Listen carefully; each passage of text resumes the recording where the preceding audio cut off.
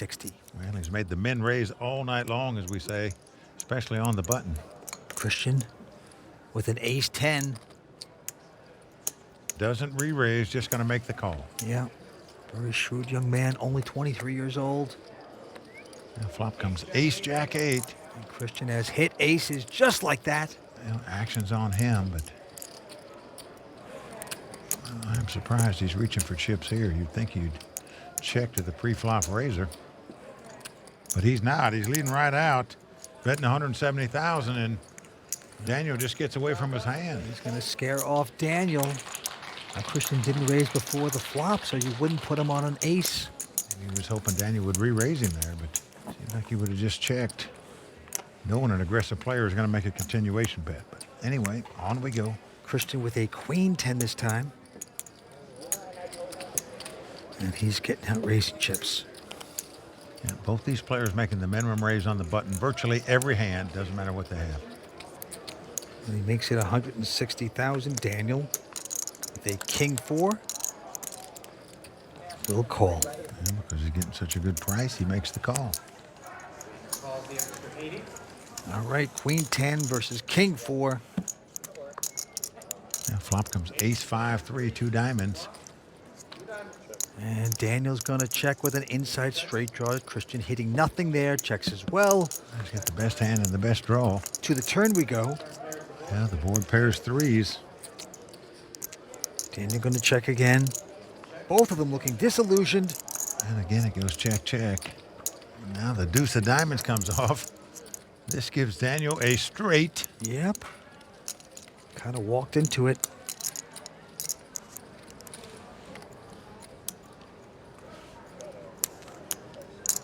And he is getting some chips out to try to get paid off a little. Looks like 180,000.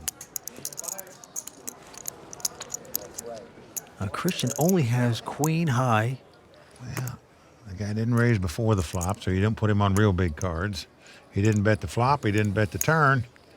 So if you're sitting in harder seat, you could put him on like a jack-9, an 8-7, something like that, where your queen high might be good. So he's trying to make a hero call here, but it's not going to work as Santoro shows him a straight.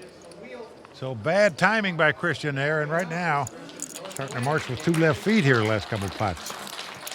Went for the hero play there, and it backfires. Gives up another 180. Well, ever since he lost that race where he would have been the champion had he won it, Yeah. he's made a couple strange plays. Heads up has been like half of it almost. All Three-handed right. was, yeah. Yeah, three-handed. And this time Christian has a real hand, pair of 10s. That is a big hand in heads-up action. Yeah, and this guy had the big stack and one huge He hand. makes it 160,000 to go. Well, it's a standard raise for these guys, just the minimum raise. Look at this, Daniel with another big hand, ace-king. Oh, folks, buckle up. You're going to see fireworks here. I expect this to be re-raised and then a major move by Christian Harder. This hand sort of plays itself. Well, Daniel has raised to 425. I'll be shocked if he doesn't ship it.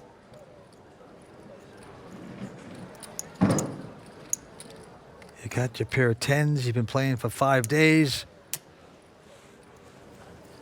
He's going to check it, though, because you never know. Sometimes you misread these hands.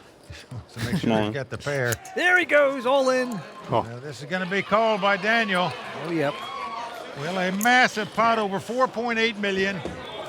If Daniel wins this pot, the tournament's over. Both players up on their feet, excited. Well, once again, this tournament could end on a race. Yeah, I got you covered. Daniel with the 2 overcards, Kristen with the underpair.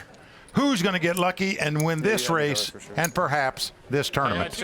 Well, just a moment ago, we saw Christian Harder with the 2 overcards against the underpair. Had he won that race, he'd have won the tournament. Now we're in exactly the reverse situation where he's got the underpair and needs to win the pot to stay alive. So far, so good as it comes. Jack, 8-5, 2 10s out front. Ace on the river.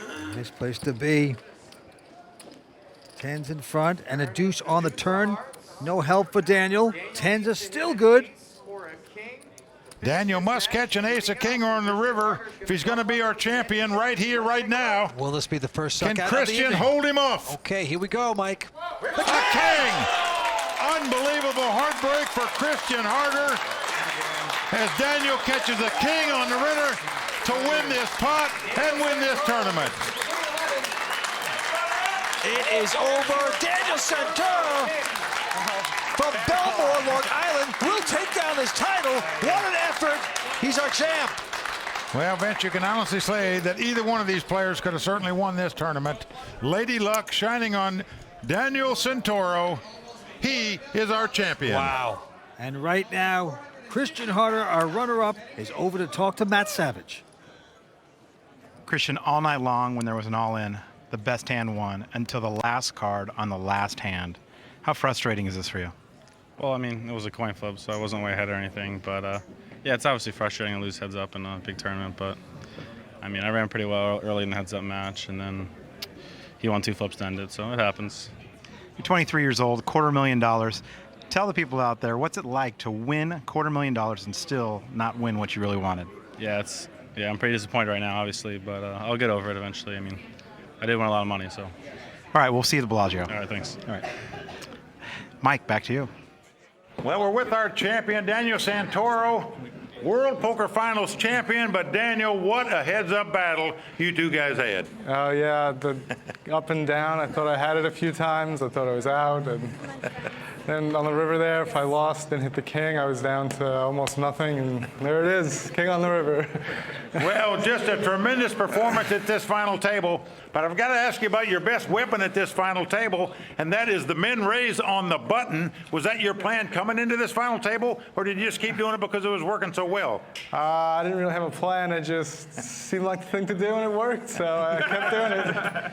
Well, in addition to your $450,000 that you're going to take home with your win tonight and your seat in the WPT World Championship at the end of the season where you can win millions more, you're also going to have your name inscribed permanently on the WPT Champions Cup with all the legends of poker. That's got to feel pretty good. It sure does. Well, congratulations to Daniel Santoro, WPT champion. Kimberly, back to you. Congratulations to Daniel Santoro, the Season 10 Foxwoods World Poker Finals champion. Please join us next time as the WPT heads to Vegas for the Bellagio 5-Diamond World Poker Classic. Until then, for Mike Sexton, Vince Van Patten, Tony Dunst, Matt Savage, the Royal Flush Girls, and the entire WPT team, I'm Kimberly Lansing saying thanks for watching and good night.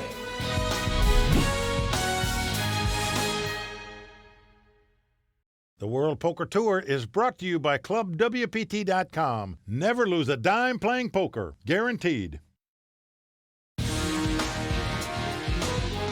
The spectacular Bellagio in Las Vegas is the setting for the final table of one of the most prestigious tournaments in poker, as tonight the WPT returns to where it all began some 10 years ago.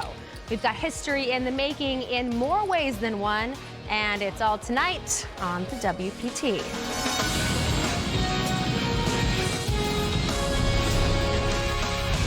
Well, the crowd all standing. He is circling the drain. They are going bare knuckles in the center of the ring. He needs the extreme miracle. Unbelievable.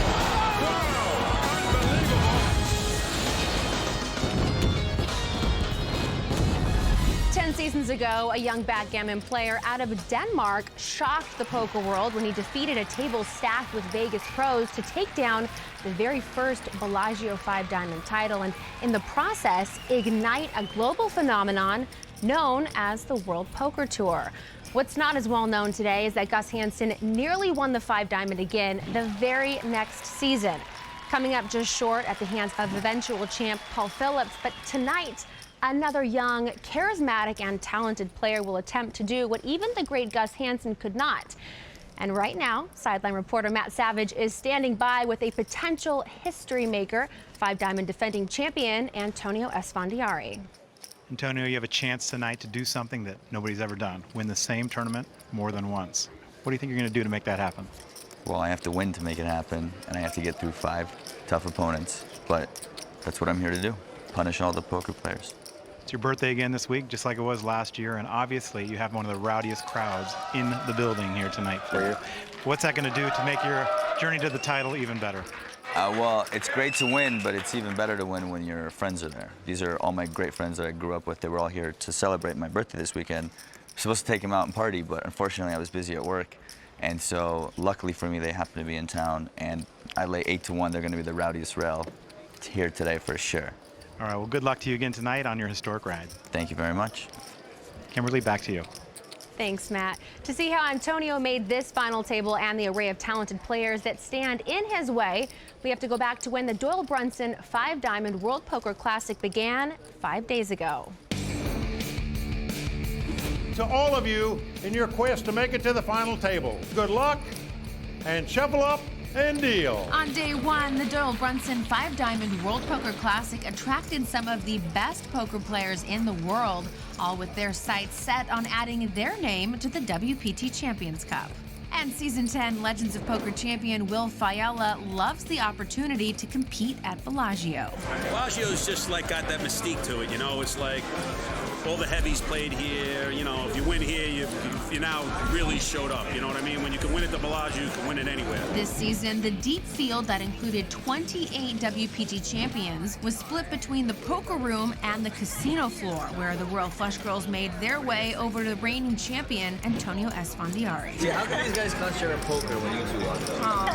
I know I can't. But Antonio was able to concentrate on his game as he got off to a strong start and reflected on his victory last season. It had been a long time since I final table World Poker Tour. I think it was 7 years. The 5 of spade. Welcome back, Antonio Esfandiari. The magician takes down his second WPT title. I just can't believe a year's gone by, and I've had a good level so far, so hopefully I can do it again. That'd be pretty freaking cool. Season 8 WPT Player of the Year Faraz Jaka, who also made the final table of this tournament 2 seasons ago, was very active early on, and his chip stack reflected it. 10 minutes into the day, I already went from 40,000 to 70,000, and then back to 40,000, back up, back down, the usual.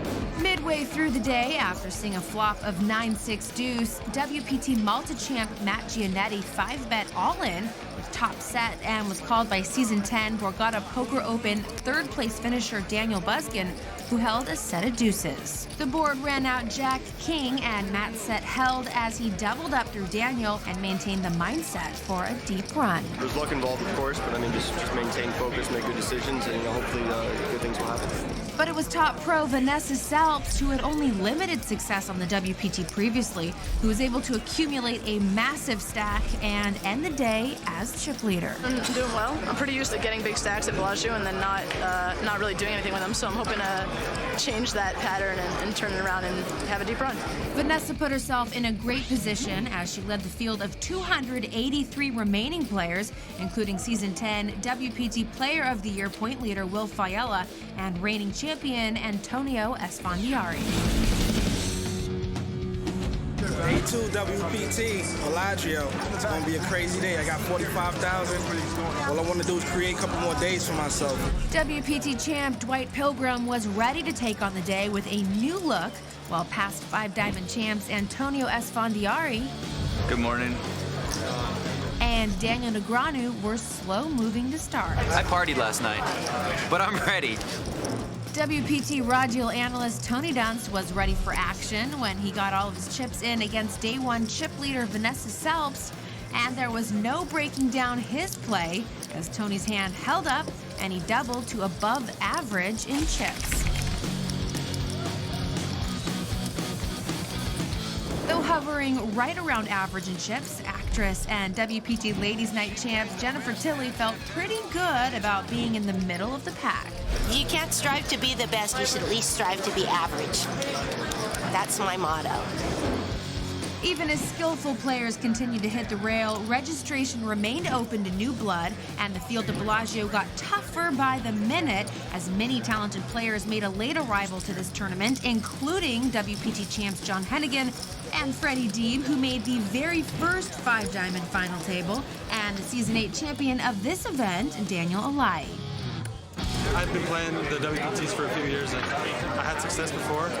Kind of ready for this one, I guess. One of the last players to take his seat was the namesake of this tournament, the legendary Doyle Brunson. It's the Doyle Brunson Open at WPT. and I hope I'm going to play with Doyle Bronson for 20 more years to come, buddy. Doyle and Ellie were seated at a typical Bellagio table of doom that included three-time WPT champ Carlos Mortensen and Season 10 ones to watch Matt Marafiotti. Registration finally closed on day 2 with 413 total players, all gunning for their piece of the over $4 million prize pool and the shot at etching their name on the WPT Champions Cup.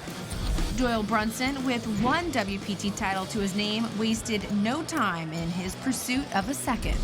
On a board of ace, 10, deuce, deuce, Doyle check-raised Matt Marafiotti, who open-folded an ace. Can't play on the 10 deuce board with this guy, I know that. That's so sick. This guy just stole it from me. As action wound down for the evening, 149 players survived to play another day, including reigning champion Antonio Esfandiari, the legendary Doyle Brunson, as well as 16 other WPT champions. Look out tomorrow. Pleasure playing with everybody. But heading into day 3, the chip lead belonged to unheralded East Coast player Grant Lang. It ended pretty good. The action on day 3 started fast. I'm watching you, man. I'm watching you.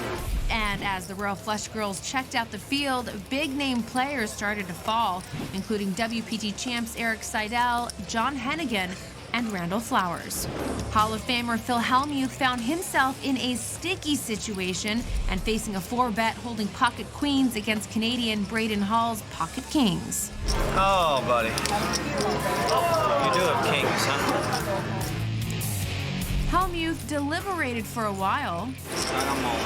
27-5. After moving all in, Braden made the call, putting Hellmuth's tournament life on the line. The board brought no help for Phil as he was eliminated short of his goal of finally adding his name to the WPT Champions Cup. Frustrating. I feel I had a bad feeling he had kings, but I just couldn't quite trust the instinct. Over in the poker room, Vanessa Selbst tweeted about her stacked table. She was seated with reigning champ and birthday boy Antonio Esfandiari. Happy birthday. Thank you. Last season's runner-up Andrew Roble, the all-time money winner on the WPT Carlos Mortensen, and the legendary Doyle Brunson. It was no surprise every pot was highly contested. Doyle Brunson went to battle holding top pair, and Borgata Poker Open 5th place finisher Darren Elias moved all in with an overpair. Doyle made the call, and his hand did not improve on the turn or river, and Doyle Brunson was eliminated from the tournament bearing his name. With the money bubble approaching, another big pot was brewing as Darren Elias again moved all in, this time with pocket threes, and Vanessa Selbst made the call from the small blind, holding ace-king. In the big blind, Antonio Esfandiari looked down at pocket nines. The board ran out, and Antonio breathed a sigh of relief as his nines held up.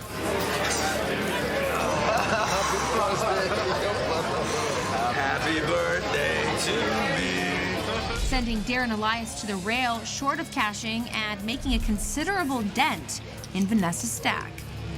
After the hand, the Royal Flush girls presented Antonio with a cake to celebrate his birthday, and he posed for a picture with the ladies. Say happy birthday! Happy birthday! As Antonio celebrated his birthday by stacking chips, day 3 was far from over as the tournament was on the money bubble and a wealth of talent were still gunning for this 5-diamond title. 101 players were left, but only 100 would make the money, and only 6 would find seats at the WPT final table. Antonio Esfandiari's incredible run here at Bellagio is not over yet. Can he make poker history by being the first to win back-to-back titles? There's more extended coverage of the action here at Bellagio, brought to you by ClubWPT.com when we return. Season 10 of the World Poker Tour is brought to you by ClubWPT.com, where VIP members can win their share of $100,000 in cash and prizes every month. ClubWPT.com. Never lose a dime playing poker, guaranteed. Welcome back to Season 10 of the World Poker Tour. Tonight, the WPT has returned to Bellagio in Las Vegas, where the World Poker Tour was born and where our extended coverage of Playdown for the 10th annual Doyle Brunson 5-Diamond World Poker Classic continues.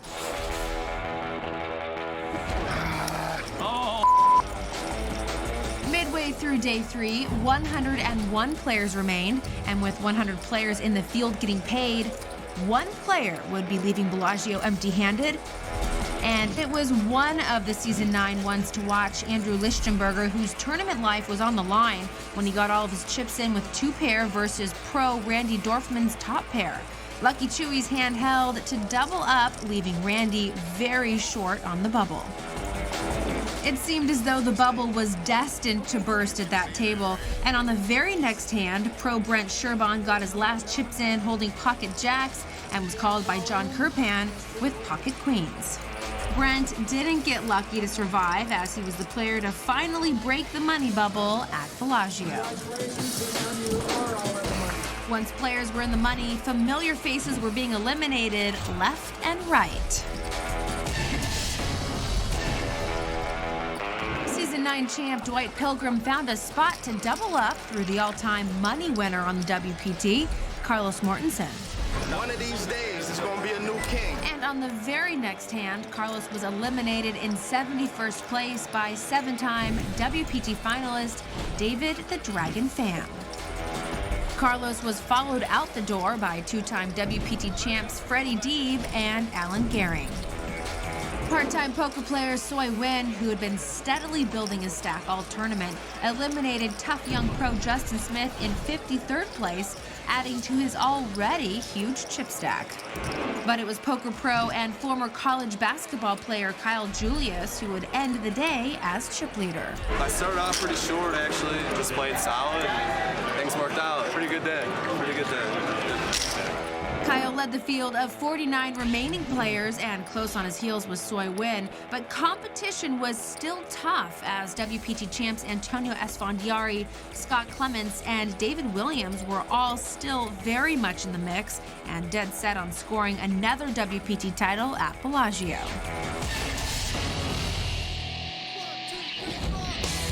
On day 4, the remaining 49 players were ready for action, including WPT raw deal analyst Tony Dunst. Today I feel like it's kind of the free roll day. We're already in the money, so it's very much about accumulating enough chips to make a run at getting to the final table.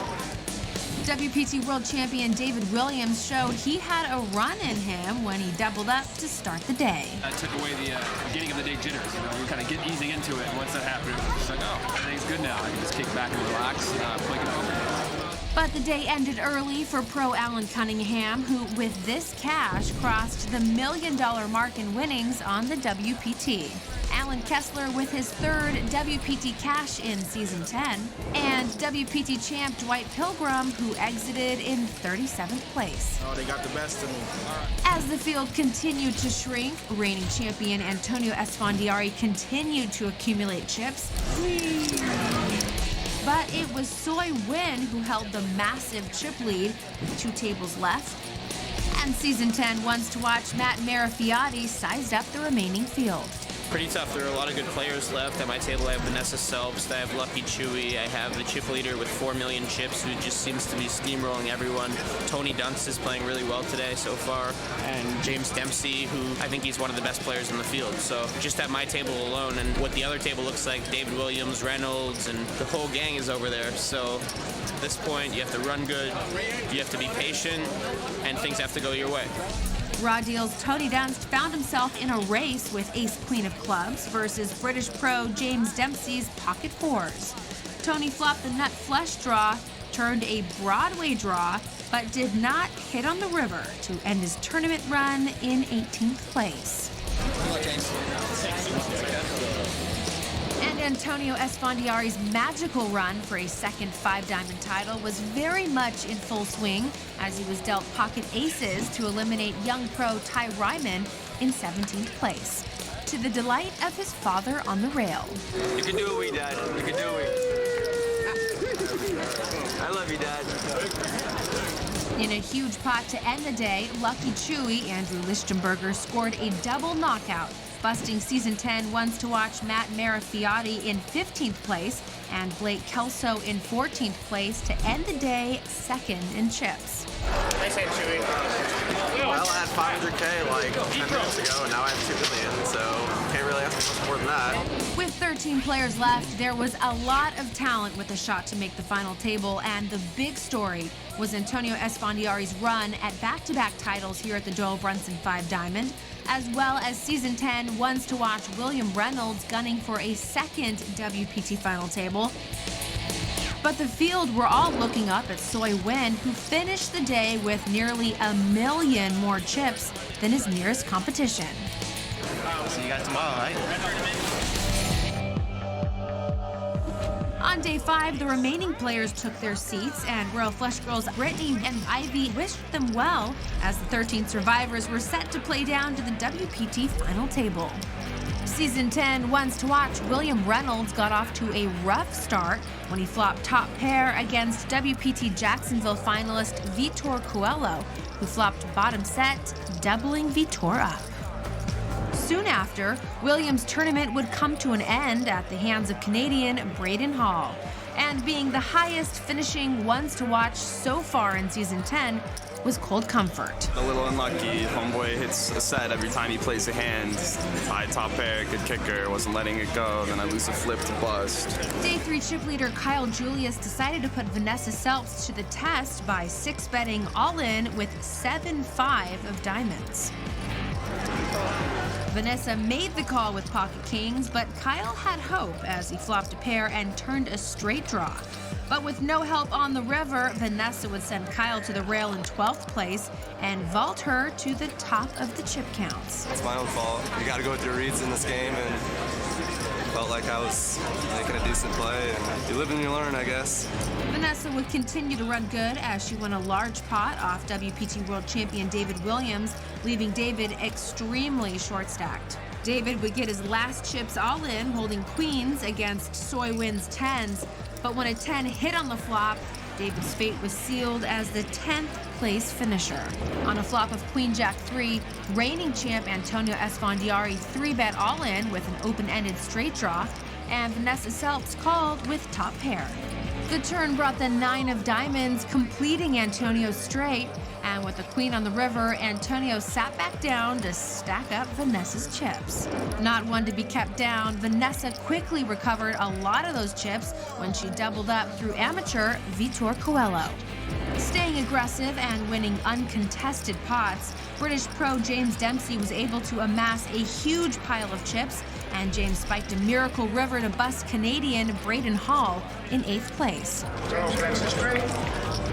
Even though one more elimination would set the WPT final table, chips kept flying as James would double up season 9 ones to watch Andrew Lichtenberger. And a short-stacked Vitor Coelho would find a spot to first double through Soy Win, and soon after double up again through Vanessa Selps. Vitor had his eye on back-to-back WPT final tables after recently finishing in 4th place at WPT Jacksonville.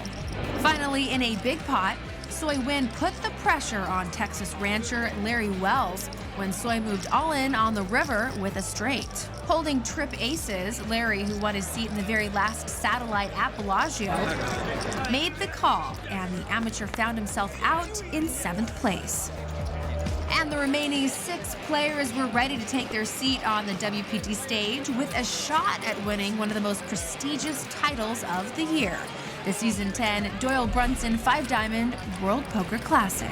Antonio Esfandiari, certainly the story of this final table, but by no means the only one.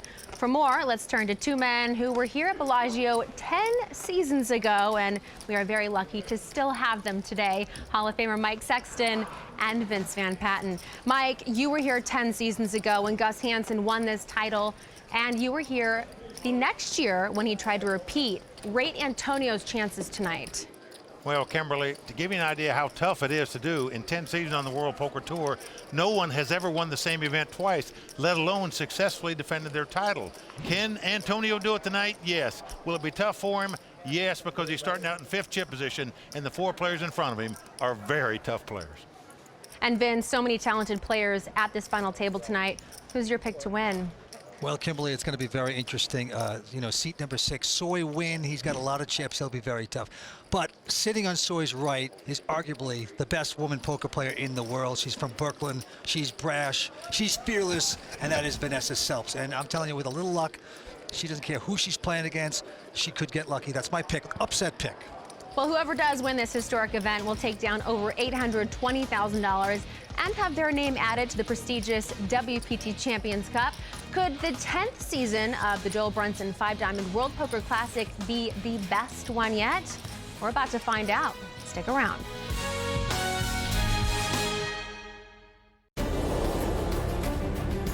This final table is absolutely stacked. It's pretty absurd, actually. $800,000 is a lot of money, and that's my primary goal here.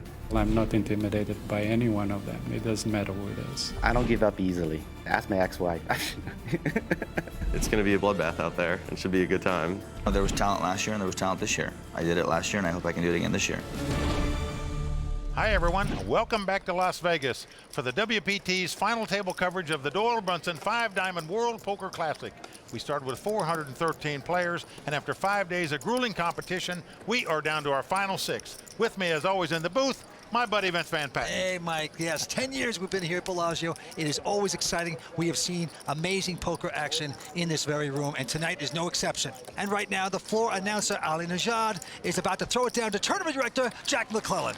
This is the 10th year of the 5-Diamond World Poker Classic here at the Bellagio, one of the most beautiful places in all of Las Vegas to play poker. And to help commemorate that 10th year is the tournament director from Bellagio, Jack McClellan, to get our tournament underway. Thank you, everybody. $10,000 ante, 30 and 60 blinds. Dealer, shuffle up and deal. Well, the final table about to get underway. There you see the chip counts. Our chip leader, Soy Win, with nearly $5 million in chips. Tonight's winner going to take home over $820,000. That's right. Big money here at Bellagio. We started with 413 players. The cards are flying around the table. First to act, a man from England, James Dempsey, in his first ever WPT event.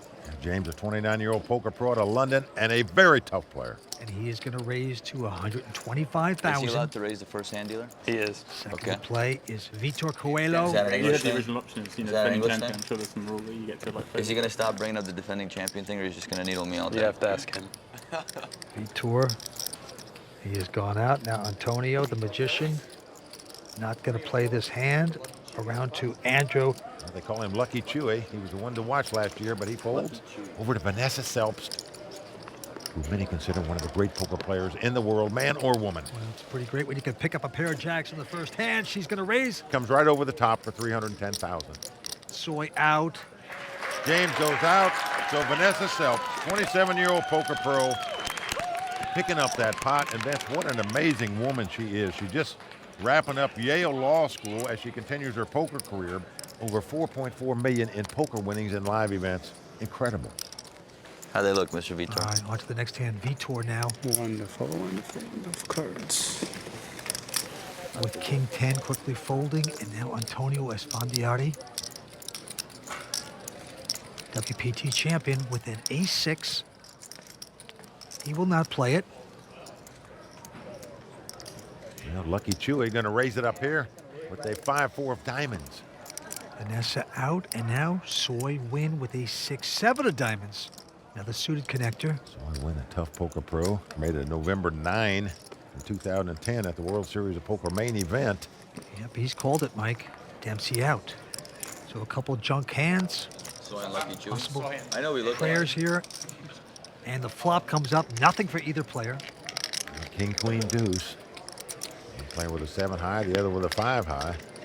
Soy checks, and here comes the continuation bet by Lucky Chewy.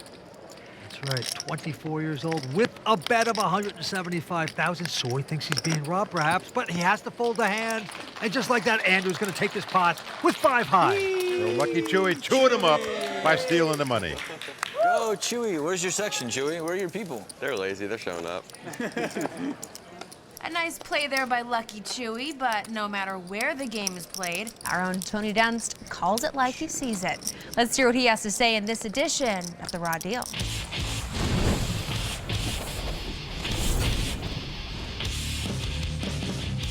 This year's Doyle Brunson 5-Diamond World Poker Classic marks the 10-year anniversary of the WPT's first episode, where we witnessed a 28-year-old Gus Hansen maneuver himself to the title with a loose, aggressive style that left his opponents scratching their heads. So, how did he do it? Let's break Gus Hansen down. At the time, Hansen was a Danish pro that had never made a major final table and was generally unknown in the poker community. As is obvious, poker was played a bit differently in those years, which is in full display by all the limping that goes on at this short-handed final table. We got a 4-way pot out of 5 players. There were still many players around that subscribed to the Chris Bigler school of poker. Tight is right, no set, no bet, and just move in with big pairs pre. But even in an era before there was much literature available on no limit and tournament strategy, Hansen seemed to be aware of a few factors that made his play ahead of the curve and allowed him to exploit some of his tighter opponents. First, he manipulated the power of position and raised a wide range of hands from the button and cutoff, plus re-raises in position for balance. 400. A strong play to re-raise a razor. Second, he recognized the influence of pot odds and made correct calls in pre-flop scenarios that confused other players at the time due to his willingness to invest more money with weaker holdings. Look at this, he just fires it out there. He's got a queen-9 offsuit. Third, he was thinking about what range his opponent was representing instead of trying to pin him to a precise holding.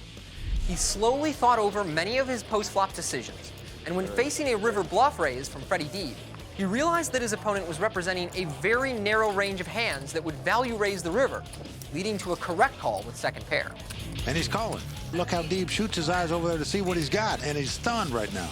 As a result of his multiple WPT wins, Gus became a household name in poker, and many young players attempted to emulate his playing style. And though I approach poker a bit different from Gus, I still most definitely attempt to emulate his playing style.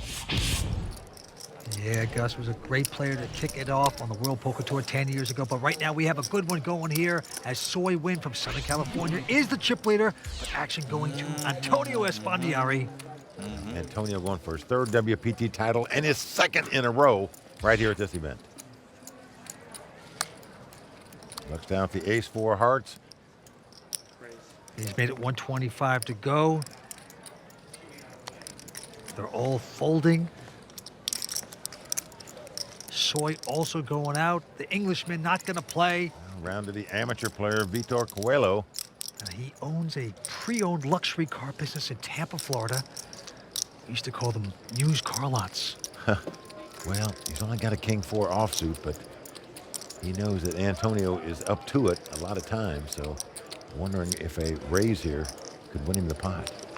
Vitor is on a real extreme short stack, and no, he's going to get away from the hand, and just like that, Antonio going to take this pot from first position, and the crowd enjoys that. Well, he turns to his fans out there and says, "Where are you? I took down a pot here. Let's have some noise." Pretty bad rail. Antonio won this event last year. Love to have a back-to-back victory. They're a little hungover. You give them a little time. Good form right now. Mr. Lucky. It's a 5 of spades. I can honestly sit here and say the World Poker Tour changed my life. You know, I was a kid that moved to this country. I had big dreams and big hopes, but I think everybody does. I was doing magic for a living, and I never imagined in a million years I'd ever even have $10,000 to play in an event. I was playing poker at the time, so, you know, obviously it was a dream of mine. I kind of knew Gus when he won the first WPT. I was like, wow, that's so cool. Like, I wish I could someday play in a World Poker Tour. So now, fast forward 10 years to have won 2 titles and be back at a final table again, it means so much. God, it would feel good to win a 3rd one. Well, Antonio, one of the most popular and dynamic characters out here on the World Poker Tour, and one of the toughest players. All right, we're just getting started. 6 players remain here at Bellagio. We're coming back with more action from the WPT. Stay with us. Welcome back to Bellagio and WPT's coverage of the Doyle Brunson 5-Diamond World Poker Classic, brought to you by ClubWPT.com. 6 players are still in the hunt, and Vince, what a stacked table we've got here tonight. You are right, Mike, and it seems every season we see a who's who of poker make it to this event's final table. Last season, Antonio Esfandiari faced a very tough competition to take this title, and the season before, Daniel Alaei conquered another stacked table on his journey to having his name etched on the WPT Champions Cup. Well, those were tough, Vince, but I'm old school. Back in season 3, Daniel Negreanu came out on top, winning his second WPT title in a matter of months. And when you go all the way back to season 1, Gus Hansen navigated a minefield of elite players to win his first ever WPT title. Well, now you at home can decide for yourself which was the toughest 5-diamond final table. All you have to do is join clubwpt.com, and as a VIP member, you get exclusive access to watch the past episodes of the World Poker Tour. Besides that, you get other fantastic benefits, including the Entertainment Savers Guide, the online WPT magazine, and the chance, of course, to play real poker online and win your share of over $100,000 in monthly cash and prizes. It's all for $19.95 a month on clubwpt.com. Never lose a dime playing poker, guaranteed. All right, let's get back down to the table. Action on Vitor Coelho, the amateur, but who's making his second consecutive WPT final table. One was a non-televised event in Jacksonville, Florida. Vitor, he's our man. If he can't do it, no one can. Go, Vitor! And I don't care what tournament you're playing in, to make back-to-back final tables is tough, especially out here in the World Poker Tour.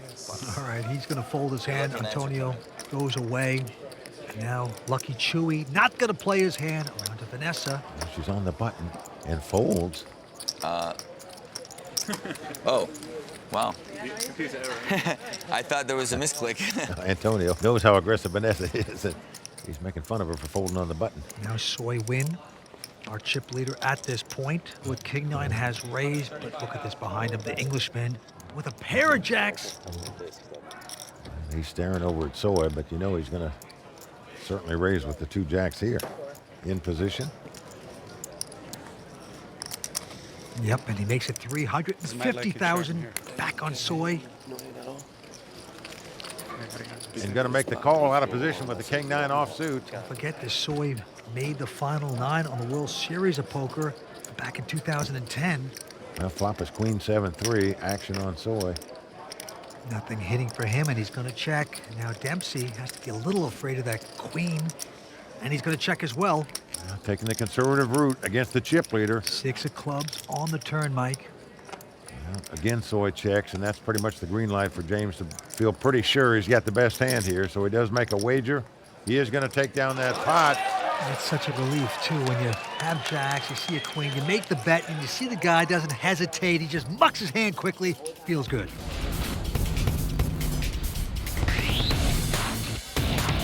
At this table, I feel like I do have an advantage. I think I've got the best seat to make moves on people, and it's very hard for people to make moves on me, given the stacks. I feel I have a really good understanding of how all 5 opponents think. But I mean, everything changes as soon as the stacks get shifted, but at the moment I'm pretty confident. I played for a couple days in Europe in a tournament just a few weeks ago with James Dempsey, and I was really impressed with how good this guy plays. And action now on Antonio, not going to play. Andrew now with an ace-7 of diamonds has raised to 120,000. Vanessa making the call with the 2 deuces. Tried to catch lightning in a bottle, hit a set on the flop. Now it's on to Soy. He folds his hand. Dempsey out as well. Over to Vitor. He looks down at a deuce-4 offsuit. Certainly not going to interest him, so he lays it down. So we're going to see a flop ace-7 up against deuces. Here we go. Now flop is Queen 6-5. Well, here comes the continuation bet by Lucky Chewy. Yeah, no hesitation, 175 after not hitting his hand, but he's going to be successful with that tactic. It works again. That's the second time he's made the continuation bet with the worst hand. The second time he's won the pot. What she said. There you see Randall Flowers, 2-time WPT champion. Mike Sexton impersonator in the house. The best ever.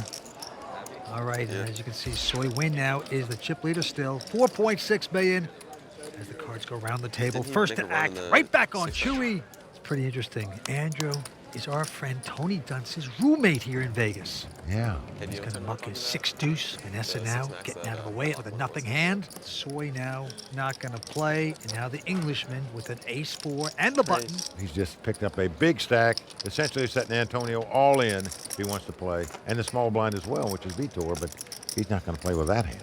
folds his hand. Shall we squeeze together? Sure, why not? Antonio. Uh-oh. Look at this ace. Binky! My name is Binky! Many. Let's see if you can squeeze another one out of here. No, it's a 10. Call. Well, he's made the call, and he is in a dominating position to double up here. And this would put him in great shape to take back-to-back titles in this event, Vince. He is a big favorite, as you can see by the percents on the screen. How was that squeeze, huh? You're a good squeezer, Chewy. You're a good squeezer, bro. I was feeling confident because I seen where he looked. He was just saying, Just no four. Fine bricks. No four. Just picked up the right hand. A solid call by Antonio. Well, all his fans on their feet. They know he's in great shape to double up right here. No four. Antonio will be right in the thick of things. Big pot, 2.8 million in this pot. You want a little bit of sweat, don't you? No, I just want blank all the way around. 5, 6, 7. Have 5, 6, 7. I will find where you live and come to your house and kill you. I'm just kidding. Nothing like some threats of bodily harm on national TV. A lot of pressure on the dealer here. Antonio kidding, of course, but he is loving this spot. Well, flop comes 7-3 deuce. Antonio out in front with the ace-10, but as you can see, Dempsey now has a straight draw, so a 4-5 would give him the lead. Yeah, but pretty solid flop there for Antonio. Antonio not looking. Antonio is still a favorite. Going to the turn. Here it is. Oh, it's a 4. Oh, no. A dagger in the heart of the magician right here. He now needs a 5 to split the pot, a 10 to win the pot. But what a brutal turn card, man. Just a shocking card there for Antonio Esfandiari. That is miserable. Now he needs a miracle. He needs to pull a rabbit out of the hat here. And he hit his 10. No. Doesn't happen. Shopping, entertainment, and vacations with my family. Check it out, clubwpt.com. Never lose a dime playing poker, guaranteed. I'm Brittany Bell from Studio City, California. My experience as a Royal Flush Girl has been awesome. The Bellagio is one of the most prestigious places I think that Vegas has to offer. The pools at the Bellagio are very beautiful. It's so classic. I just want to put on a big sun hat and lay out and feel like a movie star. You know that you're going to get the top-of-the-line service when you come here. Welcome to Petrosian. Let's make some drinks. When you think Vegas, you think Bellagio. Oh, Vince, we got to hang out with the Royal Flush Girls a little more often. Oh, they are a great addition here on the Royal Poker Tour. They are charming, they are fun, and that's the Royal Flush Girls social bar right here on the set, and anyone can come up there and talk to the girls. Nice thing to have here on the WPT. Guys, bring your A game to that social bar when you go over there. Yeah, have something to talk about. All right, back to the table we go. 5 players remain, and Vanessa has raised with a king-8, makes it 120 to go. Everyone's folding. Vitor out. And Lucky Chewy out as well, so it's Vanessa picking up that pot by staying aggressive. She's in 4-chip position out of 5 players, but she is one of the most fearless, aggressive players in the world, man or woman. And believe me, every poker player fears her when she's at the table. She's only 27 years old. What a career she's had so far. All right, back to the feld. Soy now has raised with a king jack of diamonds. Dempsey out, but Vitor finally hit the hand here. Pair of 8s. Okay, guys, time to double up. Virtually, he's got no chips. He's got to set him in right here with the 2 8s. He has done it. Andrew out. Vanessa. Call. Vanessa's going to call this with a jack 10. And Soy, of course, with his king jack of diamonds. And he's going to call too. Yeah. Well, the unwritten rule in this situation is if you don't hit a flop and there's no side pot, as a player, you just check it down probably in hopes that one of the 2 of you would eliminate the other player. But let's see what happens here. These 2 players are aggressive and they want to keep firing. See when I'm winning this hand. I'm winning this hand. Vitor staying positive. Can he get lucky on this flop? No, it's not good for Vitor. Ace, king, 3. And like Mike said, they're both going to check this one down. Soy out in front with the 2 kings. A deuce of diamonds on the turn. Again, a check, check. Vitor needs a miracle to stick around. Doesn't get it as a 10 of diamonds on the river. Pocket eights. Well, he is going to be out in 5th place. Soy going to take the pot down with 2 kings, and that's going to do it for the amateur player Vitor Coelho. What a show he's put on his back-to-back final tables. His 4th cash in 12 events on the World Poker Tour. Well, he's also actually in 2nd place in the WPT Player of the Year race. I was praying you weren't one of those internet guys. I was going to like reshove, obviously. I was like, you know the drill here. You know the drill. I'll get 54,000 he will take home tonight. Couldn't get to play many hands, didn't have much of a stack, and now he's going over to talk to Matt Savage. Vitor, back-to-back final tables on the World Poker Tour. You have to be happy. Very happy, very happy. I run very good. I did my best, and I'm very pleased with it. I have plans for making the 3rd table on the row, so my next event, I'll do my best to get there to make history on the WPT. All right, congratulations once again. Thank you very much. All right, Kimberly, back to you. With Vitor Coelho out in 5th place, that concludes our first hour of coverage from Bellagio. But before we go, Mike and Vince, I have a couple questions for you. With 2 players out, including defending champ Antonio Esfandiari, how does the dynamic of this game change? Well, what's happened is the 2 short stacks have been eliminated. Unfortunately for Antonio, he didn't defend his title, got unlucky, ended up going out in 6th place. But let's talk about the 4 remaining players. They are very aggressive, so I look for a lot of 2 bets, 3 bets, and maybe even 4 bets pre-flop. Believe me, they're going to gamble it up. I agree, Mike. And also, Kimberly, don't forget, the blinds are pretty big, 30 and 60,000 with $10,000 antes. That's forcing these players that play very fast ordinarily to play quick and fast. So bombs away. This is going to be interesting. Bombs away, yes, some fireworks, a couple of races, some aggression, a lot of money at stake. We'll be back next time from Bellagio for more of WPT's Season 10 and the Joel Brunson 5-Diamond World Poker Classic. Until then, for Mike Sexton, Vince Van Patten, Tony Dunst, Matt Savage, the Royal Flush Girls, and the whole WPT team, I'm Kimberly Lansing saying, I don't understand what this is for here. Thanks for watching. Good night. Never lose a dime playing poker, guaranteed. The World Poker Tour is brought to you by ClubWPT.com. In Las Vegas, the WPT's historic 10th season finds us returning to where it all began. Our continuing coverage of the Joel Brunson 5-Diamond World Poker Classic starts now, only on the WPT.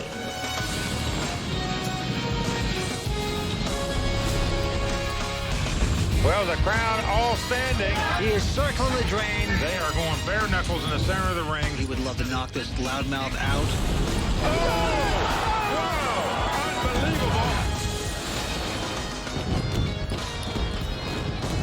Welcome back to the WPT's in-depth coverage of the Joel Brunson 5-Diamond World Poker Classic. Now, the 5-Diamond was, of course, the very first tournament ever broadcast by the WPT, and there have been some memorable battles over the last 10 seasons, and so far this final table is certainly no exception. Cool. We've seen current chip leader James Dempsey outdraw reigning champion Antonio Esfandiari, sending him home in 6th place. Then Soy Win, currently 2nd in chips, knocked out Player of the Year contender Vitor Coelho in 5th place. Now with 4 players left, James and Soy, along with tough pros Vanessa Selbst. 4 players left, James and Soy, along with Vanessa Selbst and Andrew Lichtenberger, are battling over every pot with a WPT title within their grasp. Now, right now, I want to check in with Mike Sexton and Vince Van Patten. Vince, you picked Vanessa Selbst to take this title. How do you feel about your pick at this point? I haven't jinxed her yet. Let's just put it that way.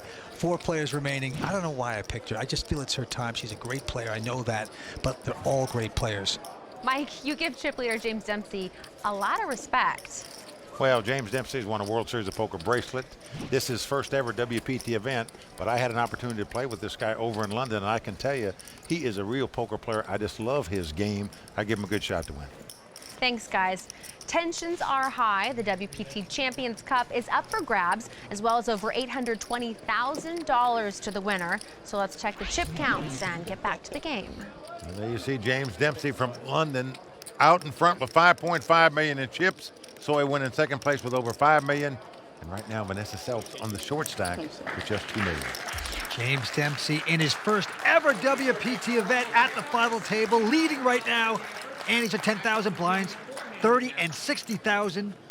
There you see how aggressive a player James Dempsey is, raising under the gun with 10-9 off suit. Andrew Lucky Chewy going out. Vanessa now also not going to play. So the only one to beat is Soy Win from Southern California. You know, he's only played 6 WPT events. He's cashed in 3 of them out of 6. Pretty amazing. But he's going to fold his hand, and just like that, James Dempsey taking this pot.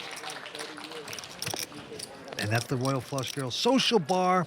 And this is a new addition on the World Poker Tour Season 10, where anyone can sit with the beautiful Royal Flush Girls, talk to them about poker and other things. It's great. I tell you, it's starting to look like the dating game over there, too.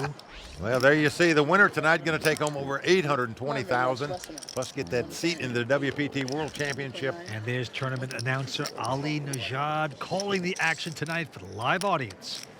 Soy Win from Santa Ana, California. Going to put in a raise with an ace-deuce.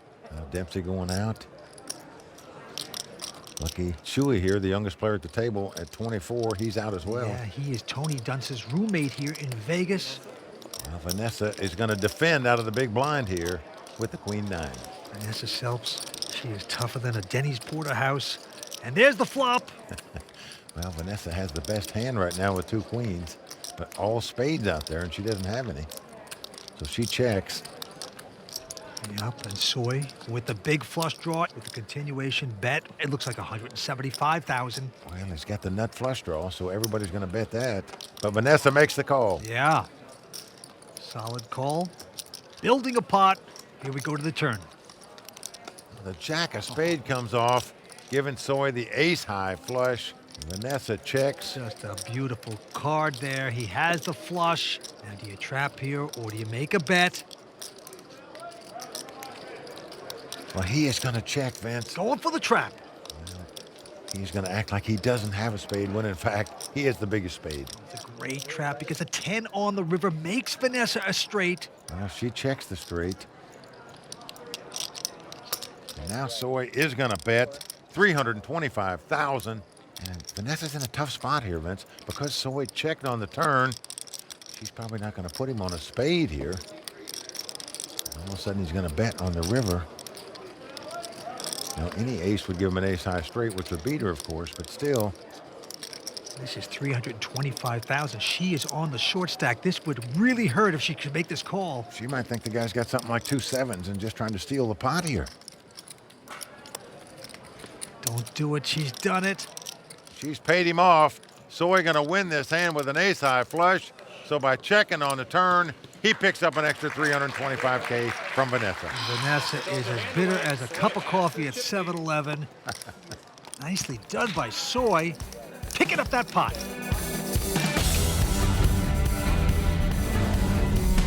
We all learned together as kids, myself, Nam Lee, and a couple of Nam's brothers. We actually had to buy a book in the beginning because none of us knew the exact rules to it. Wow. And then I went on and got married and had a kid and decided to take the career path, and Nam just went down the poker road and blew up in 2006. He has done it. I always thought to myself, like, wow, I mean, I played with him before and I've taken a couple pots down from him. So hopefully someday when the time is right financially, then I'm gonna take my stab at it. And lo and behold, I made the final table. There you see Soy talking to WPT champ Nam Lee, his good buddy. So you think that hand right there, checking the turn right now? Yeah, for sure. You get 1 sugar, actually. You won't get 2. You get the river. Yeah, check it. Because right now, you put in, all you want to do is get in a danger zone. So you got no chips. Well, you know, Soy Win would love to add his name to the WPT Champions Cup, along with his buddies Nam Lee. No longer reading from the book. These guys are playing the big style game. Well, Vince, unlike your sport where coaches can't talk to the player, in poker, if you're not involved in a hand, you can do that. You should do it in tennis too, I might add. All right, back to the felt.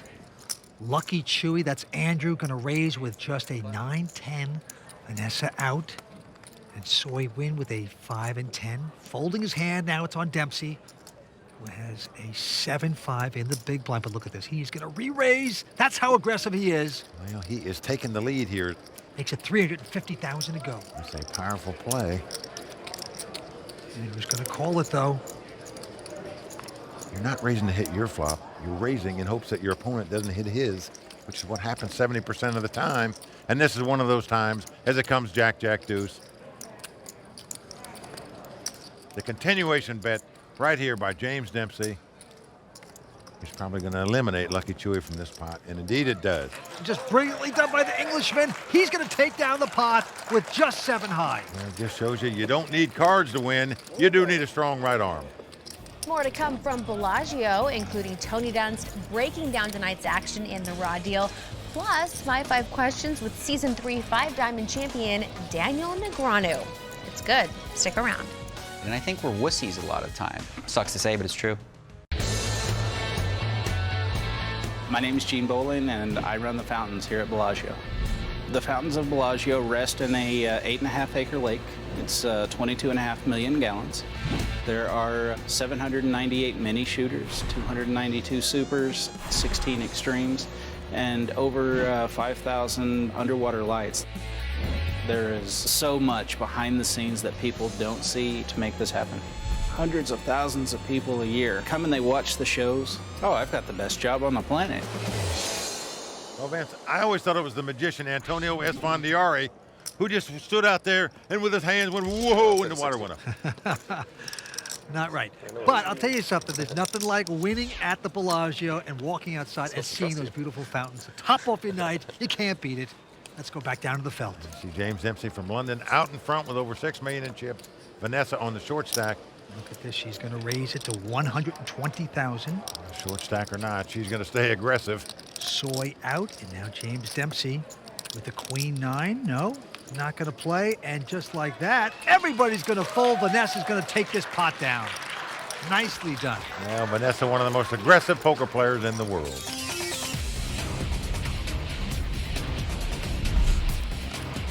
People have a very short memory. You know, when you win like 2 tournaments in a row or something, everyone says you're the best, and then you don't do anything for a year and they forget about you. But right now, I'm at the top of my no limit hold'em tournament game. You know, I'm constantly putting pressure on my opponents, and my goal is to make them scared to play me, and that makes poker easier to play, and it also, I don't know, it's pretty cool. Well, Vince, she is remarkable, has 4.4 million in winnings, and yet went back to Yale Law School and is about to graduate. Just a fascinating lady. One smart lady, and I wouldn't bet against her in a staring contest either. Back to the felt we go. Action on Soy from Orange County, and he's got a miserable looking 5-3 of spades. Won't play that. James out as well. Around the Lucky Chewy, who has the misfortune of having Vanessa sitting on his left. Lucky for him, she's on the short stack right now, but he raises up with 5 high. And Vanessa with a Jack 7. Thinking about it, but nope, she will not play it. Just doesn't have chips to get involved right now, so Lucky Chewy taking advantage of that. Go Chewy! And picking up yet another pot. Leave Vanessa alone. Yeah, you're not supposed to cheer for him when he wins pots off me. Yeah, but when he's winning pots off me every time, you know, it's like it's a little humiliating when your rail is cheering against you, that's all. Hey, Vanessa, give her a little break there. It's tough if you have a lot of friends in the poker world. Yeah, all 4 of these players you can see enjoying the moment here, but only one going to capture their first WPT title. Okay, this time James Dempsey with a quick fold, and now back on Andrew. He loves to play hands, and this time with just a 10-7 going to raise to 120. Vanessa out. The youngster staying aggressive, no doubt about it. Raising with junk hand after junk hand. And Soy win also must fold, so Andrew pushing these people around. Go Chewy! A little scared. Again, the aggressiveness by Lucky Chewy picks up the pot for him. Now, he's one of the WPT Season 9 wants to watch. That means he's a highly regarded young player that we expect big things from, and he's proving it here tonight. Now, on this hand, he's got a pair of 5s. He's raised it. Vanessa out, Soy out, and Dempsey out. So the hat trick for Lucky Chewy there, picking up 3 sets of blinds and antes in a row.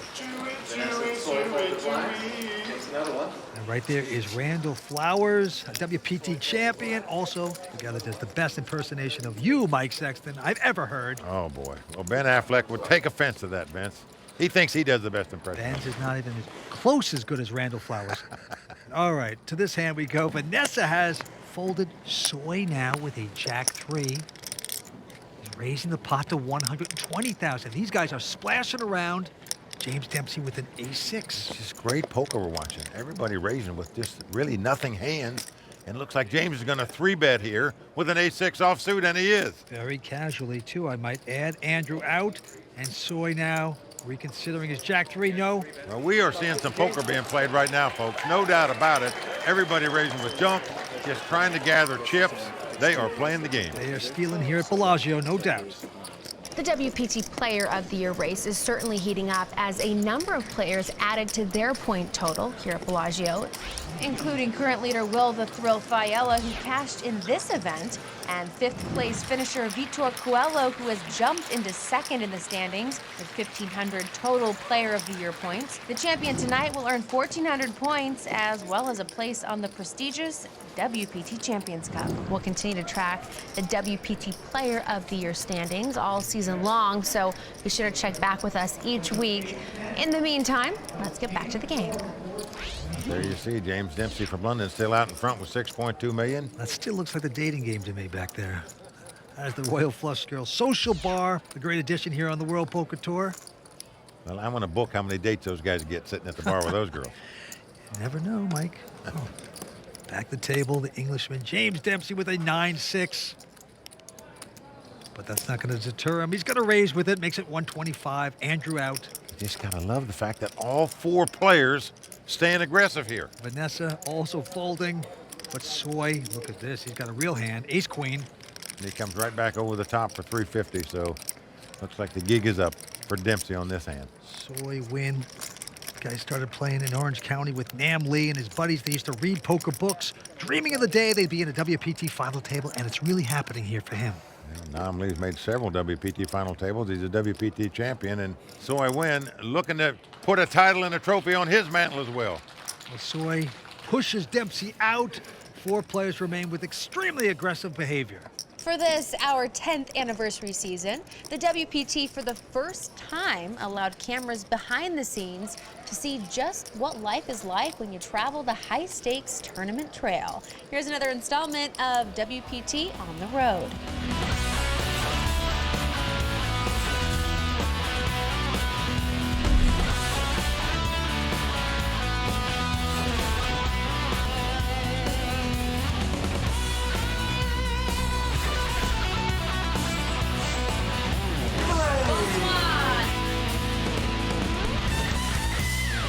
Working for the World Poker Tour certainly has its benefits. From the time we've been here, there's literally been something to do morning, noon, and night. And why not? I mean, when you have all the exotic locations that the World Poker Tour does, make the most of it, you know? Part of the lifestyle that comes with the territory is having access to some of the better, clubs, restaurants. So it really makes every stop pretty enjoyable overall. The whole scene is really fun, and we all meet up and hang out after work. Cheers.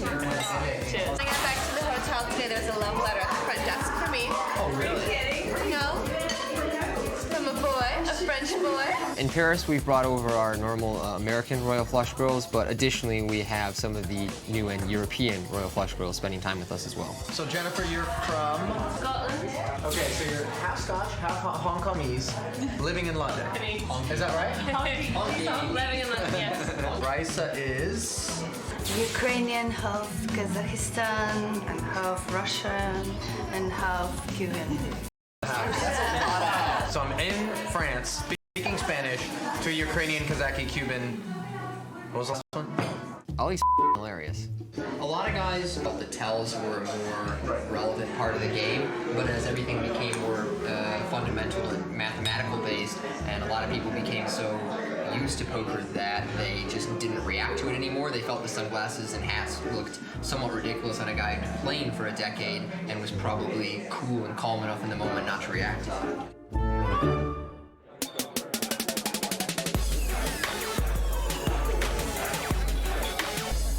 High five, girls, high five. One really cool aspect about working for the WPT is getting to hang out with the guys that I used to watch on TV all the time. So we'll be out and I'll look over and there's Mike cutting a rug or Vince laughing it up with somebody, and it's all very surreal to me. What's happening, boys? Mike Sexton is a surprisingly smooth guy, kind of likes to make his way over to the Royal Flush Girls whenever possible. Capture me a Royal Flush Girl. Most people wouldn't think that Mike Sexton takes so much pride in his dancing, but I can assure you that he does. I think Mike's a great dancer. He's like the life of the party for the night. Cheers, guys. The season end on the World Poker Tour. Let's be honest with ourselves. You know, we're pretty darn lucky. You know, we got jobs that we enjoy, and you know, we're doing the kind of things that we would probably be doing if we weren't employed to be doing them. And here we are in Paris, hanging out for 2 weeks. Not a lot better than that.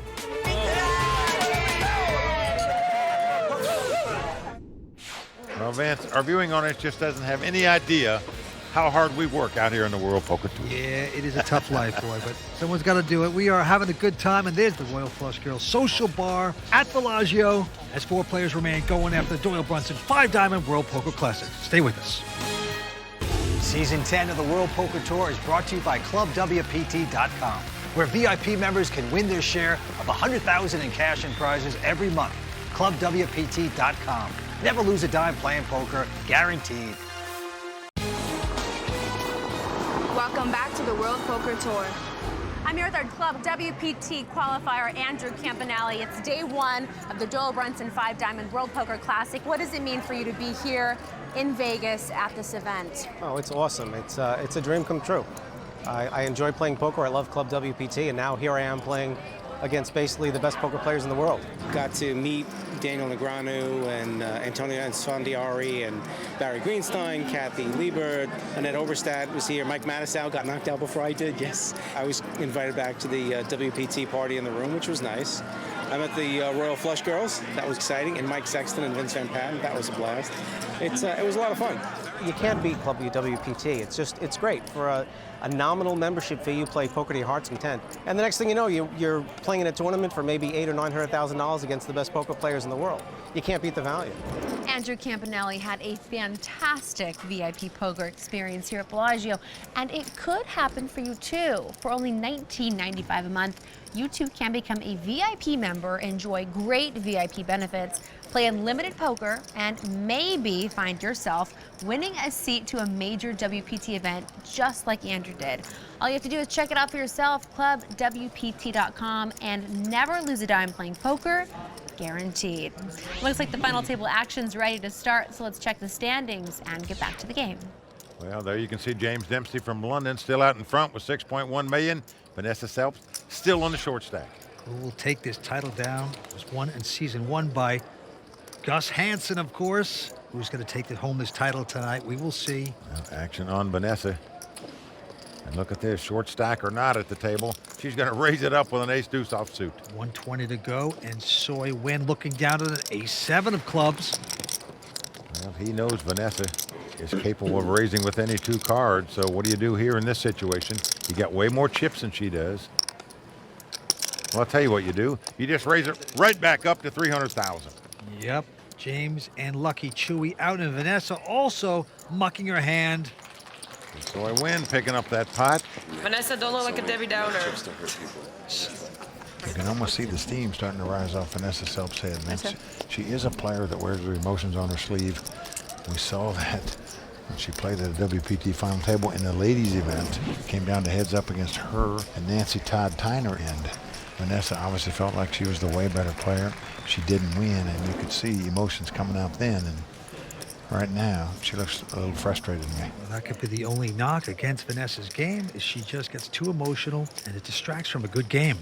In 10 seasons of the WPT, we've watched players grow up before our eyes. Now, a decade ago, Daniel Negreanu had the name Kid Poker. Today, Daniel's no longer a kid, but retains his enthusiasm for the game, and he is not afraid to speak his mind, as I found out in this edition of 5 Questions. Doyle Brunson, he's been quoted saying, poker tournaments are like a lottery. The pros are just given more tickets. How do you feel about that? To echo Doyle's point, the best players are going to just have more opportunities to get deep because they're not going to make as many mistakes early. Having said that, the difference between the guys who really rise are the ones who, when the all's on the line and the adrenaline's pumping and it's like really crunch time at the final table or the last 2 tables, some people crack under that pressure and other people elevate their game. I call. That's not something that you can really teach, and it comes with experience. Some people just have it and some people don't. Some people are winners, some people are losers. Sucks to say, but it's true. What is your favorite WPT moment? Give me a moment. I've had so many good moments on the WPT that I would have to say my favorite moment was when I won the Borgata, because it was such a tough field. It was very competitive, and I think everybody wanted it so bad. So to come out on top, and it was my first $1 million win. Daniel Negreanu is our champion. And it led to some more success, because maybe a month and a half later, I won the WPT at Bellagio Daniel Negreanu has done it. for $1.8 million. Back in season 8, Carlos Mortensen passed you on the WPT all-time money earnings list. Is that still a big deal to you? I mean, do you want to hold all the records? Yeah, that was a bittersweet day. Carlos is a friend of mine. Carlos Mortensen has done it. He has become the all-time money leader on the World Poker Tour. Little part of me was like, ugh. But, you know, I like that because I like to be pushed. What kind of responsibility do big-name players like yourself have as ambassadors to the game? That's one area I'm actually disappointed in a lot of the poker players. I think that as a community, if you have a voice, you should speak up when things are not going right. And I think we're wussies a lot of the time. You know, when there's issues like Black Friday, or there's other issues where organizations were doing things they shouldn't have been doing, and, you know, mum's the word by a lot of these pros. I'm not going to be muzzled. I think it's important as an ambassador for poker to speak out and to try to improve this game and make it more accessible for people that are new to it, and make it more player friendly, and also just make it better TV. So if you did quit, what would you do? If I quit playing poker, I would probably do some writing, because I've always enjoyed that. Do some Bikram yoga, some golf, and on the weekends be drinking at the club. You know, not much different than I'm doing right now, actually. I'm kind of living the life I wanted for the most part. Well, Daniel Negreanu, one of the most recognized and respected players in the world, won this tournament in season 3, and second on the all-time money list on the World Poker Tour behind Carlos Mortensen. And right now, these 4 are going after this title. Action on Soy Win, going to fold his hand, and now James Dempsey. Well, going to raise it up here as chip leader on the button with his hand, as most players would do. Andrew with King 8 folding, and now Vanessa with just a Jack 6 of spades also folds her hand. At the midi. And James is going to take down that pot. Come on, Vanessa, do something. Needs to win. Trying, but it's tough. They're so intimidating. You're tough. These guys are tough. I don't think anyone's more intimidating at the poker table than Vanessa Selps, especially if she's got chips. So if she gets some, these guys better duck. All right, Action going to Dempsey again. He's got a 7-3. And that just doesn't matter because he's raising it to 125 with that hand. Andrew goes out. Yep, Vanessa now. Oh, she's picked up a nice one. Ace-queen, and she's going to ship it. That's the kind of hand she's been waiting for to get her chips in the pot with. There's Soy right behind her. I'm very confident. But he's going to lay down his ace-9. James Dempsey now, with not much of a hand, is going to fold. So Vanessa happy to take down a pot here finally at this final table. There's Vanessa's very good friend, the Railbirds, sitting up on top. We'll be right back with more action from Bellagio, including Tony Dunst's no-holds-barred analysis in The Raw Deal, brought to you by ClubWPT.com, so stick around. The World Poker Tour has always supported charitable causes, and in 2012, we're launching the WPT Foundation. Go to WPTFoundation.org to learn about our global charity partners and find out how you can join us in playing for a better world. Welcome back to the WPT's coverage of the Doyle Brunson 5-Diamond World Poker Classic, brought to you by ClubWPT.com.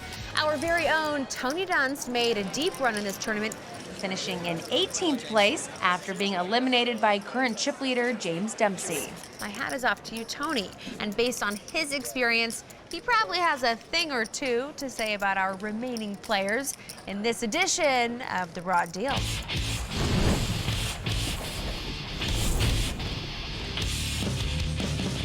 James Dempsey isn't even supposed to be here. I'm not just saying this because he knocked me out of the tournament. We got 18. And I'm not saying this because I think the Bellagio should know better than to allow citizens of the UK and their pretentious accents onto the property. I feel like this might be my new home. I'm saying it because James Dempsey never intended to play this tournament. He was merely supposed to stop by Vegas to transport some funds for his friend, fellow British pro Chris Moorman. But when James found out Bellagio was hosting the 5-Diamond, he decided to take his shot in the main event and now finds himself in the chip lead at the final table. So let's break him down. I've played with James on multiple days over the course of this tournament and observed relentless pre-flop aggression, which worked with great success despite his marginal holdings. And this trend has continued for him at the final table. Beyond eliminating defending champ Antonio Esfandiari in a pre-flop confrontation, James hasn't been involved in any major pots, though anyone watching the table can sense that he's the one controlling it. We see him use the edge position provides with a number of weaker holdings, and when he's out of position, he's often putting in a re-raise and follows through on flops that his opponents likely didn't connect on. What remains to be seen is whether James will manage to maintain the fine line between aggression and recklessness at this final table. Although, I'm sure even if he finds himself in a marginal situation and decides to just jam in, oh, say a small pair because his opponent seems full of it, I'm sure he'll just win the flip. Good luck, guys. Well, Vince, do you sense Tony's a little bitter that this guy knocked him out of this tournament? Just a little bit. I'll tell you, Tony is spot on, though, in his analysis about Dempsey's play, staying aggressive, especially winning a lot of small pots by making raises with junk hands. All right, here we go. Quick fold by Andrew. Vanessa also out, and now Soy win. Soy with the king high, just folds in a small blind, does not want to get in a confrontation with the chip leader right now. Hey, maybe we should make you a nickname right now so everyone knows. Flushy. Or the doctor. Actually? The doctor, yeah. I was thinking doctor something. His name is James Dempsey, and he's saying that he has a couple of nicknames. People have called him Flushy. Go on the doctor. And the doctor. I don't get either one, actually, at this point, but what do you want to call him? Bare chest. Okay, that's just as bad as Flushy. All right, action back on Vanessa Selps. And she quickly folds this hand, and now Soy wins, going to raise with just a 9-7. Now Dempsey going out. Down to Lucky Chewy. And look at this, Vince. He's not just calling with the 8-4. He is 3-betting it with the 8-4 diamonds here. Makes it 400,000 to go. But Soy, he's going to speculate. So we got 8-4 up against 9-7 for good money. And here's the flop. Ace, king, 5. No help to either player. And here comes Lucky Chewy. And it just shows you, folks, how powerful aggression is when you're playing no limit hold'em poker. 525,000 into Soy. Now Soy's saying to himself, I don't have any of that. But does he? I feel like I'm getting my pocket picked here, but what can I do about it? The only way he's going to win this pot is to raise it, but not going to do it. So the power of the 3-bet in perfect form for Lucky Chewy here at this final table thus far. That is right, Lucky Chewy. This is Tony Dunst's roommate.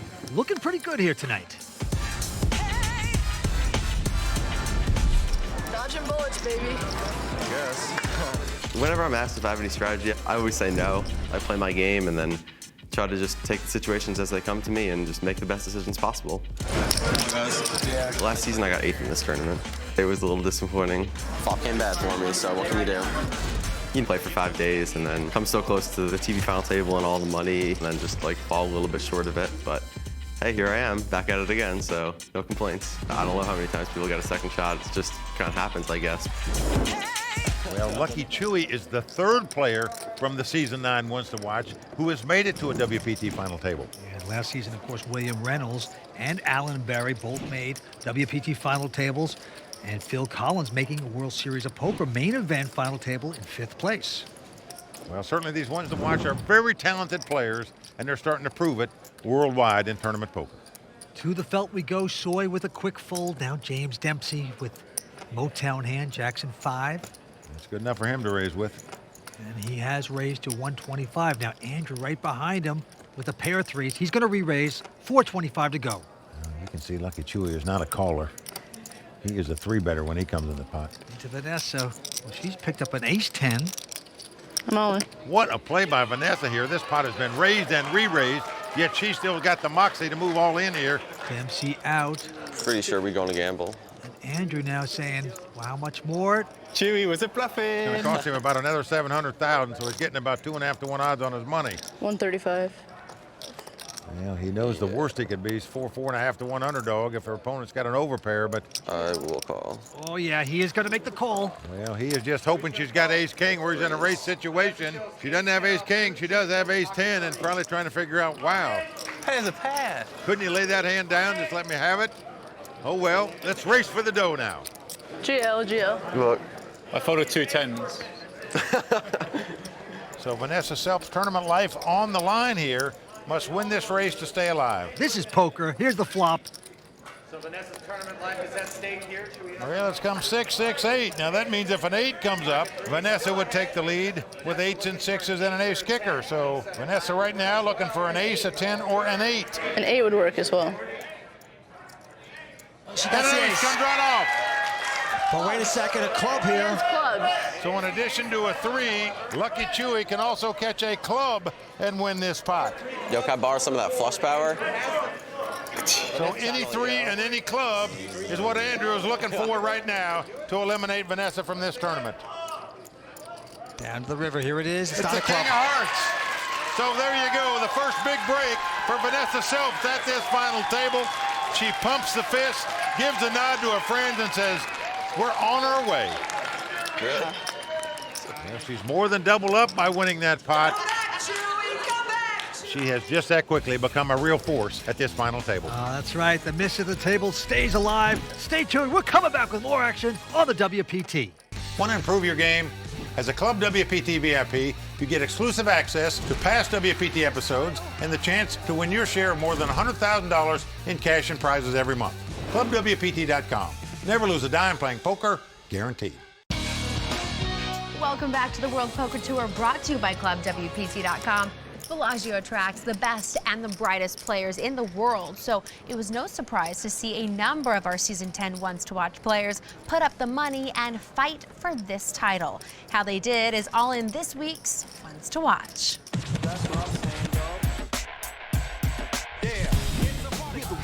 I love to grind, sick degenerate. I made it to the final table. I'm a ones to watch, so that should be interesting. No. I think this year is my year. I'll win one eventually. Ones to watch. Back at work, day 1 of 5 Diamond. Gonna crush it, hopefully. Day 1 of the WPT Bellagio 10K, and great field. Should be a fun day. I think I'm ready. I think I'm ready to win one of these finally. All right, this is my first hand no limit hold'em in over a month. So far, things aren't going so well. Lost half of my stack already. What's up? Only me. A poker career is very difficult. I think a lot of people don't understand like what goes into it. It's really hard to put forth the amount of time and energy and effort that you need to become a professional. And there's a lot of grinding, and sometimes it's not so glamorous. With poker, you're experiencing a lot of failure. You only win a tournament 1% of the time, less than 1% of the time. I've come close a lot of times, which, keeps you going a little bit. You have to never be willing to give up. Sometimes it can be very hard to continue trying your best when you know sometimes it's just not going to work out. But then when you do hit, when you do make that WPT final table and you're on that stage and all of the lights are on you, your dad's in the crowd, your friends are at home watching you, then that's what makes all of those failures really worthwhile. Just really wasn't my day. I think I would have busted regardless, Yeah, I'm obviously disappointed to be out of this great event, but as they say, that's poker. No, this one didn't work out at all for me. Yeah, that's a little short stack, a little shorty I got here. Never stopped me before, so. We both have a lot of chips. Our penthouse has all the chips. I think as the levels in the tournament moves on, you get different rushes. When you're on the money bubble, obviously that's a bit of a rush. Turning a profit in Las Vegas, that's the real goal. And once you're in the money, you're looking for the final table. This is only my second day 4, and I'm 1 for 1 for making WPT final tables when I make a day 4. So, keep the streak alive. I'm gonna keep bringing the pain, and they're gonna realize that I am a strong contender. That'll wrap it up, 13th place. Good game.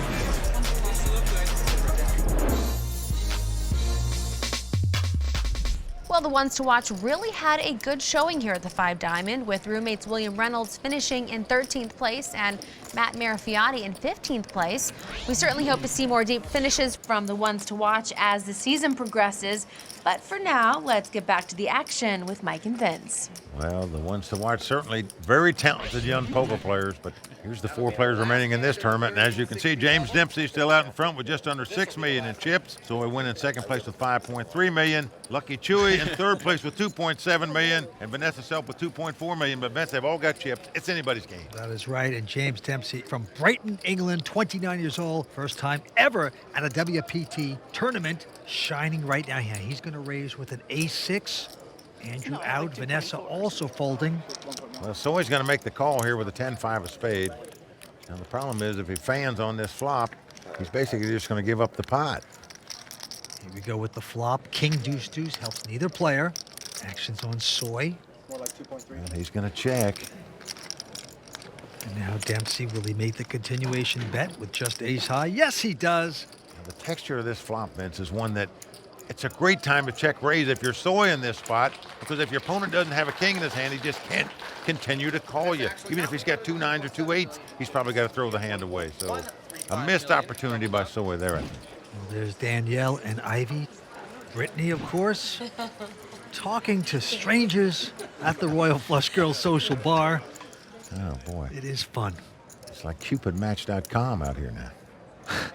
All right. Blinds are going up to 40 and 80,000. Quick fold by Lucky Chewy. And now Vanessa Selps, tough 27-year-old out of Vegas, is going to raise with a king 10 of clubs.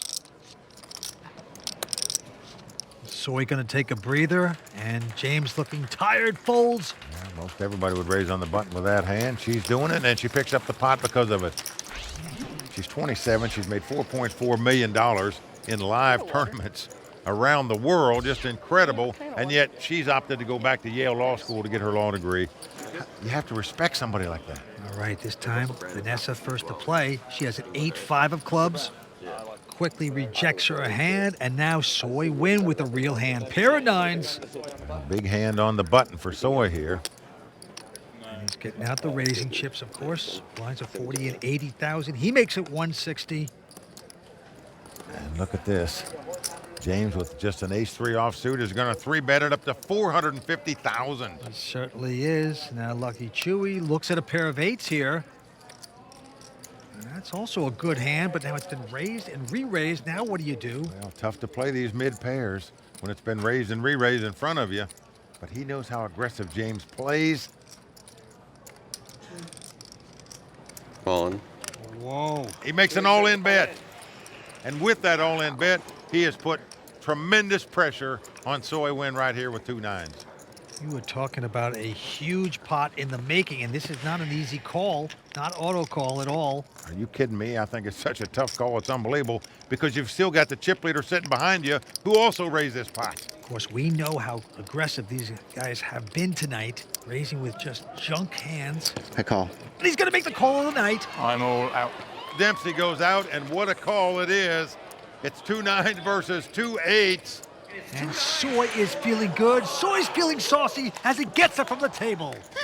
Never banked on TV before. Soy Win, lose, or draw here. He was in a tough spot with that middle pair.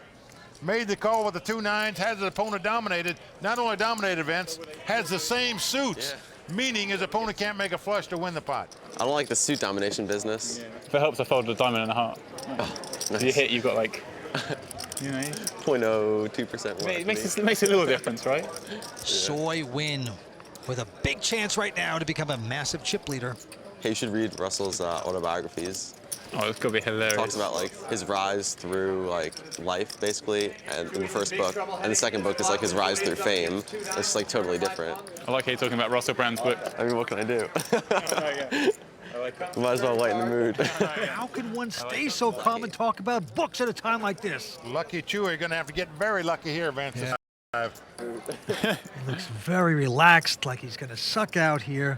Here we go with the first 3, and the flop comes queen, 6-4. No luck for Lucky Chewy. Now, Lucky Chewy could hit a 5 and a 7 and make a straight, but they're going to have dramatic help to win this pot. I like that 7. All right, turn card coming up. It's a queen of spades. Lucky Chewy must catch a black 8, otherwise he's going to be out in 4th place. The soy sauce is ready to be put on the Lucky Chewy. He can push him right out of here. Got one out. Vanessa fold the 8 of clubs. Can Lucky Chewy do it? No. Nope, it's a jack. So that's going to do it. Andrew Lichtenberger going to be out in 4th place. Hugs all around. Can't blame him for getting all in with the pair of 8s. His opponent made a tough call. with the 2 9s, I can tell you that. Very solid. Andrew, Lucky Chewy out. Going to take home $213,000. He's still smiling, and he's going over to talk to Matt Savage. You know, for 8th place last year, 4th place this year. What's on the plan for the next WPT? Sounds like 2nd, right? If it progresses as such. Well, you come from the online world. You've made it a smooth transition to the live world. How do you think the differences have played out for you in this? It's definitely a learning experience always, you know. There's so many things different about it, like, you know, sitting across from someone, just being able to look them in the eye. It's just a whole different game, really. And yeah, I feel like I've adapted pretty well to it, so. Well, I'm sure we'll see you at another World Poker Tour final table. Absolutely. Thanks. That'll do it for Lucky Chewy, Andrew Lichtenberger, who is out in 4th place. Who will take down this coveted Doyle Brunson 5-Diamond World Poker Classic title? Mike, Vince, what are your final thoughts on this evening's action? Well, Kimberly, Soy Win on top right now, obviously, but he's got 2 tough opponents to get through to take down this title. I believe James Dempsey has played the best, most aggressive poker at this final table so far, but Vanessa's just been handcuffed. She's been on the short stack most of the time at this final table, but in case she ever gets some chips, these guys better duck. Well, you're right, Mike. But Soy Win has chips. He's been a little conservative so far, but I think his buddy Namley, who's in the audience, is going to tell him, open up your game, you can do it, take home this title. Well, gentlemen, the Doyle Brunson 5-Diamond World Poker Classic at Bellagio is once again proving why it's one of the premier titles in poker. Please join us next time for more of the WPT's continuing coverage of this marquee event, brought to you by ClubWPT.com. Until then, for Mike Sexton, Vince Van Patten, Tony Dunst, the Royal Flush Girls, Matt Savage, and the whole WPT team, I'm Kimberly Lansing saying thanks for watching. I don't understand what this is for here. Good night. Never lose a dime playing poker, guaranteed. The World Poker Tour is brought to you by ClubWPT.com.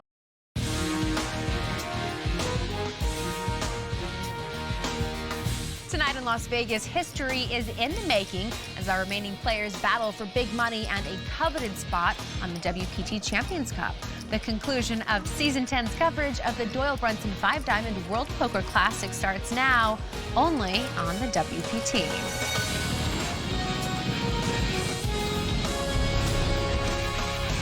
Well, the crowd all standing. He is circling the drain. They are going bare knuckles in the center of the ring. He needs the extreme miracle.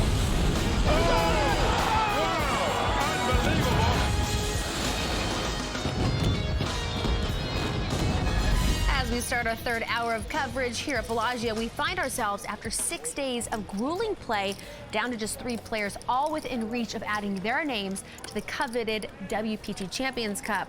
And right now, let's bring in Poker Hall of Famer Mike Sexton and Raw Deal analyst Tony Dunst, who's sitting in for Vince Van Patten.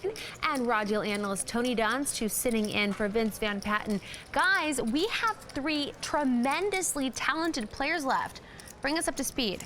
Well, you're right, Kimberly. 3 terrific players left, all very aggressive players, and all certainly deserving to be sitting here playing for this title. Our chip leader is Soy Win, of course. In 2nd place, James Dempsey from London. And in 3rd place on the short stack right now is Vanessa Selps. Now, if Vanessa had more chips, I think she'd be an easy pick to win this title. But as it is, I like James Dempsey. I played with this guy a few weeks ago in London for 7 days straight. Very impressed with his play. He's the guy I rate to beat right now. And Tony, you played with all 3 of these players this week. How do you see this game going forward? Yes, Kim, I did. Actually, it was James Dempsey who knocked me out on day 4, and it was the 2nd consecutive day I'd played with him, and I had not heard of him prior to the tournament, and must say he really impressed me throughout, both in the quality of his play and his conduct. So I'm with Mike in picking him as the winner, but you know, Vanessa, despite being on the short stack, is such a relentless player, and if she can perhaps get herself in front and hold up, then she is going to become a force to be reckoned with at this final table. Thanks, guys. Tonight, another winner will be added to the WPT Champions Cup, a cup whose first engraved name belongs to Gus Hansen, who won this very first 5-Diamond 10 years ago. The action's ready to resume here tonight, so let's get back to the final table. Well, there you see the chip count. So I went out in front with 8.2 million. James Dempsey in 2nd with 5.4 million. Vanessa in 3rd place right now with just under 3 million. And as you can see, our winner will eventually take home $821,000. As well as get that coveted entry into the WPT World Championship at Bellagio at the end of the season, which could be worth millions more to him. Blinds are 40,000, 80,000 as we return to action. Well, Vanessa's going to raise with an 8-7.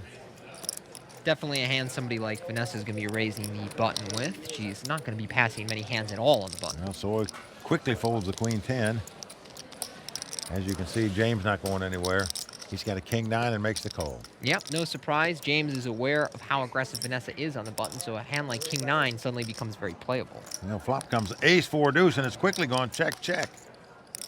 Now jack of diamonds on the turn. Dempsey checks again, but Vanessa betting this time, and is going to pick up the pot by doing so. And Vanessa Selp staying aggressive to take down that pot. Tony, we all know what a great poker player she is, but what I admire about her is she's made over $4.4 million already in live tournament poker, yet she opted to go back to Yale Law School to get her law degree. People at Yale Law School are definitely very competitive by nature, in the same way that people in poker are definitely very competitive. And I think that's a personality trait that you just need to have in order to be one of the most successful people in any given field. And all in by Vanessa.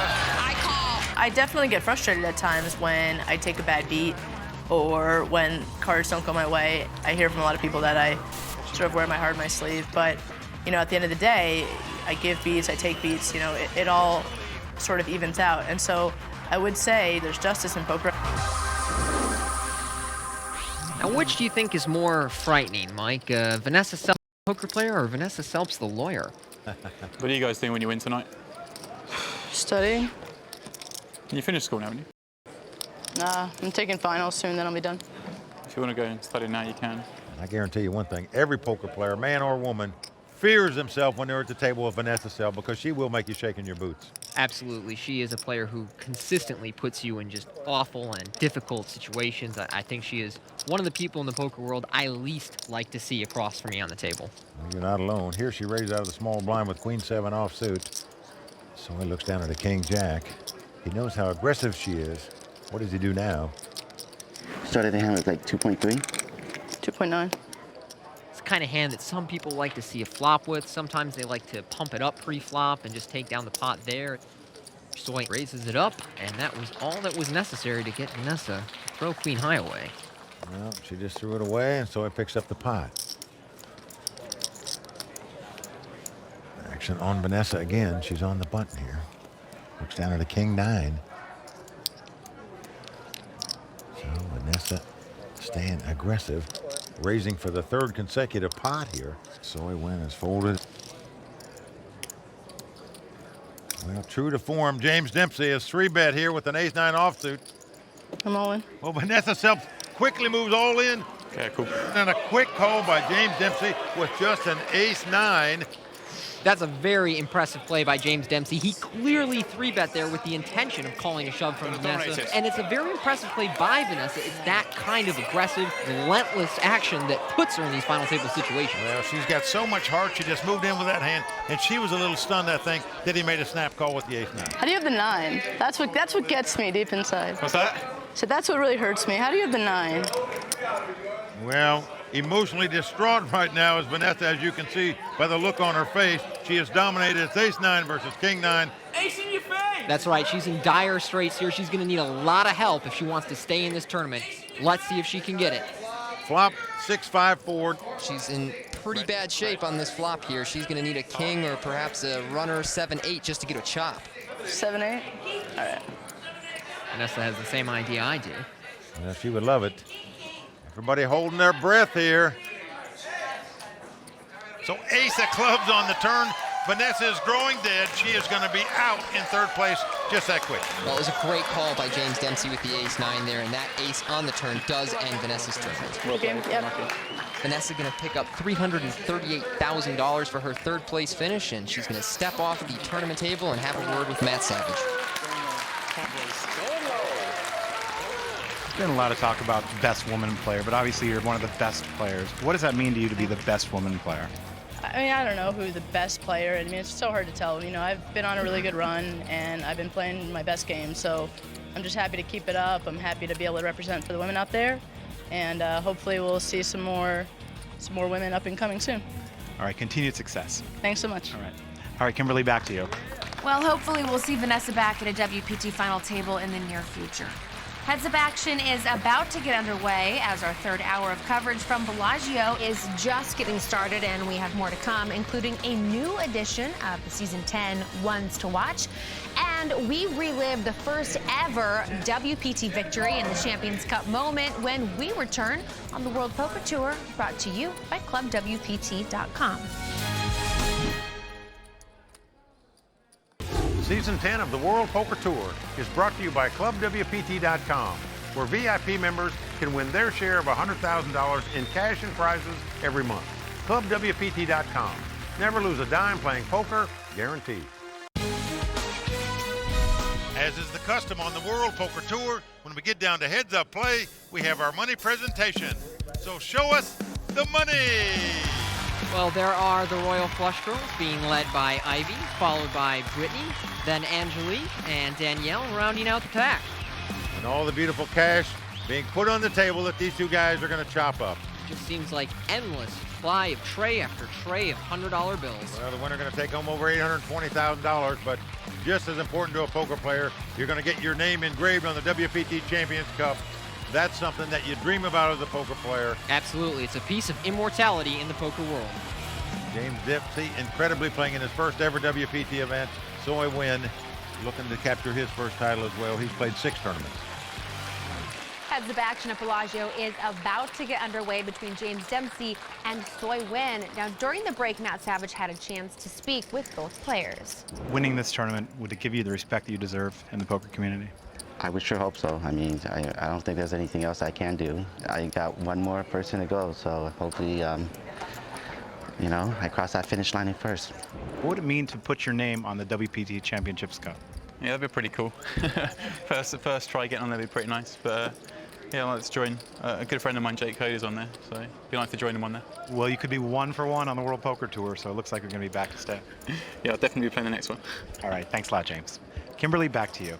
The WPT Champions Cup is primed for a new edition, so let's get back to the call of the Heads Up Action with Mike and Tony. Well, as we start Heads Up Play, you can see James Dempsey out in front with 8.7 million. Soy Win starting with 7.7 million. I gotta say, I'm kind of rooting for both these guys. They come off so pleasant and modest and humorous. It'd be good to see either of them win. No question about it. We're going to have a great champion, whoever wins. And pretty close to even in chip count, so this is going to be an interesting battle. Raise.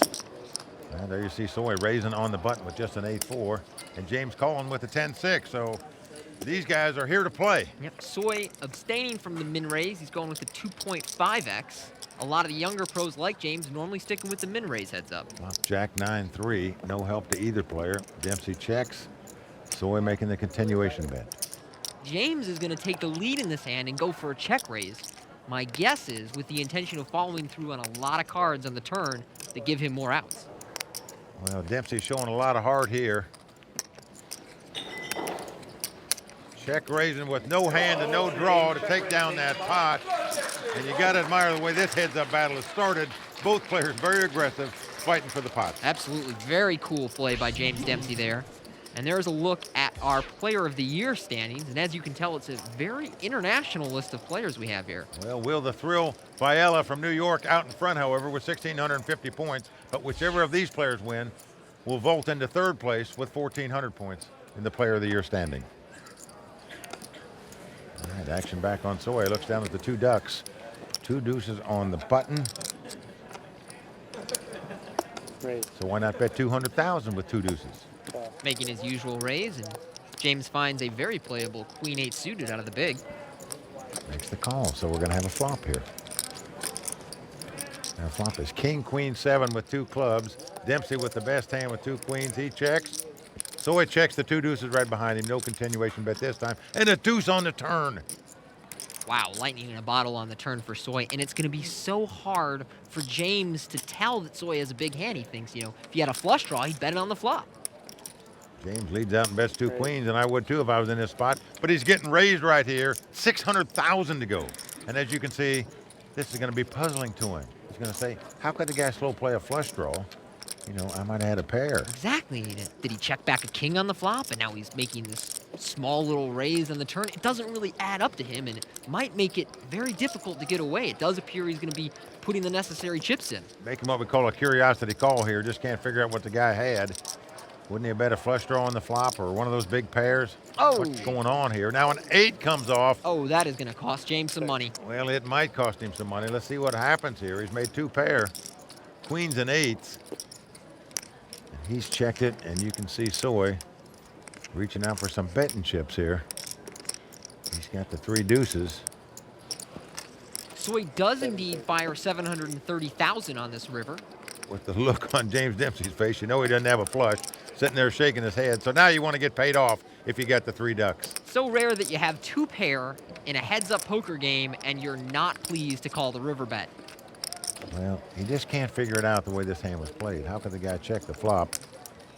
Well, Dempsey is going to make the call, but he is not going to like it. A set of deuces. You can see that look on James' face, like, oh yeah, that makes sense. Well, at least the pieces of the puzzle were put together by James Dempsey after he saw Soy Wynn's hand. But in the meantime, with that pot, Soy Wynn has now vaulted to the chip lead in this heads-up battle. There you can see it. He's got over 9 million in chips. Dempsey down to 7.4 million. Playing pretty deep stack poker here, almost 100 blinds effective in this heads-up match. Well, James Dempsey got the Jack-7 offsuit, the 7-11 as we call it, and he's going to raise it with that. Makes it 200,000 to go.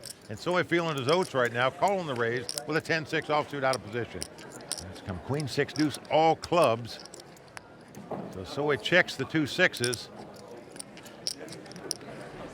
And James going to make the continuation bet. Yep, James is going to fire 250,000, a little more than a half pot. But with that pair, Soy's not going anywhere. Well, Dempsey does not like what he sees here when he gets called on this flop. He knows there's no way he's got the best hand or the best draw, one or the other. And look at this, the board pairs deuces, and here comes Soy leading right out and betting, just like he knows Dempsey's got a flush draw. And I think he's probably concerned that Dempsey is going to check back with some of his medium flush draws, giving him a free chance to draw out. Dempsey does lay down the hand. A nice bet on the turn wins the pot for Soy. It's one of those difficult spots where if James doesn't have a pair or a very, very strong club draw, hard to justify continuing in the hand, even if you feel like this is a very strange way for Soy to play his.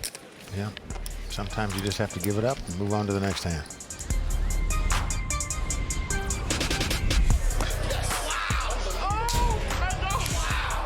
When I made the November 9, I read a lot of articles, and everybody was just thinking it was bad for poker for somebody like myself who had very limited experience in poker to come in, and that term is luck box to make it to the final table.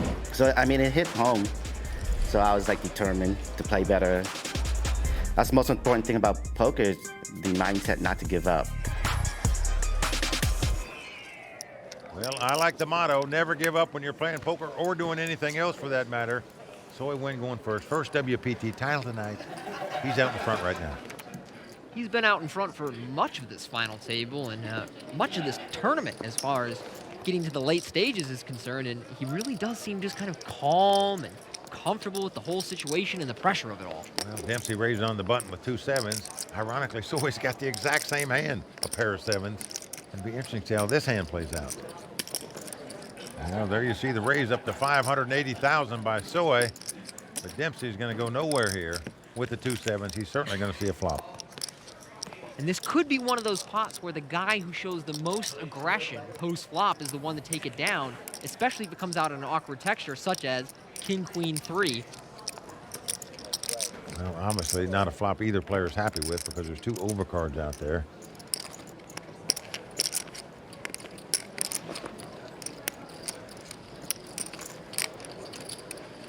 So we're going to lead out for 570,000. And James clearly doesn't like this flop either. Not sure what he... Oh, wow. He's going to make a raise to 1.25 million. Which is it?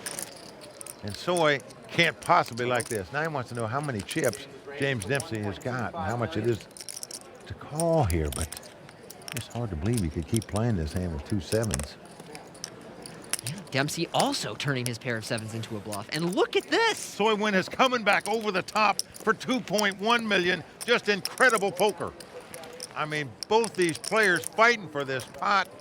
making incredible raises, in my opinion. Nobody wants to stop bluffing with their 7s, and Soy's 3-bet is going to take it down here. Well, there you see Chino Reem, a WPT champion. That one was for you, Chino. And he'd really be clapping if he knew what he had there. Heads-up action here is just getting started, so stay tuned, and we'll have more World Poker Tour.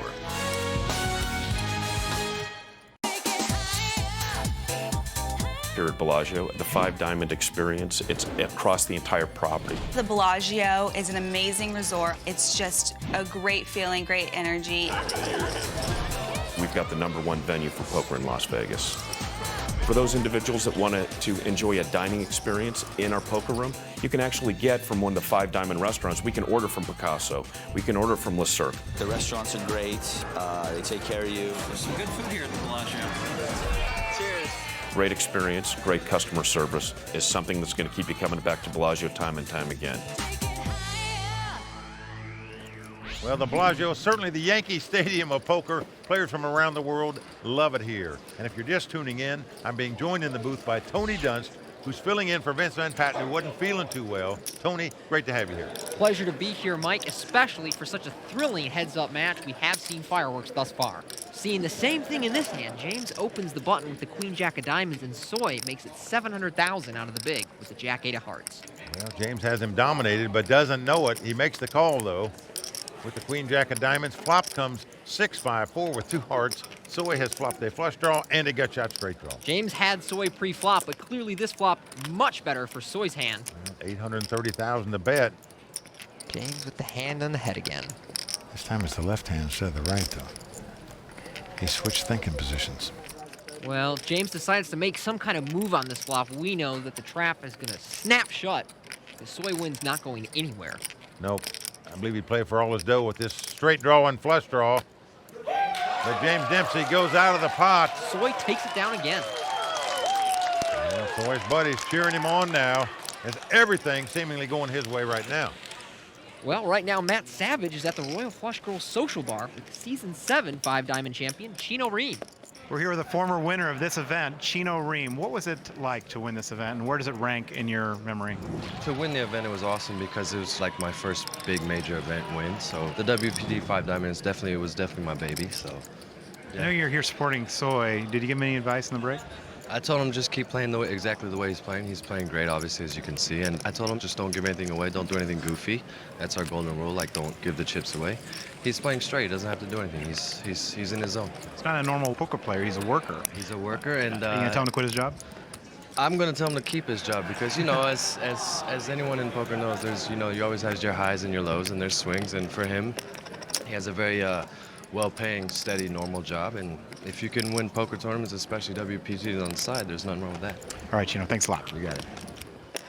Well, Chino Reem there, but I disagree with what he said a little bit, Tony, in that he thinks Soy should play the same way. Well, at the beginning of this final table, Soy very conservative. In this heads-up battle, he's gotten very aggressive, and it's working well for him. Absolutely. Everything is going to Soy Win's favor in this period of the final table. Well, here he's going to raise it with the ace-3 of spade, makes it 250,000 to go. And Dempsey with a similar hand, ace-2 of hearts, is going to make the call. Yet again, both players with very similar holdings. Now flop comes queen 4-3. So Dempsey has a straight draw, but Soy has the best hand now with bottom pair. So we're going to bet 300,000 after Dempsey checks. Dempsey's going to make the call with the gut shot straight draw. Dempsey knows that not only does he have outs if he's behind, but his ace high might actually be good. Well, 9 of diamonds on the turn. Dempsey checks. Well, Soy checks right behind him here. Oh, and Soy just lightning in a bottle every hand. Trips on the river. He's made 3 threes here, so Dempsey's going to check. Soy obviously going to bet now. And Dempsey could become convinced that he has the best hand here with ace high. Could perhaps imagine that Soy had a flush draw, or... Well, he knows if Soy had an ace high, he's going to check it down just in hopes to win the pot here, maybe even a king high. So he might put him on something like 6-7 or something like that, but he's going to pay him off here with the ace high, and it's not going to work as Soy shows him 3 threes. Exactly what happened, and I don't really fault James for his call. No, you can't fault him. You just see everything is going Soy's way right now. Las Vegas is home to a number of professional poker players, and this week we had a chance to see exactly what the true Las Vegas lifestyle is all about in this edition of Ones to Watch.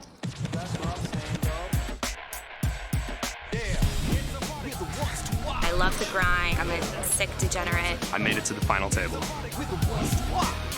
I'm a Ones to Watch, so that should be interesting. No. I think this year is my year. I'll win one eventually. Ones to Watch. Yeah. Hello, WPT Ones to Watch. Welcome to my humble abode, aka my 6,000 square foot penthouse on the Strip. Matt Marifiotti, the man, the myth. One of the most interesting and unique individuals I've ever spent time with. He's very loud, very vocal. He does not care at all what people think of him. I annoy the out of people. I mean, I guess comes with the territory. I think he's very complex. Because literally, I just tell people how it is. My mom has a PhD in psychology, and I'm sure she'd love to sit down with Matt for a couple hours. If you don't have haters, then maybe you're not that important. He's not getting hated on, and he's not trying hard enough. For all the haters.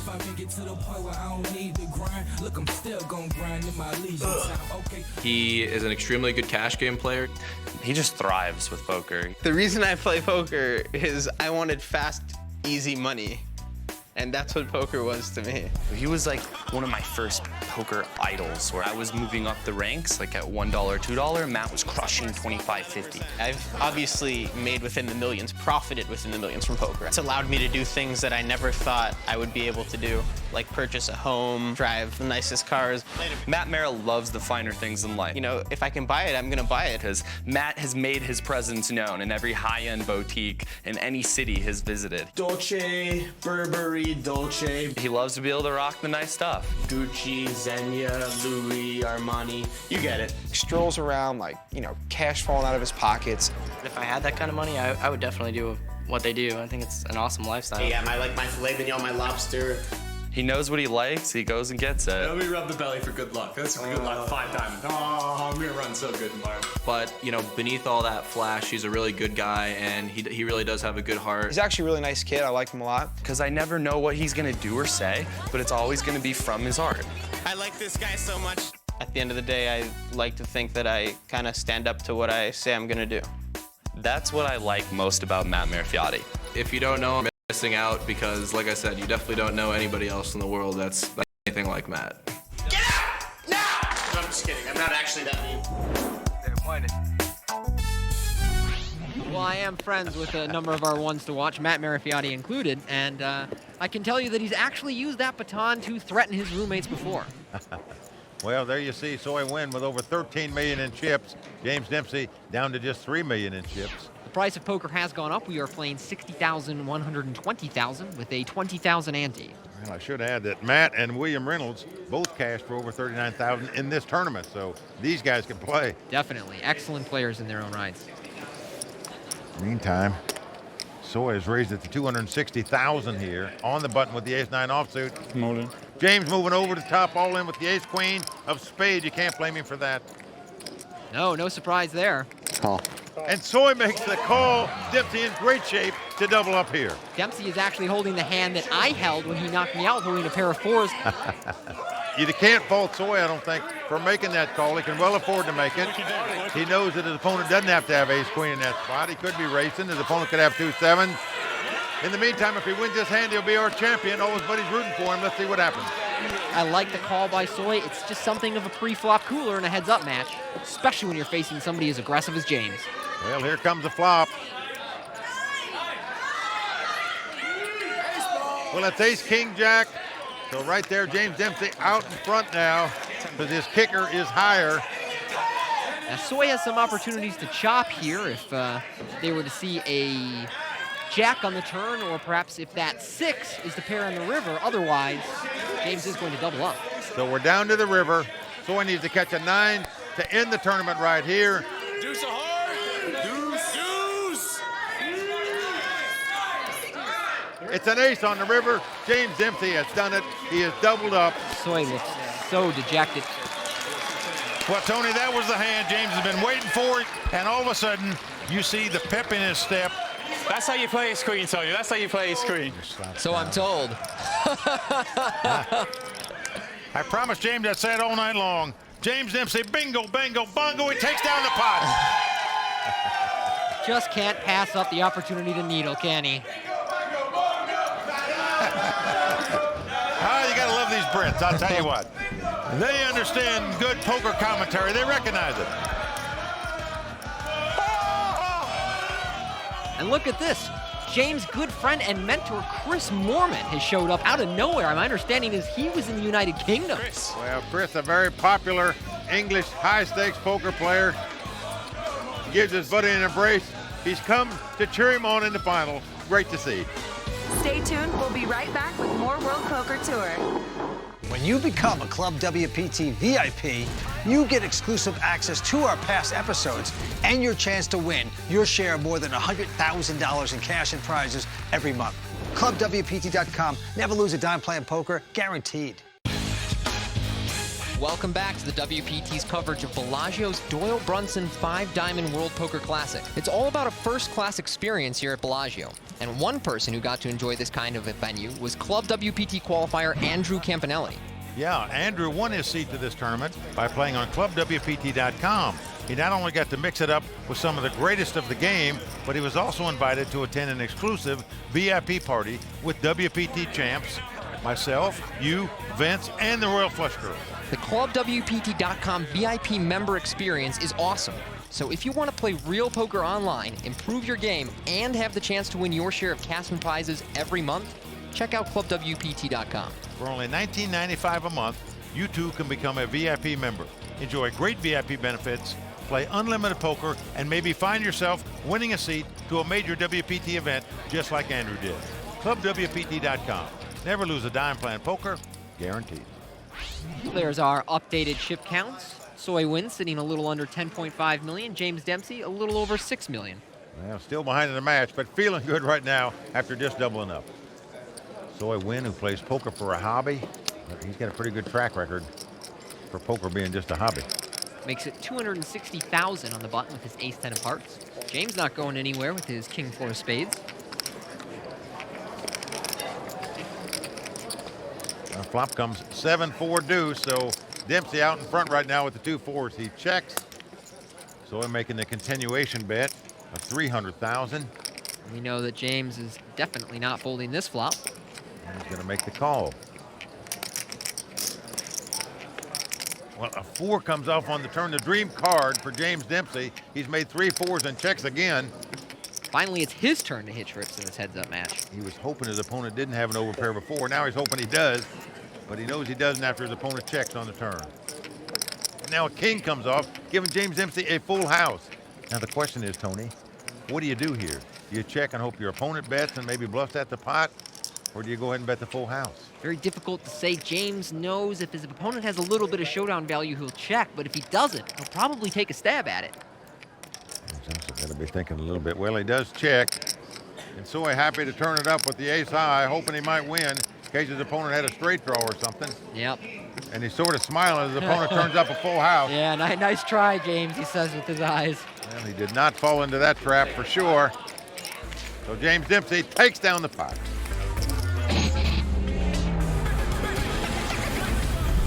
Gambling. Played TV tournaments before, but this one is quite special to me in the fact that I got into poker a lot. The excitement for me was the WPT. I started watching from season 1. I used to love it, all the characters and the excitement and Mike Sexton and Vince Van Patten. And then recently I got to do commentary on a game in which Mike Sexton was playing in. James Dempsey will be alongside me commentating for this group. That was brilliant. If he calls here, he can bluff the river. Only like 3 weeks ago when I was talking and I was saying, I'm coming out for this. And he said, well, make sure you get to the finals so I can return the favour. And sure enough, here I am. So. Well, we've had 5 WPT champs from England, a couple old school guys, Dave the Devilfish Elliott, Surinder Sunar, but a good buddy of his also, a young guy, Jake Cody. And right now, we are going to throw it over to Matt Savage, hanging out with 2 of the best pros to come out of the United Kingdom recently, Sam Trickett and Chris Moorman.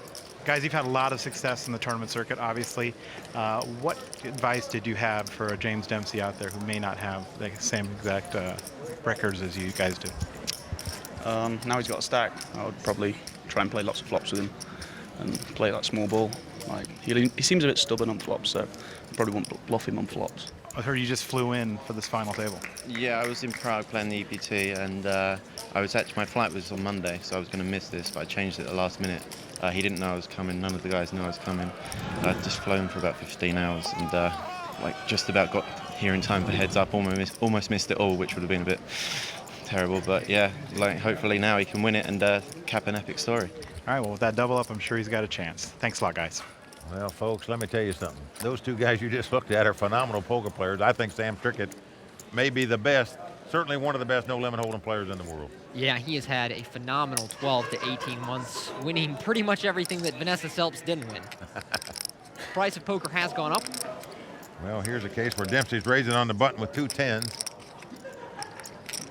Made it 300,000, but it looks like Soy wants to play for more. He's made it 700,000. Well, you can look for a 4-bet here. It's just a matter of how much. All in. It's an all-in bet with the 2 10s.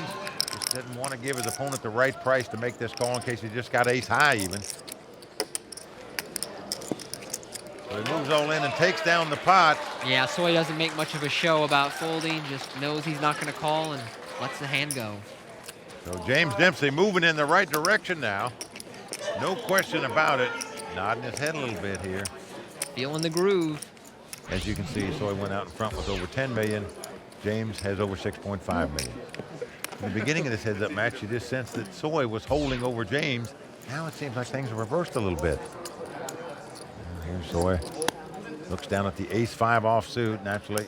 Going to raise on the button with that hand, makes it 300,000 to go. James holding ace-jack in the big. He's getting his raising chips out. What's he want to play for? Well, he is going to 3-bet it here. Makes it 850,000 to go. And it does, in fact, look like Soy's going to get stubborn. He makes the call. Kind of a suspect call, Mike. Well, not crazy about it, because even if an ace comes up and your opponent bets, you're frozen. You can't really raise with the hand. Well, now the flop comes queen 4 deuce. So Soy does flop a gut shot straight draw, but Dempsey has the best hand with the ace-jack, makes the continuation bet. Leads out for 1 million. It's a pretty good flop for Soy, but still kind of awkward as to how he wants to go about this hand. Looks like he's just going to call. Well, a lot of guys might just go ahead and raise there if they're going to play in this spot with the gut shot straight draw, but he makes the call for $1 million. Now the 10 of spade comes off. Now this is a very interesting card as it improves both players' hands. It sure does. Now with a little under 4 million in the pot, it's about the remainder of James' stack here. So if he bets, he's going to have to commit his entire stack. All in. Well, he is going all in right here. He's going to put pressure on Soy. Count it. And you can see it. He says, how much is it? Trying to do the math in the situation. He knows his outs to the spades are good. He knows a 3 will be good for him. And he's just trying to figure out, well, is there any chance maybe I have the best hand and James is drawing 2 with something like King Jack or Jack 9, or am I just completely behind? Well, there's sort of a cardinal rule in poker. You just hate to call your money off on a drawing hand. He knows he can't have the best hand right here. He's going to have to hit something to win this pot. But if he throws his hand away right here, Tony, he's still the chip leader in this heads-up battle. If, on the other hand, he opts to make this call and lose the pot, his opponent will have 13 million. He'll be down to 3. So big decision right now for Soy. The room goes silent. Soy is in the tank. Well, this could be for all the dough, folks.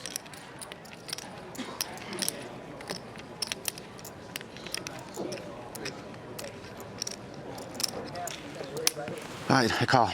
Oh, wow. Well, he has made the call. Dempsey has the best hand with the ace-jack and loves it. Look at him. Pure shock on his face to find out he's in front. I know he has nothing, too. Nice call with a 3-bet with ace-5 off, mate. How's he called 3-bets? How does he call? Well, just incredible. Everybody wondering how he could call with that hand, but he's just gambling here. Soy looking dejected, sort of lurches over to his rail. James being mobbed by his. Soy looking for a 3, a 5, or a spade to win this title right here, right now. Well, here comes the river card. It's a king. He's made an ace-high straight to take down this pot. James Dempsey is the new chip leader. Crowd goes wild in Dempsey's corner. I hope they don't strangle him before he gets back to the table. You better win this one because I need this to pay my rent. You live with your mum. You know, I don't like people calling $4.6 million on an all-in bet when you're on a draw. So I did it. He paid the price for it. No, I didn't care for the whole hand by Soy.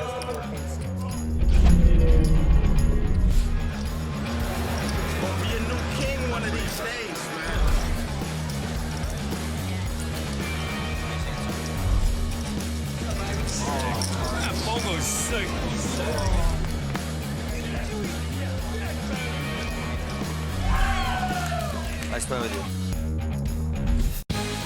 Welcome back to the World Poker Tour and the event that started it all, the 5 Diamond World Poker Classic. All season long, we've been revisiting the great moments of the WPT in a segment we call the WPT Champions Cup moment.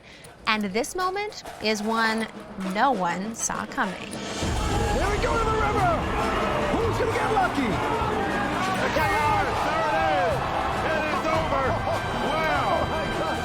On May 31st, 2002, with hole cards and Hollywood Flash, the WPT would change the way the game was viewed. Welcome to the debut of the World Poker Tour. We are in Las Vegas for the 5 Diamond World Poker Classic. But it was a young backgammon champ from Denmark who this night would change the way the game was played. Combining an unrelenting attack with a cavalier style, Gus Hansen cut down his veteran opponents with any 2 cards that came his way. Here comes Gus Hansen. He's got a queen-8 offsuit and he raises the pot. Gus Hansen made the nut. Scotty Wynn was drawing dead after that. Gus wins the pot. Chris Bigler becomes our 5th place finisher. Freddie Deeb has been outdrawn. He's out of this tournament in 3rd place. With the money on the table and just one player between him and a WPT title, the ice-blooded Dane continued to apply pressure. I'm all in. Until he achieved what he had set out to do. The river is a 7. Gus Hansen has won this tournament. Gus Hansen would go on to win 2 more WPT titles and millions in earnings around the globe, but his true legacy is the game he changed forever. A legacy immortalized on the WPT Champions Cup.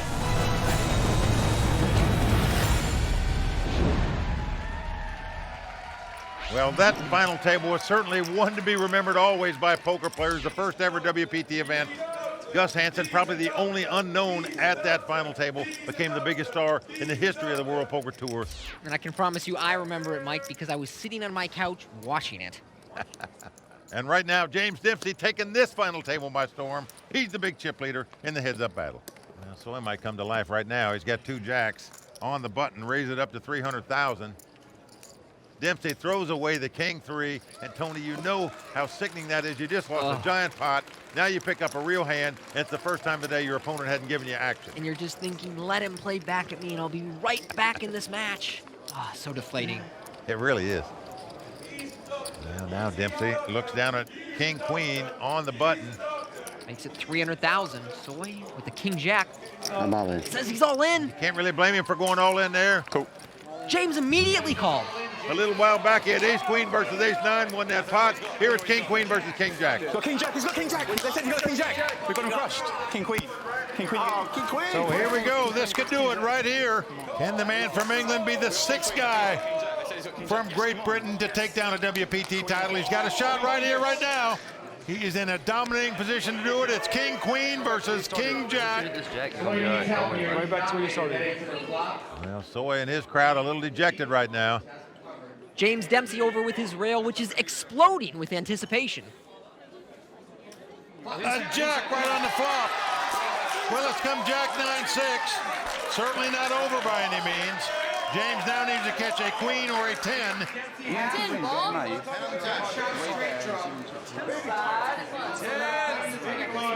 Well, James is sweating the turn and river now. Let's go to the turn and see what happens. Keep it small.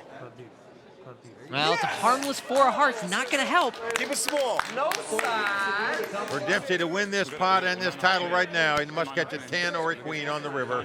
Soy in great shape to double up here. Oh, it's the 10. It's the 10, he's done it. James Dempsey has done it. He has taken down this title in his first ever WPT event. Oh, look at Soy. You feel for the guy. He played a great tournament. He was out in front for so much of the final table, and then it just fell apart so fast. Well, Tony, I think when he goes back and analyzes his play at this final table, he's going to realize Poland without ace-5 for $4.6 million was his big downfall. He would have still had the lead playing heads up for the title. Instead, he got behind $13 million to $3 million.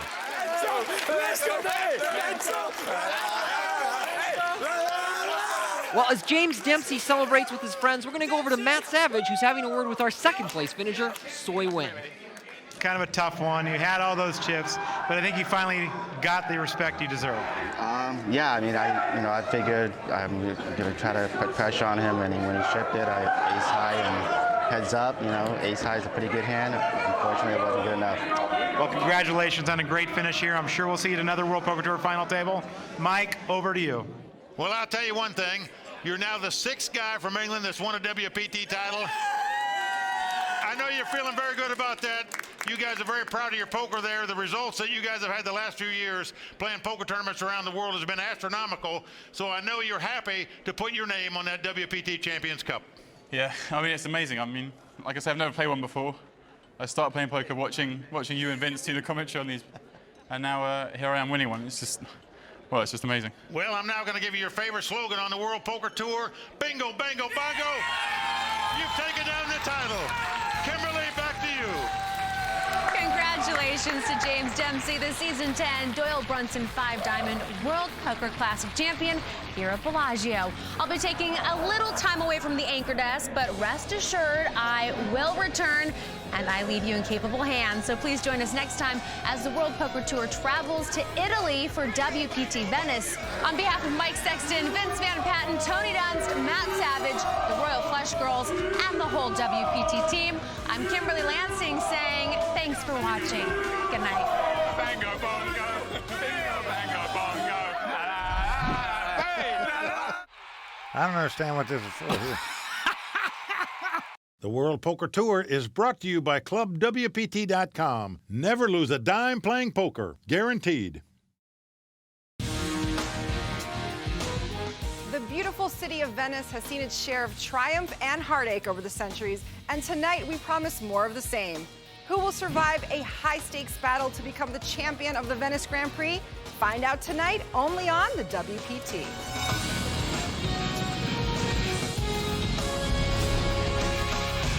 Well, the crowd all standing. He is circling the drain. They are going bare knuckles into the ring. He would love to knock this loudmouth out.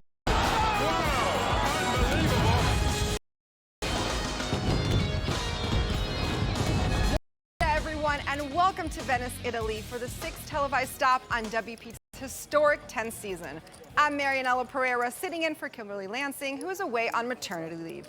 At a recent WPT tournament, we saw Englishman James Dempsey bank the title in Las Vegas, and tonight yet another European will write his name on the Champions Cup here on the banks of the famous Grand Canal in the Casino di Venezia.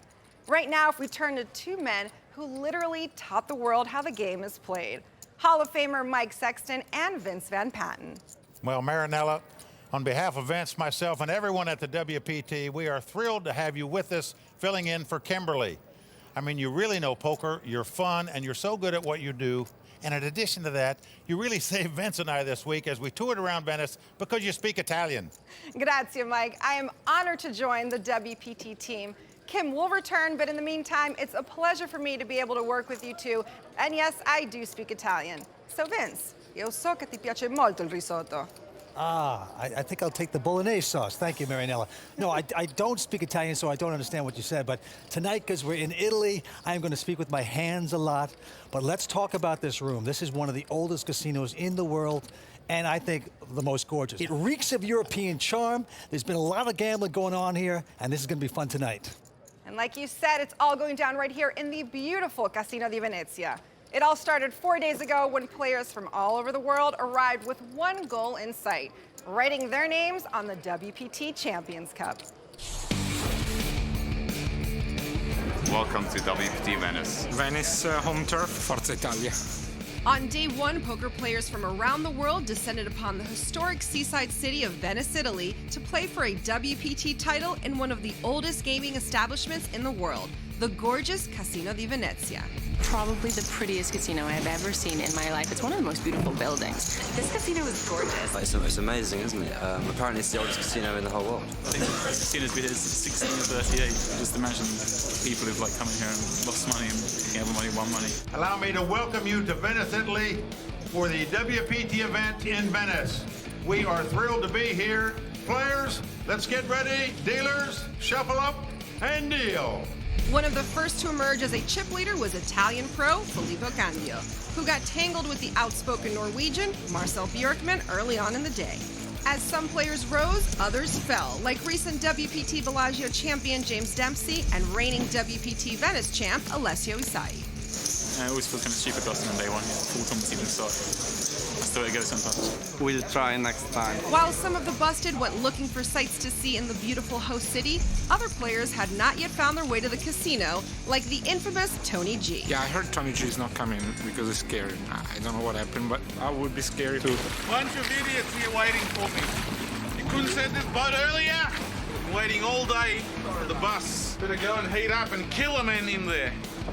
They send me a water taxi instead of the bus. It's a disgrace. They're all a bunch of lunatics, don't follow me. The whole place should be shut. Now that I'm here, I'm gonna destroy them. I'm gonna take everything here. I'm gonna shut the place. At the end of the day, it was former World Series of Poker main event finalist Filippo Candio comfortably at the top of the chip lead with over 227,000.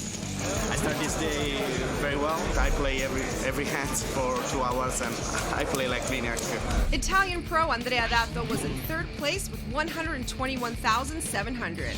And despite his late arrival, Tony G was able to chip up, finishing with 78,000. Good for 15th place. 89 players returned on day 2 to the Casino di Venezia. Still in contention to win a WPT title and etch their name on the WPT Champions Cup. Among the fortunate was ClubWPT.com qualifier Steve Marsh, who had flown all the way from Tennessee to compete. Minutes before play began, Vince Van Patten gave a little pep talk to his main man, Mike Sexton. Got it to me. Come on. You're an American. We learned this game on the Mississippi. America. Come on. Need some luck. However, it would take more than a boost in confidence to keep from going broke as Italian poker pro Gianluca Trebbi hit an ace on the flop, holding ace-king, crushing Mike's pocket fours, as well as his hopes of making his second WPT final table. Lost a race and I'm out. What can you do? Yeah, pretty good field, so I'm sure we're going to have a real good final table. I'm excited about watching it. ClubWPT.com qualifier Steve Marsh finally got to play with one of his poker heroes, Tony G. You can have a good round. Don't be afraid to lose all the chips. You want to be busted? Don't get stressed. But unfortunately, it was short-lived as his amazing WPT journey came to an end, busting early in day 2. I had a great time. WPT has treated me like family. Everybody's been great. And it's been an experience that I'll remember for a lifetime for sure. So I just hope this ain't the last time you guys see me. Tony G was soon to follow as he was forced to shove a dwindling chip stack with 10-8. Gianluca Trebbi called with King-Queen and claimed another victim for the day. Filippo Candio started the day as chip leader, but his dominance waned as he lost most of his stack to American Jason Wheeler. While Filippo's day 1 nemesis, Marcel Björkman, was proudly amassing chips, ascending to the top of the leaderboard. It's getting there. Play continued and the field eventually thinned out to a group of 27, including Kara Scott, who had quite a harrowing day. It was kind of an up and down day. And I had a big double up and then another double up, and it put me up to about 100K. And wanted to be more pots, it was great. This last level kind of killed me a bit, though. It'd be nice to catch a good couple of spots, and then I'm right back in it. Of the 27 remaining players, only 18 would cash, setting the stage for a tension-filled day 3. There's more extended coverage of the race to the final table here at the Casino di Venezia, brought to you by ClubWPT.com when we return. The World Poker Tour has always supported great charitable causes, and in 2012, we're launching the WPT Foundation. Go to WPTFoundation.org to learn about our global charity partners and find out how you can join us in playing for a better world. Welcome back to Season 10 of the World Poker Tour, brought to you by ClubWPT.com. Tonight we are coming to you from a former palace built in 1638, the Casino di Venezia. This week, the casino attracted a crowd of players from around the globe, all trying to become a WPT champion, as you can see in our extended playdown coverage of the WPT Venice Grand Prix. On day 3, expectations were high as 18 players would make the money and 9 would go home empty-handed. The first to hail a water taxi on her way out of the casino was Kara Scott, whose pocket fives did not hold up to Jack 9 suited. That's it, really. It's unfortunate. I was kind of excited about, you know, maybe making a WPT final table, but I'll be back. And close behind her was Carlos Salinas, who had cashed twice before in a WPT Venice event. It's the third time that I played the WPT in Venice. 2 times in the morning, but okay. As the money bubble approached, Lionel Tran seemed to be in good shape after doubling up several times, but his good fortune turned to bad and he was eliminated in 19th place. With 18 players left, the stakes were suddenly higher as the 2 final tables were no longer worried about making the money. Now they wanted the title and the trophy. What the is going on? After a new table draw, Norwegian Marcel Björkman was sitting to the left of Andrea Dato.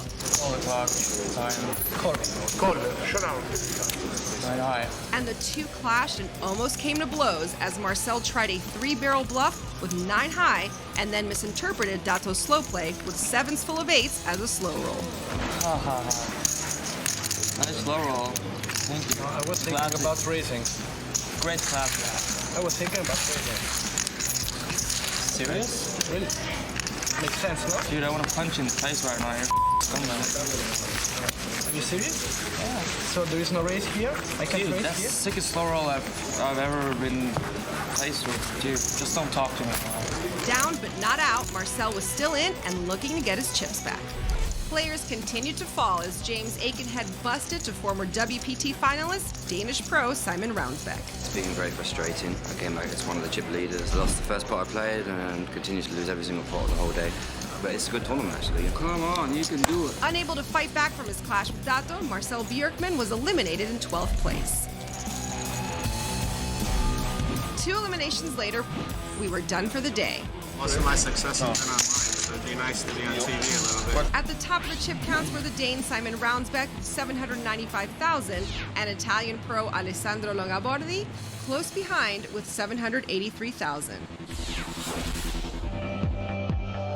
Venice is beautiful. As the Royal Flush girls set out on the town for a day of sightseeing and souvenir shopping, the 9 remaining players took their seats in one of the beautifully decorated rooms in the Casino di Venezia, all with hopes of making it through the day and becoming one of the 6 to make the WPT final table. Just going to continue to play the way I've always played, no fear. If I feel like I have the best hand, I'm just going to put my chips in the middle, and I'd like to make a TV final table. It'd be kind of nice to make one here in Venice. Despite the amount of money at stake, several players at the table were not shy about putting their chips in the middle. Jason Wheeler, Andrea Dato, Simon Rounsbeck, and Russian amateur player Renat Bogdanov were the first to bang away in their bid to accumulate chips. But ironically, it was the rock at the table, Massimo Moselle, who would be the first to leave as he opened shove with King-Queen into Andrea Dato's Ace-Jack. No help for Massimo, and he was out in 9th place. A very beautiful tournament. Yes, I'm happy. It's okay. Soon to follow was online qualifier Jeremy Sauché, as the Russian amateur Renat Bogdanov spiked a king on the turn, cracking Jeremy's pocket jacks. I'm happy to finish in this place. I am taking home 19k euro, so now I can play more easily, you see. The lone American left in the tourney was also the short stack, as Jason Wheeler was forced to shove all in looking for a double up. Come on, man. Unfortunately, his final table dreams came to an end. Come on, one time. As he lost a coin flip with Ace-Queen to Andrea Dato's pocket jacks. After 4 days of poker, 1 Dane, 1 Russian, and 4 Italians survived the field in Venice to make the WPT final table. It would take 1 more day, however, to see who would earn the right to be called a WPT champion. With American Jason Wheeler out in 7th place, that leaves us with a strong Italian contingent at this final table with the chip leader Andrea Dato, the crowd favorite. Mike, you played this event and now all your chips are out on that table. What can you tell us about the Italians? Well, I can tell you this, 4 Italians made this final table, so that's pretty good stuff right there. I know a number of the European players really didn't think that much of the Italian players and how they play, but I played this tournament. I didn't find that to be the case at all. I saw a lot of great poker all week long. In fact, I played on day one most of the day with the chip leader, Andrea Dato, and I can tell you, he is aggressive and he is a tough, tough player. I also gave a shout out to the guy who busted me in this tournament, another Italian player. His name is Gianluca Trebbi. So it's going to be interesting to me to see if one of these Italians can cross the finish line with the trophy. And Vince, do you think the Italians have a home court advantage? Marianella, I don't believe there's such a thing as a home court advantage. I really don't. In poker, the Italians, they have pressure on them because sometimes when you're at your home court, you have your friends there and you play a little tighter. You don't want to get busted out early. You're not, going for it. So I think there's a little disadvantage if you ask me. But this field is very tough. Besides Dato, we have a Dane in the field that's made a final table before, and that is Simon Rounsbeck. And he's going to be very tough, so this is going to be fun to watch, guaranteed. Thank you, gentlemen. We have 4 Italians, a Dane, and a Russian at this final table, but only one of these players will take home over €250,000 and have their name added to the prestigious WPT Champions Cup. Right now, our chip leader, Andrea Dato, is down on the floor with his thoughts on this tough final table. The thing that I want to all the world players know is that Italy is growing up fastly, and we have many good players, and we'll show what we can do. A lot of Italian pride there. It sounds like he's ready to take this down. Plenty more to come, including a tour of Venice with the Royal Flush Girls, plus Tony Dunn's no-holds-bar analysis in the Raw Deal. So who will take the title from the Casino di Venezia? Shuffle Up and Deal from Venice, Italy is only moments away, so stick around. Season 10 of the World Poker Tour is brought to you by ClubWPT.com, where VIP members can win their share of $100,000 in cash and prizes every month. ClubWPT.com. Never lose a dime playing poker, guaranteed. Hi, everyone. Welcome back to the banks of the Grand Canal in Venice, Italy for the WPT Venice Grand Prix. We started 4 days ago. We're now down to our final 6 players, all of whom are ready to take this title. And with me, as always, in the booth, my good buddy, Vince Van Patten. Oh, man, this is fun. Venice is beautiful, an incredible city, and we have an incredible field here at the final table. Now, the antes are going to be 2,000, blinds 8 and 16,000. Well, there you see the chip leader, Andrea Dato out of Rome. He's a professional player sitting on $1.3 million. Right behind him is the Dane, Simon Rounsbeck, in second place. All right, action's going to be on Simon Rounsbeck. Second WPT final table. He made the final table in Vienna in season 9. Yeah, he actually finished third in that event. He's out. Next is Andrea Carini, one of 4 Italians at this final table. He's also going to fold, and now the Russian, Renat Bogdanov, 30 years old, picks up a 9-7. He's the only non-professional player at the table, works in finance. Well, he's going to finance his hand because he's just raised it to 33,000. Gianluca out. And now Alessandro Longobardi, 31 years old, out of Naples. Not going to play it.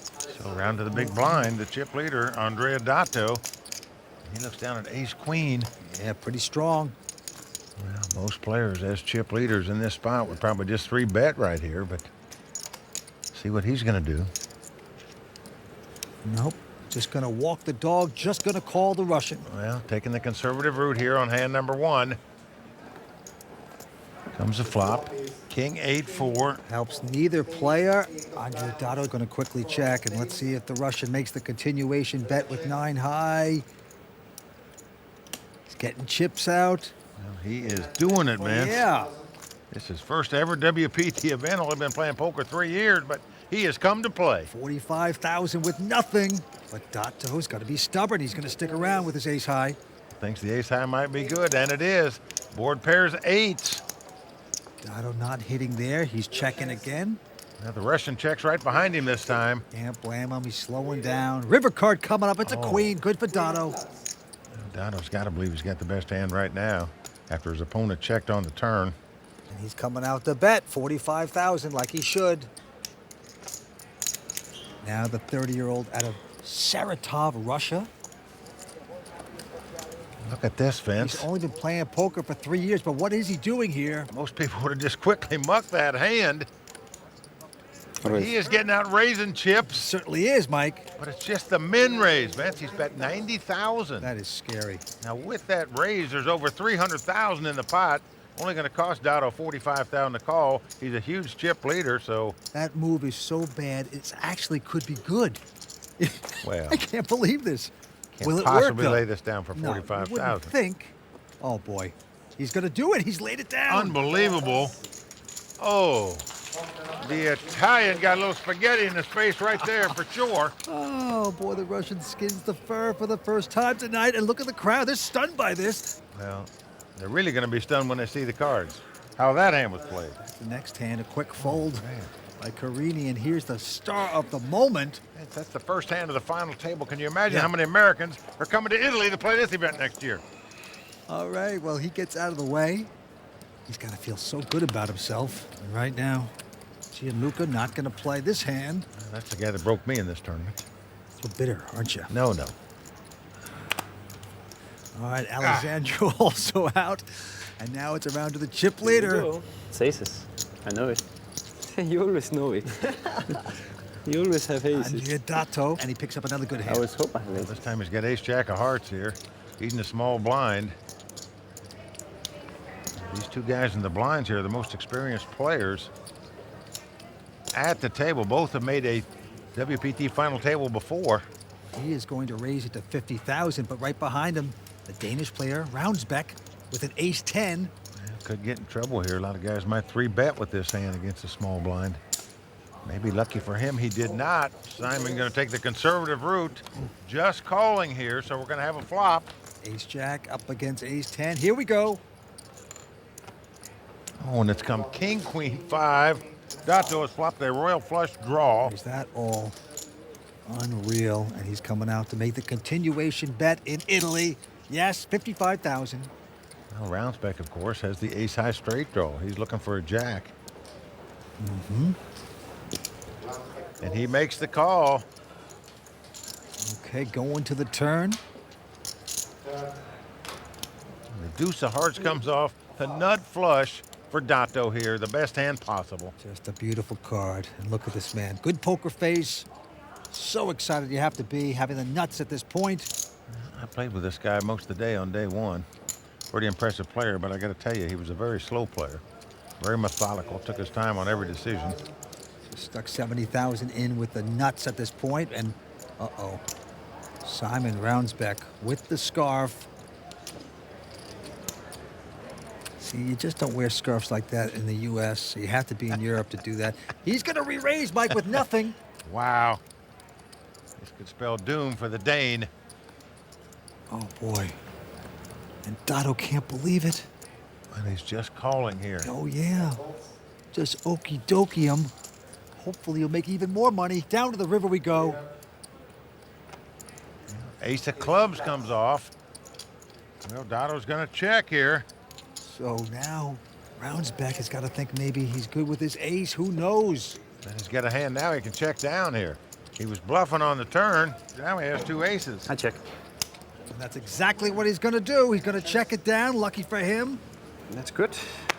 Roundsbeck has to be humiliated. Tries to chuckle it off. Oh, boy, he's got to feel like that scarf is just choking him right now a little bit after that play. Well, he had imagination, but that time didn't work out. Dato extends his chip lead. Our own Tony Dunst has played poker around the globe, and no matter where the game is played, he calls it like he sees it. Let's hear what he has to say on this edition of The Raw Deal. Andrea Dato is the chip leader at this final table, and a great portion of those chips came from Marcel Björkman, a young Norwegian player that led for the bulk of the WPT Venice Grand Prix, but fizzled down the stretch and busted in 12th place. Marcel is what people in this industry call made for TV. He speaks often during hands, but rarely without annoyance or condescension in his voice. Yeah, oh my god, so good. He's fashion conscious enough to wear trendy sunglasses and bracelets, but hygiene oblivious enough to leave the unibrow unshaven. And he's ostensibly relaxed after days of constant massage, but actually incredibly tense and prone to threats of violence. Dude, I want to punch him in the face right now. What caused paradoxical Marcel to lash out after days on top? Let's break it down. When the tournament combined to two final tables of 18 players, Marcel Björkman was chip leader with about 650,000 in chips. In the first major hand he played at his new table, he got ace-4 all-in pre-flop against queens and lost, knocking him down to about 460,000. It was with that stack that he played a major pot against soon-to-be final tableist Andrea Dato, who held 420,000 himself. The flop came queen of clubs, 8 of hearts, 7 of spades, and Andrea bet 15,000. Marcel raised to 44,000, causing Andrea to call. The turn brought the rainbow completing 8 of diamonds, and Marcel fired 64,000, leading to another call from Andrea. The river was a harmless-looking 4 of hearts, and Marcel now bet 82,000. The river barrel put Andrea deep in the tank. Marcel had already made it clear he has minimal patience for the time people spend in the tank, and after a few minutes, he called the clock on Andrea. This caused Andrea to immediately announce call, and Marcel to declare that he has 9 high, with a 9-5 suited that never made its gut shot straight draw. Andrea then shows his pocket 7s, making a full house. Why did it take so long to call? Because Andrea was almost certainly thinking about raising, but decided that the likeliest holdings for Marcel to take that line with were busted draws and monster hands that were better than 7s full, such as 8-7 or 8-8, and that there might not be any worse hands in Marcel's range that call a river raise. Unfortunately for Andrea, Marcel thinks Andrea simply intended to put a vicious slow roll on him. Nice slow roll. Thank you. I was thinking about raising. Great clap. I was thinking about raising. Serious? Of course, Andrea professes his innocence, and I entirely believe him. But I gotta say, even if he's guilty, I sure as hell wouldn't blame him. Well, Tony bringing the hammer down the Norwegian there. Vince, I'm not even sure the Italians know what a slow roll is. Well, a little trouble in paradise, even here in Venice. What are you going to do? It's time for a short break, but we'll be right back with more action, including a tour of Venice with the Royal Flush Girls when we return on the World Poker Tour. Brought to you by ClubWPT.com. My favorite Club WPT VIP benefit is the Entertainment Savers Guide, which offers hundreds of dollars in discounts. And remember, you can also win your share of more than $100,000 in monthly cash and prizes. Join today at ClubWPT.com. I'm Danielle, one of the Royal Flush Girls. Welcome back to the World Poker Tour. We are in Venice, Italy for the Venice Grand Prix. I'm with Steve Marsh. Steve was a qualifier on ClubWPT.com. Beat out, I don't know, thousands of players to win his trip over here to Venice. Steve, tell us a little bit about what it feels like to be in Venice, Italy, playing at a WPT event. It's beyond my wildest dreams, knowing that you could change your life with a win or even on the final table. I love it. Everybody loves that feeling, right? Still here. Great experience. I got to meet Tony G. He was always fun to hang around. He really is. I got a friend. He says if you get a chance to knock out Phil Hellmuth or Tony G, you take advantage of it. There's a party for the players and go out and have a good time. WPT is treated me like family. And it's been an experience that I'll remember for a lifetime for sure. Steve Marsh thoroughly enjoyed the experience, just like you would do. Perhaps if you join ClubWPT.com, you might win an entry into a WPT championship event somewhere around the world as well. Give it a try. WPT.com. Never lose a dime. Playing poker, guaranteed. Give it to them. ClubWPT.com. Never lose a dime playing poker, guaranteed. There it is.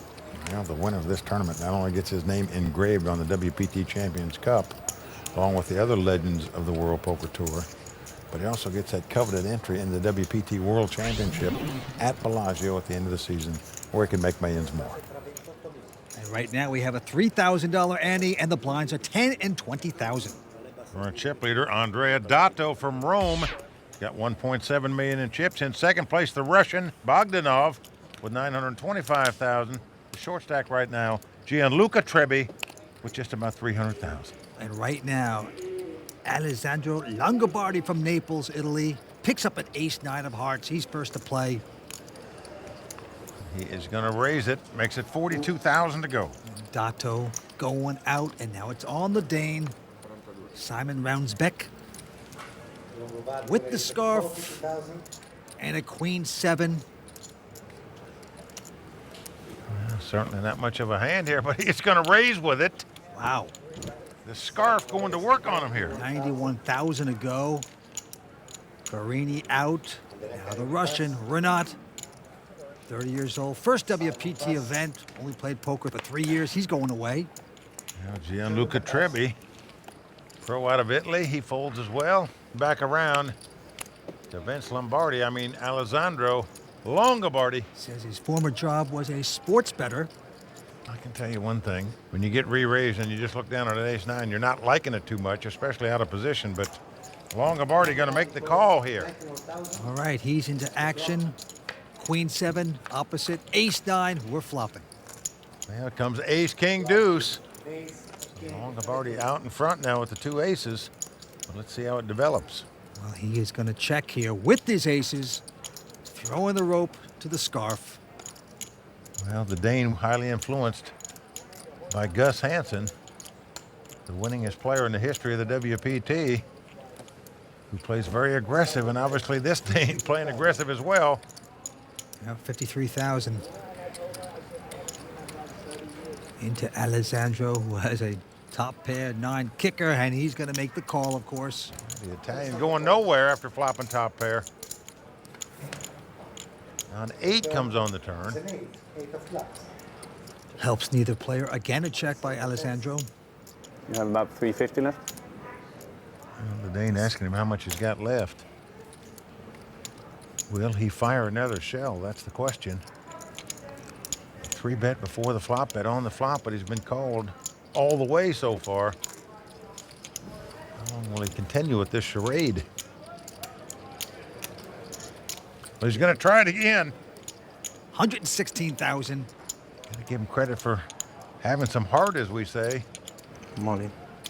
But the Italian showing more heart as he moves all in with an ace-9 here. Oh, look at this, Vince. Showing him the 9. Ooh, that's just a little Italian jab, isn't it, to the Dane. Who do you think you're messing with here? So the Dane taking his hit there. He tried hard, but Alessandro taking down that pot nicely. The WPT Player of the Year race continues here in Venice. No matter who wins this event, Legends of Poker champ Will the Thrill Fiella will still hold on to his lead with 1,650 points. As always, we will continue to track the standings all season long, so be sure to check back with us each week. In the meantime, let's get back to the game with Mike and Vince. Well, Vince, you know how great it is to have Marinella here this week while Kimberly's out on maternity leave. Oh, yeah. She's been great for us because she speaks Italian. She got to pronounce all the sauces here at the restaurants correctly, so we didn't look like the yahoos that we are, ugly Americans. Oh, it's been fun. Back to this hand. Quick fold by Dato. Brownsbeck now. This time he's got a real hand. He's got ace-queen. Certainly going to pop it up with that. Makes it 42,000 to go. Certainly does. Karina out. Renat now with an attractive king-jack of spades. He's got the button. He also knows the guy just bluffed his money off in the last pot. Might be steaming here. So another reason to play. And indeed he does. Makes the call. And Gianluca is folding another hand. Very tight player. He's a businessman from Florence, Italy. And now it's around to Alessandro. He's got a nothing hand. He won't compete. All right, here we go. Here comes the flop. Flop comes 8-8-5. 2 spades. That is beautiful there for Renat. Well, Simon going to make the continuation bet here. 41,000. I don't see the Russian going anywhere with a flush draw. Nope, he has made the call. Hoping to catch a flush. Here comes the turn, but he catches his kings. He now has kings up and a flush draw.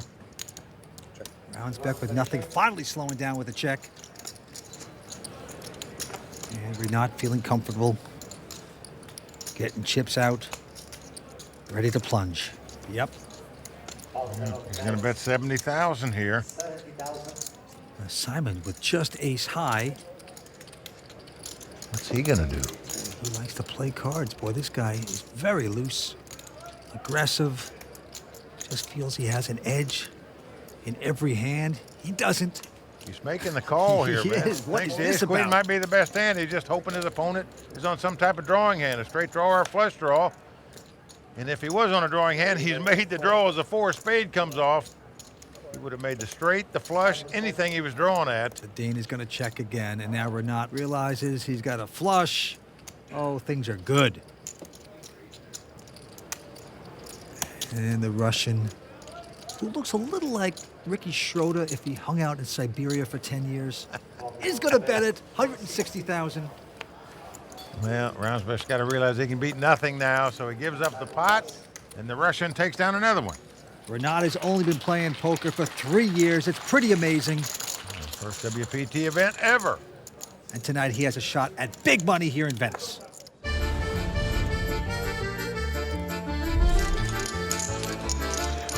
Russian players, I think, very tight and cold, smart, mostly good players. That's going to make Alex Kuzmin the champion. All in. All in. My style is aggressive and tight, 50-50. I always change with my style, depending on the table. I very feel good. I relax and playing good. I think I'm playing very aggressive and keep trying laughing.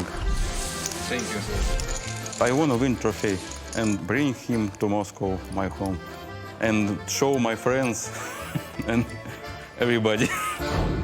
Well, the Russian players are very good poker players. I agree with that. Well, they are hungry players. They have a great desire to win, of course, and he is tough here tonight. Back to the felt we go. Quick fold by Alessandro. And now Dato picking up pair of eights. He looks like one of those young Shakespearean actors, doesn't he? With the goatee and the whole look, like he runs the place. Well, he has raised to 50,000. Rounds back out. Now, Carini from Milan, Italy. First WPT event, first final table, of course. All in. And he's saying all in with the short stack. Well, he's on the button here. Got ace-3. On the short stack, just making a move here. First hand he's played. We're not gonna junk his hand. Gianluca folds. 60 colla. And Dato's he's gonna fold her. I mean a colla. I'm mixed up. Well, he can well afford to make this call as chip leader here. He does so, and he's in good shape to win this pot and knock out the young Italian pro. It certainly is. So Carini, who's a former cook, could get fried right here if he doesn't get some help. Carini on the ropes. Here's the flop. Now flop 10-7-5, so the 2-8 still out front. Carini in trouble here. Dato out in front. Here comes the turn card. Can he pull off an ace here? Nope. Well, a deuce comes off. He's got a straight draw, inside straight draw. Needs an ace or a 4 to win this pot. 2-8s out in front right now. Down to the river we go. The youngest player at the table could be taking a hiatus if he don't get help. And he doesn't as the jack comes off. So that's going to do it for the young Italian, Andrea Carini, from Piacenza, Italy, out tonight in sixth place. Yeah, a gentleman, a smile, but it is arrivederci for Carini as he walks away in sixth place. Going to take home 32,000 euros. What an effort.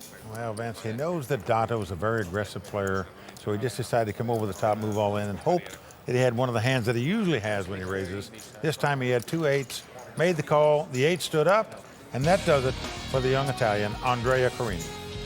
Well, this was Andrea Carini's first WPT event, and he did make it to the final table, which is no easy feat. So with Andrea Carini out in sixth place, we are down to 5 players at the WPT Venice Grand Prix. We'll return to action here at the Casino di Venezia in just a moment. We're here in Venice, Italy, in the most gorgeous town with so much water everywhere. My name is Tuba, and I'm one of the Royal Flush Girls. I was born and raised in Turkey. It's great to be one of the Royal Flush Girls because I get to travel all over the world. Venice is truly great, a beautiful place to be. When I first arrived, us girls just, looking at each other thinking, wow, is this like real? People were amazingly nice and sweet. Everywhere you looked, every corner was something to see and something to remember. Seeing and being in the San Marcos Square was an amazing experience. We took a boat ride to Murana Island, where we got to experience the Murana Glass Factory, and being on a gondola and do the riding, and having this amazing guy behind us really serenading. Is this really happening right now? It was a really neat thing to experience. It's an amazing trip. Was that my imagination, or was that Kenneth James rowing that gondola? Well, he can sing as good as that guy, I guarantee you that. There you see our chip leader, Andrea Dato, with over 2 million in chips. The Russian in second place, and right now the Dane on the short stack in 5th place. 5 players left fighting it out for this title. Action first. The man from Florence, Italy, Gianluca, he folds, and now on to Alessandro, who has picked up a big hand, pair of 10s. He will not be folding. Andes are up to 4,000 blinds at 12 and 24 right now. And he is going to raise it, makes it 50,000 to go. Chip leader looks down at Queen Jack of Hearts on the button. Dato with a seductive hand, and he's just going to call it.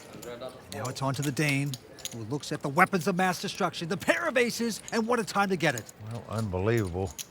Roundsbeck is just making move after move. Nothing's worked for him so far at this final table. Now he's picked up 2 aces. I expect he'll just be moving in. He's on the short stack at this table. 2 other players already in the pot. All in. There he goes, all in, he says. Now the Russian gets out of the way. Pretty automatic call here, you would think, for Alessandro with the 10s. All in. Yep. All in. Alessandro is all in. Well, he goes all in as well, just to shut Dato out of the pot. And he is not going to like what he sees as Roundsbeck turns up 2 aces. He is dominated. Well, Roundsbeck, so aggressive, but he usually has no hand. This time, he's got a real hand, Mike. Now, it's not only pair over pair, it's suit over suit. Can't make a flush to win the pot. And flop come Jack 8-3 here. 2 aces well out in front. Very solid for the man with the scarf. In case he loses his pot, he could take that scarf and tie it up around one of the rafters and just say, why go on? Aces in front. Here comes the turn card. 6 of diamonds comes off, so. Ace is still out in front, Mike. Let's see the turn And now. Roundsbeck is still safe to the river. He looks happy. Well, he is happy. Knows his opponent's got a 2-outer, as we say. Must catch a 10 on the river. One more card to sweat, river card. Let's take a peek. Well, it's a queen. So there you go. That's the hand Simon's been waiting on to get back in the thick of things. He is feeling good right now. And Mike, he never had to sweat it. It's like one of those flops that look good. Forget The about turn it. looked You good. always sweat it. The river was fine. I mean, that's the way to have hands hold up. Well, if he didn't raise flop, he'd have lost that hand. Dato would have made queens and jacks, but obviously everybody's going to move all in with the aces there. All right, back to the felt, a quick fold by Alessandro, and now Dato. Oh, he's got a pair of 8s. This hand was good to him earlier as he busted the young Italian with these 2 8s. So certainly going to raise it up here, makes it 50,000 to go. Roundsbeck with the button, and he's got a pretty good ace-queen here. Coming off the last hand, he's going to re-raise, makes it 127 to go. Yeah, he 3-bets with the ace-queen this time. Ricky Schroeder, Renat, now peeks down at an awful 5 and 10. Releases that. Gianluca hasn't played a hand since. He hadn't had a hand yet at this final table. Nope, it's been a long time. I'm all in. Back on Simon, and he goes all in. Cold. Andrea going all in and cold. Good luck, man. Well, we're in a classic race situation. It's the under pair versus the 2 overcards. The 2 8s were lucky for Andrea a minute ago when he eliminated his fellow Italian. Can he eliminate the Dane here with the 2 8s as well? Simon going with the ace-queen. The Dane on a little rush right now. Well, this is a monster pot right here. Whoever wins it will be the big chip leader at this final table. Okay, 5 cards to come. The first 3 coming up in the House of Pain here in Venice. Oh, boy. Queen right on the flop. Look at this, the Dane hitting the queens. Well, a dream flop right there for Roundsbeck. So Dato has 1 out only, the 8 of clubs. That's all that will win it for him. Let's have a heart. Roundsbeck feeling it, knowing it, doing his little Danish dance. Now, just that quickly, you could go from last place to first place at this final table. Deuce pairs the board on the turn. I don't know why he's wincing about that I don't know card. why either. But he's European, they can do that. Nope. Only card he has to wince at is the 8 of clubs. All right, here we go. Last card coming up. It's a 5. So Simon doubling up yet again. Vince, the guy came into the final table in second chip position. He'd whittle his way down to where he was in 5th place. Now he's battled back. He's doubled up in 2 consecutive pots. And he is now the chip leader at this final table. With that hand, we are concluding our first hour of coverage from the WPT Venice Grand Prix. But before we go, Mike, Vince, tell us what we can expect to see as action continues. Well, Marinella, the 2 big stories so far at this final table is A, the youngest player at the table, 26-year-old Andrea Carini, out in 6th place. But B, the guy that many thought was the favorite to win this final table, the Dane, Simon Rounsbeck. He started the day in 2nd chip position, was down to the short stack, but just doubled up twice to take the chip lead. But the guy who came to the final table as the chip leader, Andrea Dato, is now in 2nd chip position. So I look for him and Simon to continue their aggressive play and just take control of this table. Plus, Mike, other than Dato, there are still 2 other paisans left at this final table. Gianluca Trebbi. Now, this guy is tight. He hasn't played a hand since Mount Vesuvius erupted. And we have Alessandro Longobardi. But don't forget about the Russian, Renat. He has been biding his time, playing tricky poker with nothing hands. He is going to be a force to be reckoned with. We're in a beautiful room, and it's a tough 5 guys remaining. This is going to be interesting. Thank you, guys. We'll be back next time from Venice, Italy for more on WPT Season 10 and the WPT Venice Grand Prix. Until then, from Mike Sexton, Vince Van Patten, Tony Dunst, the Royal Flush Girls, and the whole WPT team, I'm Marianella Pereira saying thanks for watching. Good night. I don't understand what this is for here. The World Poker Tour is brought to you by ClubWPT.com. Never lose a dime playing poker. Guaranteed. From the banks of the famous Grand Canal in the oldest casino in the world, the battle to be a World Poker Tour champion rages on at the WPT Venice Grand Prix, only on the WPT.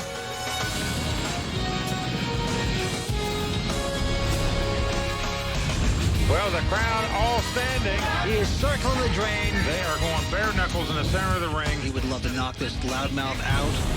Wow! Unbelievable!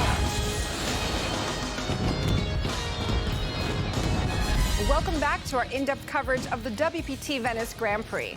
I'm Marianella Pereira, sitting in for Kimberly Lansing, who is on maternity leave.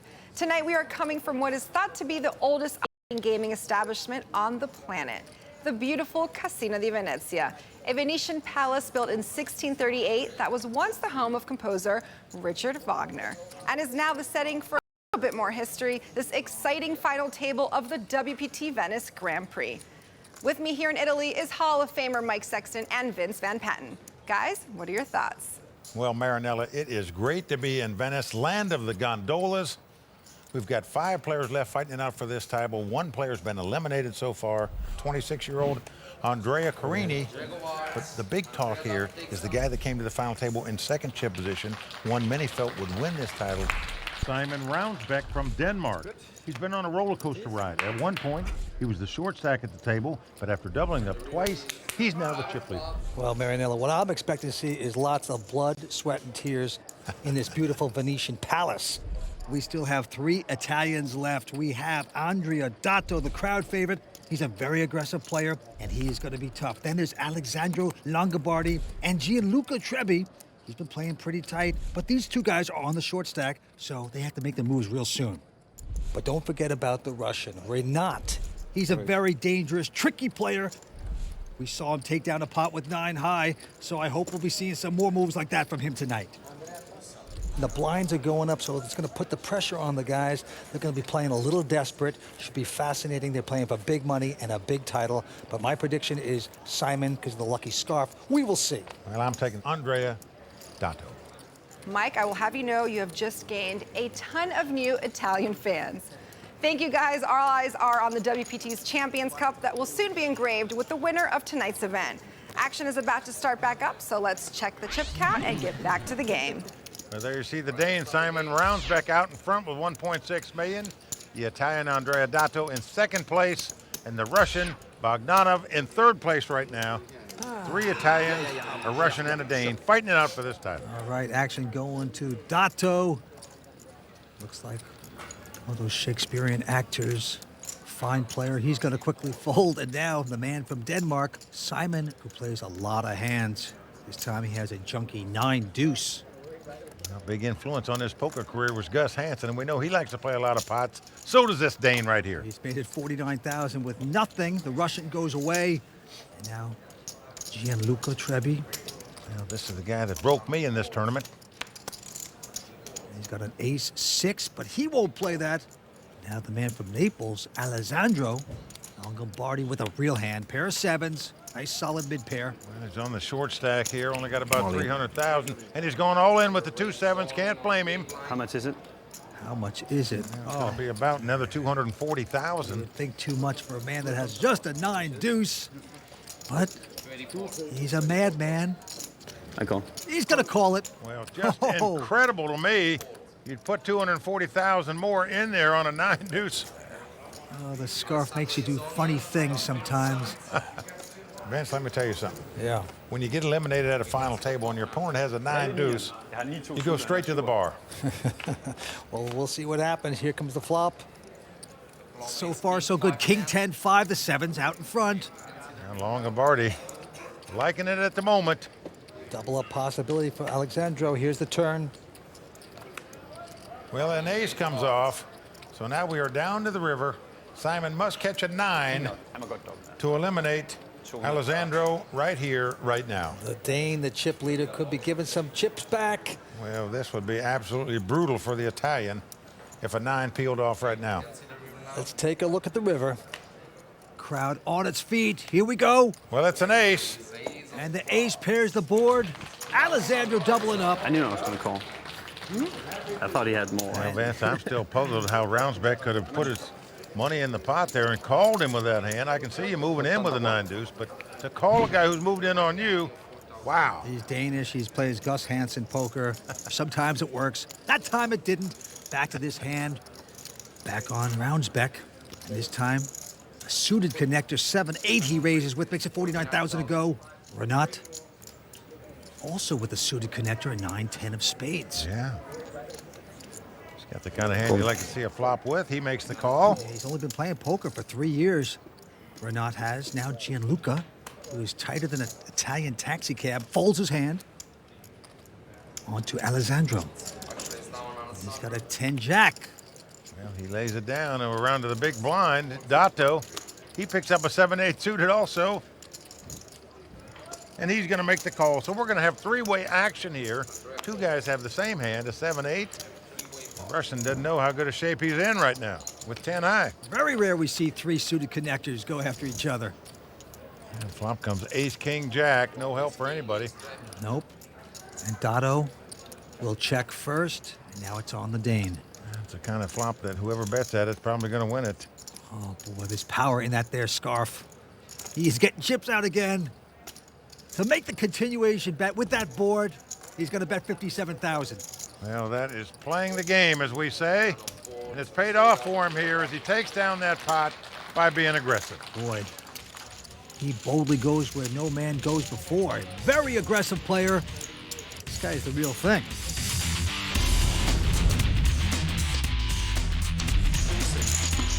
People would probably describe me as a loose maniac, I think, but hopefully a good player. I try to gain respect at the table so they don't want to play with me.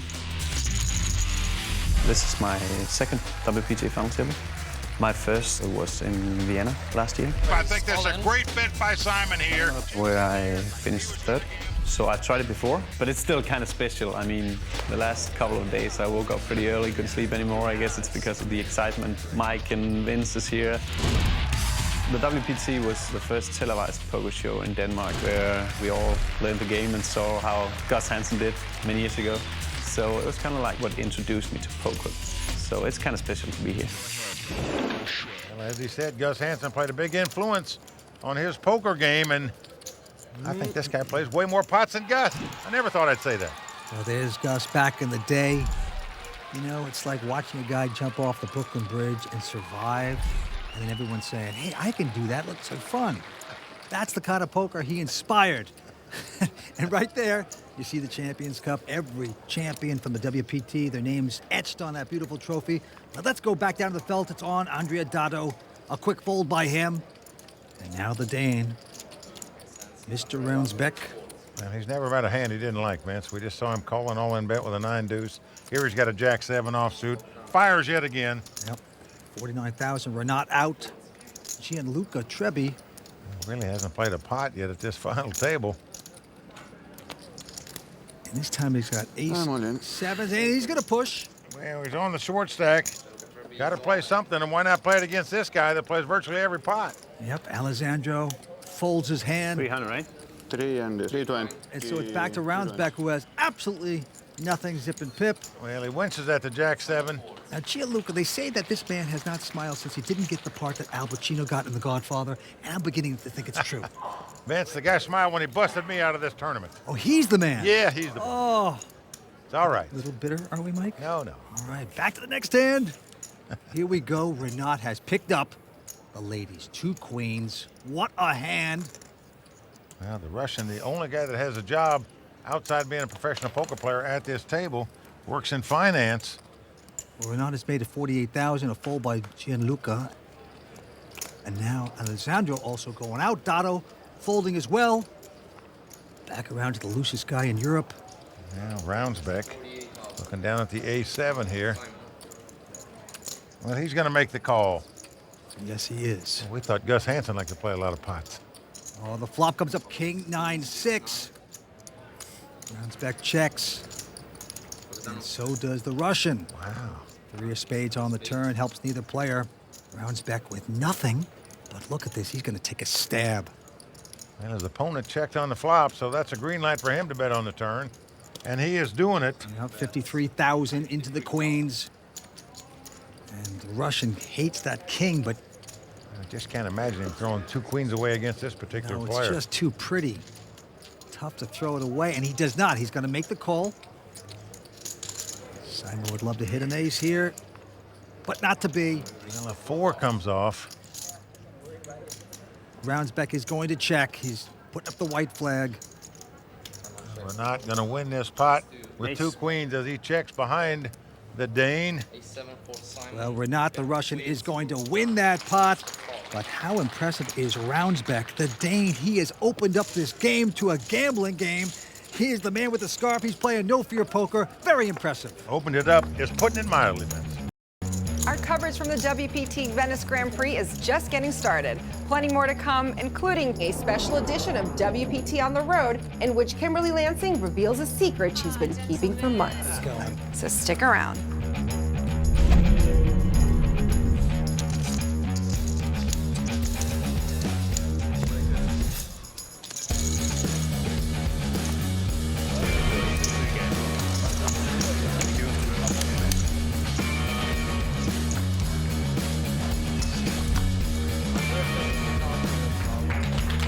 Welcome back to the World Poker Tour. We are at the Casino di Venezia in Venice, Italy.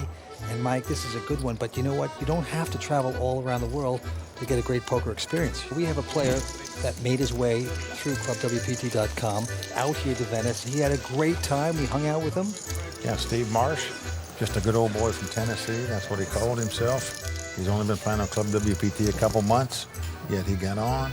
He won his way to this tournament by winning on ClubWPT.com. Had a great time over here with the Royal Flush Girls and all of us. Steve Marsh had a great time, and so can you. All you have to do is go to your computer at home and sign up for ClubWPT.com. For only $19.95 a month, you too can become a Club WPT VIP member and experience all the benefits that go along with that. In addition, you can play all the poker you want from the comfort of your home. That's true. You can win cash and prizes. You can also get the Entertainment Savers Guide, the WPT magazine, all of that. It is fantastic. ClubWPT.com. Never lose a dime playing poker, guaranteed. All right, Mike, we're going back to the felt. The chip leader at this point, Simon Roundsbeck from Denmark, with about 1.4 million.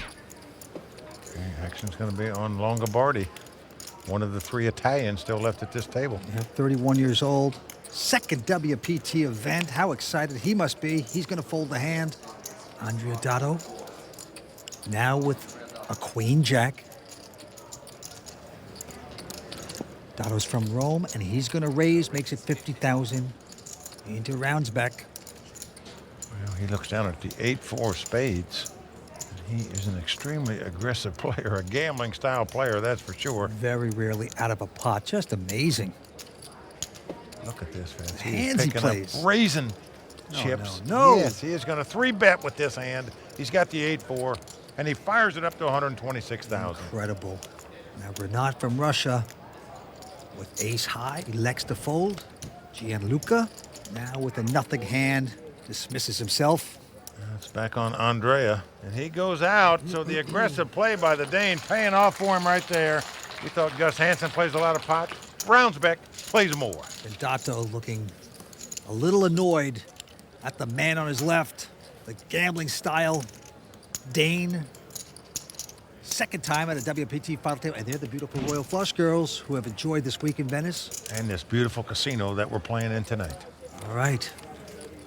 Back to the hand, Gianluca from Florence, Italy. Yeah, Worsley hasn't picked up any hands at this table. No. So 10-3 here throws it away. Alessandro with a 9-5. Dolly Parton goes out. So over to Andrea Dotto, the Italian pro, looks down at King-9 on the button. Well, it's nice when people fold in front of you. You think maybe you can pick up a steal here. Decent hand, and he's going to raise with a 50,000. Roundsbeck finally folding a hand. Takes a breather. Well, the Russian looks at an ace-4. Raise. And he has the good instincts, and he's going to raise with it. Makes it 125 to go. He is going to 3-bet it here. Now what do you do if you're Andrea? You can't like a King-9 offsuit when you've been re-raised.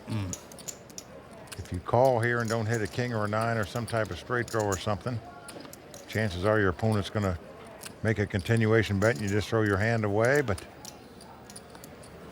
you just can't give up every hand. But he's going to be a little stubborn, it appears. He's going to make this call. And he makes the call, but he's going to have to hit a king or a 9 or some kind of combination, because you know your opponent's going to make a continuation bet on the flop, whatever it is. Jack 7-6 on the flop. Action's on the Russian, who 3-bet pre-flop. He's going to check. Wow. I'm surprised he wouldn't make a continuation bet there. And this is going to give confidence to Dotto, even though Dotto has nothing. Dotto might be putting him on ace high, going to try to take the pot away here. He sticks out a bet of 105,000. The Russian, who let go of the reins, as we say, checked on the flop, gave the Italian an opportunity to pick up that pot, and he did so. And Dotto says, I'll take that with king high. Well, Dotto might be a one to watch here tonight, but Vince, all season long, we've been following 7 ones to watch here on the World Poker Tour. And right now, let's take a look at one of those ones to watch.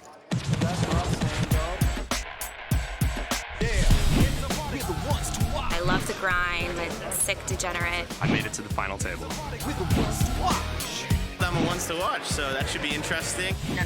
I think this year is my year. I'll win one eventually. I'm like a nomad. If I stay in the same place for too long, I can't really do anything new or exciting. If I keep hopping around, that's what keeps life interesting. William Reynolds. William Reynolds is the most adventurous, fearless person. One of those people that just marches to the beat of his own drum. He's kind of all over the map. Flew to Miami, Madrid, London, Guadalajara, Jaco Beach, back to Las Vegas, Costa Rica, up to Vancouver. Since I go to so many locations, it's hard to remember them. By taking all of these pictures, I get to develop a way to recall all of the memories and brilliant scenes that I've witnessed with my own eyes. If it's a storm raging, they're releasing baby turtles into the wild. I'm gonna sit out there the entire time and wait for that perfect shot. I ran into a California condor in Zion National Park. He landed on a perch that must have been like 2,500 feet above the ground. I knew I wasn't leaving until I could get that brilliant photo of the condor like taking off. I hung out there for over an hour and I got that photo. Your life's a story and it's up to you to tell it. And I tell it through my camera. He's the one who's always jumping off the 15-foot cliffs, wanting to dive into the waterfall, wanting to scale the mountains. We're all given the opportunity to pick the left path, to pick the right path. When I go do something to challenge myself, like climbing a peak, then I write my own path. he just told me, he's like, Matt, you got to do what makes you happy, you know? Like, he goes with his feeling. That's unique and cool about him. But what I like more is just his attitude on life. There's a lot of first times for everything, and if you're not doing something for the first time, every so often, you're passing up on experiences. Cook, take photos, hike to the top of a mountain, because in poker, you have to have a balanced pre-flop range. I made it to the final table. In life, you need a balanced portfolio of different experiences. This is my life, so I have to decide what I want to do, and it's up to me to basically find my own destiny. Well, William Reynolds made a WPT final table a year ago, and he is definitely a one to watch both on and off the table. Of course, he did not play Venice. Heard he was swimming with piranhas in the Amazon instead. But I'm sure he'll be back with us soon. Well, he'll take pictures for us. All right, back at the table. Renat Bogdanov. This time he's got a queen 9. He'll muck that. Gianluca Trebi. Gianluca looks down at 10-7 of hearts. Also looks at his chip stack, and it's not very deep, so he's going to move all in with this hand. Yep, he's going to shove with a mediocrity here, of course. 285. And now next to play is Alessandro, and he's got a pair of jacks. He'll definitely be going with this. Molly. There he goes. Well, he moves all in as well. Dotto and Roundsbeck fold their hands. So the two short stacks, the two Italians going at it here. And right now, Longobardi way out in front with the two jacks. Trebi in trouble, needs a lot of help to win this pot to stay alive. Two Italians going mano a mano, hand-to-hand combat. You hate to do that to your Italian paisan, but they have done it. Let's see what happens. It's come Queen 10 deuce, so we see Trebi getting some of that flop. He's got a pair of 10s. Yeah, the Spumoni has not melted quite yet. Looking for a 10 or a 7 now to take the lead. Now 3 comes off, down to the river. Gianluca Trebi, the poker pro out of Italy, must catch a 10 or a 7 to stay alive. Yep, and Alessandro is just thinking to himself, don't break my heart, Fredo. The river card at 8 of diamonds. Look. So that's going to do it for the 32-year-old poker pro out of Pisa, Italy. Gianluca Trebi out in 5th place. Yeah, a big effort. The crowd loves this guy. He dressed up nicely. He's going to take home 42,000 euros. And we are down to 4 players in the most beautiful casino in the world. So with Gianluca Trebi out in 5th place, we are getting closer to adding a new name to the WPT Champions Cup. Plenty more to come, including this special edition of WPT on the road. Our coverage brought to you by ClubWPT.com will continue here in Venice, so stick around. Season 10 of the World Poker Tour is brought to you by ClubWPT.com, where VIP members can win their share of $100,000 in cash and prizes every month. ClubWPT.com. Never lose a dime playing poker, guaranteed. Welcome back to Italy and the WPT Grand Prix of Venice. I'm Marianella Pereira, sitting in for Kimberly Lansing while she's on maternity leave. Kim revealed she was going to be a mom for the first time earlier this season at the WPT tournament in Paris, and our cameras were there to capture the moment in this special edition of WPT on the road.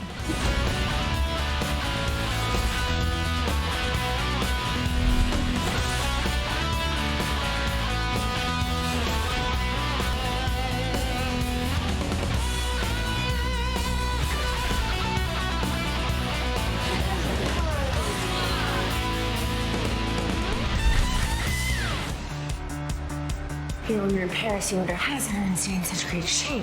They're eating this fattening food. And I realized all of them secretly work out. Being in Paris, I mean, it's croissant after French bread, after pasta, after buttery fish with some sort of thick sauce on it. And wow, it's been amazing. I need to balance this out somehow. Now that I'm going to be having a baby, going out and getting trashed is not on my to-do list for the evening. Because it's my first time, there's a lot that I'm learning, and there's a lot that's happening. There are these 3D places where you can go and they can tell really early. And it's still questionable if it's a girl, but if it's a boy, it's unmistakable. A penis is a penis. So, I'm having a boy. I'm gonna tell Vince and Mike, but I don't know when and I don't know how I'm gonna tell them. Maybe at the final table here in Paris.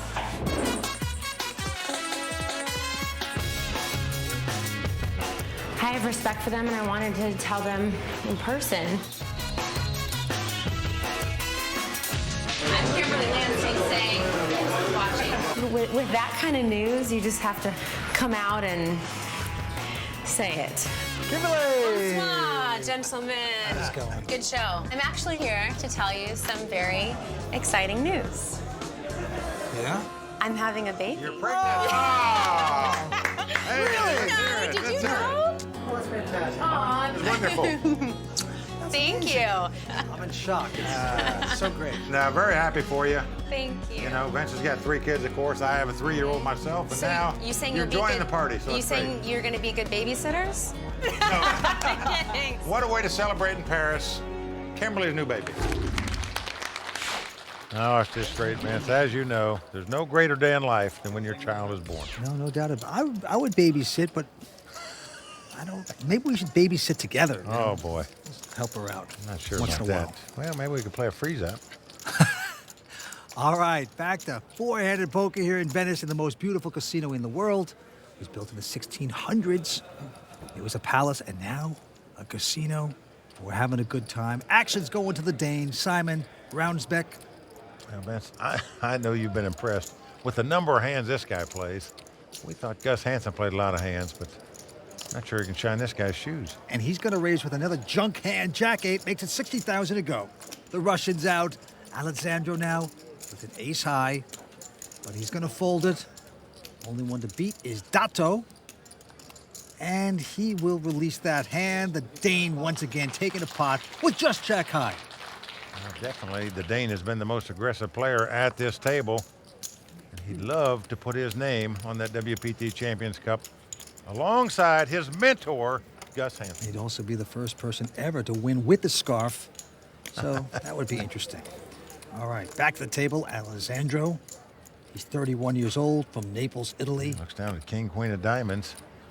Pretty good hand in a four-handed poker game.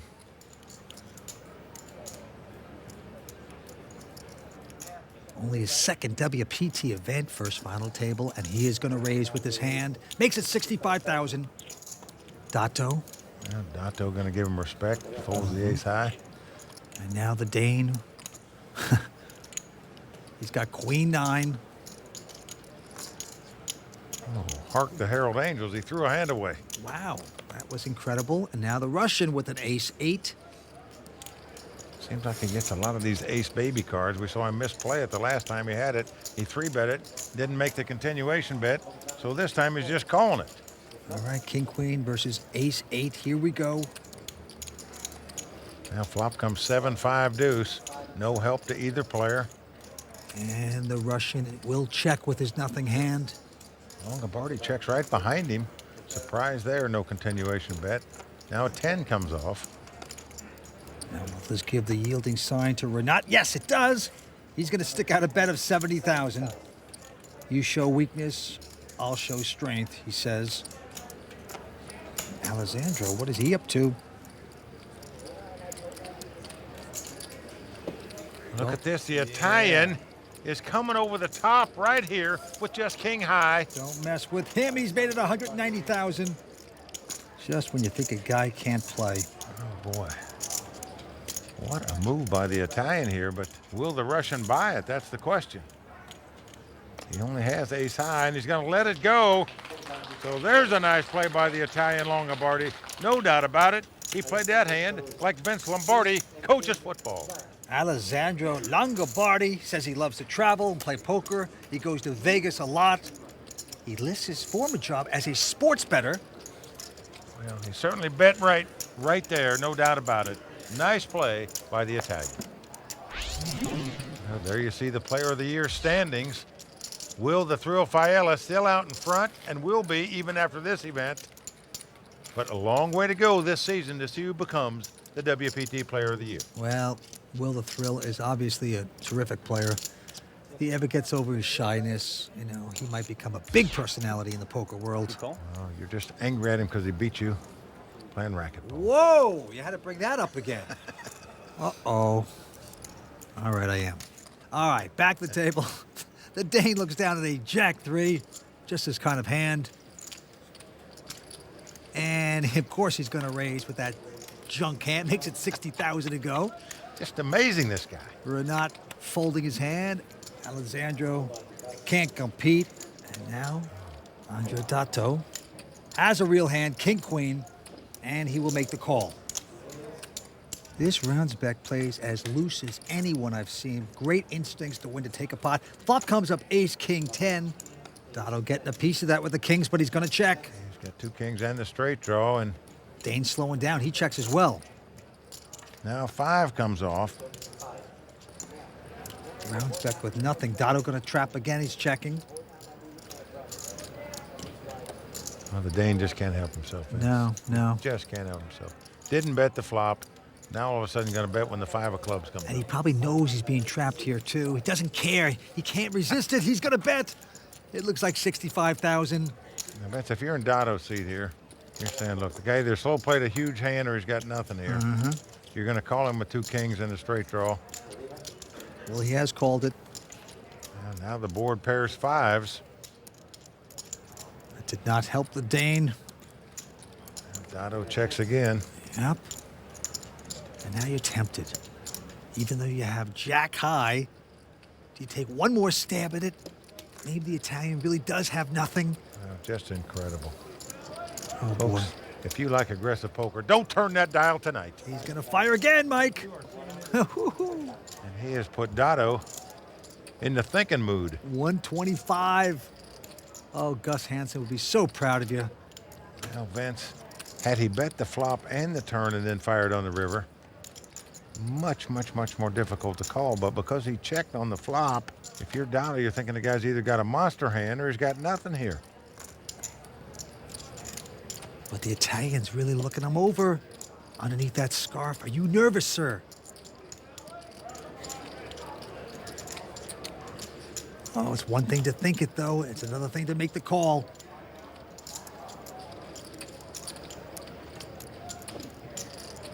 I call him. And he's going to do it. And he's made the call and he's going to win this pot. Oh, and I love how the Dane shows his miserable hand. Doesn't muck it quickly. He's proud of his bluff. He's proud of it. But in the meantime, Andrea Dato, the Italian, picking up that pot. And with it, he retakes the chip lead. And the Parmesan is coming off the spaghetti for the Dane. And we move on. I'm Angelique, one of the Royal Flush Girls. Stay tuned. We'll be right back from Venice.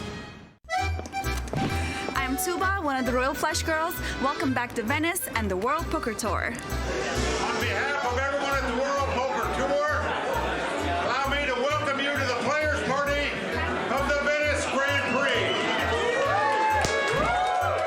And for your special entertainment tonight, we have a phenomenal guest who's flown over from the UK.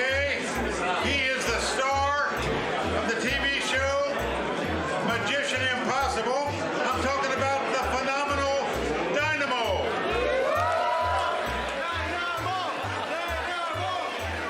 I'm thinking of a card. I got one. So I give it to you. I'm going to make a prediction. I'm going to take one card. I made my prediction. I turned one card over. You got a 51-to-1 shot to get this right. For the first time, name the card you're thinking about now. The 10 of diamonds. Do you want to change your mind? I do not. Good. Because I made a prediction. Took one card, turned it upside down, slowly, yeah? This will be impossible if he gets this. There's the card I turned over. Now that is amazing. Wow. That's why he's the amazing Dynamo. I still can't figure it out, Vince. The guy didn't pay me. I'm not a shill for him, folks. That is incredible, Mike. I'm stunned by that. Folks, don't invite him to your home game, I'll tell you that. All right, to the table we go. Four-handed poker continues here. And action's going to the Russian, Renat Bogdanov. This is a guy that's only been playing poker for 3 years. He has a shot of a lifetime here tonight in Venice. Yeah, works in finance. Gonna lay this hand down. Over to the Italian. Alessandro Longobardi has a pretty solid king-9 of clubs with the button. He used to be a sports bettor, and now he loves to travel the world playing poker. His biggest cash ever was 70,000 euros. Well, he has raised it, makes it 65,000 to go. Now Dato with just an 8 deuce. Seems curious about this. 800, qualcosa di meno, giusto? 790. Well, both players speaking to each other in Italian. Now, in addition to English, the local language of a country is allowed at WPT final tables. All right, Andrea Dato. He's going to get creative here, it appears. He's going to get bold, and he's making 165,000. And now in with a queen 5 of spades. Well, he's been watching the Dane so much, it's rubbed off on him.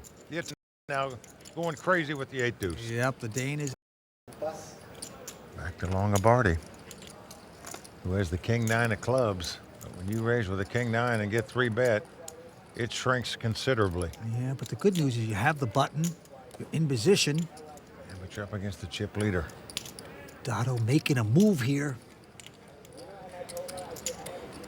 You can sense this Italian suspects his fellow Italian's making a move, but opts to lay it down anyway. Wow. But what a bold play by this young Italian. Yep, he's 32 years old, playing professionally for 3 years, previously an engineer, and he is shining here tonight.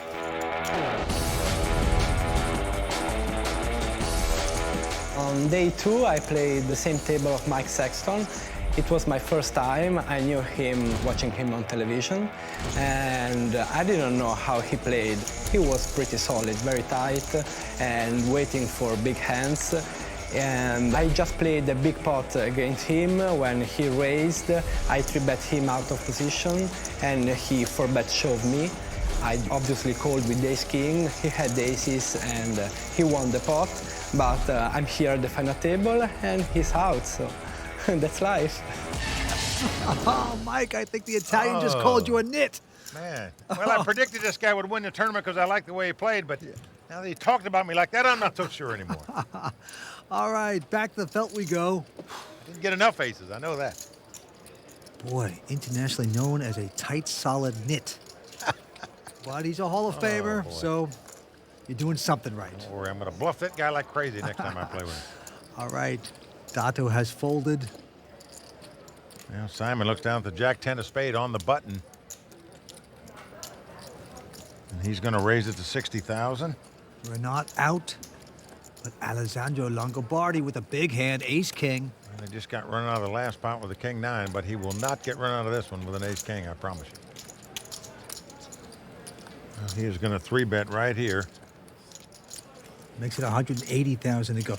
Now the Dane, and he is going to make this call. Wants to see a flop with this hand. And here it comes. Oh, it's a king right like that for Alessandro. Top pair with the ace kicker. Well, top pair and top kicker. The Italian reaching for chips here for sure. Continuation bet of 150,000. Well, the Dane has the gut shot straight draw and a backdoor flush draw. And if you're this guy, you got a lot of imagination. What can I catch to win the pot? And that's what he's thinking. Yep, he's going to call it. So the pot's falling up to nearly 700,000 now. 9 of spade comes off. So this gives Simon a flush draw as well as a gut shot straight draw, but action is on the Italian, Alessandro. Yep, he's from Naples, close to Pompeii. Nearly 700,000 out there. He's got 450 left. Molly. Oh boy. He is going to make the eruption of the volcano right there. All in bet. Well, you can't blame him. And the Dane quickly mucks his cards. Now I got to take a look at the Wonder Cam, see if a spade would have hit. Oh, look at this. A 5 of spades on the river, so that would have done it. So the extra pressure of the all-in 450,000 bet takes the Dane out of it. And the Italian sticks around. 4 players remain. We're coming back with more poker action here on the World Poker Tour from Venice, Italy. Want to improve your game? As a Club WPT VIP, you get exclusive access to past WPT episodes and the chance to win your share of more than $100,000 in cash and prizes every month. ClubWPT.com. Never lose a dime playing poker, guaranteed. My name is Raffaele Maria De Nicola, and I am Tournament Director of Casino di Venezia. This is one of the oldest, most prestigious casino on earth. Casino's been 1638, which says something wrong. Older than America. I think the atmosphere here in the casino is astonishing. I mean, no shouting, no phone talking, because it's the place, you know, it gives you the sensation you are in some sort of temple of gaming. The casino here is probably the prettiest casino I've ever seen in my life. It's one of the most beautiful buildings. And I mean, it's so old. I love that. I'm from Canada. We don't have really old stuff, you know? So this is pretty amazing. If you come to Venice, you must play in Casino di Venezia. There is no other place where you can feel the atmosphere of another time. And in the meanwhile, you're playing poker. Well, certainly a magnificent establishment, and if you ever get to Venice, as you should, stop in to see this place. You'll be glad you did. All right, four-handed poker continues here at this beautiful casino. Action on Renat Bogdanov. Now the Russian looks down at Queen 6 of diamonds. Yep, he's on the short stack at this point, close to 600,000. Blind still 15 and 30. And he is going to get aggressive with this hand, makes it 65,000 to go. Into the Italian Alessandro, who looks at an ace-jack of clubs, real solid. Let's see how he's going to play it. On the button. Gives everybody else a little glance, just to sort of get a feel if they're going to come into the pot. But after glancing around, he 3-bets it up to 180,000. That is right. Dotto going away. The Dane also not going to call. So back on the Russian, who just took a stab there, says, can I steal some of this? I need my piece here. Yeah, he's looking the guy over. I mean, just can't imagine you have the best hand with Queen 6 here. Just a matter if you want to gamble or not. No, he's going to lay it down, and he is discouraged right now. The dream of becoming a WPT champion for the Russians disappearing. He's on the short stack right now, but double up or two is all you need. How about this sports bettor, Alessandro, former sports bettor, now poker player. Why do you keep saying former sports bettor, Vince? He says he gave it up. You know, like I know, once you start betting sports, how do you quit? There's no way out. You're right. All right, this hand he's going to fold. And now our chip leader, Dotto, with close to 2 million, has a pair of deuces. Yeah, on the button. Going to raise with the 2 deuces, makes it 60,000 to go. Mm-hmm. The Gus Hansen wannabe. Well, Simon got a hand you like to see a flop with, a 10-9 suited, but he opts to lay it down. Yeah, he's taking a breather here. And now the Russian, Renat, with a Queen 9. He just got pushed around in the last hand. He's in the big blind, but his chips are whittling away. I'm all in. Whoa! Wow. He's pushing. He has pulled the trigger for all his dough right here. And he probably couldn't have picked a much better time to do it. You're right. Very expensive to call with a little pair. It's going to cost him about 460,000 more to call. He only has 60,000 invested. It's one thing to move in with 2 deuces. It's another thing to call your opponent when you know the very best you're going to be is in a race. Call. Oh boy, but he is going to call it. Wow. The Italian gambling here. He is in the race situation. It's a Queen 9 versus the 2 deuces. Huh? Big call. Wow, Big what call. a bold play by the Italian here. Yeah, big call. Let's see if it works for him. Maybe he feels something. Well, even the Dane telling him how big a call that is. He can't believe it either. And the Dane likes everything. But 5 cards to come. Here come the first 3. The flop is ace 3-5. Nice flop for Dotto there. It certainly He's got the is. best hand with a pair of deuces, and he's got a straight draw. And the Russian looking very disillusioned. He needs some luck here. Well, a 3 comes off. This is a good card for the Russian in that he can get a tie if a 5 comes off. He gets a win if an ace comes off, or the queen of the 9, of course. So the Russian needs to get lucky. Yep, otherwise it's back to Siberia for him. Here it comes. Oh, it's a queen. He got the queen. He has done it. Boopa da Beppa, just like that. The Russian is going to live on. Well, the crowd stunned here right now, no question about it.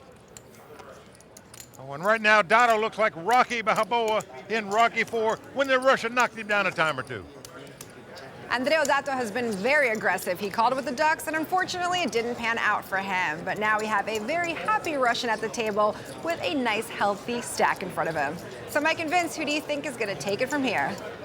Well, Marinella, I got to tell you the truth. With that double up by the Russian, we're seeing some teeter-totter poker right now. Everybody up, everybody down. Early on, Alessandro Longobardi added to his stack when he knocked out fellow Italian Gianluca Trebbi in 5th place. And now that the Russian, Renat Bogdanov, has doubled up, virtually all of them have chips. This thing is up for grabs. Anyone can win this. We are seeing suckouts. We're seeing great play, sneaky play. Simon the Dane has been raising with absolute zip and pip. I call it. But he finally got picked off by the Italian, Andrea Dotto. These two guys are the most aggressive players at the table, and I expect them both to keep going at it. Don't put the Spumoni away quite yet here in Italy. Back to you, Marinella. Well, it looks like we have a real fight for the title of the WPT Venice Grand Prix. So join us next time as we play down to the finish of this competition, brought to you by ClubWPT.com. Until then, from Mike Sexton, Vince Van Patten, Tony Dunst, the Royal Flush Girls, and the whole WPT team, I'm Marinella Pereira saying thanks for watching and good night. I don't understand what this is for here. The World Poker Tour is brought to you by ClubWPT.com. Never lose a dime playing poker. Guaranteed. In Italy, from a nearly 400-year-old palace on the banks of the Grand Canal, we are set to crown a king of Italian poker. It's the Venice Grand Prix tonight, only on the WPT.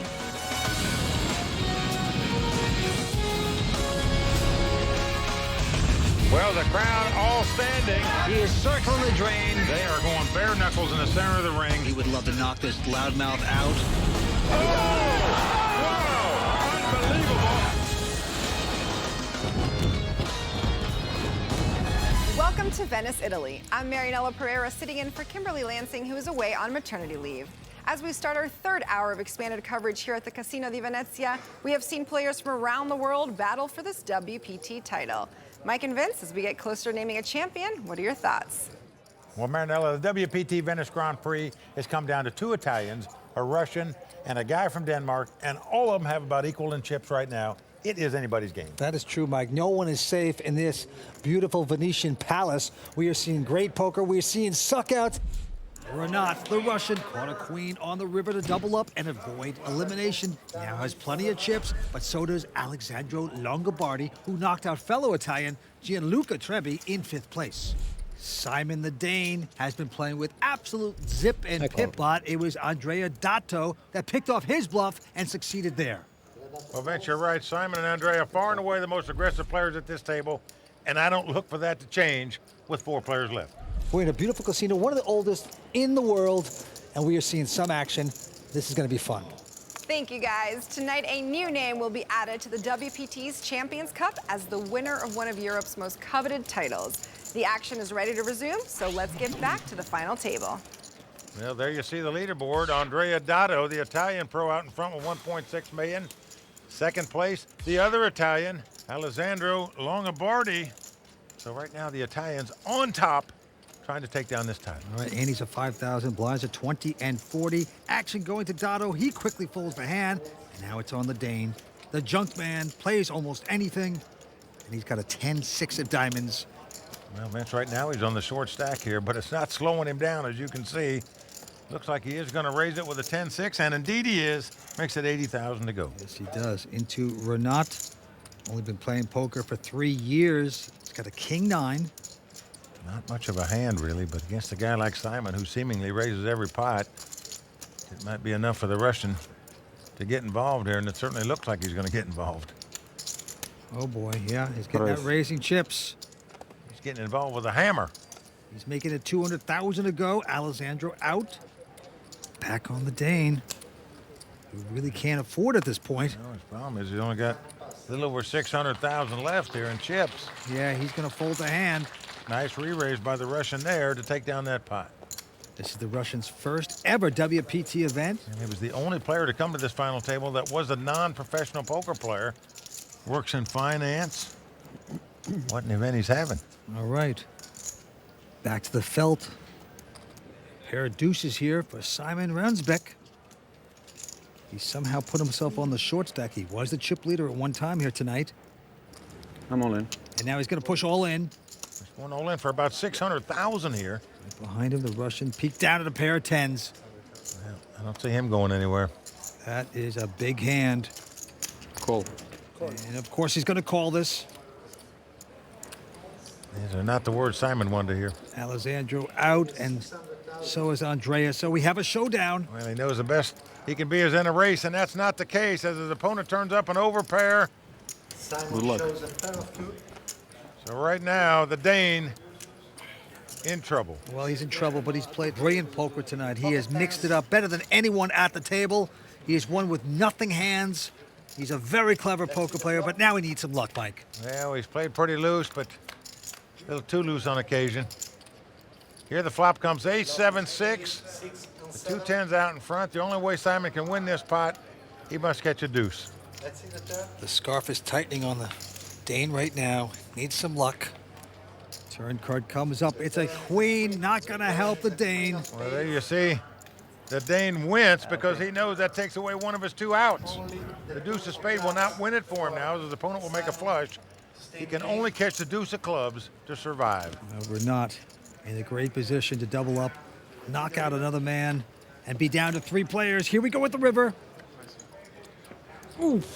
And it's an 8. So that's going to do it for Simon Ransbeck. Good game. Very good game. Good player. Well, Vance, he started out in good shape. He went down to the low stack, came back, took the chip lead, went back down again, and then out with the 2 deuces. Yeah, up and down. His stack went all night. He's our 4th place finisher, going to take home 52,000 euros. Let's see what he has to say about that. Basically, I just tried to play my game. I'm really disappointed right now. I expected a lot more. Misplayed a couple of hands. Yeah, really disappointed. Simon Ransbeck disappointed, understandably so. He was so close, but this was his 2nd WPT final table, so he should be proud of that. So with Simon Ransbeck out in 4th place, the stakes are getting higher. Plenty more to come, including Tony Duntz dishing out the raw deal, a tour of Venice with the Royal Flush Girls, plus 5 questions with the infamous Tony G. Phil Hellmuth is a dog that thinks he's a human. It's phenomenal. So stick around. I'm one of the Royal Flush Girls. My name is Tuba. We're going to the Murano Glass Factory. Straight ahead.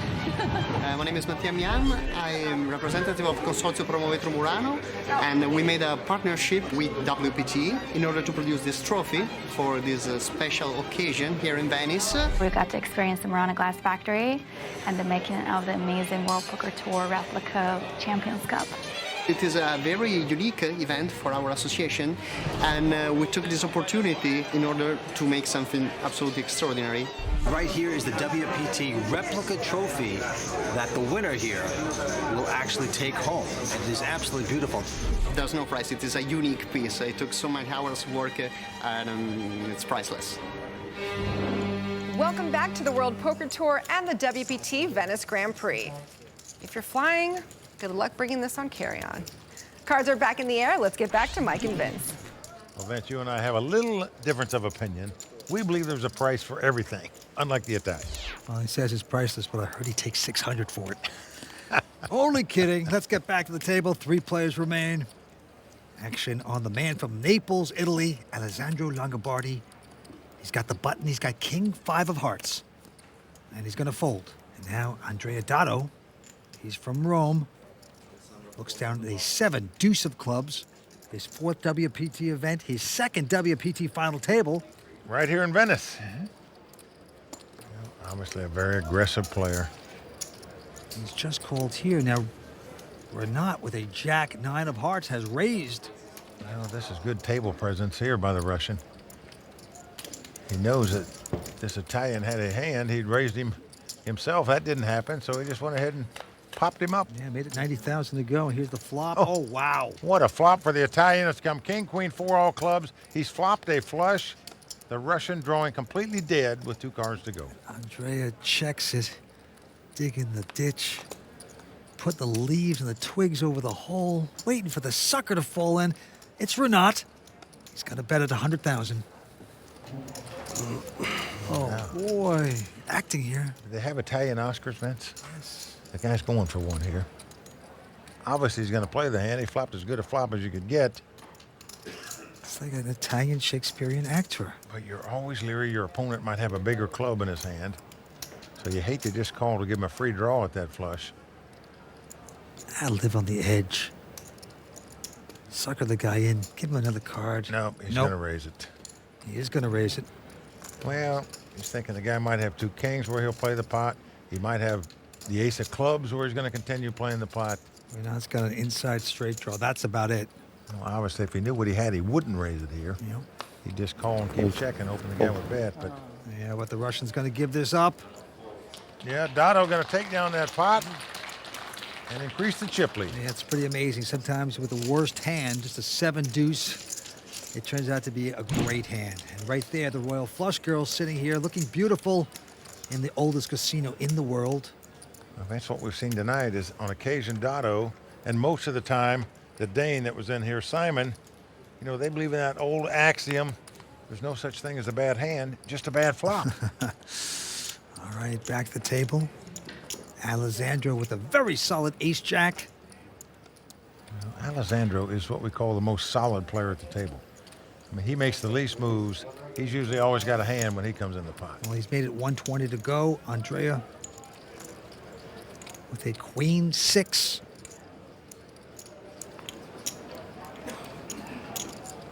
Wow. Look at this, Vince. Just played the 7-deuce for a raise a minute ago. Now he's got the queen 6 offsuit. He's going to 3-bet here. Whoa. Just incredible aggressiveness by this Italian. That's an additional 150, makes it 270 to go. And Renat is going to peek down at a pretty bad 9-6 offsuit. Can't expect him to play that. Nope. He's not going to get involved. And now Alessandro. Well, I'm sure this guy's played with the Italian before. Knows how aggressive it is. Quickly goes all in with the ace-jack. A bold play, and it pays off for him. That's a nice read on your opponent right there. Yep, Alessandro Longobardi. He plays tight and waits for opportunities. That's what he did right there. Taking down that pot. 3 players still left in the Venice Grand Prix, all trying to make a name for themselves, just as Tony G made his mark in the poker world way back in season 1. 10 years later, and the Australian airbag is still playing poker at the highest level around the world and still causing controversy wherever he goes. What is the #1 quality a poker player must have to be a winner? You got to believe in yourself. I think no matter what sort of handicaps you have, a great example that Phil Hellmuth sets as a poker player, he really believes in himself. He's really a poor poker player. He's below average, but he thinks he's the best. Tony G enjoying Phil Hellmuth's pain. You know what Phil was doing? He was playing his hand like an amateur. Phil Hellmuth is a dog that thinks he's a human. It's Wow. phenomenal. I mean, this guy is unbelievable. That's powerful. But that's how you have to be. You have to believe in yourself. You have to work really hard, and you have to have no fear. Do you think your personality is good for the game?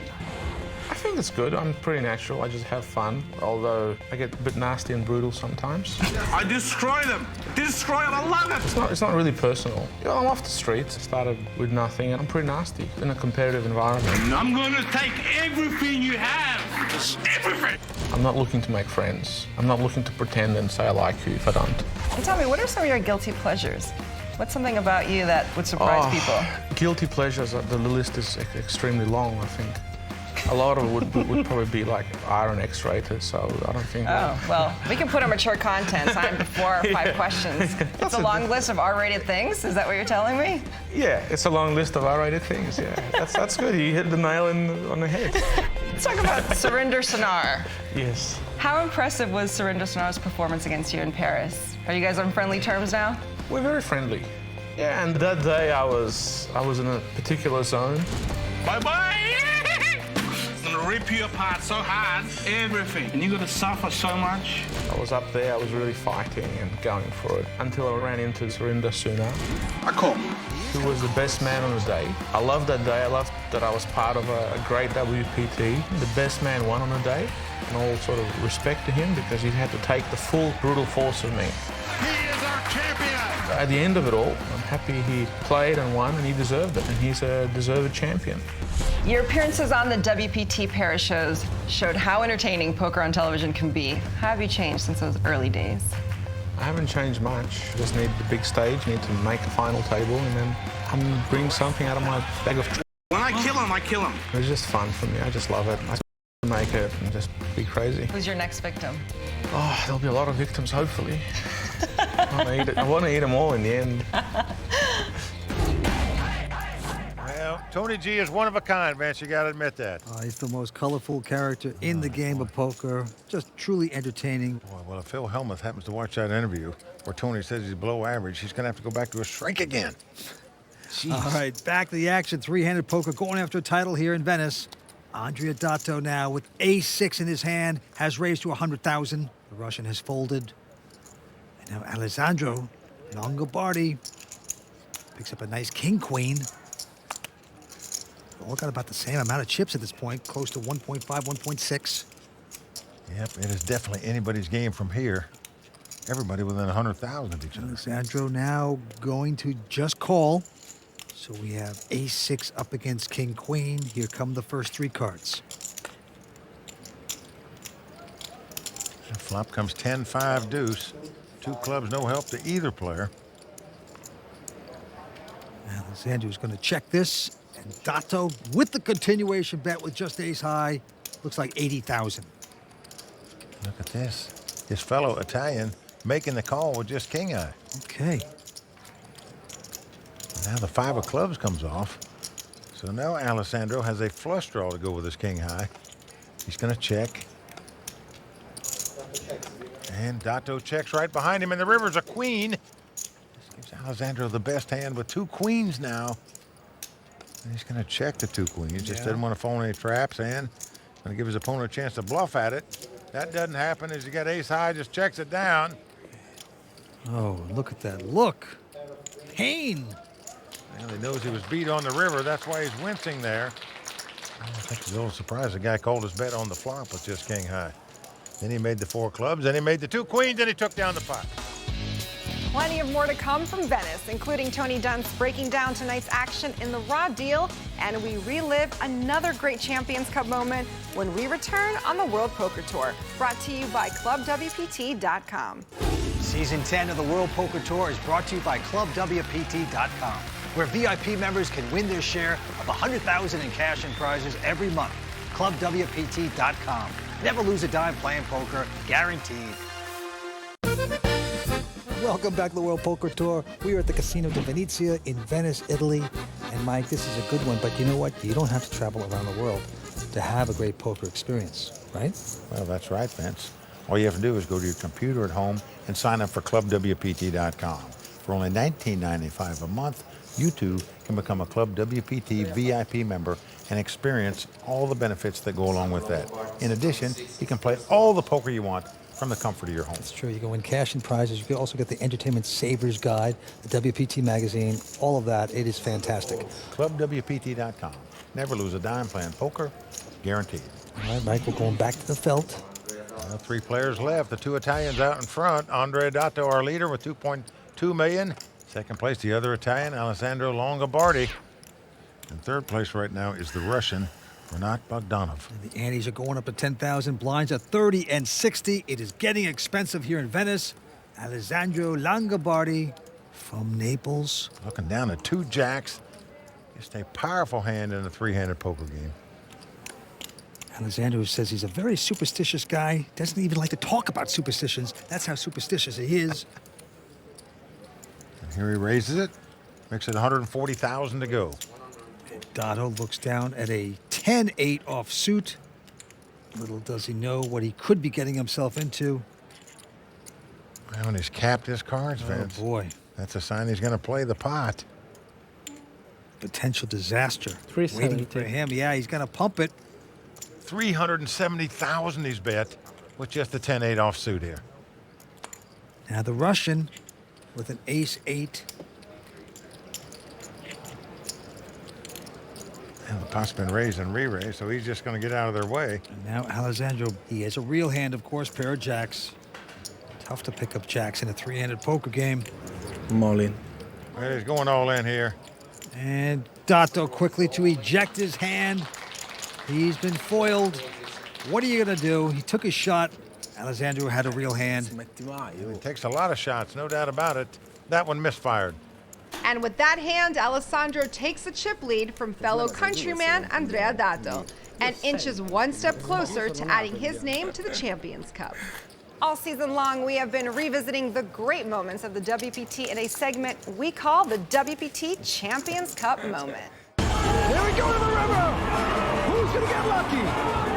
There it is. It is over. Wow. Although the Season 2 WPT Invitational final table glittered with heavyweights like Antonio Esfandiari, John Juanda, and the Costa Rican great Humberto Brenes, it was the irrepressible player known as the Unabomber who entered the WPT arena an underdog. I'm not sure this guy's got all his oars in the water. Only to come back Well, that's a 9. Oh! a star. And that's going to do it for Antonio. For all the antics, his opponents knew there was a brilliant poker mind under the hood, combined with an outsized personality and seemingly the guiding hand of destiny. He's done it back. John Juanda is out of here in 3rd place. The Unabomber has taken him out. It was Phil Locke, known as the Unabomber, started the night with the least amount of chips, but through a series of startling turnarounds, They're cheering for the Bomberman. found himself playing for the title. One card away from a championship. What's it going to be? King! He did it! He has swung around and won this title. Phil Locke, the Unabomber, is our WPT Invitational Champion. Phil Locke will go on to other WPT finals. History will show it was the sheer exuberance of this Hollywood ending that left an indelible mark on the WPT Champions Cup. Well, that's certainly one of the most fun nights in the history of the World Poker Tour, no doubt about it. Phil Locke, an amazing WPT champion. Yes, he was. There you see the Player of the Year standings. Will the Thrill Faella out in front, and will be no matter who wins this tournament, but still a long way to go in Season 10 to determine the WPT Player of the Year. Well, this is hotly contested tonight. Some brilliant poker here in Europe. And right now, Dato has folded, and Renat, the Russian, with just a 6-7. Just calling. Well, just limping in the small blind, as we say. Alessandro now with a 9-8. Has an option, but he says, I'll just see 3 cards. Well, just happy to see a flop here. And the flop is King 3 deuce. No help to either player. Probably whoever bets at it will win it. And the Russian has checked. Alessandro not hitting anything, but he's going to have the guts to bet 80,000. You think the Italians have ever heard of Amarillo Slim? He says, if they're checking, I'm a betting. The Italian doing it here. And Renat, no game playing there. He's going to lay this one down. Alessandro now taking down that pot. Vince, he's been calm, cool, and collected, just biding his time, playing very solid at this final table, and it's working for him. He's the chip leader. We'll be right back with more action from Venice, including Tony Dunn's no-holds-bar analysis in the Raw Deal, brought to you by ClubWPT.com, so stick around. I am Tuba, one of the Royal Flush Girls. Welcome back to the World Poker Tour, brought to you by ClubWPT.com. We are back for the final table of the WPT Venice Grand Prix. Tony Dunst is in the house and ready to give his 2 cents in this edition of the Raw Deal.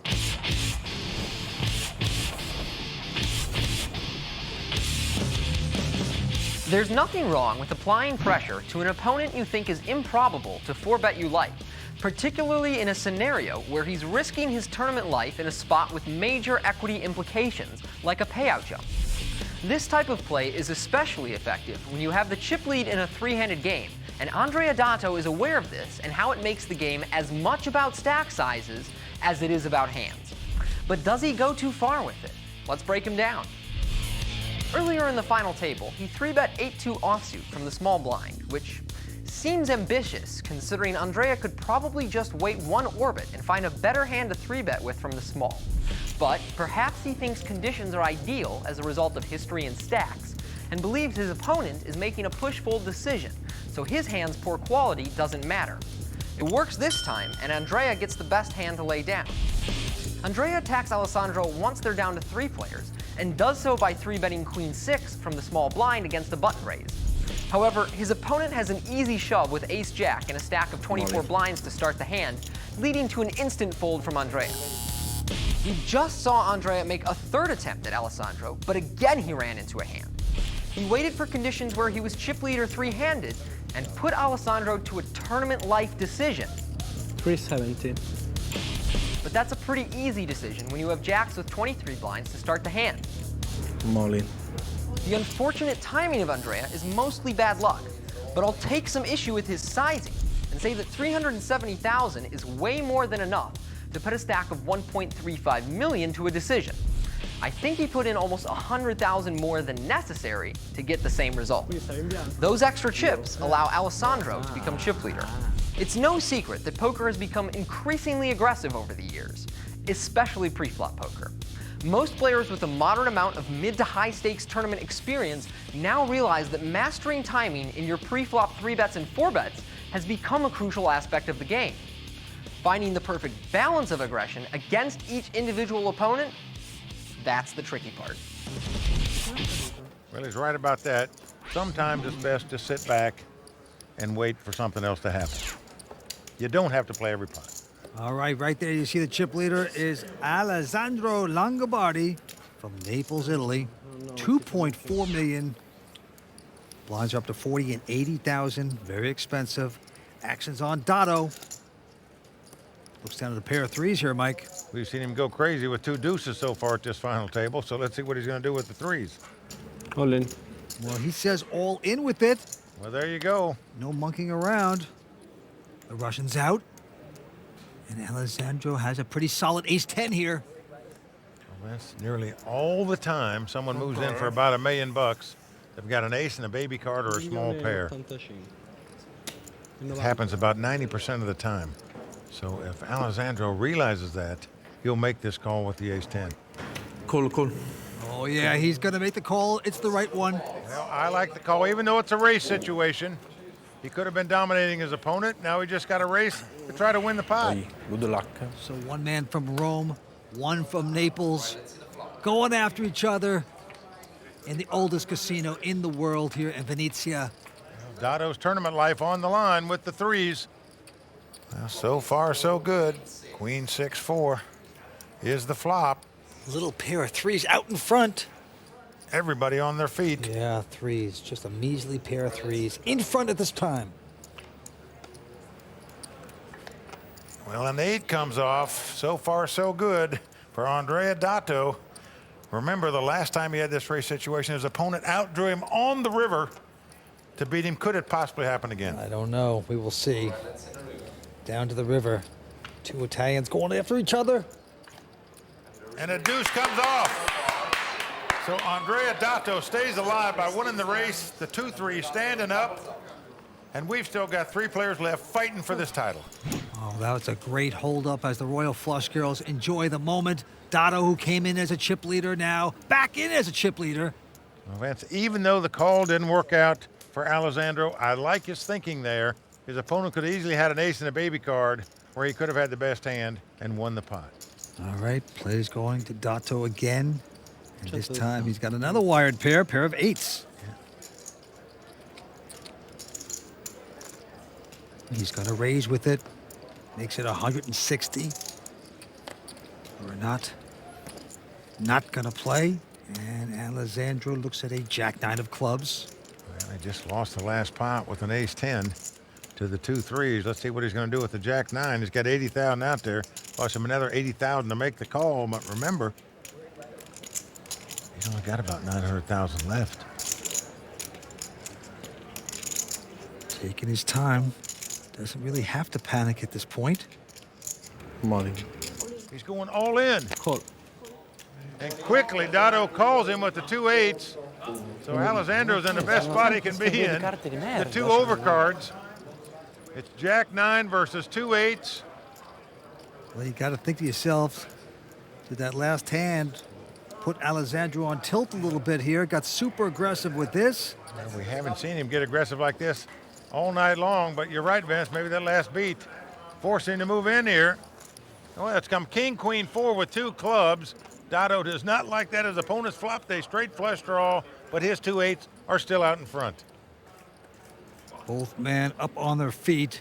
Huge moment in their poker life right now. Dato's friends sweat their man. 4th Street. 5 of hearts on the turn, so Dato still out in front with the 2 8s. He's got to dodge a jack, a 10, a 9, or a club. It's a lot of outs for his fellow Italian. All the money's in for Alessandro. Can he get lucky? It's a 9. He's lost on the river again for the 2nd time in a race situation. We still have 3 players left. Yeah. Big smile for Alessandro. Spiking the 9s on the river. Well, you see the heartbreak on Andrea Dato right there. For the 2nd time, he raced for a giant pot to eliminate a player at this final table, and he got beat on the river. Yes, he did. That is just the ultimate torture. He is crushed. There you see the scarf coming off. It's warm in here now, Vinny. No place for a scarf after that. We have 3 players remaining. We started this event with 155 players, all putting up huge dollars here in Europe. And first to play right now is Alessandro. He's got a miserable-looking 8-5, and he takes a pass on that. Dato now going to squeeze a king 4. All in. Going all in with just a king 4 offsuit. And whoa, ace king for Renat. Well, the Russian quickly calls him, and this time the Italian has stubbed his toe. He's in about as bad a spot as he can be in. It's ace king versus king 4. Well, Lady Luck has not been smiling on Andrea so far at this final table. He'll need it to smile big to win this pot. As the cards lie, the Russian just over a 3-1 favorite to win the pot, and now much more so as an ace comes on the flop. It's come ace, queen 8. For Dato to win this pot, it's got to come 4-4. The jack 10, they would split the pot. Disappointment overwhelming in the room. The 3 comes off. So that's going to do it for the likable Italian, Andrea Dato, out in 3rd place. Hugs all around, respect for the guy, played a great tournament. Man, it's just Lady Luck wasn't smiling on him when it needed to be. Lost so many critical races at this final table. Just wasn't meant to be tonight for Andrea. Let's see what he has to say. Yeah, what can I say? I lost the most important showdown. I lost 2 big flips. One of them would have been enough. I think I was the best player among the 3 remaining, so yeah, I'm really disappointed, but that's it, you know, that's poker. Andrea Dato, understandably upset. He entered the final table chip leader, but unfortunately could not win the flips when it counted. With Andrea Dato out in 3rd place, we are now close to naming the Season 10 WPT Venice Grand Prix champion. Will it be Renat Bogdanov or Alessandro Longobardi? We'll be right back with Heads Up Action on the World Poker Tour, brought to you by ClubWPT.com. Club WPT VIP member Andy Whetstone made a WPT final table, and next time it could be you. Become a Club WPT VIP today for your chance to play on the World Poker Tour. ClubWPT.com. Never lose a dime playing poker, guaranteed.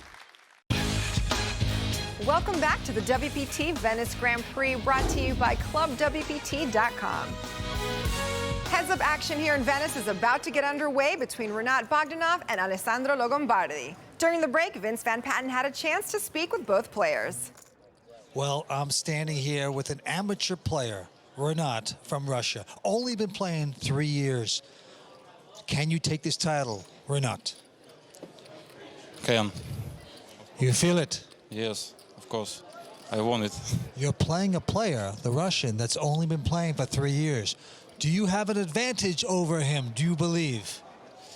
I don't know. It's a very dangerous player, but now it's okay. Can you become a WPT champion? Can you do it? Of course. Of course. We will see. We're about to go with the Heads Up Action. Good luck. Thank you. Thank you very much. The WPT Champions Cup is primed for a new edition. So let's get back with Mike and Vince.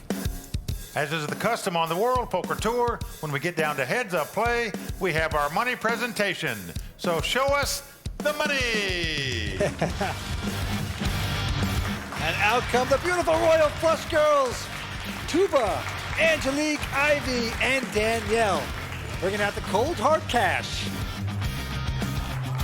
First time ever, Vince, that we've had the money brought in by a gondola.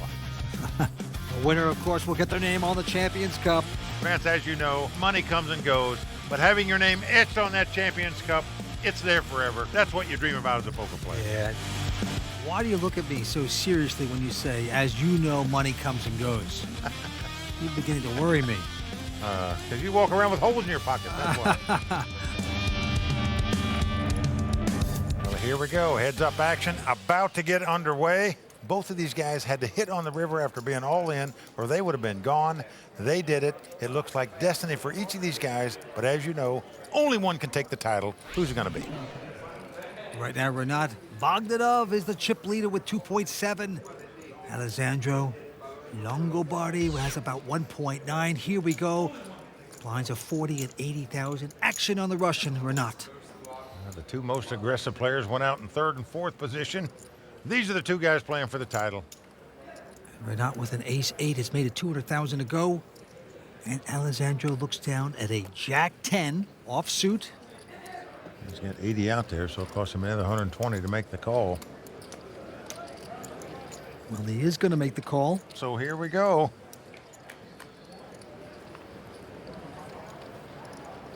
Now flop comes Jack, 8-4. The Italian out in front now with two jacks. Yep, he outflopped them, and he's going to check it. Renat hitting a pair of 8s here. Wow, he checks second pair and top kicker. Amazing. And now an ace comes off. Whoa. He's got aces and 8s.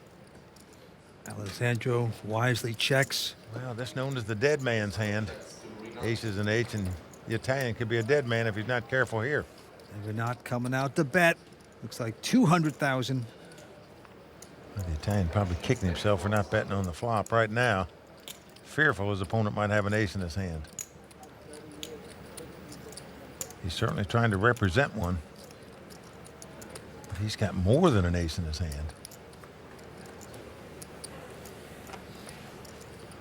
Uh-oh. The Italian makes the call. Must catch a jack as the cards lie to win the pot. Nothing else will do. And now a 7 comes off. No help for Alessandro. And it's on him first. He's going to check again with his jacks. Oh, boy. Now the Russian has to figure out how much to bet to get paid off. Well, over 800,000 in the pot. He's going to bet 360,000. A nice bet by the Russian here. It could be an amount that he could get paid off. The guy called him on the turn after the ace hit. Will he call him again on the river? Well, in no limit poker, that is the art of the game, is knowing exactly how you get paid off, the maximum amount. Bet sizing critical if you want to become a winning poker player. Was it too much? Will he chase Alessandro away, or will he get this action?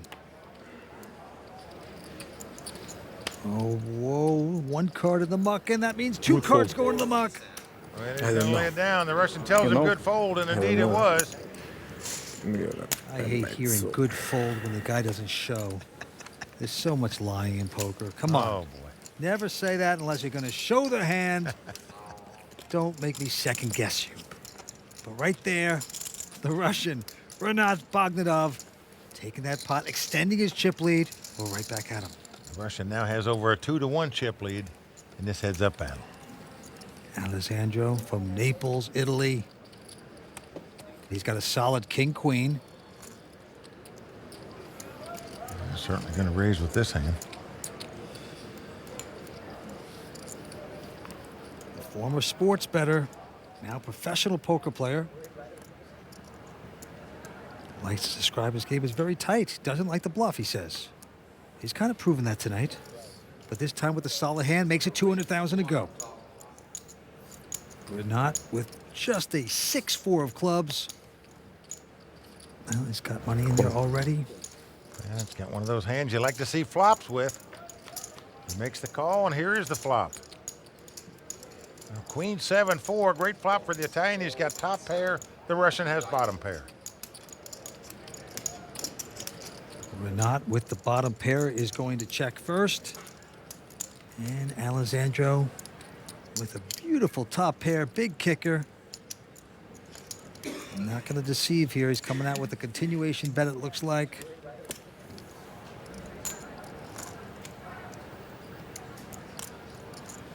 Taking his time, putting the chips in, 160 grand.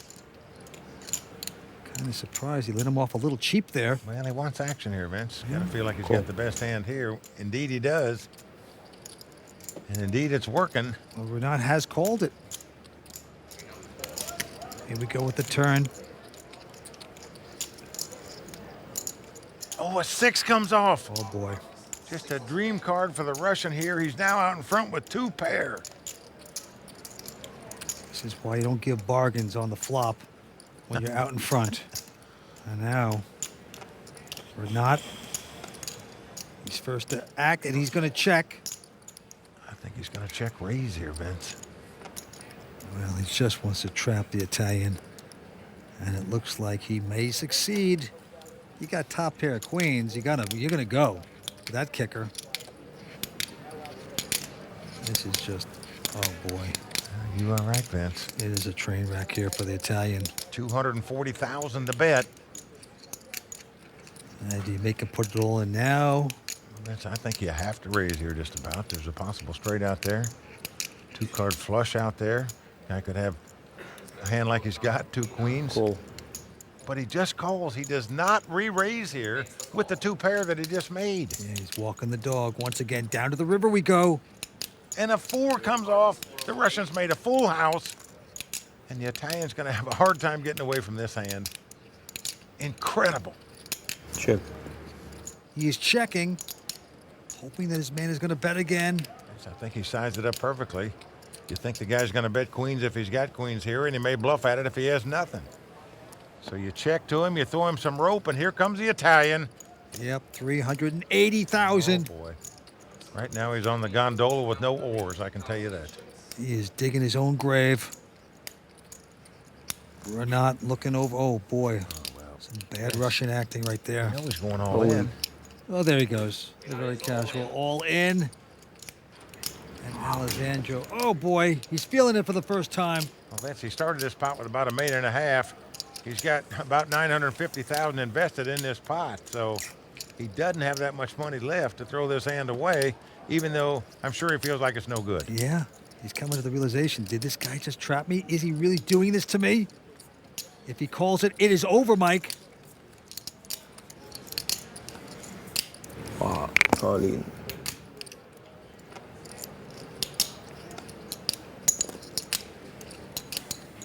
Okay, cool. He's going to call it. He's made the call. Just doesn't feel like he's got enough chips not to. And the Russian is going to be our champion. Renat Bogdanov has done it, Vince. He certainly has. Tricky play by Renat. The Russian only been playing for 3 years. He has succeeded here. Sorry. Bogdanov is our champion. Well, he played it beautifully. He's sucking the Italian in. Reno, only been playing for 3 years, has taken this victory. He is the winner here at Venice. Well, Vince, he got lucky there on the turn to make 2 pair, filled up on the river. Destiny on his side tonight. Renat Bogdanov is our champion. And now Vince is heading over to interview our runner-up, Alessandro Longobardi. Well, complete devastation here for Alessandro here from Italy to hit queens on the flop with a big kicker like a king and to get suckered in. You had him, but he just outdrew you. That is rough. It's okay, compliment my opponent, but it's a very good end. I think you did well. Congratulations, you're runner-up. A big payday for you. We'll see you next year. Back to you, Mike. Well, we're with the Venice Grand Prix champion now, Renat Bogdanov from Russia. Renat, it's got to feel great. Your first ever WPT event. You made it to this final table. You were 1 card away from elimination, and that you came back and took down this title. What a performance. Everything be good, and I continue play poker. And next series of WPT, very good series, very good girls, very beautiful. Okay, let's bring the trophy over here for Renat. Your name is going to be inscribed on the WPT Champions Cup with all the legends on the World Poker Tour. Just terrific. In addition to the 230,000 euros you're going to win, you also win an entry into the WPT World Championship event where you can win millions more at Bellagio in Las Vegas. Of course I come. I come in Las Vegas and Bellagio very soon. Okay.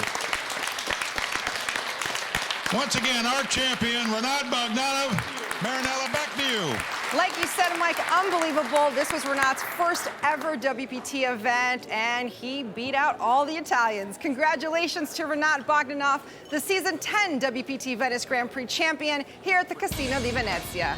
Please join us next time as the World Poker Tour travels to Los Angeles and the Commerce Casino for the LA Poker Classic. Until then, from Mike Sexton, Vince Van Patten, Tony Dunst, the Royal Flush Girls, and the whole WPT team, I'm Marianella Pereira saying thanks for watching and buonasera.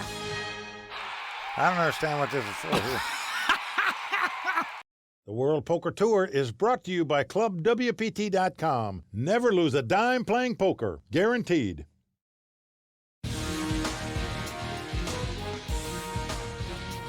Los Angeles, California is the poker capital of the world, and if you don't believe me, I've got 1.3 million ways to convince you. The world's largest poker casino plays host to one of the greatest tournaments of the year, and it's only on the WPT.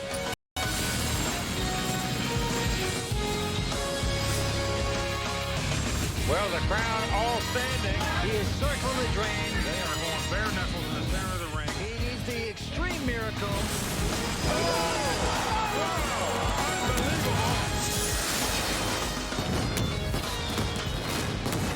Over the past 9 seasons, the LA Poker Classic has offered a 7-figure prize, achieving a level of sustained excellence that can only be rivaled by the main event of the World Series and the WPT World Championship. Suffice to say that if you win the LAPC, you've made it big.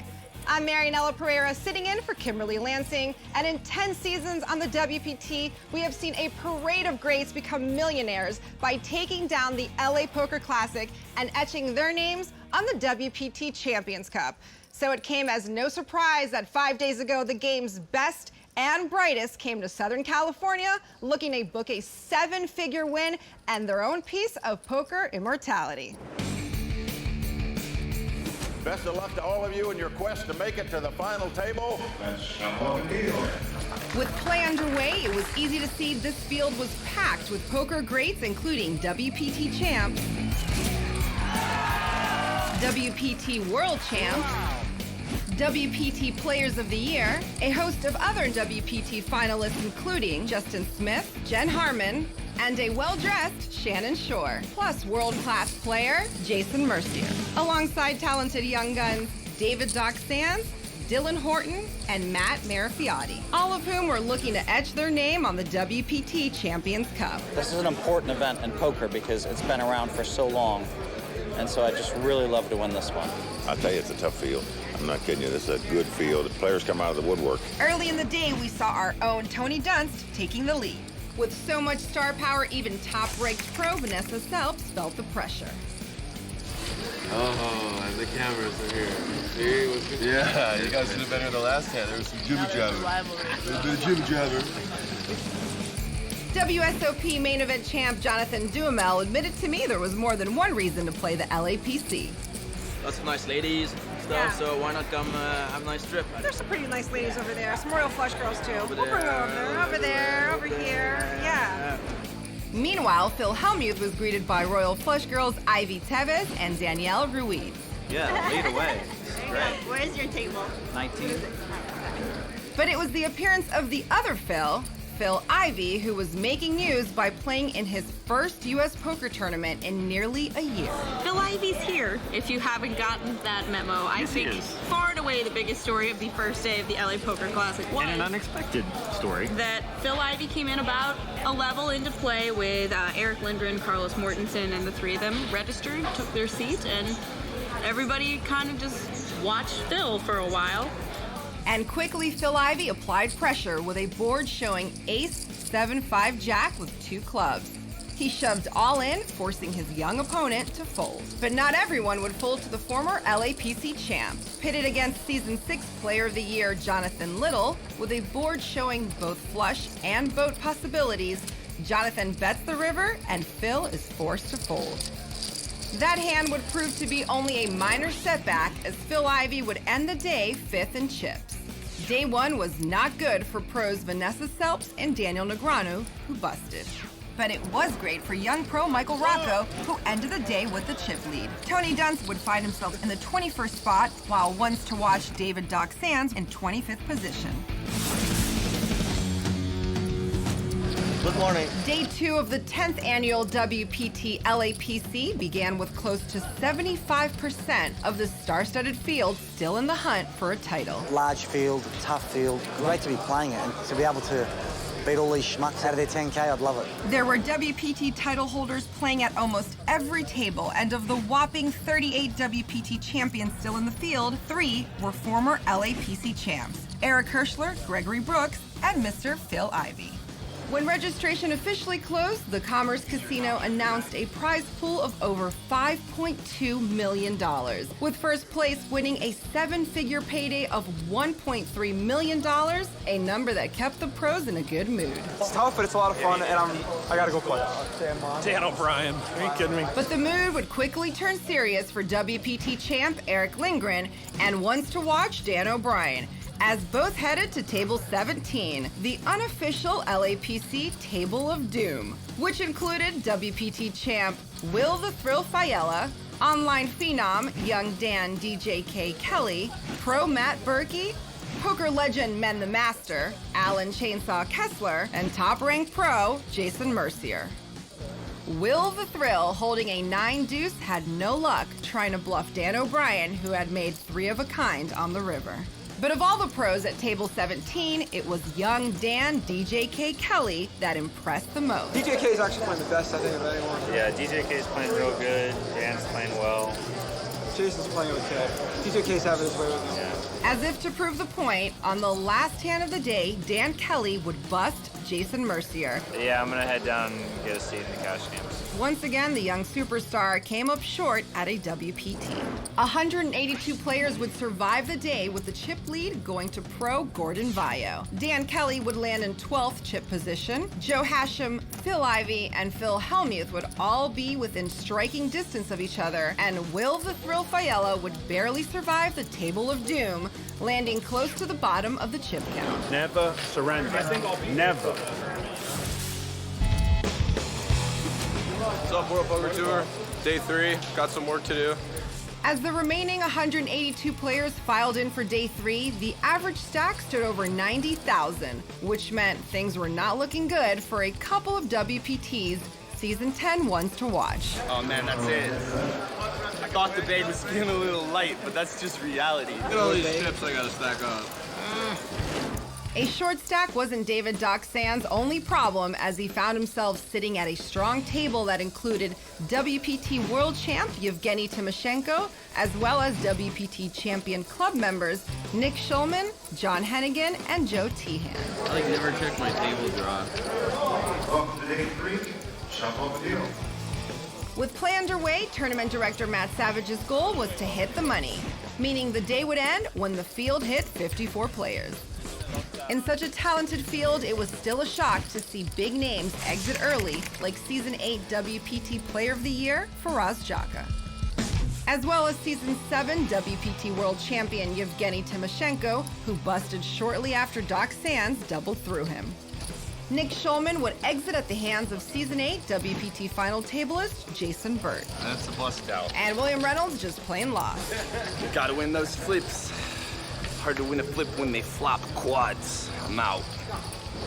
Across the room, young pro Jason Somerville was adding to a huge chip stack, while Will the Thrill Fiella gained a little momentum. Miracle. Only to peter out and bust. But it would be the high-profile fills, both Hellmuth and Ivey, that would provide the big stories of the day. At Table 33, Phil Hellmuth, holding Ace-10, caught 2-pair on the turn against California pros Danny Illingworth's gut shot. Phil bets 8,000 and Danny calls. River comes the miracle card for Danny. 3 of clubs. Phil bets 17,000. Danny, making his gut shot straight, shoves all in. Phil calls and is stunned that he has just been eliminated. Is this a joke? I mean, is this for real? I knew he was gonna give me all his chips, but he hit a 4. Oh, it's so sick. Maniac sucks out. It's just so brutal. Looks like he is so Irish right now. 2-pair and the Dutch flush draw. Pretty sick. Is that for real? Do you see that hand? After Phil Hellmuth's elimination, the tournament quickly found itself on the money bubble with 55 players left. While other players tightened up, Phil Ivey boldly called amateur AJ Gigello's all-in with ace-10 offsuit for over $111,000. Phil had 2 overcards, but AJ's pocket 6s held up, leaving Ivey only 14 big blinds. Soon after, it was Ivey who would shove with pocket 6s, only to get called by David Baker's kings.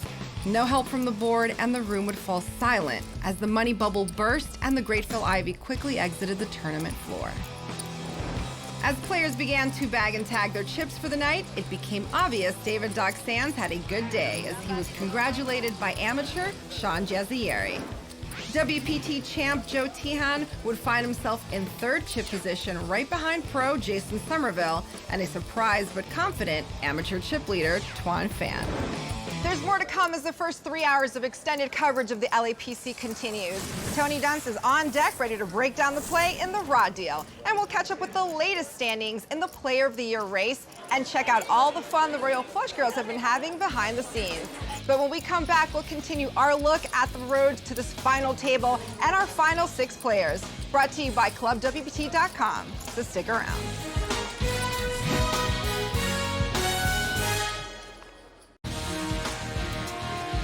Welcome back to Season 10 of the World Poker Tour's coverage of the LA Poker Classic.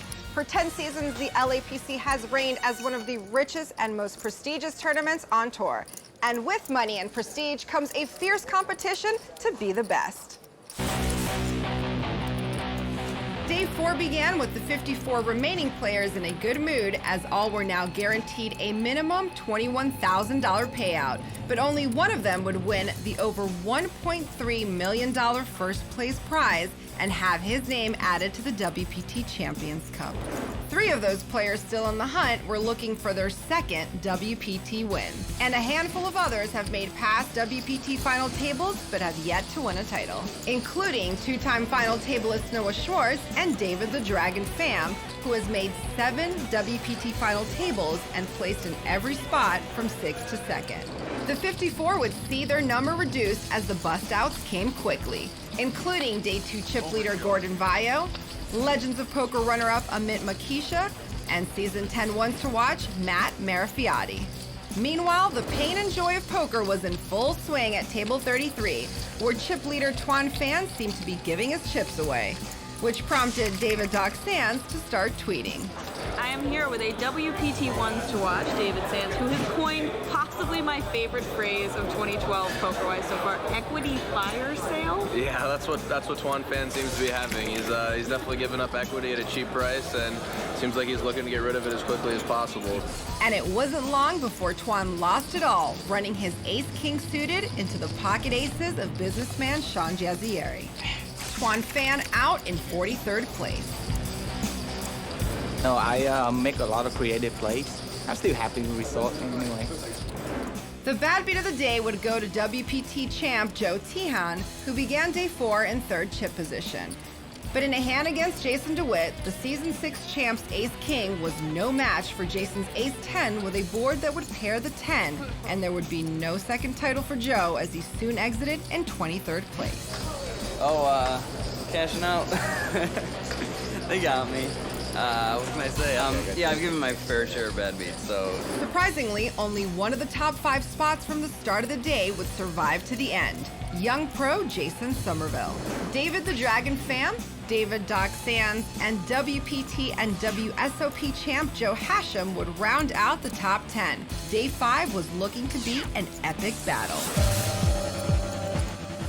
The action on day 5 would determine our final 6 players. And with 18 players left, the field was still impressive and included WPT champions, players with multiple WPT final tables, strong young pros looking to make their first WPT final table, and a few talented amateurs hanging tough with the pros. For everyone, the goal was to make it to the final 6, and early on it was the amateurs who were taking the hits, as Dan Kelly and Doc Sands eliminated 2 non-pros.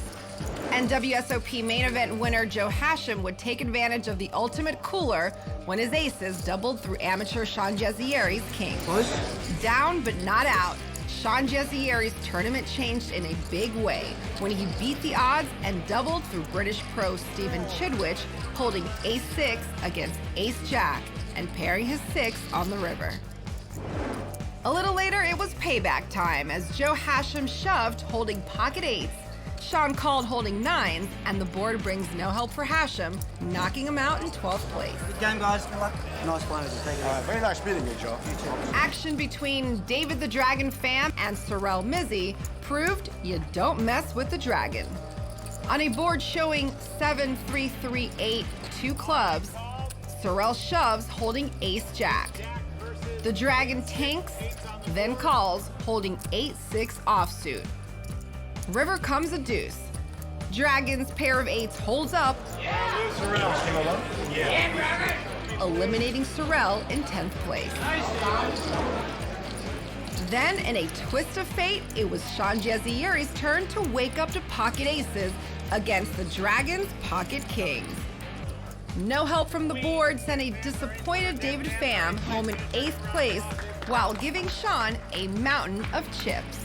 With 7 players left, only Beau Rivage champ Alan Carter remained to hold up the honor of the WPT Champions Club. Things looked good for the former Biloxi champ as he got involved in a 3-way all-in, holding queens against David Sands' 7s and Dan Kelly's 10s. The flop came 8-7-5, giving David a set. The turn and river were no help. David tripled up.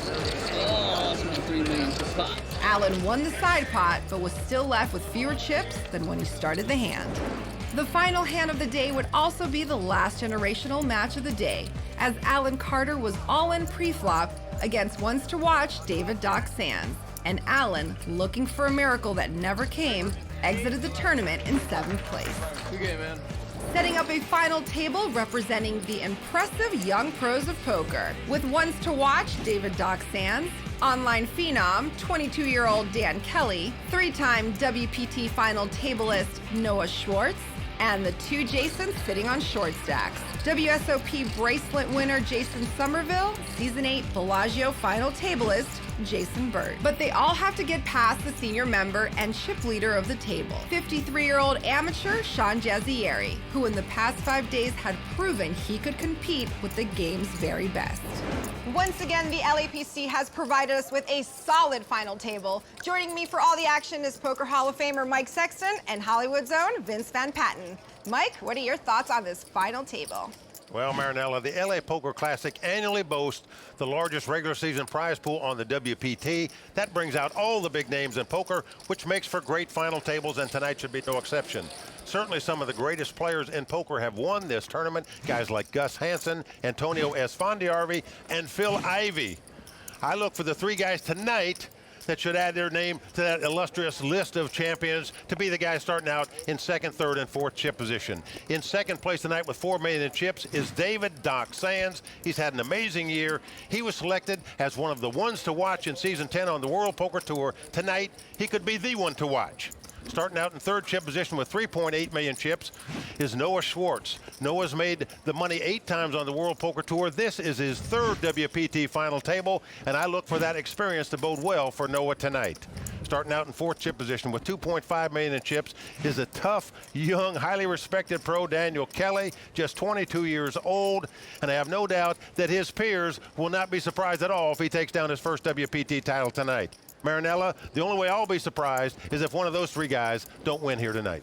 Vince, where does that leave the rest of the field? Marianella, whoever wins this tournament tonight gains respect in every poker player's eye, believe me. But there is a stunning upset in the making here tonight. There's an unknown player, Sean Jazzieri. He is 53 years old. He's an amateur player. He is our chip leader at this point. His philosophy is he plays confused at the table. Now, is he just soft-talking these guys, or does he really play confused? We will find out. Vince, do you really think the amateur can take down all these young pros? Mike, this is as wide open as a Kardashian on a Saturday night. Yes, they can. The 10th season of the LA Poker Classic on the WPT has already seen amazing competition, but will only get better from here. $1.3 million to the winner tonight, and their name added to the prestigious WPT Champions Cup. Final preparations are just about complete. Mike and Vince will be back with the call of the game as WPT's coverage of the LA Poker Classic continues right after this.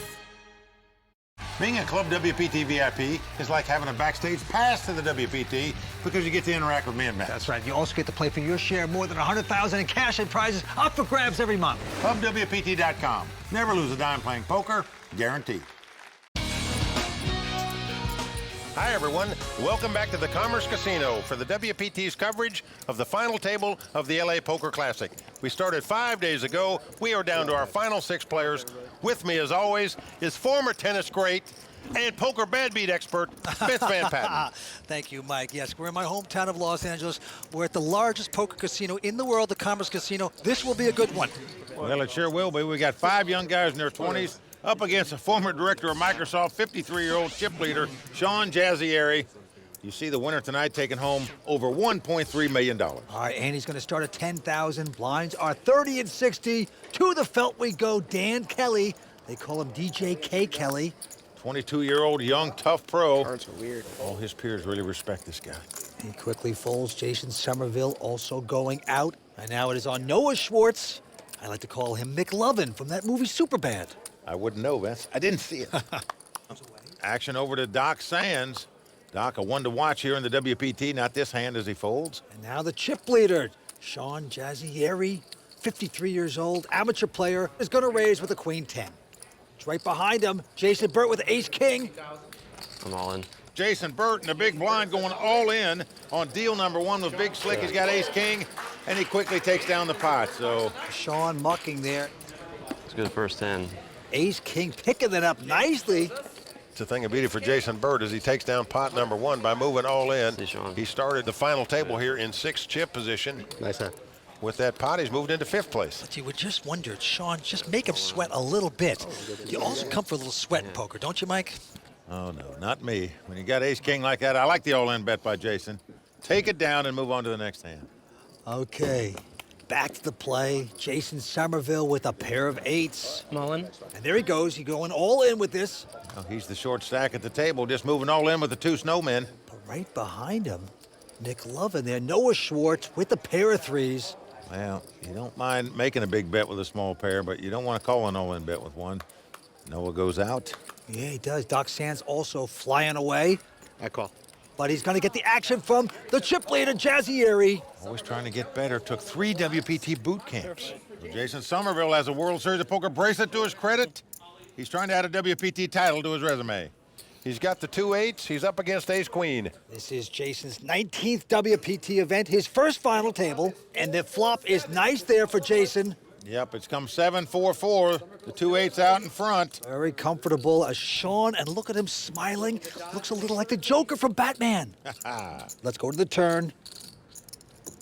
It's a deuce. Well, a deuce comes off, so we are down to the river. Jason Somerville just has to dodge an ace or a queen to double up here. Can he do it? Will the 8s be lucky? Here we go to the river. It's a queen! Oh, the queen on the river. Heartbreak for the 24-year-old poker pro, Jason Somerville. And Vince, what a dagger that is. On the river to get beat by an ace or a queen. And that is brutal, Jason, a gentleman. Man, River's been brutal in this tournament. Got to take home $202,000 here from the Commerce Casino. And right now, he's going over to talk to Matt Savage. Well, Jason, that was quick. You came in here with a short stack. Was that your plan kind of today to get it in early? Well, I got dealt 2 8s with like my stack can't do anything but shove, and he asked to call, of course, with ace queen, and it just came out bad. You know, can't do anything, just lost the flip. Well, you didn't have much of an experience here at your first final table, but I'm sure you'll be back for more. Jason Somerville, a great player, and obviously I'm sure we'll see you again. Thanks, Matt. I appreciate that. All right, Marianella, back to you. Jason Somerville was short. It was a good push, but unfortunately the eights didn't hold and he lost that flip. Jason Somerville out in 6th place, and that leaves 5 players in the hunt for this title. Now let's get back to the action with Mike and Vince. Yeah, there you see Sean Jazzieri's chip lead has increased over $5 million now. Back to the action, a quick fold by Doc Sands. And now the chip leader, Sean, also going out. Over to Jason Burt. I'm all in. On the short stack, moving all in with ace-queen here. Well, we've dealt 3 hands at this final table, and 3 times somebody's going all in. DJK going out, and Noah Schwartz now has picked up king-queen, and he's interested. Well, Noah's in the big blind, but it's going to cost him over $900,000 more to make this call. And he has made the call, Mike. Jason Burt, the local from Sherman Oaks, California. Noah gambling with there, called him with king, queen. He's up against ace, queen, dominated. That's dominating. And McLovin not loving this, and he's not going to love that flop because 8-3 deuce. No help there for Noah. Man, he's going to have to catch a king to win this pot.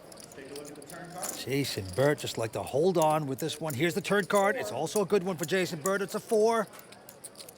Impressing me about Jason, this only his 6th WPT event, yet it's his 2nd final table.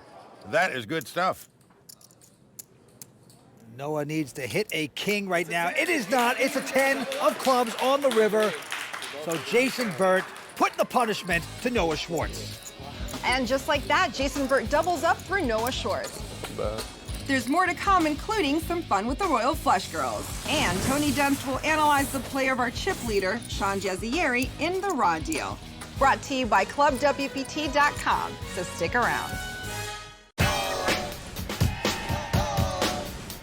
I was last on a WPT final table 2009, the Festa al Lago at Bellagio, and I finished in 5th. 8 of spades comes on the river, so that's going to do it. We've got 18 people left. Of the 18, there are 5 WPT final tablers. You've got WPT champs, Alan Carter and Joe Hashem. Right. You've got Noah Schwartz. Right. Skip Wilson. And you have, who's the 5th one? You got David Pham. David the Dragon Pham. Stealthy Dragon. Always surprised that I'm there. I'm always around. Always in my favor to have less information out there about me. Maybe less people respect my game, but at the same time, it might work in my favor. Well, a lot of people don't know him because this is only his 6th WPT event, but his 2nd WPT final table. That is impressive stuff. Yes, but right now we have a good battle going on. But Mike, I have to bring up something. This tournament had players like Phil Hellmuth, Daniel Negreanu, Phil Ivey. They were in here, but there were also amateur players that were very fortunate to get in here. We had a paramedic, Casey Hidla, and a mechanical designer, Steven Simmons. You know, all the top pros plunked down $10,000 each to enter this tournament, but Casey and Steven won their entries into the LAPC by playing on ClubWPT.com. Those 2 club members had the experience of a lifetime playing. It's terrific value for $19.95 a month. Play all the poker you want, get VIP benefits as well, and who knows, you may end up at a final table going for a WPT title. It can be done. It's happening. Sign up. Join ClubWPT.com now. ClubWPT.com. Never lose a dime playing poker. Guaranteed. All right, now getting back to the final table here at Commerce. Tonight's $5.2 million prize pool includes a first place worth over $1.3 million. That's an amount any player would love to win. And it looks like Noah Schwartz is ready to take his shot as he raises it to $135,000. Like he should with ace-jack. Now Doc Sands looking down at ace-4. Ejects that hand. And there's the chip leader, Sean. I'll call. Now he's got the queen-7 here, but he is going to play. This is a guy that says he likes to play confused poker so far tonight. I don't agree. Well, the flop comes 7-7-5. He has flopped 3 7s. He checks it, hoping Noah will make that continuation bet again, but he doesn't. No, McLovin smartly slowing down with a check. Now a 3 comes off. 3 on diamonds. Sean going to look back down at his hand. 150. Now, that's something that older players do that younger players don't do, Vince. They look back at their hand in the middle of the pot because they want to make sure what suits they've got or what they've got, actually. Well, there you see Noah going to make the call here. No card he can catch to win the pot. Whatever he puts out there is just going over to Sean's stack. Okay, a 5 pairs the board again. So Sean with sevens full. I check. Oh, going to lay another trap down. Weak check, in my opinion, that allows Noah just to check down an ace high here, and that's what he's done. Sean turns up sevens full and is going to win this pot. I believe he got paid off. Had he put his opponent on an ace like I think he should have, the way that hand was played. Noah could have had a chance of bluffing at it too with nothing, so. Noah Schwartz used to be a baseball pitcher. Southpaw, pitched in high school and college, injured his arm and turned to poker, Rents. That's how he got into poker. His dream of hitting the major leagues went south. He is now a professional poker player and has been for 9 years. Two pretty dodgy jobs, if you ask me. But he's going to fold this hand now, Doc Sands. Highly regarded as a poker pro. Goes away as well. Sean not going to play. Action over on Jason Burt. Yep, he's in the small blind. He's got King Jack, and he's raised it to 160. Now Dan Kelly makes the call here. Both Jason and Dan mechanical engineering majors in college. Jason went to California Institute of Technology. Dan Kelly went to Villanova. Flop comes up with a king. That is nice for Jason Burt. Hitting kings, top pair. And he's going to make the continuation bet with the real hand. Looks like 180,000. Action on Dan now. He's got no hand and no draw. Oh, Vince, he's going to make what we call a float bet. He's made the call here with no hand and no draw. Floating down river trouble. Catches a queen on the turn. This does give him a straight draw. Yeah, open-ended. And of course, Burt not going to let up. Makes a solid bet, 370,000. Going to make him pay for it. Well, these are the two shortest stacks left in the tournament. Fighting it out for this pot. He's bet about half the size of the pot. Now he got himself in a bit of trouble because now he has an open-ended. He's thinking Burt could be trying to steal this. He actually has a hand now. They can win the pot. Oh. Whoa. Well, he is going all in here. He is going to push it. Well, Dan Kelly fighting for this pot. Moving all in here on the turn. Jason Burt with a tough decision as to what to do now. You just wouldn't think the guy would raise you with a pair of kings and a weaker kicker in this spot. Essentially, all he can beat is a bluff right now, but what a play by Dan Kelly here. To make a float on the flop and now move in on the turn. We talk about young guys playing aggressive. This, a perfect example of it. The question is, can he get by Jason Burt? Remember, this is all of Jason's chips. If he plays this pot, it's for his tournament life. The young local from Sherman Oaks. I call. He's going to make the right call. What a good read by Jason Burt right there. Whatever happens in this pot, pretty incredible. One guy fighting for the pot and the other guy not giving it up. Well, that is solid poker by the local Jason Burt, but now he's got to sweat out the river. Well, a great call. In reality, all he can beat with those two kings is a bluff here, and that's exactly the situation. Dan Kelly making a move on the turn. Must catch a straight now to win this pot. Needs a 9 or an ace. Jason Burt could be the hero of the night. It's an ace! It's an ace! Wow! Dan Kelly has won this pot and eliminated Jason Burt from this tournament. And Vince, both players now that have been eliminated at this table lost on the river. That's an absolutely stunning last card. Jason Burt with a great call there for all the money. Gets a suck out on the river with the ace. He's going to take home $252,000 and some indigestion as he goes over to talk to Matt Savage. Jason, real tough beat there. Can you tell us a little bit about that hand? Well, I went into tank for quite a while. You know, it is all my chips, but in the end, thought I made a good call. Unfortunately, deck didn't agree with me. I'm sure we'll see another final table in the World Poker Tour. Congratulations, Jason. Thank you. All right. Thank you. Back to you, Marianella. Thanks, Matt. Another player who fell victim to the river. So with Jason Burt out in 5th place, that means the stakes are getting higher and we are getting closer to adding a new name to the WPT Champions Cup. The Los Angeles Poker Classic, brought to you by ClubWPT.com, will continue in just a moment. He's a river rat the whole tournament, right? You just knew it, huh? Season 10 of the World Poker Tour is brought to you by ClubWPT.com, where VIP members can win their share of $100,000 in cash and prizes every month. ClubWPT.com. Never lose a dime playing poker, guaranteed.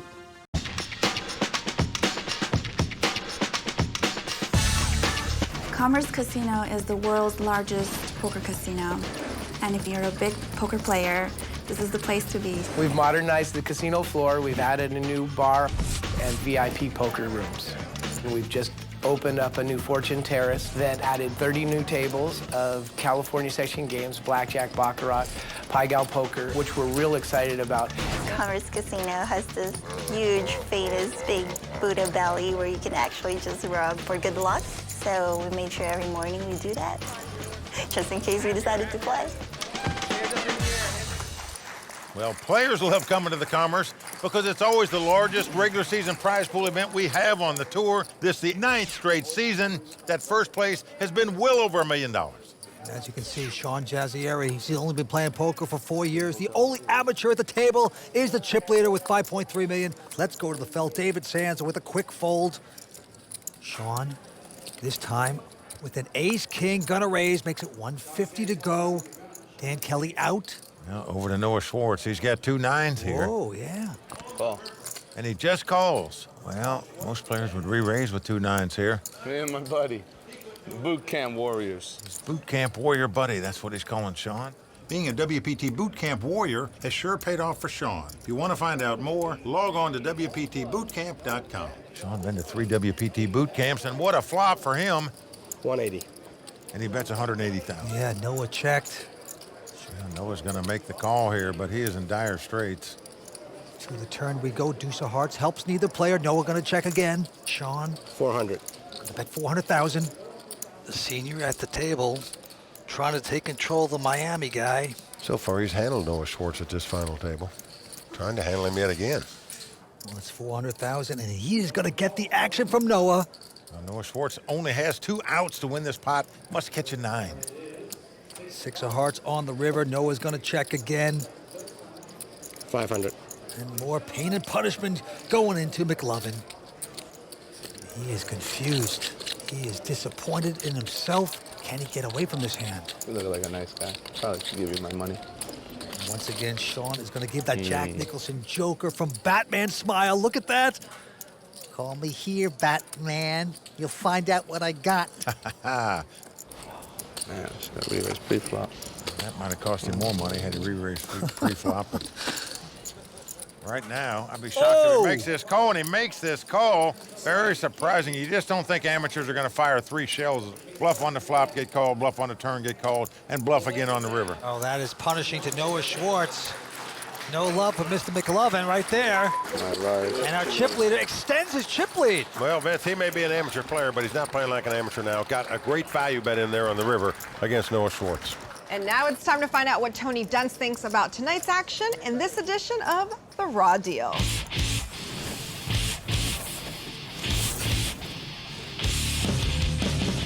Recreational player Sean Jazzieri came into this final table just happy to be here, while Noah Schwartz is sitting at his 3rd WPT final table with experience on his side. So is it surprising that 53-year-old Sean would continually get the best of our 20-something pro? Let's break it down. The first hand between the two belies the inexperience of Jazzieri. He begins by calling with Queen 7 suited in the big blind against the button raise of Noah. I call. Most professionals would rather 3-bet or fold something like Queen 7 suited and leave calling for hands that can flop more equity, like Queen 9 through Queen Jack suited. Still, the call is by no means absurd, and it's even better if you make up for it by flopping trip 7s. Sean expectedly checks, leading to Noah checking behind, a play Schwartz makes, hoping it will induce the less experienced Jazzieri to fire with air on future streets. An irrelevant 3 of diamonds on the turn has Noah believing his plan is working when Sean bets 150K. 150. And Noah quickly calls. The river demonstrates Sean's inexperience. I check. It's clear he's going for a check raise, but considering how the hand played out, there's no reason to believe that Noah has many hands that he'd bet. Certainly a hand like Ace High won't be going for further value, which Sean discovers right when Noah checks behind. Despite making numerous mistakes, Sean is the one stacking chips. Now, it's the second hand between the two where Noah actually slips up. His pre-flop call against Sean is sensible if he believes Sean won't shove against the 3-bet unless he has a roughly better hand. Call. The turn is where things get suspect. Although it's early in the final table, Sean hasn't demonstrated much willingness to make major bluffs. 400. And there's also not a ton of hands he can be bluffing with beyond King Queen, King Jack, and Queen Jack with a club. Sure, Noah may have some equity with his own flush draw, but he may also have reverse implied odds when he hits it, such as this scenario with Sean holding the king of clubs. By the river, things are really eyebrow-raising on Noah's side. Sean puts in what appears to be a begging to be called value bet of $500,000. 500. You look like a nice guy. Probably should give you my money. And Noah sticks with his read of bluff and calls down, leading to some classic online poker lexicon. Oh, boy.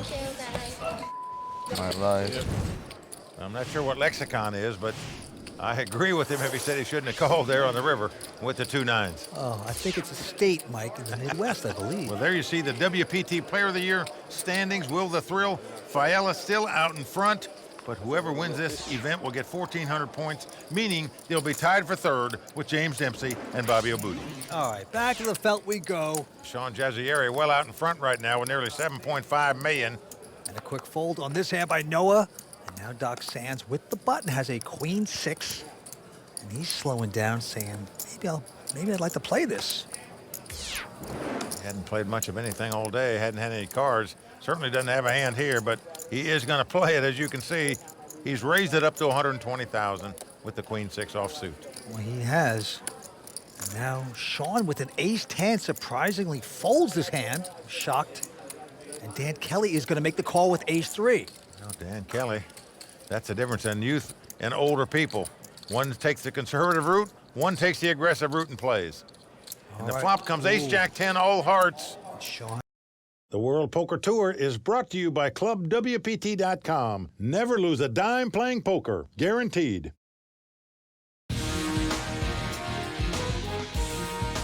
Los Angeles hosts one of the greatest tournaments in poker, where one player will win a stunning $1.3 million. Continuing coverage of the LA Poker Classic starts now, only on the WPT.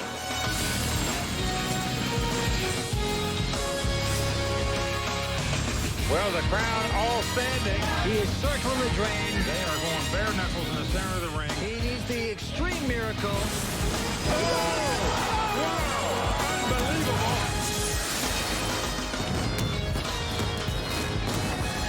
Welcome back to the WPT's in-depth coverage of the LA Poker Classic from the Commerce Casino in Los Angeles. The LAPC is the tournament where some of poker's biggest names, including Phil Ivey, Gus Hansen, and Antonio Sfondiari, earned their WPT titles and became millionaires in the process. Or in the case of Ivey, just added it to the pile of millions he'd already won. But whether it was a big name or an underdog who took the title, the guys who have seen it all these past 10 seasons are still here to call the action. Poker Hall of Famer Mike Sexton and LA's own Vince Van Patten. Guys, how does this tournament stack up to those great competitions of the past? Well, Marinella, we've had some great final tables at the LA Poker Classic in the past, and this final table has been no exception. We've seen some sterling play, just great plays, but we've also seen phenomenal drawouts at the river. When Sean Jazzieri caught a queen on the river to eliminate Jason Somerville in 6th place. And when Dan Kelly caught a miracle ace to make a straight and send 2-time WPT finalist Jason Burt to the rail in 5th place.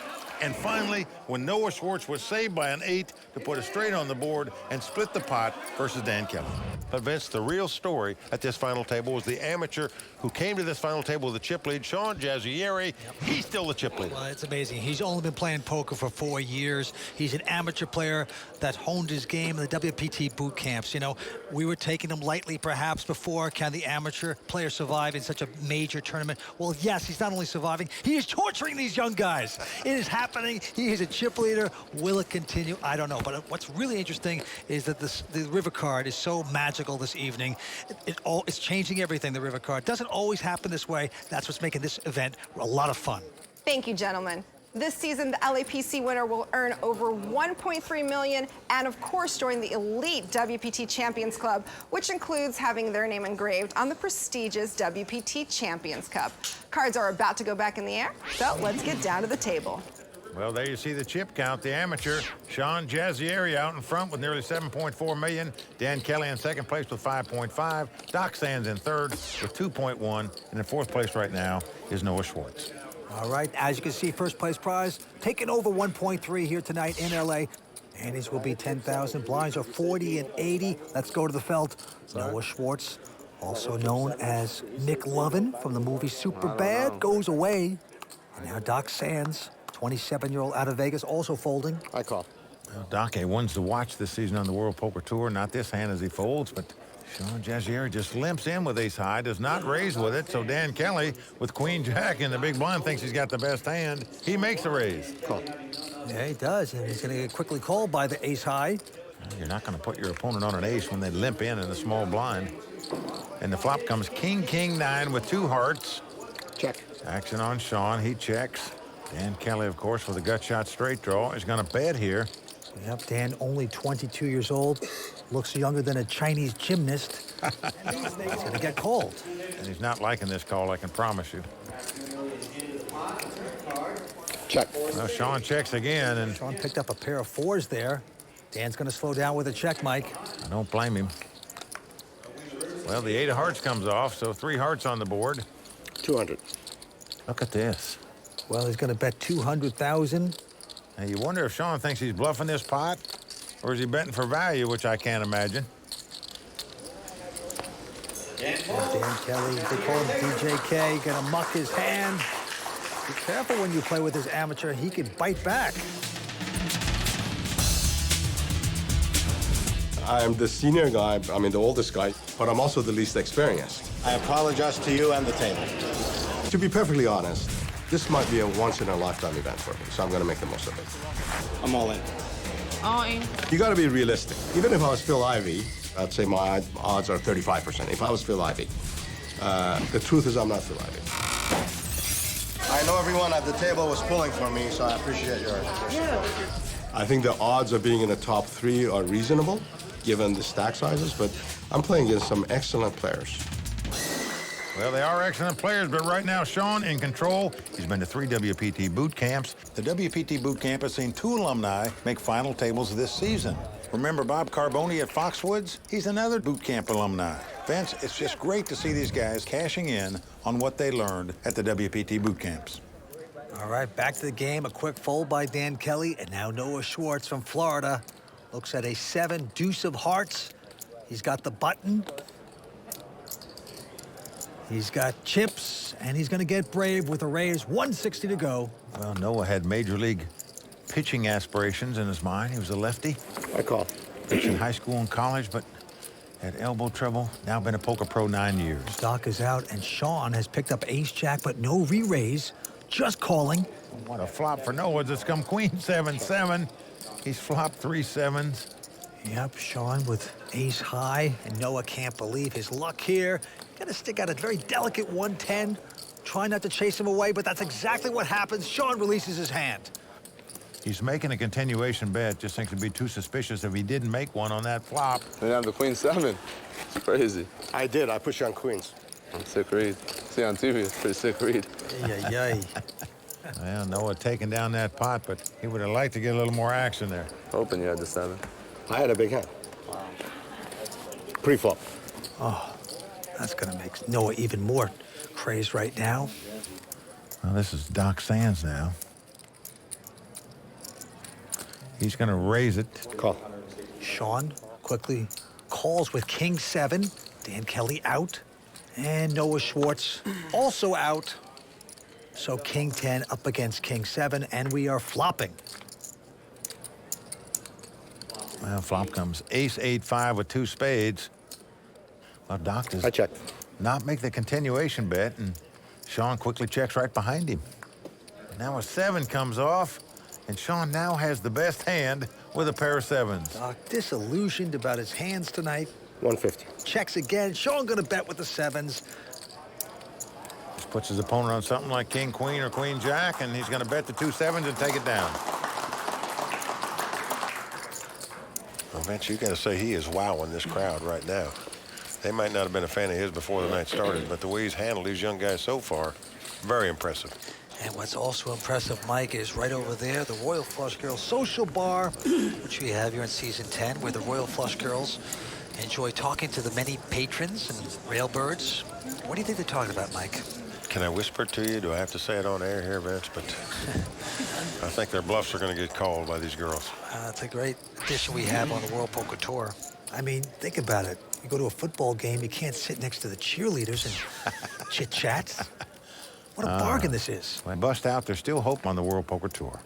They're at every WPT event, along with Mike Sexton and myself. Look at this, Mike. Sean Jazzieri with a pair of kings. Everything's gone right for him so far, and now he looks down and finds a pair of kings.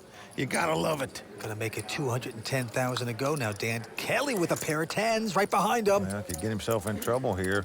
The aggressive player 3-bets here, but he does not. He just calls with the 2-10. Wow, just calls. And now Noah Schwartz with a ace-jack, decent hand. Well, Vince with his stack size. And Dan Kelly not re-raising pre-flop. He may just go with this hand. I wouldn't blame him if he did. I'm talking about moving all in. What you're thinking about, hey, listen, you can have some dead money. All in. And that's exactly what he's thinking. He's thinking about a squeeze play. It could be at the wrong time. He has gone all in. Doc Sands getting out of the way. I'm all in. Well, quickly, Sean going all in as well. Gives Dan Kelly an opportunity to get out of the pot with his 2 10s. And he does so. Oh, this is incredible. Noah trying the squeeze play at the wrong time, perhaps. Now, Noah got lucky last time and stayed alive when he hit 2 runners to make it straight to split the pot. Right now, he's looking for a bullet. Oh, wow. I played so bad this tournament. Jesus Christ. Doesn't mean he can't get lucky here. I'm the worst. He is being tough on himself. I look like an online donk on TV, that's for sure. Queen, king, 10, sweat? Now the flop. Come on, that would be fun.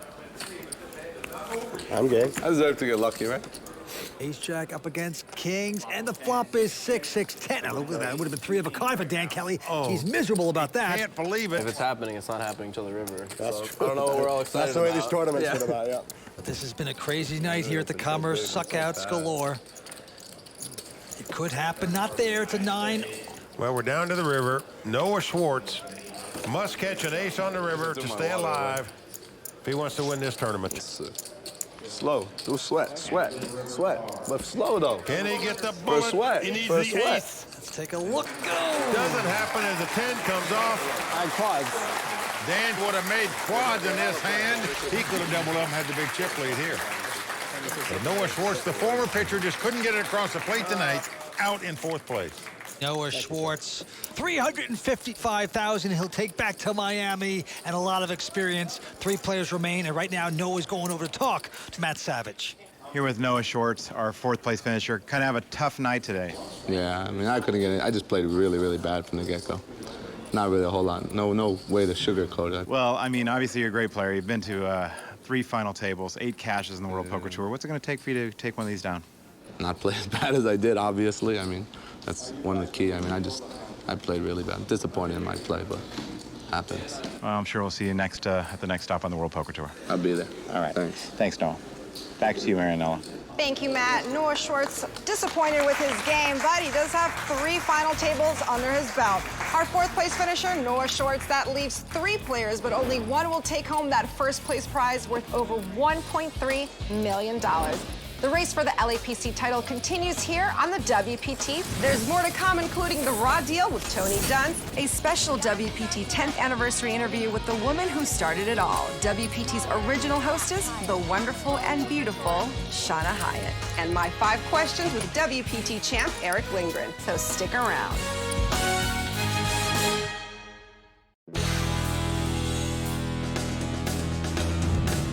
LA Poker Classic is the most prestigious 10K buy-in tournament in the WPT. Yeah! It definitely attracts the best players. I told you before it even came up. We get the top tournament players in the world. And we have some old school people that are here. Bill Hellmuth, Jennifer Harmon, and of course, Phil Ivey. But we're also seeing a lot of new players, and they're hot names in poker. You know, you got David Doc Sands, Matt Waxman, and Jason Mercier. They're some of the top players in the world, and we like to see the young guns go against some of the seasoned veterans in the world of poker. Out of all WPT titles, this is definitely the one I'd like to take home. Welcome back to the World Poker Tour, brought to you by ClubWPT.com, where Sean Jazzieri, Doc Sands, and Dan Kelly are battling it out for a prestigious WPT title here at the Commerce Casino. Right now, sideline reporter Matt Savage is down talking with massive chip leader Sean. Here with Sean Jazzieri. You're running pretty good so far here at the final table. That's the first statement, yes. You seem like you're not intimidated. You got all these young pros out there with you. Why does it seem like you have no fear? I'm playing fearful. I'm scared of these guys. When you're scared, you do strange stuff. Who intimidates you the most? Can you hear us? The person I'd like to see get out is Dave Sands, because I think he's a great. Both of them are great players, but Dave Sands is the one guy I'd like to see get out. All right, well, good luck to you going forward, Sean. I appreciate it. Back to you, Marianella. Thanks. Thanks, Matt. Now let's send it back to Mike Sexton and Vince Van Patten to check the chip counts and get back to the game. Well, there you see the chip count. Sean Jazari well out in front with over 9.6 million. Dan Kelly in second place. Doc Sands in third. The winner going to get over 1.3 million. Next guy out gets 521,000. Sean has folded, and Dan Kelly with ace-8 has raised. All in. And look at this. Doc Sands all in with 2 million. Well, Dan quickly calls. So here we go. Dan Kelly beat him in the pot with the ace-8 offsuit, and he's out in front. Unreal call. Just incredible. Snap call by Dan Kelly. Huge moment here at the Commerce Casino. Well, Doc Sands tournament life on the line, and a king comes on the flop. Doc Sands has taken the lead. Well, that's the way to outflop for Doc Sands. Finally, a little smile, perhaps. Dan not liking that. And the board pair 7 says the cards lie. Dan Kelly must catch an ace on the river to win the pot. He did it earlier when he knocked out Jason Burt. Can he do it again? And there's Erica David's fiance on the rail sweating her man, and it's going to pay off for Doc Sands. So just that quick, David Doc Sands, a one to watch this season on the World Poker Tour, watches his chips double up. Oh, and a beautiful thing to do, especially when you go into the flop as an underdog. But that's not going to bother Doc Sands right now. He's doubled up. We have 3 players remaining. I think it's obvious Dan Kelly's got a pretty good read on the guy. Made a snap call with the ace-8 there, and it was the best hand. Well, these are 2 tough young poker pros battling. Right now, back to the next hand. David, this time with queen-9. That's Doc Sands. He's raised. Sean getting out of the way. And Dan Kelly has the same hand, a queen-9. Now, usually when both players have the same hand, whoever's doing the post-flop betting is the guy that wins the pot most of the time. Dan Kelly, 22 years old, got this tournament to a $1,000 satellite. He's making it pay off here tonight. Flop comes up with a nothing flop, 6-5-4. Sean, shaking his head because he'd have flopped a straight, but certainly would have. Not going to call a raise with a 3 deuce. Dan checks. And Doc looks like he's going to, yes he is, make the continuation bet with queen high, and it's going to work. So Doc Sands picking up another pot by betting.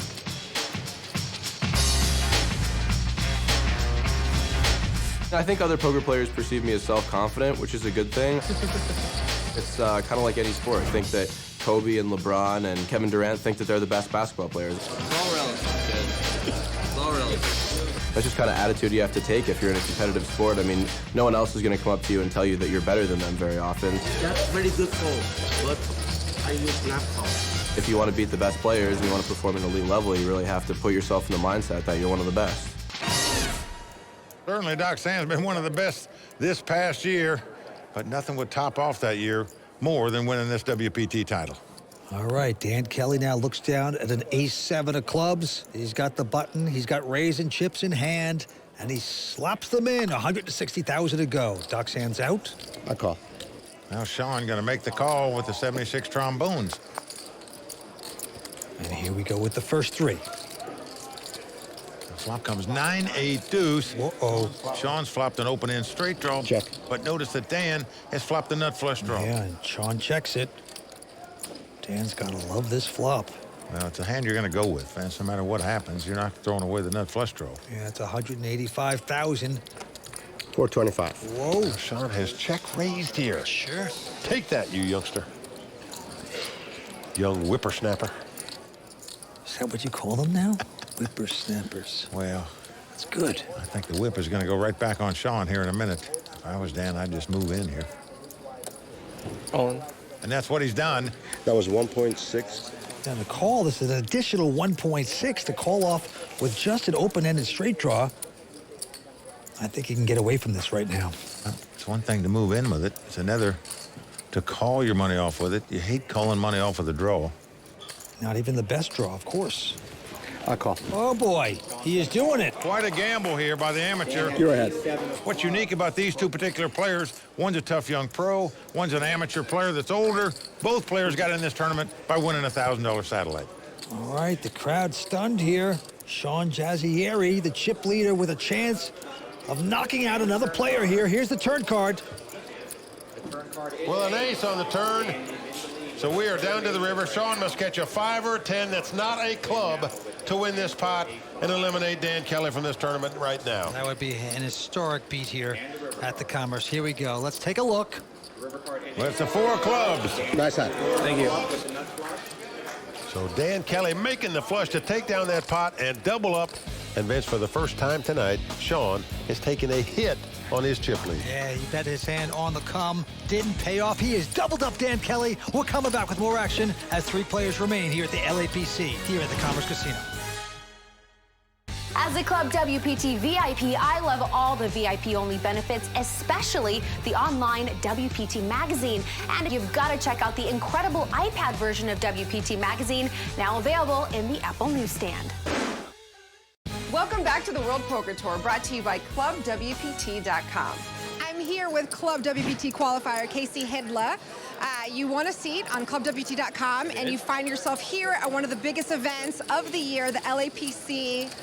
How has this experience been so far? I feel like I'm like a kid on Christmas morning. I've been watching WPT since season 1. Got to meet all the pros, gave me all kinds of tips. I just couldn't believe how nice they were, so it's been incredible. As you can see, ClubWPT.com VIP member Casey Hidla had a fantastic poker experience here at the Commerce Casino. He won a seat to the LAPC and even got to play with Phil Hellmuth. All you have to do is join ClubWPT.com, and as a VIP member, you get other fantastic benefits, including the Entertainment Savers Guide and the chance, of course, to play real poker online and win your share of over $100,000 in monthly cash and prizes. And maybe find yourself winning a seat to a major WPT event, just like Casey did. ClubWPT.com. Never lose a dime playing poker, guaranteed. All right, back to the play. Doc Sands quickly folds. Sean. I call.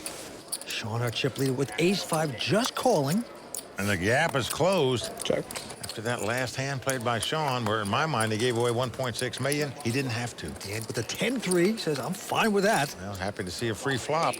And the flop comes ace 8-6 with 2 spades. Great for Sean. He's hit aces, but he's going to check. And he's going to get Dan to bet. I call. Yep, it's $85,000, and of course Sean is going to call. It doesn't re-raise. Dan doesn't like that call, of course. Well, now a 10 comes off. Well, that gives Dan a pair of 10s there, Mike. Possible straight, and as you said, gives Dan second pair, but to him, he thinks he's got the best hand now. He thinks he had the perfect card there. It's a $175,000 bet. Never going to put your opponent on an ace the way Sean has played this hand. Didn't raise pre-flop, didn't bet or raise on the flop. Now an ace of clubs comes off. Sean has made 3 aces and checks again. And I'm certain Dan Kelly feels like he's got the best hand here, the way this hand was played. Yeah, you're right, because Sean didn't raise before the flop. Yeah, I would think my opponent had 2 6s or 2 8s here. That's what it looks like. Dan coming out with another bet, $375. Sean takes the deep sigh here. I call. And he's going to make the crying call and win the pot with 3 aces. And I think Dan is going to be a little surprised to see that. Well, that's why it pays sometimes to not be a pro. Don't play so routine, so tough. Kitchen's no good. I was going to say, that seems dirty. And right now, Sean taking that pot by the nice play. Well, the WPT boot camp instructor is going to be happy to see the way he played that pot. He got a good hand. Check it. Let the aggressive player bluff his money off. Well, this time, Sean has picked up a big hand. Ace-queen. He's got the button, and he is getting that raising chips this time, mixing up his game nicely. He's going to make it 180 to go. Dan out. Now Doc Sands has a 9-4, and it's going to raise here, Vince. He's not calling with his hand. He's come over the top and 3-bet it, and Sean may just set him in right here. 560 total. I call. Huge hand in a 3-handed game, but Sean just calls. Does not re-raise here with the ace-queen. Wants to see a flop first. Here it comes. Well, it's come king 7-4. Doc Sands has made 2 4s. He now has the best hand. He's going to bet here and just hope his opponent doesn't have a king in his hand. Yep, $670,000. Sean mucks his hand. You might have got there, but I was definitely ahead on the flop. Most people that repropped you with what I had. I guess we would have got it in then. You're right. I wouldn't fold my hand to anybody, even you. Oh, boy. Not even to a donkey, huh? Well, I mean, I flatted ace-king against you earlier in the tournament. You remember that? That was a showing of respect. Bunch of poppycock going on here. Oh, boy, oh, boy. That's what we hear at the poker table all the time. So far, since this final table started, not one player has ever had the chip lead other than Sean Jazayeri, but Doc Sands closing the gap on him right now. All right, the blinds are going up to 50 and 100,000. And right now, a quick fold by Dan Kelly, and Doc Sands going to raise with a 4-5 of clubs, makes it 280 to go. Sean with Jack-9, going to make the call. So same two guys going at it again. Flop comes 10-8-6. Doc has flopped a gut shot straight draw, but Sean has flopped an open-in straight draw. Doc Sands bets 360 and a quick call by Sean. One thing's a certainty now, whoever wins this pot will be our chip leader. Doc Sands needs some luck. He gets a good card there. He sure does. That gives him a flush draw, and a deuce would now make him a straight as well. So good card for Doc, and he's going to bet because of it. 640,000. Healthy bet here. I call. What will Sean do with the open-end straight draw? There's your answer, folks. He has made the call. Boy, he is like a broke cousin. He just will not go away. Making this call. Doc looking for some help here. Doesn't happen as the 10 comes off. The best hand between them is Jack High. Doc is just disappointed in that card and the way things are going. He checks it, putting up the white flag. And Sean, with absolutely nothing, is going to make a bet. Doesn't need it, though. Doc Sands releases the hand. So Sean Jazayeri taking down a big pot to widen his chip lead with 3 players left. Boy, he just okie dokie. Doc Sands in that. Backfires for the young guy. And right now, the amateur player, Sean, once again extending his chip lead. Incredible. We have to take a break, but I think I can hear rumblings from Tony Dunst backstage. That means it's time to bring him front and center for another installment of The Raw Deal. And we have a special visitor to help celebrate WPT's 10th season. I'll be joined by WPT's first hostess, Shauna Hyatt. So stick around.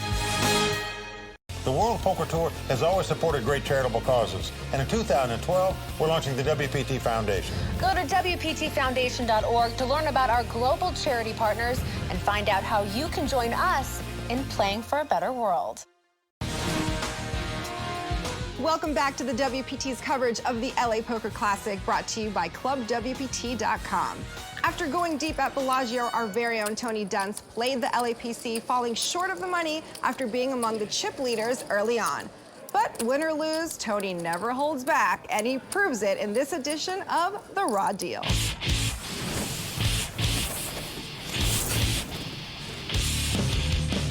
Dan Kelly is perhaps a new name to a large percent of our audience tonight. However, if you grew up in the world of internet poker as I did, then Dan DJK123 Kelly is a very familiar name. And if there's one thing you know about him, it's that he's crazy, but in his own way, gloriously crazy. The thing about being regarded as a well-known crazy is that if you're smart, you'll adapt to your image and find ways to cash in on it. If you have an aggressive and bluff-happy reputation like Dan Kelly, then the adjustment you make is to go for value in some razor-thin situations because you anticipate your opponents are looking for excuses to call you. However, it's not an exact science, and against players like Sean that have an aptitude for checking with showdown value, it can often result in doing the betting for your opponent and sending yourself on a one-way trip to Value Town. At the start of this blind versus blind hand, I call. Sean Jazayeri limps ace-5 in the small, and Dan checks his garbage 10-3 in the big. When the flop comes ace-6-8 and Sean checks, Dan fires his first bullet as a pure bluff. I call. Sean calls, and my assumption is that Dan intends to shut down unless his hand improves. Unfortunately for Dan, that's exactly what happens when a 10 hits on the turn, giving Dan second pair. Sean checks, and Dan now bets $175,000 for value, hoping to bleed some money off an 8 or 6 and protect against hands holding one spade. Sean makes the call and gets the perfect card on the river, the ace of clubs. Sean checks again, and after considering his sizing, Dan bets $375,000. Dan makes this third barrel, which is a value bet, for 3 reasons. First of all, he thinks it's unlikely Sean has a better hand because many holdings with an ace would raise pre, and some percent of the time, Sean would bet the flop with an ace. Also, Dan knows that the rivered ace discounts the likelihood that Sean has an ace, and is continuing with his read on the turn that Sean usually has an 8 or 6. Second, Dan also believes Sean would probably bet the flop with a flush draw, and that he's check called all the way to the end makes that holding pretty unlikely. Third, he knows due to his aggressive and bluffy image, it's more probable that an opponent makes a stand and calls him down light with a weak pair, particularly since it's hard for Dan to have an ace when he checks pre-flop as well. I call. And he's going to make the crying call and win the pot with 3 aces. I believe that Dan's third barrel essentially boils down to a case of right idea at the wrong time. So Dan's play here, not so crazy. Dan himself, oh, he's still crazy. Well, Dan Kelly, a very tough player, but probably wishing he would have checked on the river now, Vince. All right, as you can see, the 53-year-old Sean Jazzieri is the chip leader with close to $8.5 million in chips. David Doc Sands with 4.4, Dan Kelly with about 3.5. The first place prize over 1.3 million. Action's going to Sean. Raise. I'm gonna raise on the button here. Lines are 50 and 100. He's gonna make it 250,000 to go. Dan out. Over to Doc Sands, who looks down at the Queen Jack of Diamonds. He's going to make the call, wants to see a flop. I hope Diamonds doesn't come up. Well, better than that for Doc. He hits queens. Doc checks. 275. Sean quickly bets 275,000.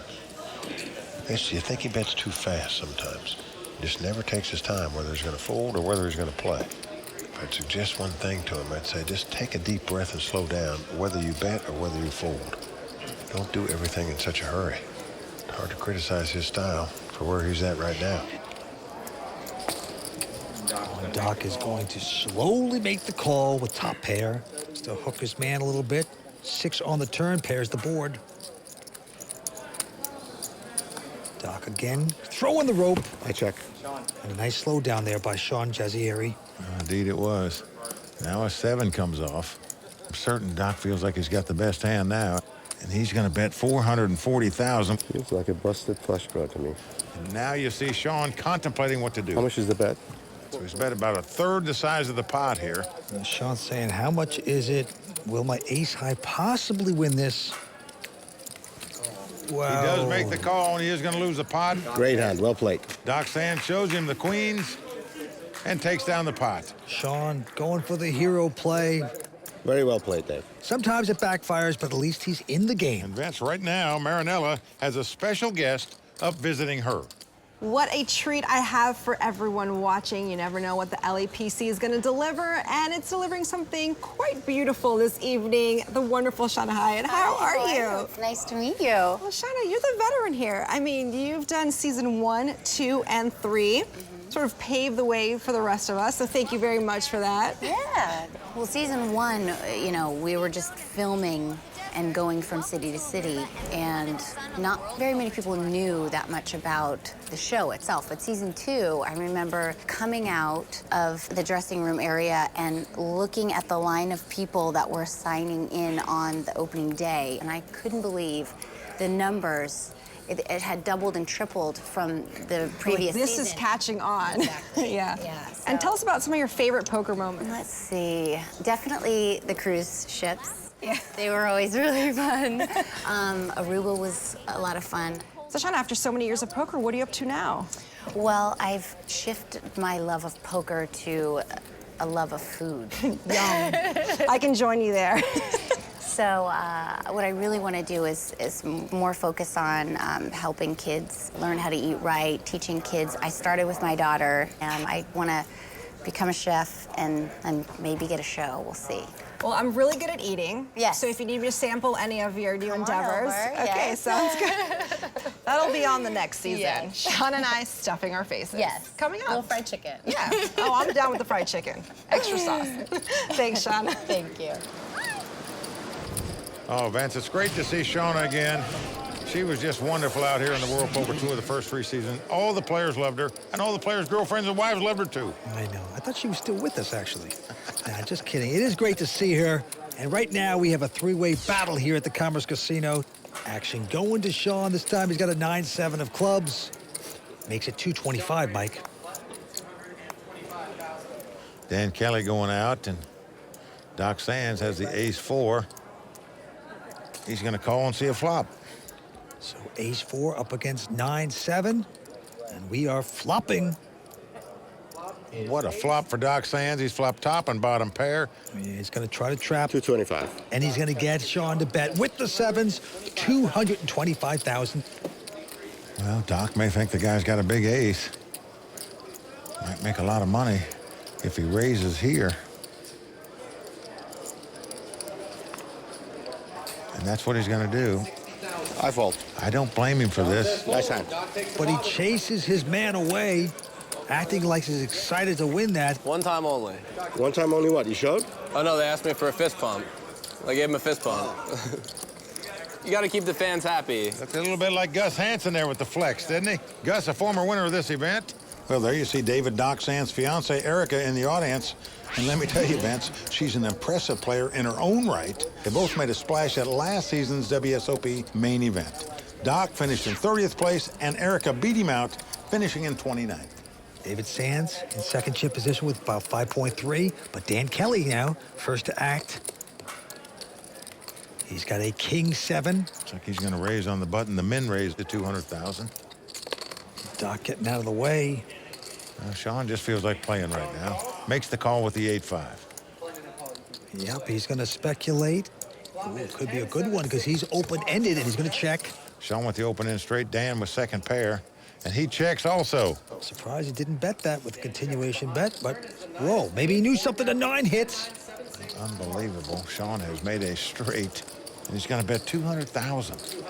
And he's going to get action by Dan.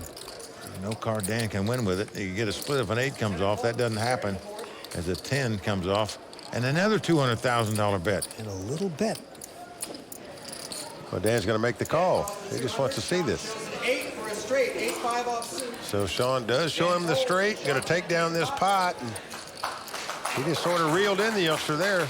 Picked up 400,000. Peck. 200 on the turn, 200 on the river. Got the max out of it, Mike. Pay me off, and he did. It's time for the players to take a short break, but we'll be right back with more action and another edition of 5 Questions. I hate him so much. You know you really You love have him. no idea. Season 10 of the World Poker Tour is brought to you by ClubWPT.com, where VIP members can win their share of $100,000 in cash and prizes every month. ClubWPT.com. Never lose a dime playing poker, guaranteed. I'm Danielle, one of the Royal Flush Girls. Welcome back to the World Poker Tour. The LAPC is celebrating its 10th season on the WPT. For years, the Commerce Casino has hosted the biggest and best names in poker. This week, I got to catch up with WPT champ Eric Lindgren on this edition of 5 Questions. When the WPT first started, you were one of the original young guns to sort of make your mark in the poker circuit. How would you compare your style when you were young to the style of the young guys that are playing today? That was a long time ago. So, yeah, I'm trying to evolve. There's so many good players now. It's a lot different. We don't have as many guys that are just giving their chips away. The biggest difference with young players now is they are so much more aggressive. They know all the math. I think when I was a young player that I felt like I pushed people around and I was a very aggressive player. But the young players today have totally taken that up a level, maybe 2 levels, 3 levels. So what happened is that they're just so much more re-raising, and they call it leveling. Getting information, putting them on hands, and the guts of just a burglar to do it. They're just, the young players today are amazing. Let's talk about some of the young guns. Is there anybody in particular whose game you really admire? Well, I don't know if Jason Mercier is still young, but I played with him last week, and he was amazing. Dan Kelly, Dan O'Brien, they were all playing great. Yeah. I was at a really tough table, actually. Let's talk a little bit about your high roller event, the Bellagio. It's a real barometer to test your skill level. So you're really playing against the best of the best for a lot of money on the line. So nobody's mailing it in. Everybody tries so hard. So Right. it's just a great way to test your skill level and hopefully win some money, especially if you're Eric Seidel. Especially if you're Mr. Seidel. God, he's good. I hate him so much. Eric Seidel, obviously a great player, but there's something else going on there. I think that Eric Seidel just hit that zone. And he was getting a lot of cards, so he was reading people so well that he was just playing so great. He kind of took it above the rim. It was kind of like that Michael Jordan moment when Michael Jordan just went like, I can't miss. And Eric Seidel just couldn't miss last year. And what advice do you have for those just starting out in poker? Go to your local casino, you know, and don't be intimidated. You know, Right. go sit in a low, no-limit game and don't feel like you're going to look stupid or something, because we all kind of did. But it takes like 5 minutes to learn, like Mike Sexton says, and I promise you, you will have a good time. Poker is fun. Well, that's awesome. 5 minutes to learn. That's what Mike Sexton says. I must be awesome. 5 minutes to learn, lifetime to master. That's a very good impersonation. Well, he hustled me in golf once, so I never forgot it. Oh, another player impersonating me now, Vince. The 100K Bellagio event that Eric mentioned really is a test of skill and nerve. Last season, we saw players including Daniel Negreanu, Vivek Rajkumar, and Justin Bonomo take their share of the $2.8 million prize pool. And this season, it will be a WPT televised event. And Vince, I am really looking forward to that later this year on the WPT. David quickly folds. Sean, our chip leader, with 7.8. He's going to call with a king-queen. Right behind him, Dan Kelly, the 22-year-old with ace-queen. Wow, most players would have raised with the king-queen. Sean didn't. Dan definitely going to raise here with the ace-queen. And Sean has called with the king-queen. And a flop comes up, big ace there for Dan Kelly. Well, ace-4 deuce. Sean is going to check, and Dan going to make the continuation bet. But of course, 275, but a quick fold by Sean. Conservative play pre-flop, probably saving Sean money on that hand. Well, there you see the Player of the Year standings. Will the Thrill Fiala out in front, but the winner today is going to pick up 1,400 points and will automatically be tied with James Dempsey and Bobby Obudi in third place. So definitely, whoever wins here is going to be in the hunt for the WPT Player of the Year. All right, a quick fold by our chip leader, Sean. And now Dan Kelly with a queen. 8 of clubs has raised to 250 into Doc Sands, who has an ace-7. It's not a bad hand, but the guy's raised in front of you. Do you really want to go with this hand? Well, there's your answer. Doc Sands 3-bets him, just re-raised it right up to 680,000. Dan Kelly, the mechanical engineering major from Villanova, smart enough to fold that hand. Did you ever work as a mechanical engineer? No. No? Straight to poker? Yeah. Poker start in college? Yeah. In the high school. Did you specialize in like thermodynamics or fluid mechanics? Or? No, I didn't. It was just more general, I guess. Yeah. Specialized in Villanova sorority girls, from what I hear. Sean trying to find out a little bit about what makes Dan tick. Majored mechanical engineering, and now is a professional poker player. Dan Kelly has made it 200,000 with Jack 9. David Sands, the Doc, going over the top. 560 to go. And Sean here with a pair of 9s. Well, Sean with the best hand, but the pot's been raised and re-raised, so he just gets out of their way. Wants the 2 young guns just to fight it out. Hopes one of them goes broke. Dan's going to call with a Jack 9 of diamonds. Big pot.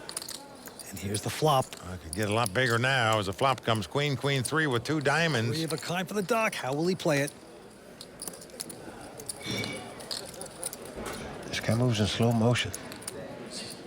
Very methodical bettor. 440,000 is the bet. How much that? I gotta work on that, Vince.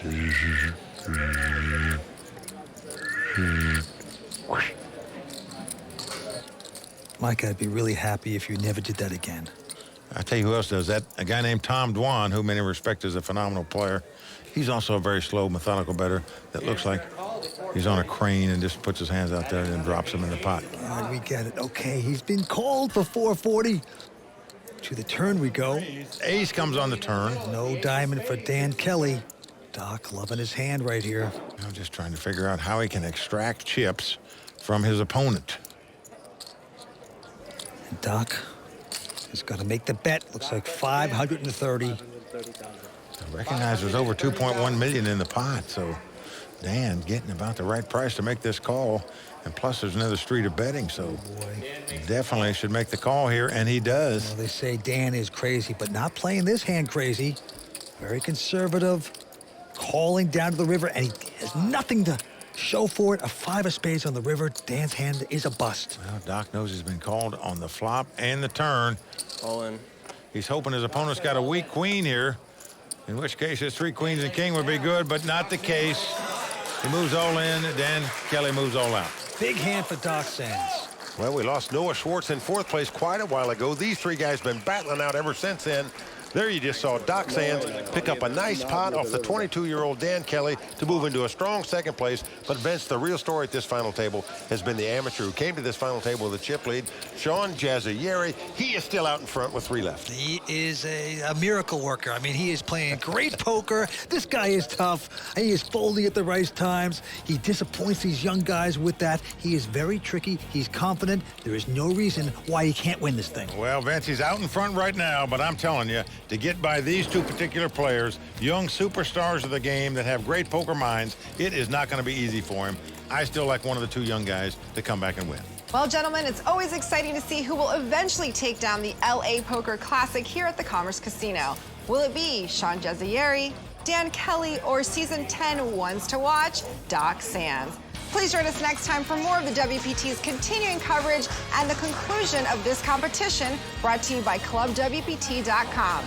Until then, from Mike Sexton, Vince Van Patten, Tony Dunst, the Royal Flush Girls, Matt Savage, and the whole WPT team, I'm Marianella Pereira saying thanks for watching and good night. I don't understand what this is for here. The World Poker Tour is brought to you by ClubWPT.com. Never lose a dime playing poker. Guaranteed.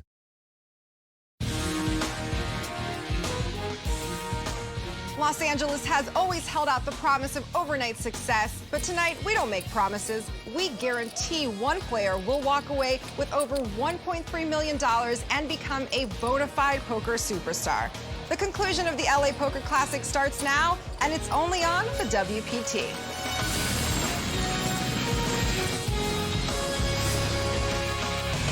Well, the crowd all standing. He is circling the drain. They are going bare knuckles in the center of the ring. He needs the extreme miracle.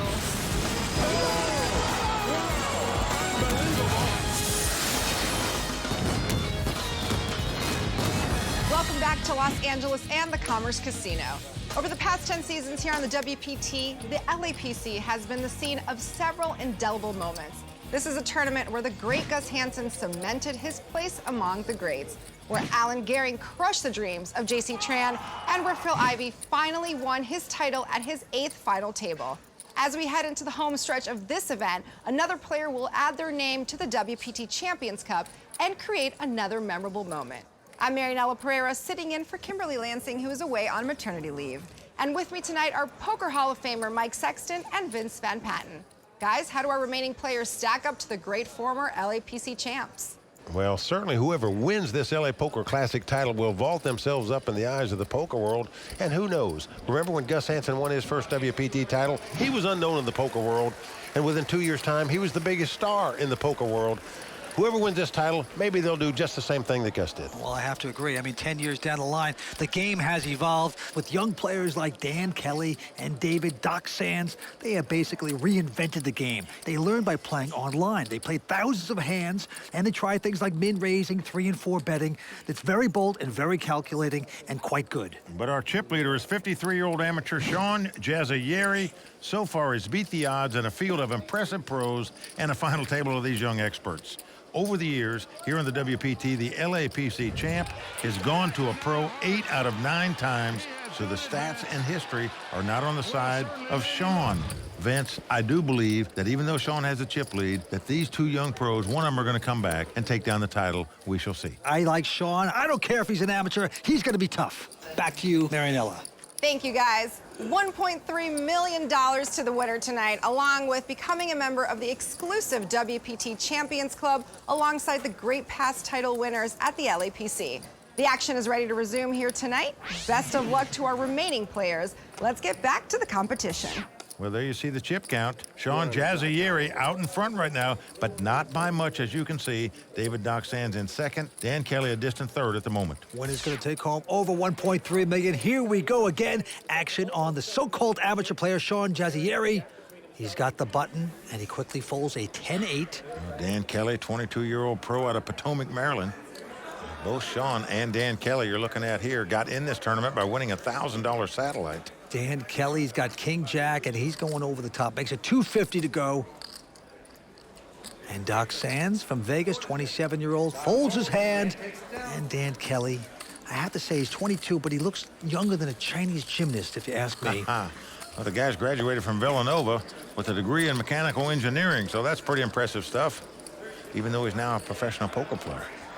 All right, the very next hand, right back on Dan Kelly.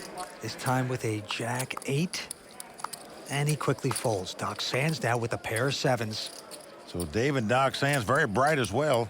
He went to the Hamilton College of International Politics, was summa cum laude there. Ironically, he went there because math wasn't a requirement. Now, that's something you don't find in many poker players, where they shun from the math. 270 to go, and Sean with ace-4, not going to re-raise with ace-high, has made the call. Flop comes up 8-6 deuce. That is pretty good with a pair of 7s. Back on Doc to act first. Doc's out of Las Vegas, 27 years old, 12 WPT events, his second cash.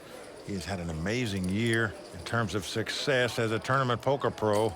Nothing would do better for him, though, than to cap it off with a win here at the LAPC. Well, he's on his way there. He bet 280, a quick fold. And with that pot, Doc Sands has taken the chip lead. He is out front, the first time someone besides Sean has led at this final table. And it's on Doc again. This time he looks down at a little pair of deuces. Makes a nice little raise of 200,000 total.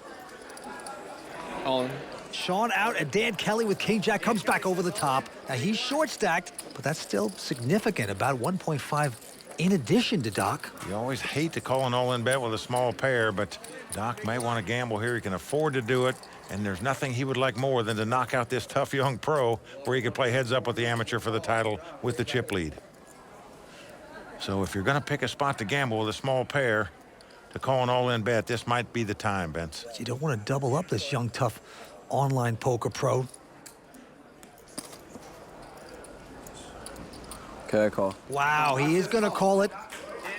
Well, Doc Sands has got the ducks. Will they quack or will they waddle away? That's the question. There's Doc's fiancée, Erica, sweating her man. Incredibly, both Erica and Doc cashed in the WSOP main event. They were in the top 30, in fact, going out one right after the other. Erica finished 29th and Doc 30th, so she got the better of him, and I'm sure that she reminds him of that quite frequently. Dan hoping to hit King or Jack, but no, 7-4-4. Good for Doc Sands, just not good for Dan. To the turn we go. So much at stake right now. Well, the 4 comes off, so Doc Sands has made a full house. If a 7 comes off, they would split the pot. Dan Kelly needs a king or a jack to win the pot, or another 4. Doc Sands looking like a genius to call off with a pair of deuces. He's one card away from going into heads-up action. It's a 3. The 2 ducks are quacking, and that's going to do it for Dan Kelly tonight. He is going to be out in 3rd place. Vince, the kid fought a tough battle tonight. Just wasn't quite meant to be for him. Well, this kid can play. No doubt about it. He'll take home $521,000 as he walks over to Matt Savage. Obviously, you're a great player and awfully young. Got a lot more final tables in your future. Hope so. How do you feel about how you played tonight? I think I played well. Didn't win. All right, Dan, congratulations. Thank you. A lot of money, and obviously we'll be back again. Matt Savage and Dan Kelly, back to you, Mary Null. With Dan Kelly out in 3rd place, we are now close to naming the Season 10 LA Poker Classic champion. That leaves Sean Jazzieri and Doc Sands to battle for the title. Our 3rd hour of coverage from Los Angeles is just getting started, and we have more to come. including a new edition of the Season 10 Ones to Watch, and we relive a Champions Cup moment with one of the world's greatest poker players. It's all happening when we return on the World Poker Tour, brought to you by ClubWPT.com. As a Club WPT VIP, you get exclusive inside access to the WPT and can play for your share of more than $100,000 in monthly cash and prizes, including WPT seats. Check out ClubWPT.com. Never lose a dime playing poker. Guaranteed. Welcome back. You're watching the LAPC. In Season 6, the LAPC made history as the man who many believe to be the world's greatest poker player finally earned his WPT title. I'm of course speaking of the great Phil Ivey, and this is his well-earned WPT Champions Cup moment. Here we go to the river! Who's gonna get lucky?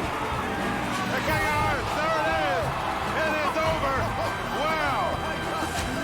7 times over 6 years, Phil Ivey entered the WPT arena in search of a title, and 7 times he was denied. It's over. And the ace-queen came back to haunt it. Oh, man, Phil very dejected, walks away. So when the world's greatest poker player came to the final table of the LA Poker Classic in Season 6, the overwhelming chip leader, there was no guarantee that this time he could slip the weight of history. Indeed, Phil Ivey's 6 years of final table misfortune continued early on. He's imploding before our very eyes. Until he found himself on the wrong end of a massive pot against WPT champion Nam Lee. Well, Phil Ivey is all in. Maybe it'll work out for Phil Ivey, but right now, he is up against the blade, as we say. Here we go with the turn card.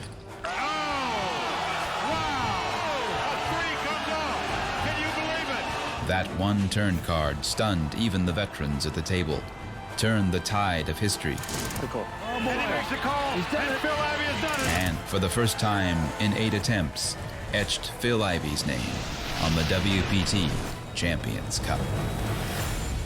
Phil Ivey, one of the true greats of poker, and a well-deserved Champions Cup moment. But right now, it is time to find a new champion. As is the custom on the World Poker Tour, when we get down to heads-up play, we have our money presentation. So show us the money!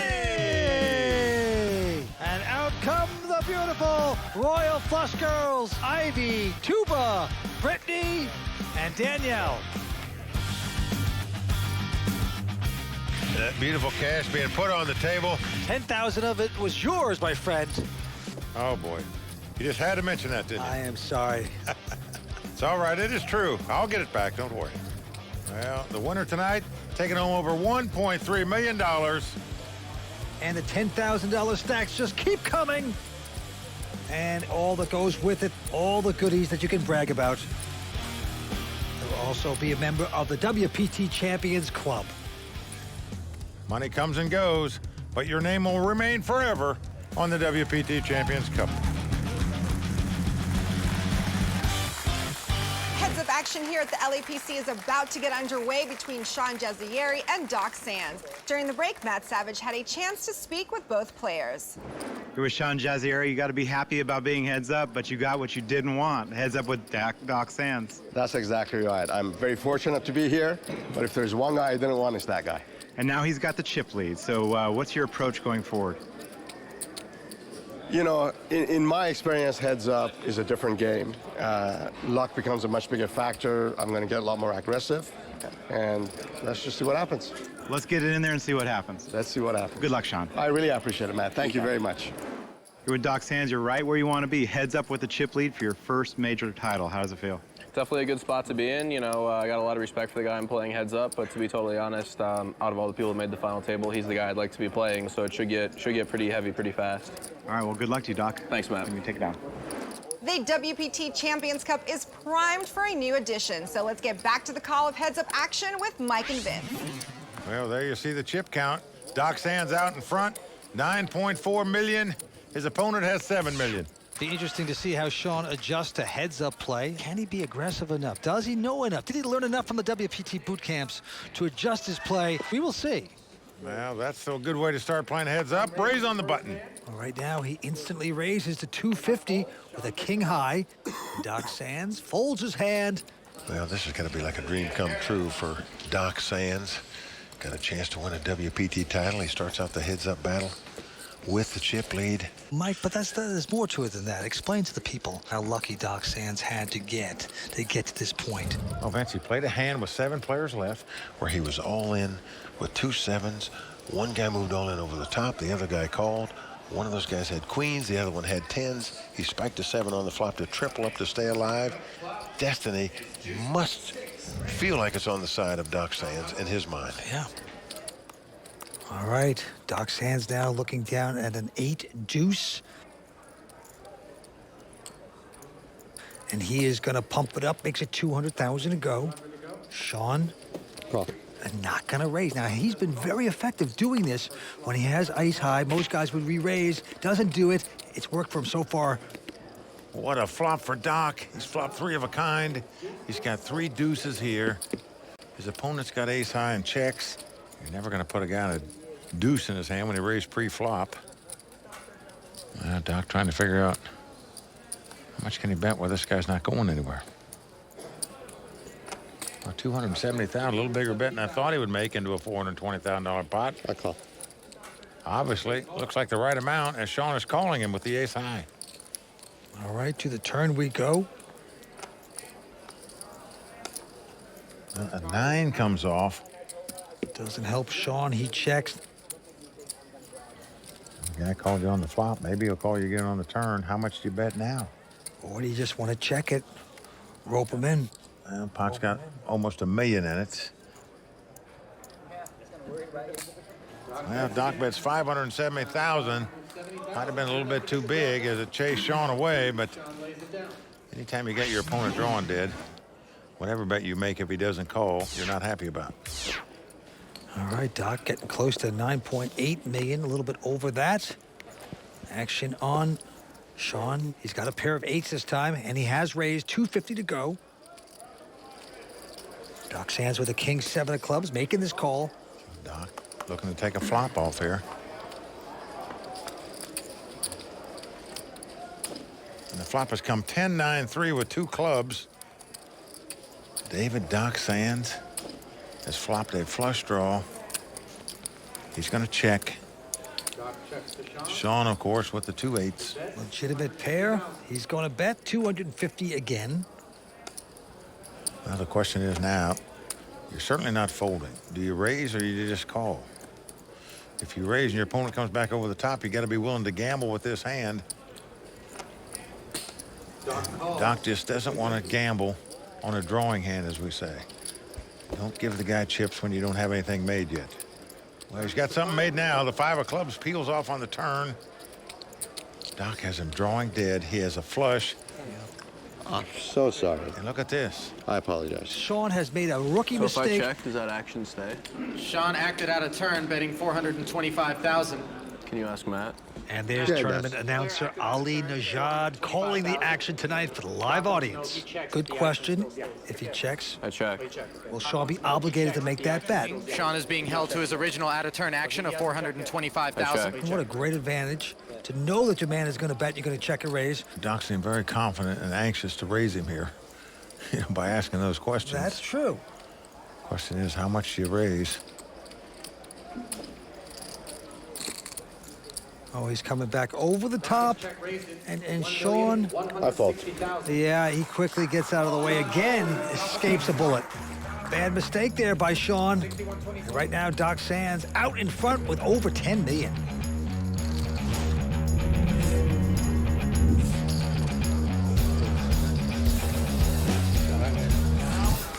Again, guys.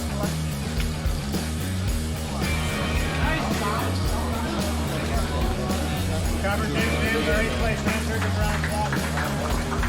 River is an 8. Jack's going to win. Welcome back to the World Poker Tour, brought to you by ClubWPT.com.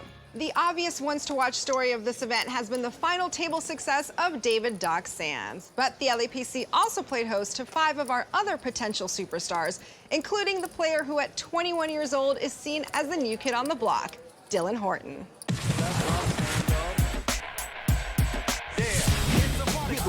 I love the grind, the sick degenerate. I made it to the final table. I'm a ones to watch, so that should be interesting. No. I think this year is my year. I'll win one eventually. Day one, Commerce Casino. Just drove in this morning, happy to be here. Should be a great tournament, one of the flagship events of the WPT. 2 players to watch, not just 1, 2. And I've been pretty consistent lately, so I'm feeling good. I am never worried. Optimism all the way. I'm feeling really good. Got a good table and excited to play. Oh, cute little Dylan Horton. I just turned 21. This is my first season playing a full circuit of live events. Ever since I was a kid, I watched poker on television. It's been a dream of mine to win a major poker tournament. He just looks so sweet and young and innocent. Dylan's probably the silent assassin at the table. I feel like I want to take him under my wing and be like, come here, Dylan, let me help you out. He's probably just sniping people, picking spots. Dylan Horton is a really good online player. It'll be interesting to see if he has what it takes to transition from playing on the internet to playing live. I played a lot of WPTs this season. Going into each event, I felt like I wasn't scared, I wasn't nervous, I was gonna just play my game and see what happened. But looking back on a couple of them, I can see specific spots where like I kind of crumbled under the pressure. Yeah, I definitely didn't play 100%. I have more chips than him. I've been traveling a lot more than I'm used to, and the buy-ins are more than I'm used to. 10,000, that's a big buy-in. At first, when I was playing 10Ks, I wasn't as comfortable, and over time, I became more and more comfortable with them. It can be pretty intimidating because you see a lot of the faces that you've seen for years on television and people that are, some of the best players in the world. So that does kind of mess with your mental state. And I know when I first started, that would make me feel really nervous. I actually was playing scared in a way, even though I didn't realize. So that's what I've learned about myself. I guess advice that I would have is don't get overwhelmed. Be confident in yourself. Keep playing these 10Ks. Dylan just needs to show up at the table and just growl. Dylan, you got this, my man. Keep your head up, stay in the game, be patient, and your day will come. I'm really focused. I know I have what it takes, and I've been down so many times online, and I pulled myself back every single time. I know I can play, with the best in the world. Absolutely, I can ship one of these things. 2 players cashed here at the LAPC, Matt Marifiati, who has moved into 2nd place in the ones to watch standings, and of course, Doc Sands, who regardless of where he finishes this evening, will take the top spot. We will continue to follow the ones to watch all season long, but for now, let's get back to the action. Well, there you see the chip count. Doc Sands with 10.5 million. Sean Jazzieri with just under 6 million. All right, the antes are 20,000 now. Blinds are 60 and 120. Action on Doc Sands from Vegas. He is going to raise with a king 3 to 240,000. Well, Sean is going to re-raise here. Well, Sean's picked up a pair of 8s. He's at 645,000 to go, so the WPT boot camp instructors will be happy to see that. They've taught him that pairs are big hands playing heads-up poker. He 3-bet him nicely there. Yes, he did. He said before the heads-up action he was going to play more aggressive, and right there he had a nice opportunity. Did so. Nicely done. Action on right back on Sean. Let's take a look at his cards. Oh, just an ace-king, Mike. Well, my guess is he'll play this one aggressive too, Vince. Yeah. Beautiful starting hand. In the past, he's played those ace-highs sort of slowly, though. He has just called, but this time gonna raise. It took a long time to raise here. Usually he's very quick acting, but... Oh, he's gonna chase away Doc Sands. Well, Doc had 10-5 offsuit. Not gonna play, but Sean was hoping to get some action there. Well, he has played them slowly in the past, and then when the ace hits, he has disguised his hand. He made a lot of money doing that in this final table. So back to this hand, Doc Sands now. Doc Sands on the button here with a 6-deuce offsuit. Just going to make a position raise here to 240,000. The min raise. I call. This time Sean with an uneventful 10-6, but says he will speculate, and we'll see the first 3. Comes a flop. Oh, it's come 6-6-3. Both players have flopped 3 6s. Doc Sands is outkicked. This could spell big trouble for Doc Sands with a capital T. Right now, Sean has set the trap. He's checked. Yeah, Doc gonna bet the flop here. 270,000. Let's see if Sean slow plays the 3 6s. Gonna be Tough to suppress your happiness when you hit 3 of a kind. And he's gonna raise it, makes it 600,000 to go. And Doc also thinking that he's got his man wrapped up. Well, let's see what Doc does now. Guy check raised him on the flop. You flop 3 6s. You're not throwing this hand away. Just a matter if you're just calling here or if you're raising. Gosh, Sean in a great place with the bigger kicker. Doc Sands has no idea. Even if you're out kicked, you're playing this hand. Oh, yeah. But Doc is thinking if the guy's bluffing, he wants to give him more chances to continue bluffing, so he just calls here. That's the reason for the call. Turn card a king of hearts. I check. And this time Sean slows down.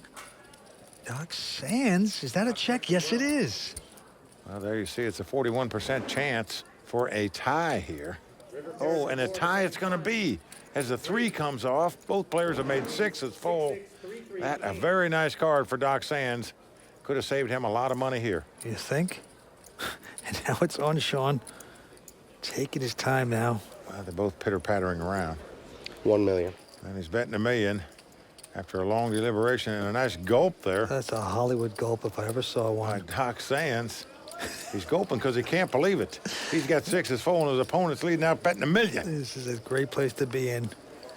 Saying, how do I keep him in, though? Keep him on the leash. Well, hide and go seek. This is a classic tell here, folks. The guy's trying to act weak when we know he's very strong. All right, Doc's coming back over the top, about 2.5 in total. I'm all in. And there goes the all-in. John says all in. Call. That's all in. Doc looks back to make sure it's a 6 and not a 7 in his hand. He can't believe it. He calls. This is going to be a split pot. Both players have 6s full of 3s. Well, you got to say Doc Sands was lucky there. He was going to lose a huge pot. That was fun. Let's not waste each other's time like that ever again. Nice suck out on a turn on the river. Well, there you see Vanessa Selbst, one of the truly great poker players in the world, man or woman I'm talking about. Oh, she's sort of mocking Doc, saying great suck out. Partially true, but... All right, as you can see now, Doc Sands with about 10.4 million in chips. Yep, still maintaining the chip lead.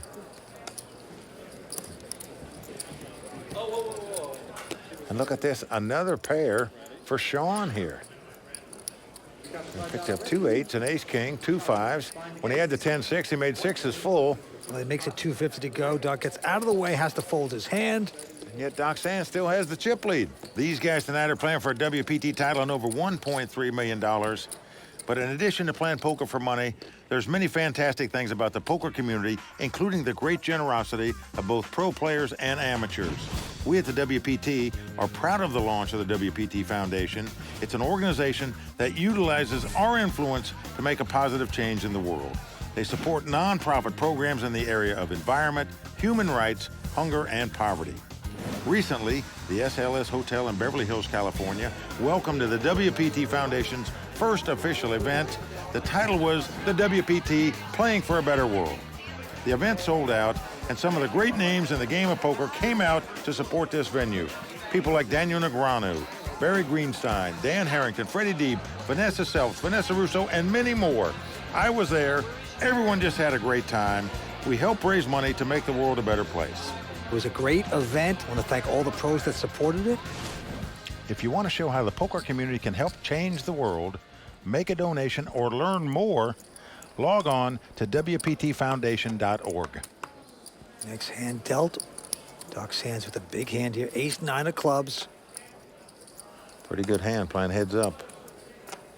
He's going to raise it here. Yeah, solid hand. Makes it 270 to go. Oh, well, Sean's got call. An ace suited as well. Ace deuce of diamond, so he's going to make the call here. So we're going to have a flop. And the flop, king 9-4. Doesn't help Sean. He checks. Now, of course, 9's there for Doc. You hope your opponent doesn't have a king, but if he's got a 10 jack, you just can't let him draw it for free.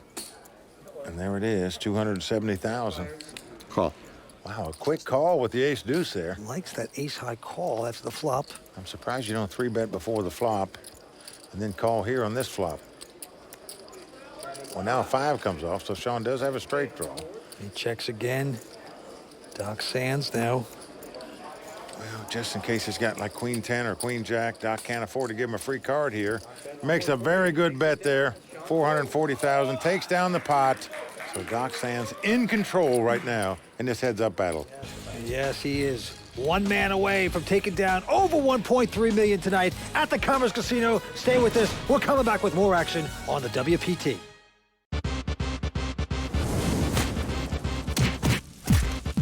My name is Ivy. I'm one of the Royal Flush Girls. This week, I got to go to the Gracie Jiu-Jitsu Academy. I'm Henry Gracie. I'm a third-generation master of Gracie Jiu-Jitsu. My father brought our family's discipline from Brazil to America, and in 1993 is when it all blew up. That's when he created the Ultimate Fighting Championship, the UFC. I'm ready to kick some ass. Can you say ass? Henner actually taught me a lot of this tactical skills, which is ground fighting. Oh, okay. He tried to just grab both hands and taught me how to get out of that. He taught me how to put people to sleep, and I think it did pretty well. Ivy did amazing. Aside from the fact that when she choked me that one time, she held on too long. It was cool. Get to throw him around, and I got thrown around. Of course, I'm tougher. Come on now. Just don't tell him I told you that. Welcome back to Season 10 of the WPT. Well, Mike, I am stunned. That is impressive. Well, Vince, I'll tell you one thing. She might have some empty seats there at the Royal Flush Girls social bar. Guys will be afraid to sit down and talk to her. She might give them a whack. She is impressive, but right now we have a heads-up battle, so let's get back to it. Sean Jazzieri with a Queen 9. He's gonna pump it up to 260 to go. 260 to go. Doc David Sands from Vegas with a big hand, ace-jack. Well, he's gonna pop it. 720, it looks like. Flickered in there. Sean has a decent hand, but losing interest apparently. That's all. Well, Doc gonna take down yet another pot. He's called Doc because he was the doctor of online poker, just operating on everybody. He was actually the #1 ranked online poker player in the world at one time. That is pretty impressive. Won over 800,000 at Bellagio when he won a 5K no-limit hold'em tournament and finished second in the $100,000 buy-in high rollers event. So this guy is on a heater. Yeah, truly an online expert, but made the crossover to tournament play. He has a slow motion betting style that could be emulated by thousands of poker players if he wins this title. Call. Well, he's made it 250 to go with 9 high, and Sean not going anywhere with 6 high. Well, Doc bets the same way Tom Dwan bets, and Tom Dwan, considered by many to be one of the greatest no-limit players in the world as well. Well, the Queen 5-3 comes up on the flop. They both got a piece of that. Sean quickly checking. Well, Sean's got bottom pair. Doc's got middle pair. Well, Doc is going to bet out. Yeah, just a mere 270. He's going to chase away Sean. That's a good laydown by Sean. Very good. He called a raise pre-flop. He flopped a pair and just quickly mucked it. And there's Doc's friends and fiancée Erica rooting him on. They are railbirds this evening. And right now we're going back to the action. The 53-year-old. Only been playing poker for 4 years. Sean with a King 7 has raised to 270. And Doc Sands with just a 5 deuce cannot play. He elects to take a little timeout. I love the way Doc Sands is playing this heads-up battle. But let's talk about this tournament for a second. This tournament attracted superstar players like Phil Ivey, Phil Hellmuth, Mike Sexton, you name it, they all played, but it also attracted some very fortunate amateur players. And one was a paramedic. That's right, paramedic Casey Hidla and mechanical designer Steven Simmons. Well, you're right, Vince. You know, all the top pros plunked down $10,000 each to enter this tournament, but Casey and Steven won their entries into the LAPC by playing on ClubWPT.com. And those two club members had the experience of a lifetime playing. Now, Casey made it to the 3rd day. That was very impressive, and he played against the very best players in the world. Now, you may feel like you want to play real poker online, and if you want to improve your game and have a chance to win your share of cash and prizes every month, check out ClubWPT.com. Yeah, for only $19.95 a month, you too can become a VIP member, enjoy great VIP benefits, play unlimited poker, and maybe find yourself winning a seat to a major WPT event just like Casey and Steven did. ClubWPT.com. Never lose a dime playing poker. guaranteed. All right, back down to the money pit. Well, the money pit is right. The winner taking home over $1.3 million. Sean has raised with an ace-8. That's going to do it. Got in this tournament by winning a $1,000 satellite and playing poker only 4 years. Always trying to get better. Took 3 WPT boot camps. And obviously, that has paid off for him.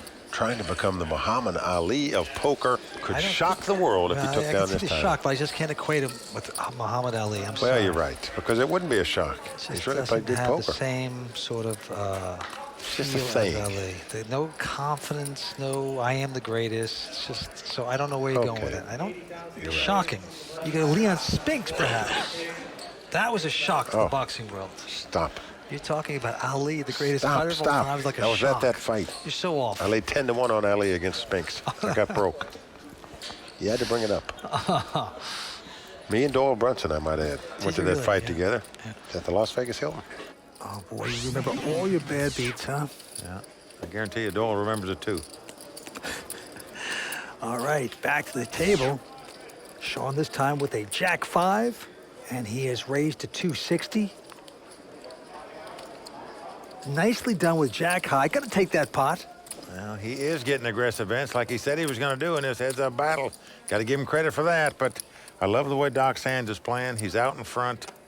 He's in great shape here to take down this title. He's not going to do anything to jeopardize it foolishly. And right now, our chip leader, Doc David Sands, the doctor of online poker, with an ace-8.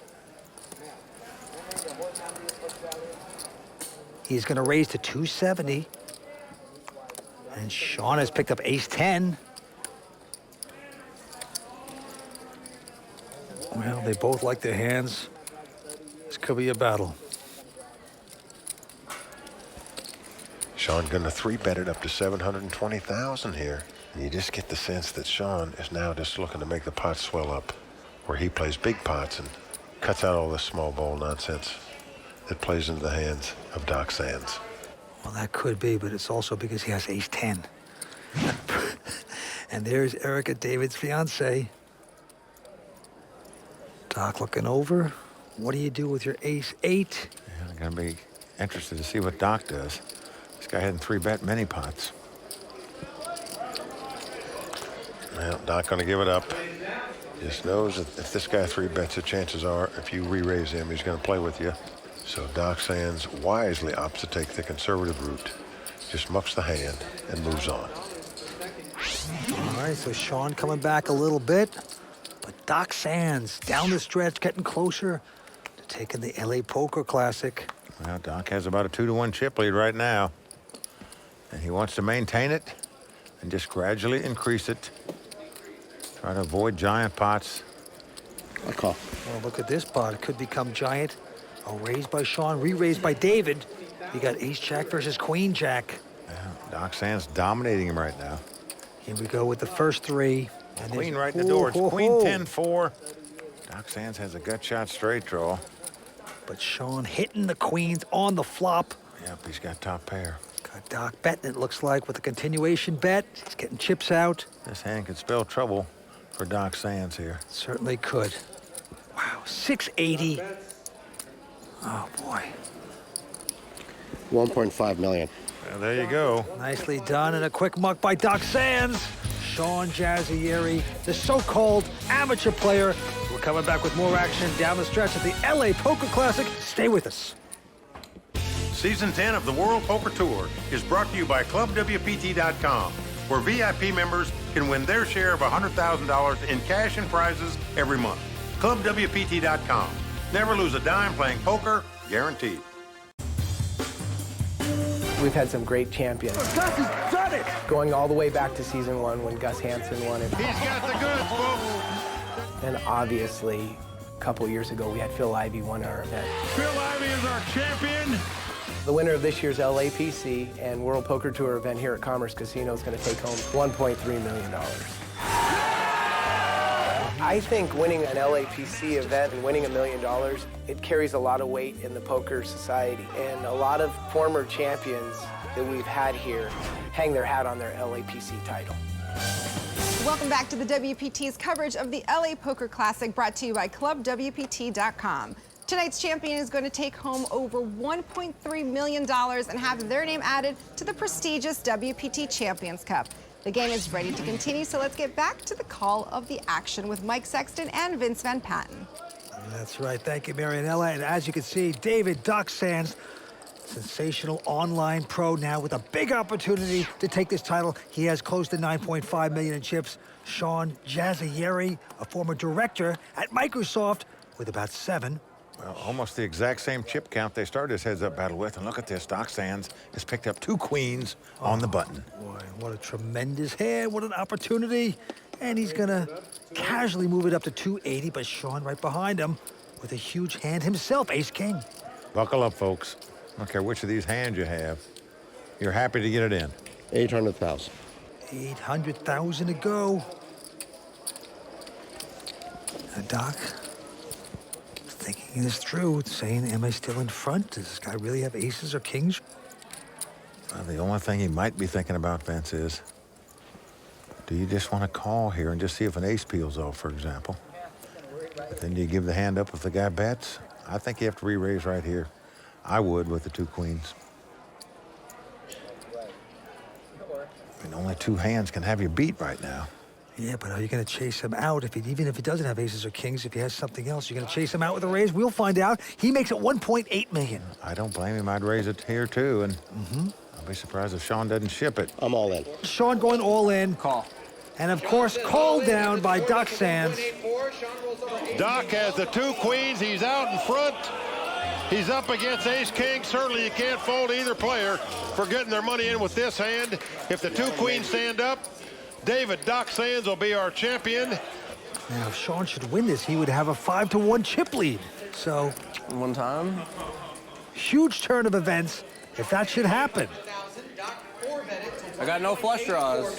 I do. Well, everybody on their feet here at the Commerce. You haven't made one bad play this tournament, man. You've played great. Appreciate that. Likewise. Good luck to you.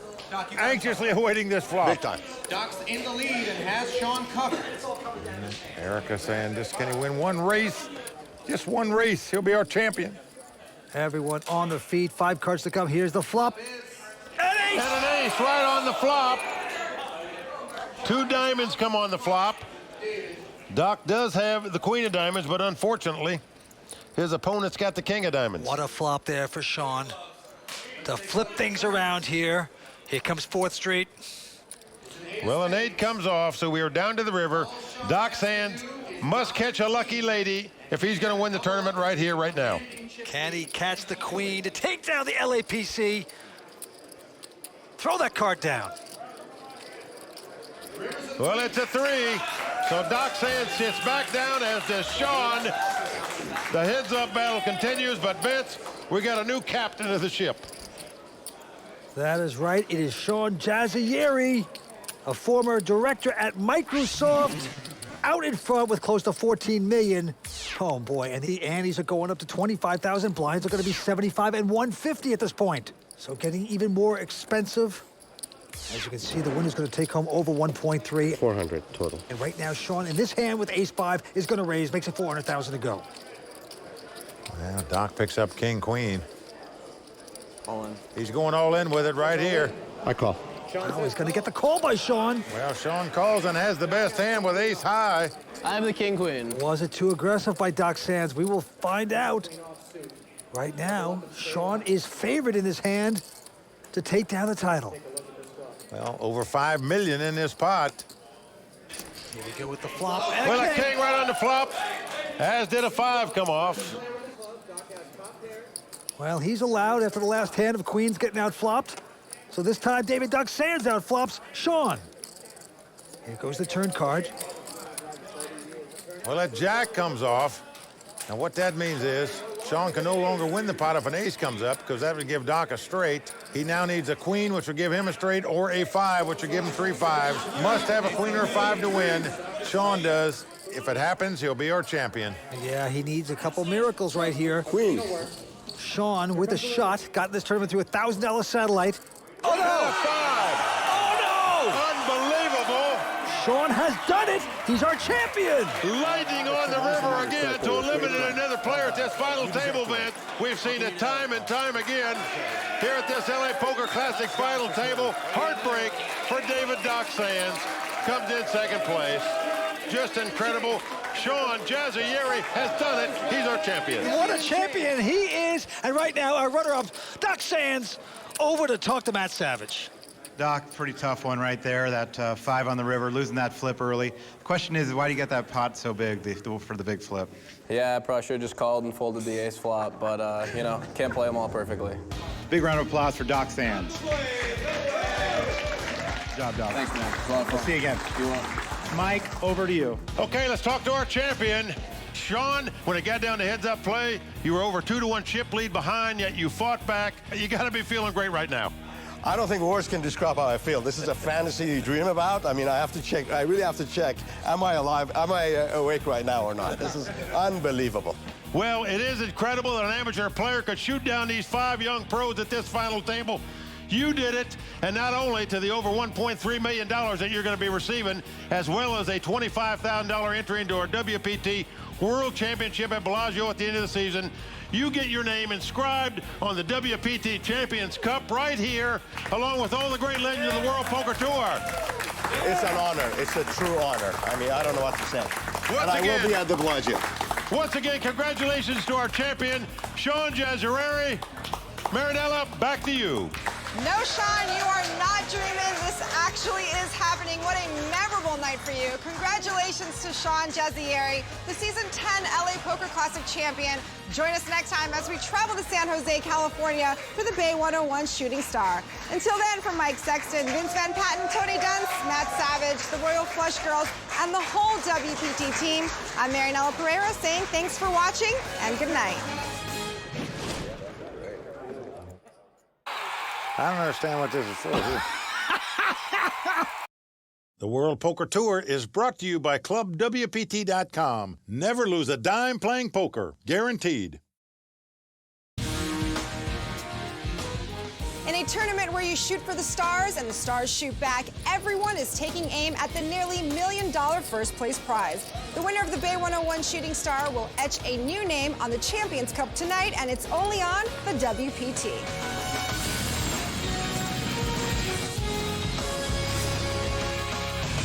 Well, the crowd all standing. He is circling the drain. They are going bare knuckles in the center of the ring. He needs the extreme miracle.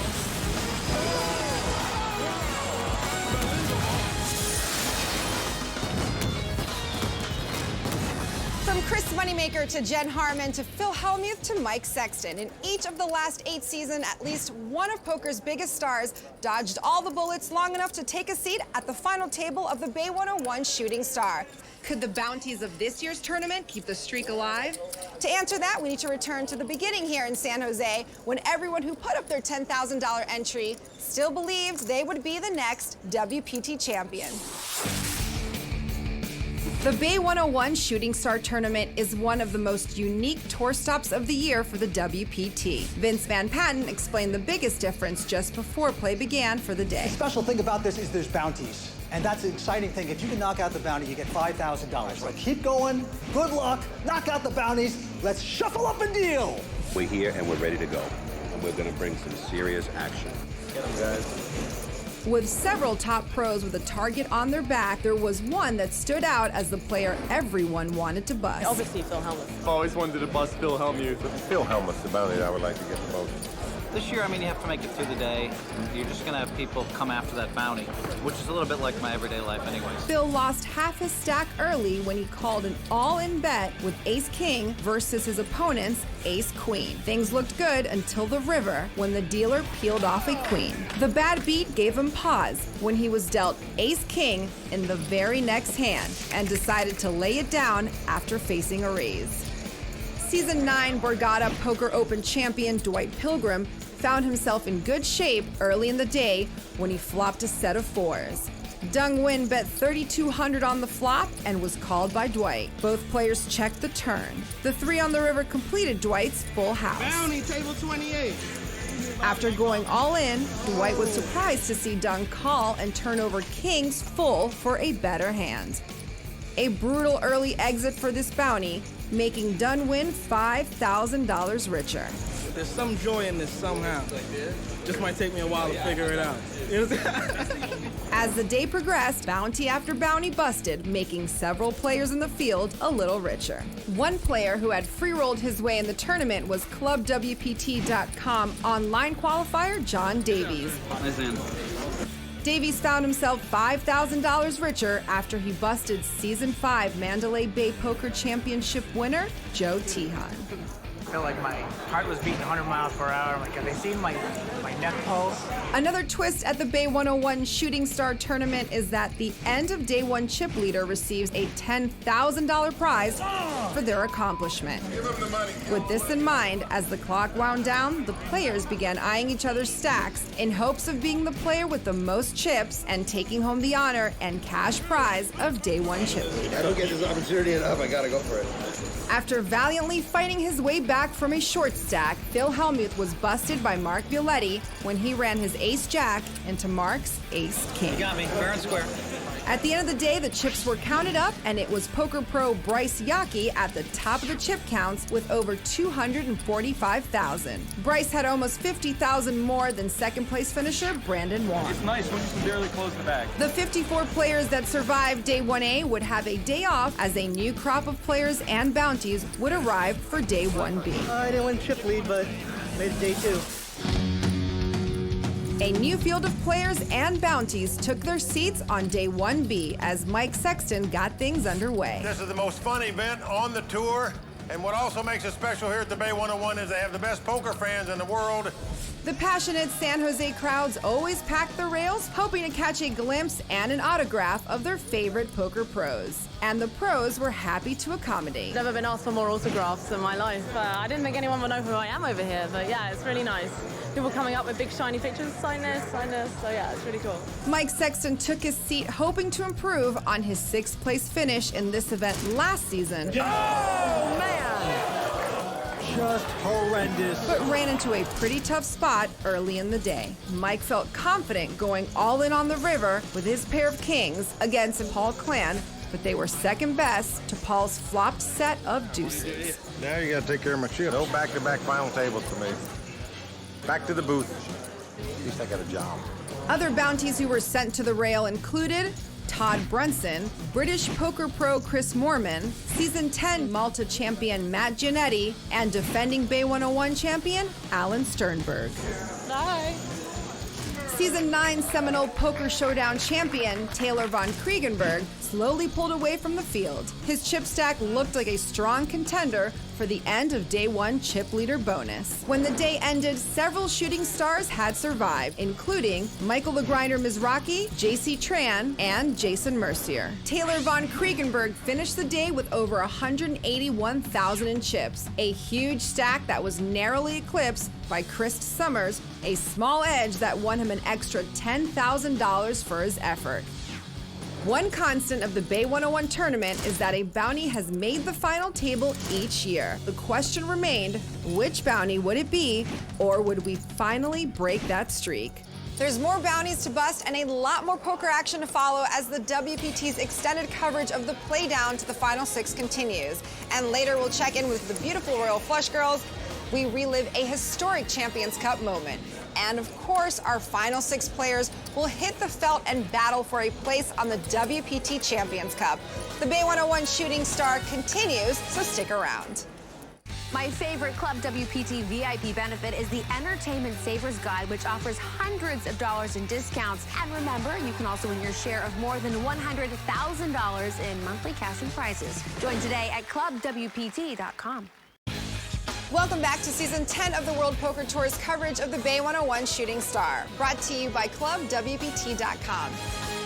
This unique tournament awards players an extra $5,000 if they eliminate one of the pros who were selected as a bounty. And while some bounties went bust, others were still in the hunt to make this final table.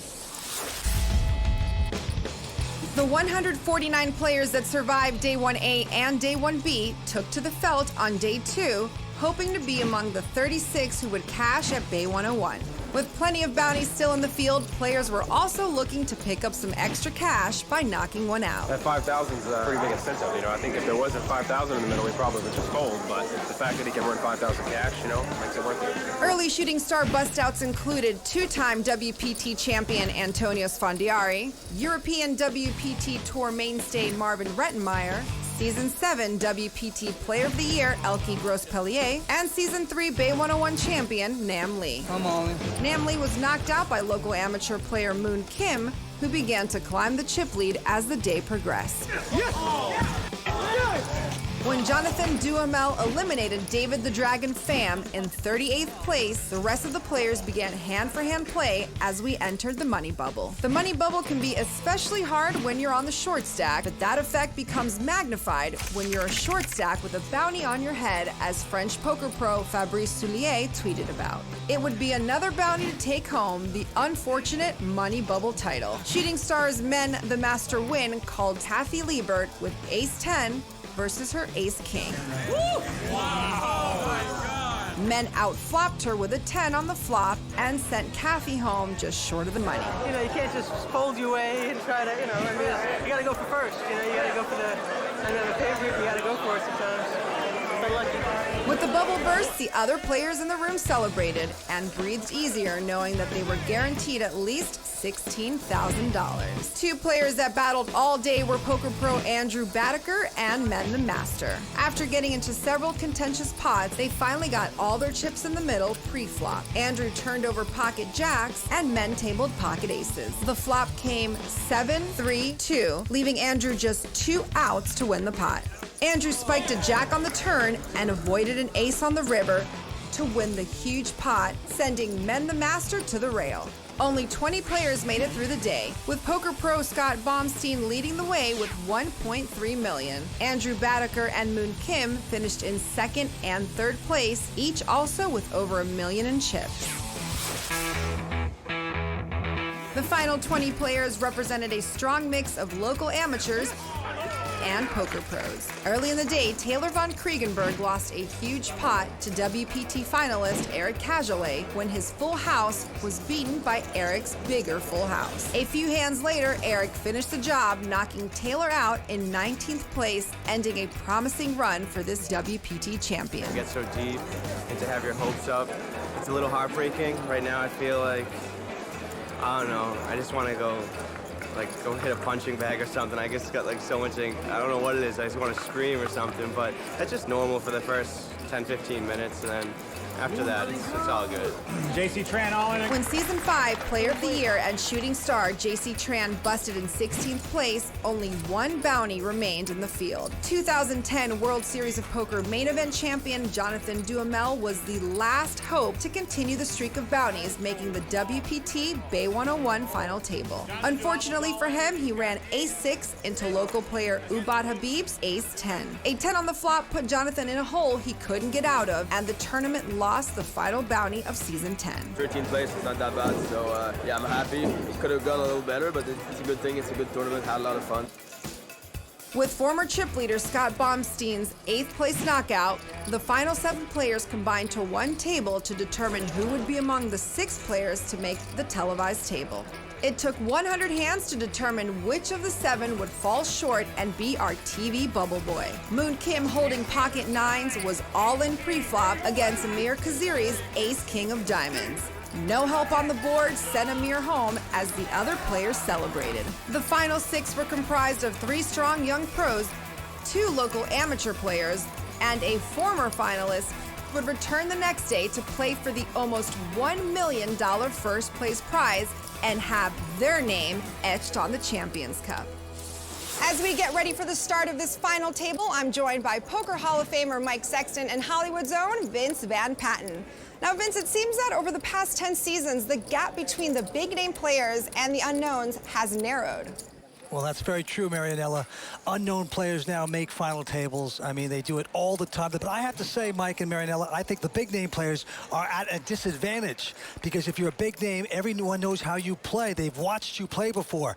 You have a big target on your back, so it's better just to be a low-key player. No one knows how you play. You fear the player that you've never seen before, and that's why we're not seeing shooting stars at this final table. Well, Vance, speaking of unknown players, last year's champion Alan Sternberg was totally unknown until he won this tournament. And I can tell you, I'd never even heard of the guy, but I happened to play with him the last couple days all the way down to that final table, and he played phenomenal poker. He was terrific. It just shows you don't have to be a known player to be a great player. And in fact, most of the well-known players are older players, and the truth of it is, the younger players play better poker nowadays. Oh, don't say that, Mike. Don't disrespect the men with the cowboy hats. Now, Vince, who are your favorites going into this competition tonight? All right, let's talk about this field. Right now, our chip leader, Eric Cajolet, he's got the chips. He's got $3.6 million. He's from Canada. He will be tough, not to mention how intimidating he looks. But then we have two sort of non-professional players at the table that have a lot of chips, and that would be Habib. He is a real estate guy who plays a little cash game here all the time. He's made the final table. And then, of course, we have a jeweler at the table. That's right, a jeweler at the table. Moon Kim has a lot of friends. He'll be tough to beat. And Mike, who are you rooting for tonight? Well, since I've been talking about the young guns and how good they are, we've got 3 young pros, 24 years of age or younger at this final table. So I'm going with one of those guys to win. That's Andrew Badaker, Joe Sirac, and Joe Elpaya. Now, these guys are very tough young players, but even though they're sitting in 4th, 5th, and 6th chip positions, which is not a good spot to be, it's not going to surprise me if one of them rise up and take this title tonight. Okay, and right now we're about to get started, but before we do that, our tournament director, Matt Savage, is talking to the chip leader, Eric Cajolet. Eric, you start off with the chip lead, and you've had a lot of confidence all week as I've been watching you. How much is intimidation a part of your game? It's not a part of my match plan, but I heard that so much through the years. If it can help me win tournaments, I'm going to take it. I'm going to take like every hedge I can. Right now I got a chip lead. I like my position table, so I'm ready to go. Well, let's see if that no fear attitude will take place tonight as we go back to you, Marinella. Thank you, Matt. Tonight's winner will take home a first-place prize worth close to $1 million and have their name engraved along all the other poker greats on the WPT Champions Cup. Final table action here in San Jose is just minutes away. Mike and Vince will be back with the call of the game after this. Welcome back to the World Poker Tour. The final table of the Bay 101 Shooting Star Tournament about to get underway. Tonight's winner going to take home nearly $1 million. That's right, Mike. And right now, there are no more bounties at the table. No more shooting stars with attitudes and big names. We're down to these 6. They are hungry for this title. The cards are in the air. Let's go to the felt. Well, there you see our leaderboard. Eric Cajolet out in front. He's got $3.6 million. And 2 locals are in 2nd and 3rd place, Ubad Habib and Moon Kim. Right, cards tossed around. First to act, Ubad Habib. He's a real estate guy from India. He's got a 9-7. Yeah, plays here locally all the time. He goes out over to our chip leader, Eric Cajolet. Looks down at the Jack-9 of spade. Good enough for him to raise. Makes it $40,000 to go. Andrew Badaker folding. And now Joe Elpaya with an ace-5. Elpaya, 23-year-old pro from Forest Park, Illinois. Ace-5 of hearts with the button, and he is thinking about it. He is going to 3-bet it here. Whoa. Makes it $105,000 to go here. It's Joe Sirac out. Moon Kim, the local here, he's a jeweler. He's got the Queen Jacks, but can't stand all that heat. So back around to Eric Cajolet. Look at this. He has gone over the top with just Jack-9. He has just set Elpaya all in if he wants to play this hand. He can't stand the heat with the ace-5, but what a play here by the chip leader from Montreal. But look at Cajolet. You look at those tattoos on his arms. You wonder if it was one of those bachelor nights, one of those like hangovers things in Vegas where you wake up in the morning, you see something obscene written on. I don't know. I always loved tattoo. I had my first tattoo when I was 18 years old, and then I want some more. I want to live for a long time with a bunch of stuff from poker. There's me holding cards, and every card is like pretty much the most important person in my life. Always been there for me, so they all represent with one different card. I get those 2 here who said live hard. It's pretty much the way I approach life, the way I approach poker. I just leave everything out there when I go play poker. I just leave my heart, my soul at the table, and I just go hard. Well, his model is live hard, and I'll tell you, looks to me like he plays hard, Vince. It does. 4-bet right there with Jack High. Oh, yeah, but he told us a great story about his tattoos, and now he's covering them up. I would keep them as long as you're winning, but all right. Well, the antes are 4,000, blinds are 12 and 24. Quick action here. Badaker out. Joe Alpaya also out. And now Joe Sirac. Well, he's a 23-year-old poker pro. Super nice kid. Folds here. Yep, and back on Moon Kim. He's a jeweler. He's got ace-8. He's a local. Got in this tournament by winning a satellite. Here he is at the final table, going to raise it up right here. Yes, he is. Makes it 55,000 to go. Habib now will muck that. And now it's on Cajolet. Cajolet likes to play. We've seen that already, so he makes the call here with the 7-6. So ace-8 versus 7-6, and look at this flop, 8-7-3. Great flop for Moon Kim, not only because he's got top pair and top kicker, but because his opponent got a piece of that flop. Yep, Cajolet checks, but Moon Kim gonna bet the top pair. Looks like 80,000. Cajolet might get in a little trouble. He's got second pair here. And look at this, Cajolet's gonna re-raise. Makes it 2-10 to go. Moon Kim, though. Well, Moon Kim's not going to put him on an overpair, Vince, because he didn't raise pre-flop. So you just have to think he got the best hand with top pair and top kicker here. Yeah, you start thinking this guy could have an 8 with a worse kicker or maybe an open-ended straight draw, but he's just going to call it, doesn't re-raise. Here we go with the turn card. Nice pot here. And it's a 3 of diamonds, pairs the board. Cajolet opening up here with a bet, 280,000. I think she's got the best hand there with 2 7s. Moon Kim, a jeweler, a local, very popular guy at this casino. Moon Kim might be a little concerned that he might have had a 3 in his hand. But still, I don't see him going anywhere with this hand. Not at all. Top pair with ace kicker, and he's going to make the call. Cajolet's got to be a little worried now. Mm-hmm. Knows the guy's probably not on a drawing hand. Queen comes off on the river. Cajolet fire again. No, he's checking this time. Moon Kim also checking. Cajolet turns up the 7s. It's not going to be good enough as Moon Kim shows him the 2 8s. 8s up are going to win this pot. And there's his fans in the audience, his family and friends. Well, he's a local 42-year-old jeweler here. Got in this tournament by winning $1,000 satellites. Poker just a hobby to him. And he plays in cash games right here at the Bay 101 all the time. Well, there are the beautiful Royal Flush Girls watching the game here. The Royal Flush Girls Social Bar. Back to the table we go. Action on Moon Kim. And he looks down at a king and, wow, ace-king. Things are going Moon Kim's way. You might say he's over the moon right now. Oh, you might say it, because he just did. All right, he makes it 58,000 to go. Habib now chuckles and throws his cards away. And back to Cajolet. This time he looks down at 2 3s. But he's played every pot so far. Certainly going to see a flop with this hand. Now the American Andrew Badaker hasn't played a hand yet with the button. He's got a queen 8, won't play that. Over to Alpaya. Yeah, he's out. And Joe Sirac. Sirac, the youngest player at the table. Yep, a free spirit. Then he's going to play tight. He goes away.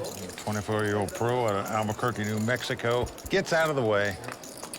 Pair of 3s versus ace-king, and an ace right there on the flop. Same 2 guys going at it again. Moon Kim doing well here so far. Well, hitting a great flop here. Flops 2 aces. Going to lead right out and bet. Yep, 80,000. Cajolet, though, with the 3s. Doesn't quite believe I'm going to make this call. Very surprised by this call. Now a deuce comes off, so Cajolet does make a straight draw. Wow, a nice check by Moon Kim. Well, he knows how aggressive that this Cajolet guy plays. Yep. And he does just have 1 pair. He's setting up Cajolet beautifully here because he has bet 165. And now you know you have top pair with a king kicker. What are you really putting this other guy on? You think you're in front. Do you come back over the top or just call? Just gonna call. And the river? River card is? Well, an 8 of diamonds, a good safe card for Moon Kim here. No straights or flushes out there. And Moon is first to act. He's gonna check again, throwing that rope out there. And look at this. Casually just does not let up. Firing out a big bet here, 325,000. And the local, the amateur player, Moon Kim. You're just not going to throw away ace No king way, here, no Vince. way. It's pretty automatic. I mean, it might be beat, but you are going to make the call. Surprised it's taking him this long. Well, give the man time. He's a jeweler, for Pete's sakes. And he makes the call. Well, it looked like a frustrating call, but it's going to be a happy result. No doubt about it. Moon Kim going to take down another nice pot, and with it, he moves into the chip lead at this final table. Just incredible. The fans love him here. Nicely done by Moon Kim. And he is out in front with 6 players left. That is right. The jeweler shines another diamond, takes down that one. Plenty more to come from San Jose, California, and the Bay 101 Shooting Star, including the Royal Flush Girls will show us what makes Bay 101 so unique, the fans. And we relive a historic Champions Cup moment. It's all when we return to the Bay 101 Shooting Star, brought to you by ClubWPT.com, so stick around. Season 10 of the World Poker Tour is brought to you by ClubWPT.com, where VIP members can win their share of $100,000 in cash and prizes every month. ClubWPT.com. Never lose a dime playing poker, guaranteed. I am Tuba, one of the Royal Flush Girls. Welcome back to the World Poker Tour, brought to you by ClubWPT.com. My name is John Davies. I'm from Connecticut, and I'm an engineering manager. I won a tournament on Club WPT, so I won an entry plus $1,000 to come out here. Flew up from Connecticut, and I played Club WPT on the side just for fun, for $20 a month. It was something that I wanted to do because I got the opportunity to get into some tournaments and potentially win a few bucks, but this was above and beyond my wildest dreams. I played with Kathy Lieber. She was on my table all day on Monday. I think she was pushing me around a little bit. I think she recognized that, I wasn't going to, challenge her with some of the big pots. I was able to settle down a little bit, so I felt a lot more comfortable out there. I'm really proud that I got down to be like the 48th player out of 400 or so, and I walk away with $5,000 in my pocket because I knocked out one of the shooting stars, Joe Tehan. So that was a pretty cool experience. I mean, it was a lot of fun. I had a great time. I have to thank Club WPT for getting me here. As soon as everybody, all my friends found out, all my, my poker player friends, oh, what website were you playing? So, and I try to tell them it's a great way for me to spend some time and playing a game that I love. And it turned into something amazing. If you want to have an experience like John did, you too can become a Club WPT member, enjoy VIP benefits, play unlimited poker, and who knows, maybe you can win yourself a seat in a WPT event just like John did. ClubWPT.com. Never lose a dime playing poker, guaranteed. All right, let's go back to the felt. And Vince, I got to say, John did a lot better than I did. He got down to the top 48. He picked up a bounty. I did neither of those things. Well, there you see the chip cat. Moon Kim, the jeweler, is our chip leader, and Andrew Baddicker is our short stack with around 800,000. Our former chip leader, Casulet, going away, and now it's on Andrew Baddicker, and he's the short stack, and he's picked up a pair of jacks, just like that for the 24-year-old. Poker pro out of Vernon, Connecticut. Former curtain salesman, Mike, and he is going to raise with the jacks. Actually got in this tournament on a $200 satellite, so he's making quite a parlay. Now it's on Joe Apaya, and he's got pretty decent king-queen, and he's got to make this call. Joe Sirach with the Doyle Brunson hand, 10 deuce. Won't play that. Our chip leader, Moon Kim, also with the Doyle hand, out. Over to Habib. Yep. He's going to squeeze out a 9-3. He gets out of the way. You know what you're playing roughly? Like 7? Pretty good guess. About 750 left. Now Boddicker on the short stack at this table. Flop comes ace 10-7 with 2 hearts. Yeah, jacks, you hate to see the ace pop. But you got to think and make a continuation bet like he does. Nicely done. Bet 65,000. Well, El Paya has the gut shot straight draw and the king of hearts, which is the key card, as we say. Makes the call. 9 of diamonds comes off now. And now Andrew is saying to himself, does this guy have an ace? Oh, he's slowing down. Checks the hand. Now El Paya checks right behind him. Down to the river. Now the board pair of sevens and a heart comes up. So. Wow, I don't like this check. I think you could throw in a value bet, perhaps. Oh, look at this. El Paya, who can't keep his shirt buttoned. Looks like he may take a bluff at this pot. Only way he has a chance to win it, I'm sure he knows it. Yeah, 157,000. And now the young player from Connecticut, 24-year-old Andrew Batica, with a decision. Well, Vince, if the guy had a flush draw, he'd played it more aggressive on the flop, I would think. And if he had an ace, he would have played it more aggressive on the turn.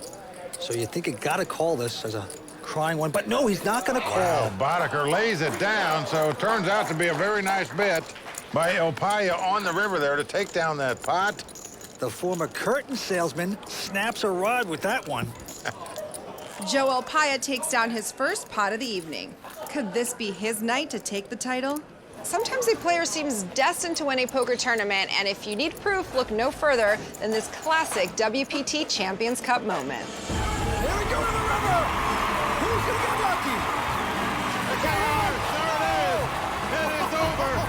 Wow. It is no surprise that in the long run, the game's best players make final table after final table. No doubt that in the long run, skill will defeat luck every time. In the short run, however, there will always be Danny Wynn.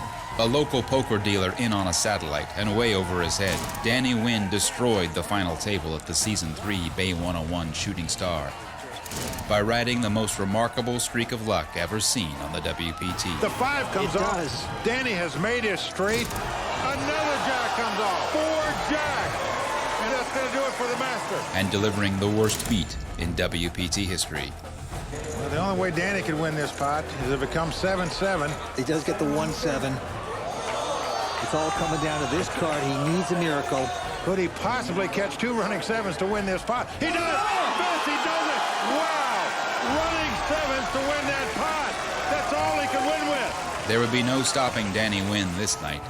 He would knock out every single one of his opponents. He did it! He is our champion. Look at him. Claim the $1 million first place prize and leave a legacy of hope to every poker player with a dream of having the stars align to write their name on the WPT Champions Cup. And Vince, when you got to hit runner on the turning river to win a pot, it's the biggest beat you can ever put on anybody to this day, obviously. Oh, boy. Danny wins 7-7, the biggest outdraw in WPT history. That was incredible. But back to the table, 6 players remain at the Bay 101. Action's on Andrew Batica. Folds his hand. Joe El Paya now folding as well. And to Joe Sirac, the youngest player at the table. He folds as well.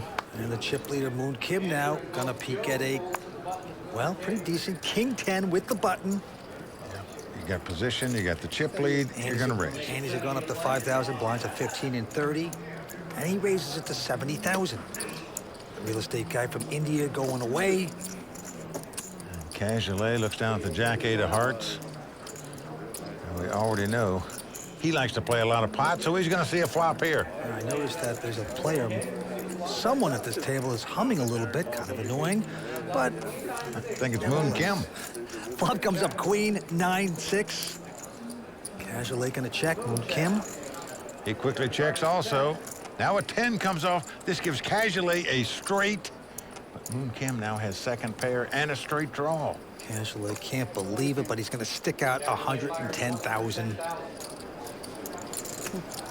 Moon Kim happy to hit the 10s. Looks like he's going to get stuck in this one. Yes, he's going to make this call. Can't blame him for calling here. He's got a straight draw as well. Now the 4 hearts comes off. So Cajolet just trying to figure out how much he can extract from his opponent here. He has the straight, the best hand. Let's see what he's going to bet. Pot has about 400,000 in it. Oh boy, 350,000. Pretty good sized bet here. I think it's a little oversized if you really want to trap a player and get the call. It seems like a little bit too much to me. Mooncam now realizes all he can beat is a bluff. Yeah, and that's expensive, 350. Surprised he didn't chuck in about 180, 200. But Mooncam's gonna release his hand. Yep, he goes away, so Cajolet taking down that pot. Maybe Mooncam should sing a new song. Just an awful humming song. Whatever that was, not helping him right there. More poker action from Bay 101 coming up. The World Poker Tour has always supported great charitable causes, and in 2012, we're launching the WPT Foundation. Go to WPTFoundation.org to learn about our global charity partners and find out how you can join us in playing for a better world. Here at Bay 101 Shooting Star, we have the greatest fans in poker. I'm Jeannie Duffy, and I'm one of the Royal Flush Girls. The fans here at Bay 101 are really great. Really nice to see the enthusiasm the fans have. I see them walking up to the players, waiting for them to go on break and wanting to get their picture, wanting to get autographs. The fans in San Jose are great, man. They come out and support. Love coming to San Jose. It's one of my favorite places. Our fans are awesome. They already have our pictures printed out. When they want our autograph and pictures with us, I'm happy to sign anyone's pictures. That's probably one of the most rewarding things is the fans. Well, Vince, historically, the Bay 101 has been noted for being the best poker fans on the WPT Tour. No question about it. They love their poker up here in San Jose. Well, there you see the standings for the WPT Player of the Year. Will the Thrill Failla out in front right now. And Vince, for the first time in the history of this event, a bounty hasn't made it to the final table. Yes, it is shocking. A big name bounty. We always have one. Last year, you made the final table. Mike Manasow as well.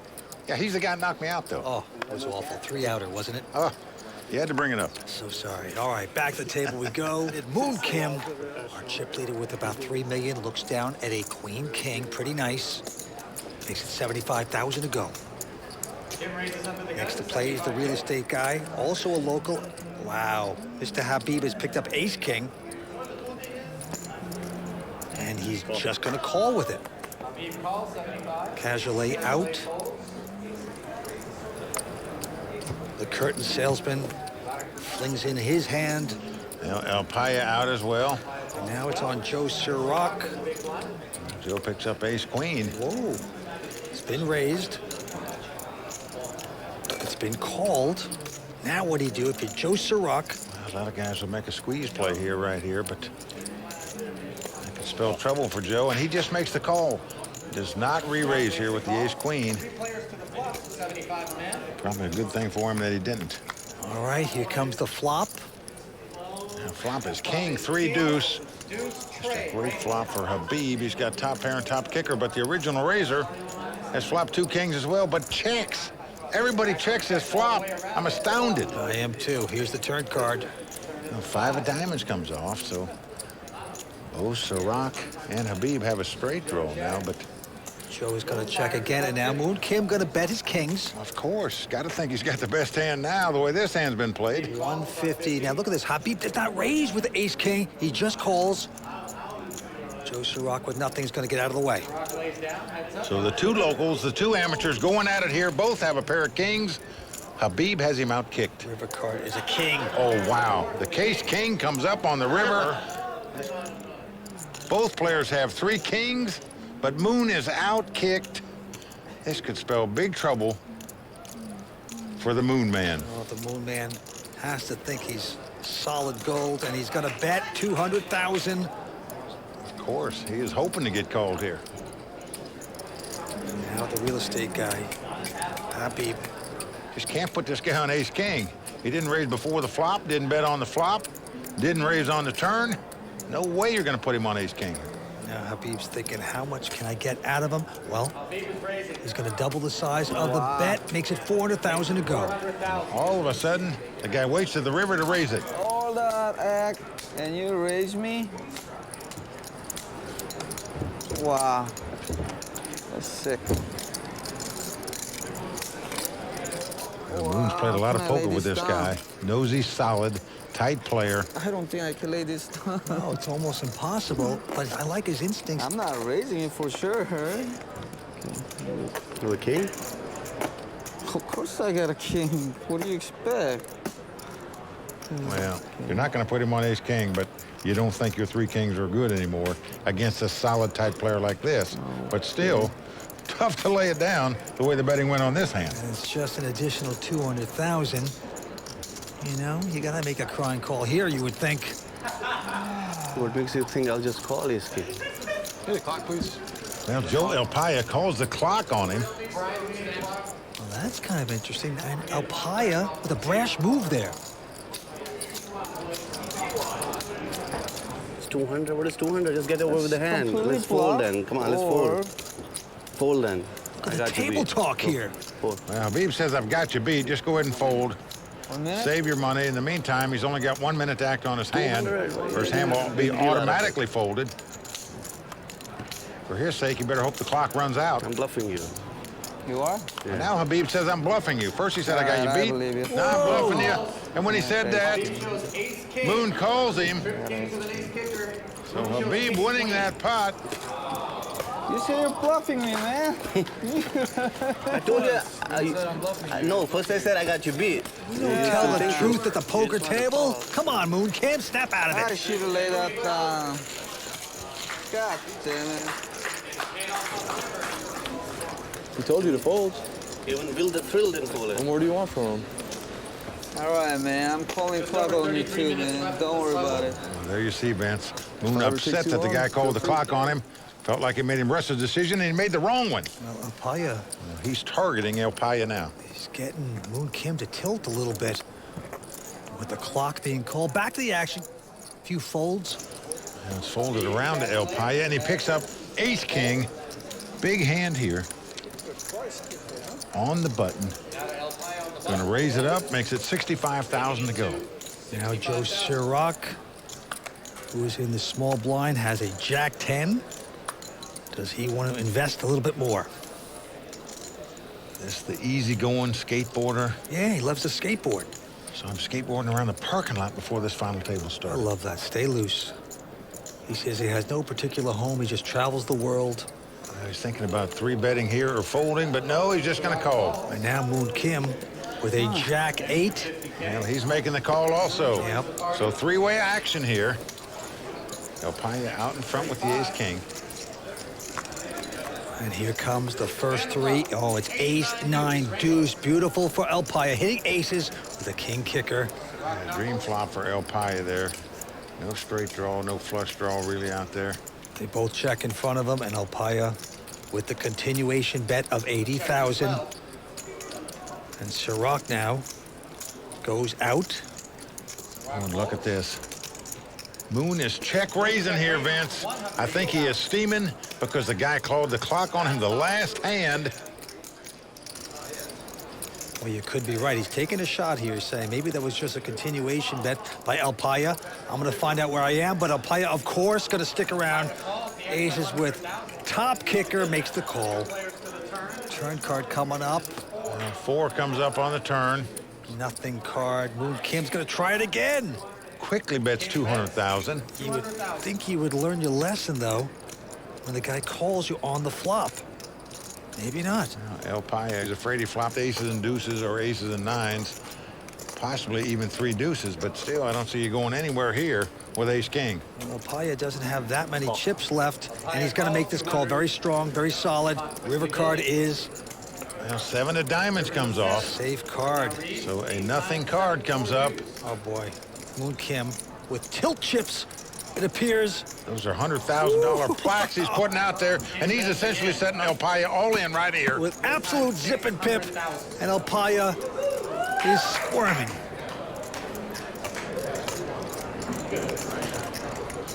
Deuces? Ace, deuce, deuce, 9. Now, Vince, he's a pro player. He's got to understand that this guy was angry the hand before when he called the clock. He's just trying to get him back here now. If he's got you beat, he's just got you beat. I don't see how you can lay this hand down under the circumstances of what just happened. He got aces with the king kicker. You pay that off, but you can't fold his hand. You just don't think amateurs are going to make bluffs at you for this size. He shows it, and he's going to let it go. And Moon Kim is going to show the bluff. Not a good fold. I got bluff, boys. He's going to put the salt in the wound. Stone bluff by the Moon Man. Oh, man, the Moon went for the total eclipse, and it paid off. Well, Vince, Alpaya made a mistake there. He lost control of the hand and let the guy who was angry at him bluff him out of a pot. Wow, what an exciting hand after that last play that ends our first hour of coverage here at Bay 101. Gentlemen, what are your thoughts on the play so far? Well, Marinella, there's no doubt about it. So far at this final table, the moon is shining. It is. He is our chip leader, Moon Kim, a local jeweler that plays in cash games here at the Bay 101 Casino and plays with his buddy sitting on his left, Habib. These guys come here are recreational players. They're businessmen. Poker is a hobby for them, yet here they are in first and second place fighting it out for this title. One's a jeweler, one's in real estate, and they are playing phenomenal poker. But let's not forget about the pros. We still have 3 young guns. They've shown they can play with anyone. And then we have Eric Cajolet. He came into this final table as the chip leader, and he's now in third.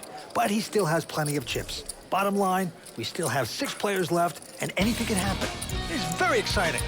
Thank you, guys. Join us next time from San Jose for more of WPT Season 10 coverage of the Bay 101 Shooting Star. Until then, for Mike Sexton, Vince Van Patten, Tony Dunce, Matt Savage, the Royal Flush Girls, and the whole WPT team, I'm Marinelle Pereira saying thanks for watching and good night. I don't understand what this is for. The World Poker Tour is brought to you by ClubWPT.com. Never lose a dime playing poker. Guaranteed. In Northern California, the superstars may have been bagged and tagged, but the nearly $1 million first place prize still has a bullseye on its back. The Bay 101 Shooting Star crowns its champions tonight, and it's only on the WPT.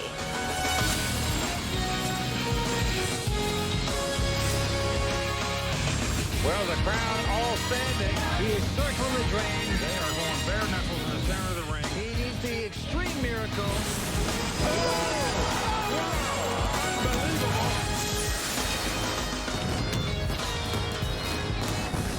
Welcome back to the WPT's in-depth coverage of the Bay 101 Shooting Star in San Jose, California. This unique tournament awards players an extra $5,000 if they eliminate one of the pros who are selected as a bounty.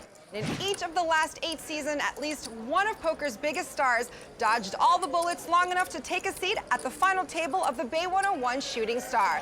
But this season, that streak was put to rest as a talented field of amateur players and poker professionals eliminated every single one of the big-name bounties. We still have 6 players left, 4 pros and 2 local amateurs. The champion will take home close to $1 million. Mike, what are your thoughts on the play so far? Well, Marinella, what amazes me the most is we've got 4 pros at this table and 2 amateurs, yet the 2 amateurs are sitting in first and second chip position right now. So true, Mike. And you know, the big story tonight is the non-professional. He's a jeweler, Moon Kim. I mean, this guy is playing so well. Now, early on, he had a tough beat. He had 3 kings with a queen kicker up against an ace kicker. He got so frustrated, you could see that he was in pain, but he went past that pain threshold because in the very next hand, he bluffed, and it won. And so he's like out of control. He's stealing pots now. I mean, who would have thought the jeweler would have been the thief at the table? No one. Well, it sounds like Vince has a new favorite tonight, Mr. Moon Kim. The amateurs are definitely shining. We have word that cards are about to go back into the air, so let's get down to the table. Well, Moon Kim is our chip leader, but the other amateur, his poker buddy, Ubad Habib, is not far behind. And in third place is Eric Cajolet, who came to the final table as our chip leader, but still has plenty of chips. All right, here we go. Joe Alpaya with an ace-5. Joe's 23 years old from Forest Park, Illinois. Auditioning for Dancing with the Stars as he has an open shirt, as you can see. He is raised with that. Makes it 65,000 to go. Joe Sirach. Joe, a 24-year-old poker pro, lays his hand down. Moon Kim, the amateur, local jeweler, Plays here in the cash games all the time. Our chip leader folds. And this his buddy, another amateur, a real estate dealer here, who bought a Habib. Well, he looks down at a Jack-8 of hearts. Now, Habib, perhaps the tightest player at the table. Ubad Habib, bada bing, bada boom. Wow. Well, so much for that theory as he 3-bets it right here with the Jack-8.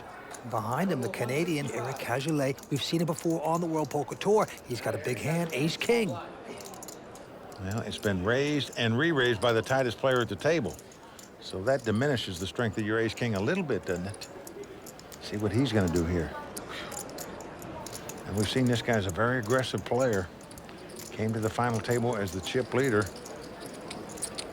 And incredibly, even though he came to the final table as chip leader, the only player at the table that didn't collect a bounty somewhere along the way. Oh, he's going to re-raise it, Mike. Goes to 450.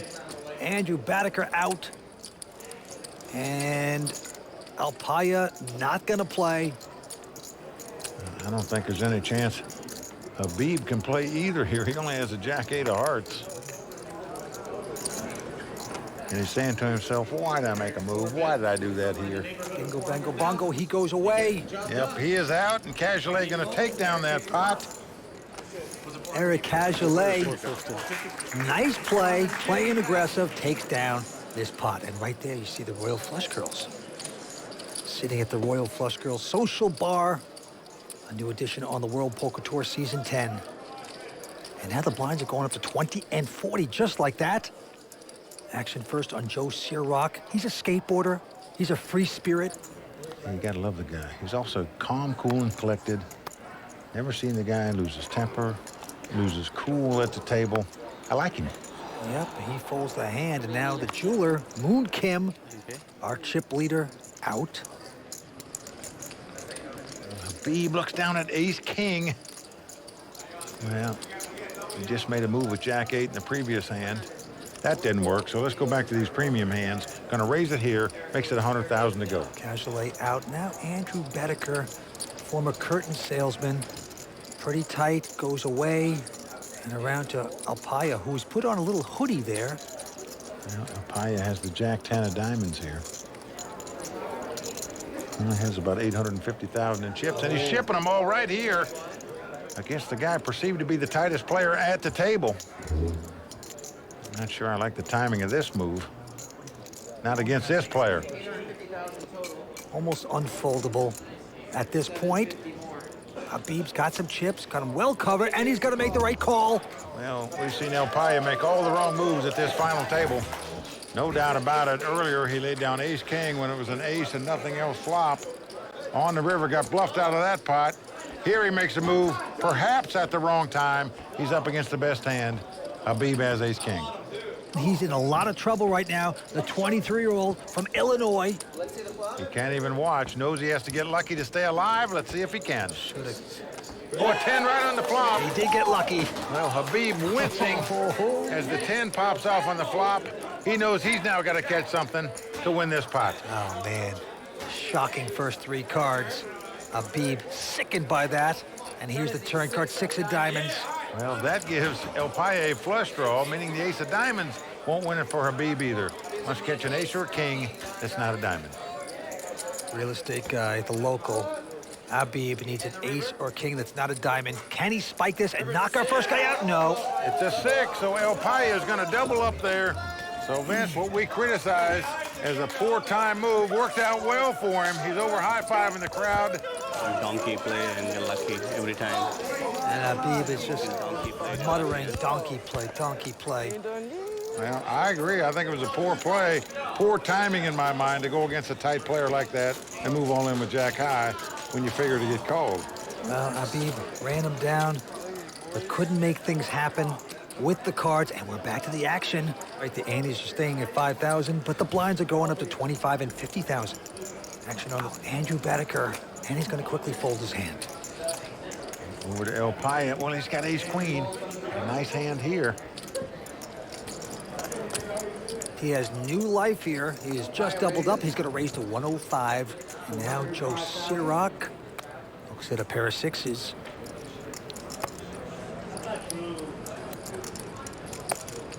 Doesn't have that many chips left.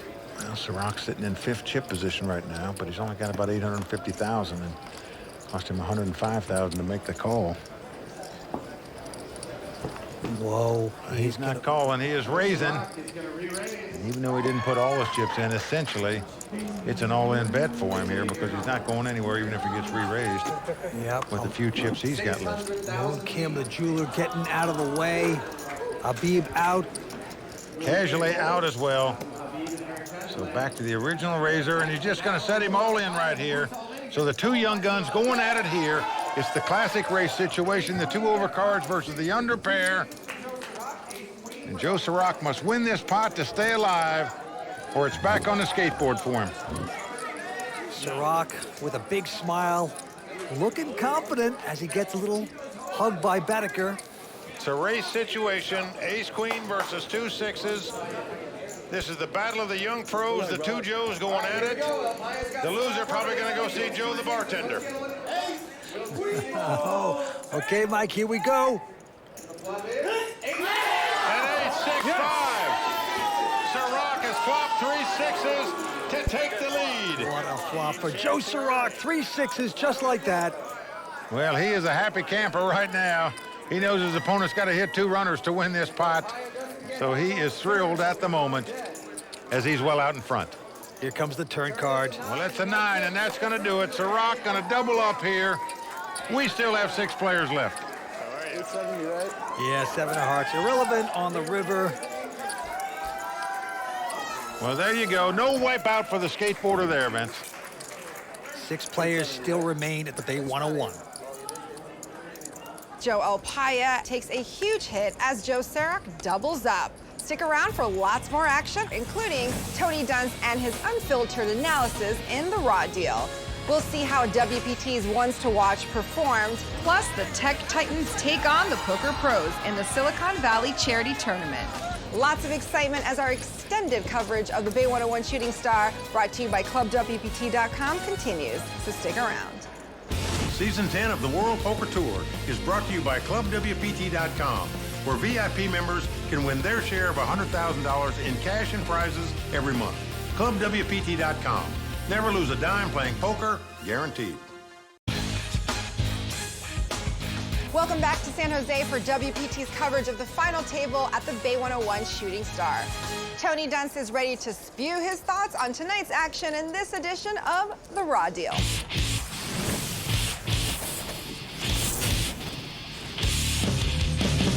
Recently, Mike Sexton and poker pro Matt Glantz wrote blogs regarding the conduct and professionalism of the young generation of poker players. More accurately, they wrote blogs regarding the lack of professionalism they feel many of the younger generation display. I'm Tony Dunst. Let's break it down. On most matters they address, I agree with these two paragons of the industry. But in some ways, it's a catch-22 to talk about professionalism in poker. Many of us got into this line of work specifically because we wanted to avoid the real world with its dress codes, deadlines, bureaucracy, and expectation of sobriety during working hours. Please! But Glantz and Sexton are right, and I want to address directly my generation of pros through whatever mobile device they're downloading this on. If our generation doesn't set a standard in terms of ethics, conduct, and presentation, then we'll be passed over for mainstream sponsorship and written off as shady degenerates, the same way we now think about too many of the players we grew up watching. And it's just not that hard to step it up a notch. For example, I would never suggest a dress code for everyday poker, but I think having a mild dress code for televised final tables is a very good way to immediately improve the game's image. I mean, just look at this final table and think about what kind of conclusions a potential sponsor would draw. We've got 3 dudes in t-shirts, 1 in a button-up having a wardrobe malfunction, a NASCAR driver, and a guy that's apparently been hibernating since Christmas. It's not like I'm expecting a runway show when I view a final table. I'm thinking something simple here, like a collared shirt and pants that go all the way down to your ankles. I know somewhere out there Will Viola is losing it over the idea of depriving the world of his glorious gams, but I just don't think it's that much to ask. I get that poker is a cutthroat game that teaches you to look out for your own interest, but remember, we also have a collective interest in seeing our industry healthy. And as the guys that have been in this industry for more than a decade can tell you, we're lucky to have a variety of mediums broadcasting our game all over the world and building an economy that attracts players and money for us. So if we ask you to put on a shirt with a collar for one day of the year so we can make this all look good, try not to freak out. Well, obviously, I totally agree with Tony Dunst there. I do think if you're a professional poker player, you need to be a professional, meaning not only to dress well at these final tables, but also to show up on time for interviews and to do whatever you can to help the industry. Well, right now we have 6 players remaining at the table. Action going to Joe Alpaya. He's on a relatively short stack. He's got Queen, Jack. And looks around at everybody and then ships it all in here, right under the gun with Queen, Jack, meaning you got to dodge everybody at the table. If anybody calls you, you've got the worst hand for sure. Ciroc out, and now the jeweler, Moon Kim, won't play. Habib out as well. Casually out, around to the big blind. Only one to beat now is Badiker, who picks up the Cowboys, pair of kings. Well, Alpaya in dire straits right now. There it goes, all in. He turns up the 2 kings. Now, Alpaya will not go broke here because he's got maybe 30,000 or so more than Badiker, but right now he's got to feel like he's hanging on by dental floss. Yep. Queen Jack, though, you never know what's going to happen. You got him covered by that much? Yeah. Let's go to the flop. Besso, you remember what my drill sergeant told you? Yeah, you can only slide so far in barbed wire. This could be the end for Alpaya right here. Here we go. You got to have awful strong gloves to get by this barbed wire. You never had a drill sergeant. Figment of your imagination, perhaps. Drill Sergeant McMorris, never forget him. All right, here's the flop. All right, ace 5-3. Obviously, a horrible flop there for Alpaya. He's got to catch 2 runners now to win. 2 running combinations of a queen or a jack. King or a 10 would give him a straight. 2 running spades would win it for him, but he's up against it right now. 6 of clubs on the turn. That's going to do it. Alpaya drawing dead. Badiker doubling up there. Yeah, big hand for Badiker as an ace. Doesn't matter. On the river. Big hand, 2 short stacks going at it, and right now, a lot of trouble for Alpaya. Circling the drain. Well, Badiker says to himself, finally, I picked up a hand, and I get a break here at this final table. I got started playing poker pretty much the same way everyone else my age has. Started playing in high school with friends. I would win a lot, so I guess I thought I was pretty good. And then I started playing on the internet and got my butt kicked. And wasn't quite as good as I thought, but I was passionate and kept working. To get good at this game, I would say you just need to always be trying to improve. Don't ever stop learning and just work at it and you'll get there. Good advice by Badiker there. Always keep working on your game.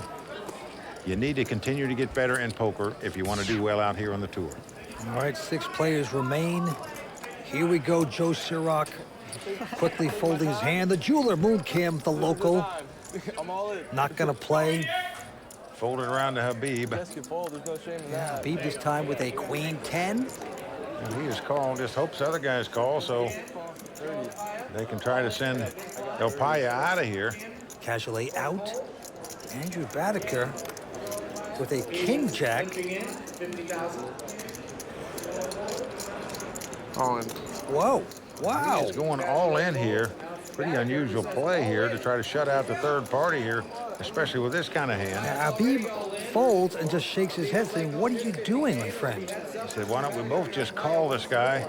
Or we have 2 chances to knock him out instead of 1, but Badiker just wants to try to knock him out himself. And Alpaya is the best hand with ace-6. Badiker with his family in the audience tonight, playing aggressively with just a king jack. Joe's actually out in front. He could double up and still not do too much damage. And here's the flop. Oh, it's Jack 9-8. Alpaya has been outdrawn on the flop. And Habib saying to himself, I can't believe this guy moved all in on a flop to straight. Well, Alpaya not happy with that flop. Wow, he is seconds away from being eliminated. 3 of clubs on the turn, not helping Alpaya. Well, we are down to the river. Joe Alpaya must catch an ace on the river, or he'll be our 6th place finisher. Every movie is made tonight, seemingly at the wrong time. Can he spike the ace? Here we come. Nope, not to be. A 9 on the river. So Andrew Badaker is going to eliminate Joe Elpire from this tournament, the 23-year-old, out tonight in 6th place. Yep. But he'll take home $128,000. Right now, he's going over to talk to Matt Savage. Or not. He's not talking to Matt Savage. No. He's going out of here. And, you know, Elpire didn't show up for his pregame interview, and now he blows off his exit interview. Yeah. These guys got to understand that television promotes poker and the players who are lucky enough to get to these final tables. It was a roller coaster ride for Joe Elpire. Too tilted to speak to our very own Matt Savage, he storms out of the room $128,000 richer. Plenty more action when we return to the final table of the Bay 101 Shooting Star. Stick around. Welcome back to the World Poker Tour. We're at Bay 101 for the Shooting Star event. And that, of course, is the tournament where there are bounties. And bounties are big-name players that are sitting at the table. And if a player knocks out the bounty, he gets $5,000 in cold, hard cash. Well, Benny, there's nothing better than winning some big green early on in a poker tournament. That's exactly what Club WPT member John Davies did in this tournament. He actually knocked out a former WPT champion, Joe Tiand. And in doing that, he received $5,000 in cash. Just fantastic. It is, and it's all because he was a club VIP member at clubwpt.com. He got to play in his satellite, and then he won his way on into this great event. And the rest is history. It was a lot of fun. I had a great time. I have to thank Club WPT for getting me here. As soon as everybody, all my friends found out, all my, my poker player friends, what website were you playing? Which was? And I try to tell them it's a great way for me to spend some time and play in a game that I love. And it turned into something amazing. If you want to have an experience like John did, you too can become a Club WPT member, enjoy VIP benefits, play unlimited poker, and who knows, maybe you can win yourself a seat in a WPT event just like John did. ClubWPT.com. Never lose a dime playing poker, guaranteed. All right, let's go back to the fellas. Vince, I got to say, John did a lot better than I did in this tournament. He got down to the top 48 and won a bounty. That is right, but now we have 5 players remain, and Moon Kim, the jeweler, is out in front. To the table we go. Yavad Habib, real estate guy, looks down at a 4-3 of diamonds. Mux. Over to Eric Cajolet, pro out of Montreal, Canada. He folds as well. Now the 24-year-old out of Connecticut, Andrew, not playing. Joe Sirach now up at bat, and he's got ace-king of clubs. Big slick. Yeah, but it's the battle of the blinds here. And what a hand Sirach has picked up in the small blind. Going to raise it up to $125,000. Only one to beat is Moon Kim, who squeezes an 8-7. Well, we've seen Moon defend his big blind many times here so far today, and he's doing it again here. Makes the call with the 7-8. And the flop comes 10-6-4. Sirach out in front with the ace-king, but as you can see, the Moon man with a two-way straight draw. Sirach checks the ace-king, just didn't like that flop at all. And here comes the Moon. Mr. Moon man betting $200,000.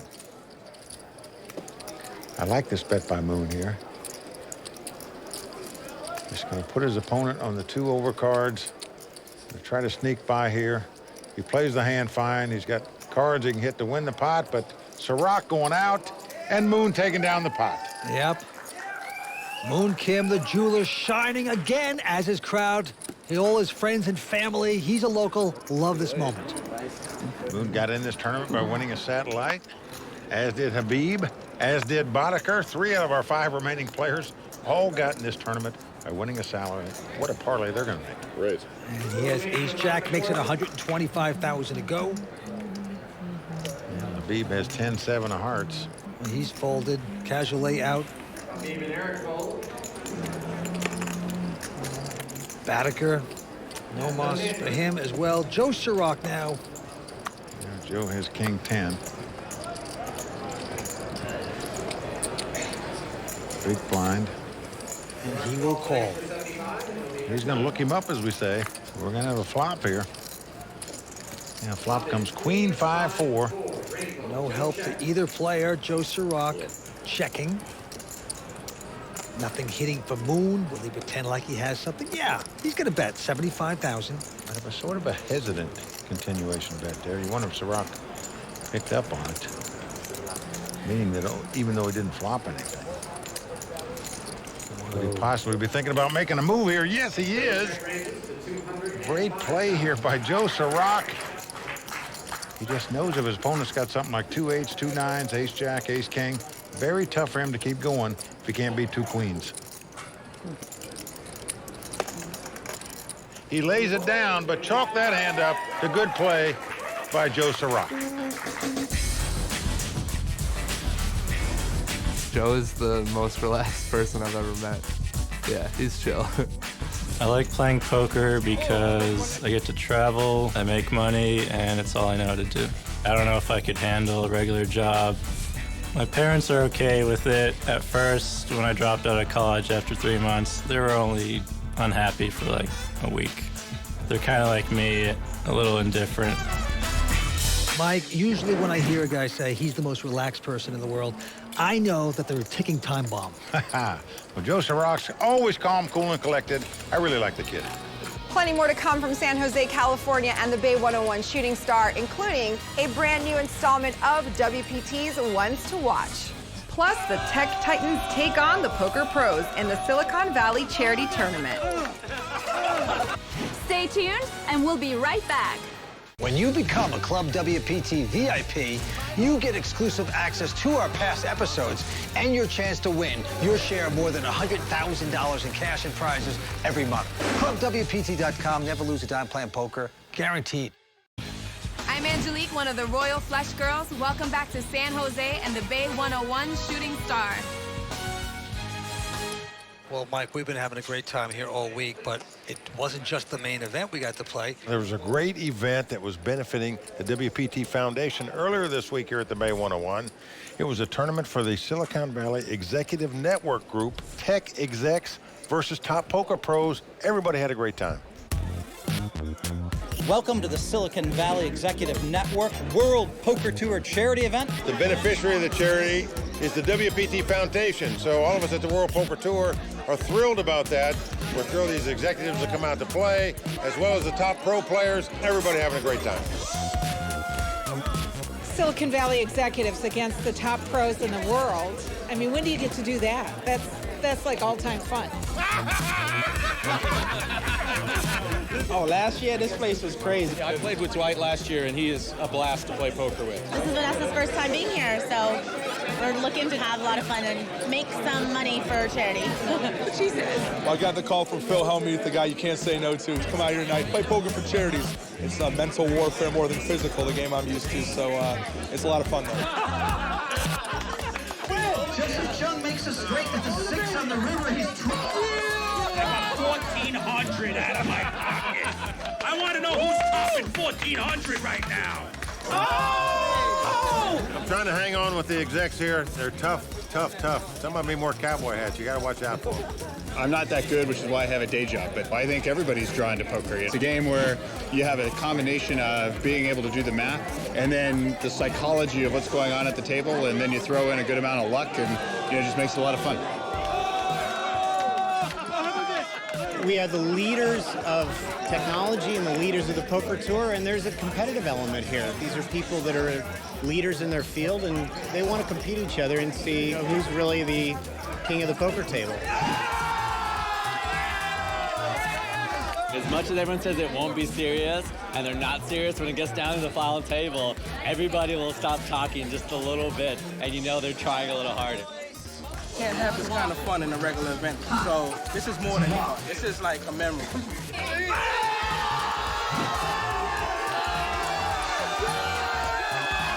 Congratulations to Rich Arnold, our champion. Tech Titans win! Well, as you can see, everybody had a great time at that charity event. A lot of fun, raising money for a good cause, the WPT Foundation. Go to WPTFoundation.org to find out more information as to how you can help us and the poker community play for a better world. And right now we have 5 players remaining at the Bay 101. Moon Kim, the local. He's our chip leader with $3.3 million. He's a jeweler, and he's playing tough here tonight. Let's felt. Ivan Habib, real estate guy, lives up here. He's got a jack 8 of hearts. Well, this is a handy 3-bet earlier tonight and got in trouble with it, but he must like it because he's raising again with it. Yeah, makes it 125 to go. Cajolet out. Andrew Bedecker. He's got an ace-10. 24-year-old from Connecticut. Has his family here. This is a big moment for this guy. Got in this tournament through a satellite, $225 rebuy satellite, making the call. Joe Sirach out now. Moon Kim.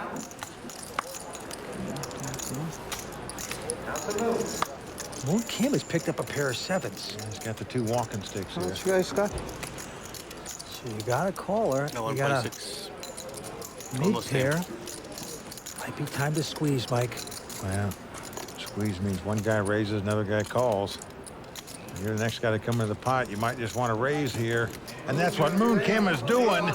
Yep, makes it 375 to go because you know the caller, it can't be that strong, otherwise he would have raised. So it's a good opportunity to squeeze him out. Well, that's really a terrific time for Moon Kim to make this play. There you see Habib going out, Boddicker out. Yep. So nice play by the jeweler right there to take down that pot. Yep, he is shining the jewels here tonight. The local Moon Kim making it happen, extends his chip lead. Plays right here at the Bay 101 all the time. Couple locals at this table. Here's the other one, Habib. Yep, 36 years old. And these two guys know each other from this casino. He folds his hand. Cajolet, the Canadian, with the Doyle Brunson hand, 10 deuce, won't play that. Now over to Boddicker. The ace-10 didn't work out for him the last hand. This time he's got the ace-king of clubs. Oh boy, that'll put a rise in your curtain there. Ace-king of clubs. And he's gonna raise it, 130 to go. Sirach with the jack 5 of hearts. Free-spirited player. They call him Flows. He goes away. And now the jeweler, the only one still remaining, looks down at a pair of 4s. He's got the 2 4s. He's got opponent well covered here, Vince. Could he put a lot of pressure on this guy with the 2 4s? Will he try to? I don't think it's going to work because his opponent's got a hand that you're never laying down. No, you're not. But he doesn't know that. No, he can just make a standard raise with any 2 cards on the button, but happens to have a premium hand here. See what Moon's going to do. He's going to go all in and a snap call by Boddicker with the ace-king of clubs. So it's 2 4s versus the ace-king. Boddicker's tournament life on the line. Yes, it is. Moon Kim, the jeweler, trying to make it curtains for Andrew Boddicker. Well, to win tournaments, you got to win races. This hand right here could well determine our champion tonight. Here we go with the flop. Everybody on their feet. Oh, an ace like that. An ace right on the flop. Wow. It's ace 5 deuce. Moon has flopped a straight draw. A 3 would give him a straight. He needs a 3 or a 4 to take the lead. But Boddicker with aces there. Actually, if he wins this and doubles up, he'll become our new chip leader. Here we go with the turn. It's a 3. Unbelievable. Moon Kim has made a 5-high straight. Boddicker can only catch a 4 and split the pot. He cannot win the pot. A brutal bad beat right there for Andrew Boddicker. He is stunned, Vince. Cannot believe it. Oh, boy. Unreal. Everybody on their feet. Most rooting for the local guy. It's an 8. Well, there you go. The 24-year-old poker pro out of Vernon, Connecticut. Tough luck on the turn there as they get outdrawn to lose that pot and be eliminated tonight in 5th place. Man, shocking turnaround. He'll take home $192,000, but he is out. We're down to 4 players, and right now, Andrew over to talk to Matt Savage. Andrew, $192,000 tonight. Not what you wanted. Give us your thoughts. Started off the final table pretty card dead. Bled down a little ways, but caught some cards and got back up. Thought I had a good chance, and definitely did if I won that pot, but lost the coin flip, and that's what happens sometimes. Well, this is your first final table on the World Poker Tour. I'm sure we're going to see you back for more. Great player. Andrew Badeker, back to you, Marianella. Thank you, Matt. Andrew Badeker made a good push with Ace-King, but unfortunately lost the flip and is out in 5th place. WPT's coverage of the final table here in San Jose continues with 4 players right after this. I'm Ivy, one of the Royal Flush Girls. Welcome back to Season 10 of the World Poker Tour, brought to you by ClubWPT.com. Although he did not cash, Will the Thrill Fiala survived another week atop the WPT Player of the Year standings. Be sure to check back with us each week as the upcoming Florida events are sure to reshuffle the leaderboard. In the meantime, let's get back to the game with Mike and Vince. Well, there you see the leaderboard. Moon Kim well out in front with 5.2 million, twice as many as the guy in second place, Eric Cajolet. It's come down to 2 amateurs and 2 pros here. The 2 amateurs, local players that play here at the Bay 101 all the time. Can they get by the pros? We'll see. To the felt we go, Yabata Beeb, the real estate guy. He is a local. He's got Jack 10. He's played pretty solid this evening so far. And he's going to raise with his hand, makes it 150 to go. Right behind him, Cajolet from Montreal with a pair of 4s. Well, we saw the 2 4s work out well just a moment ago for Moon Kim. That's how he's got all those chips. Let's see how Eric's going to play his 2 4s.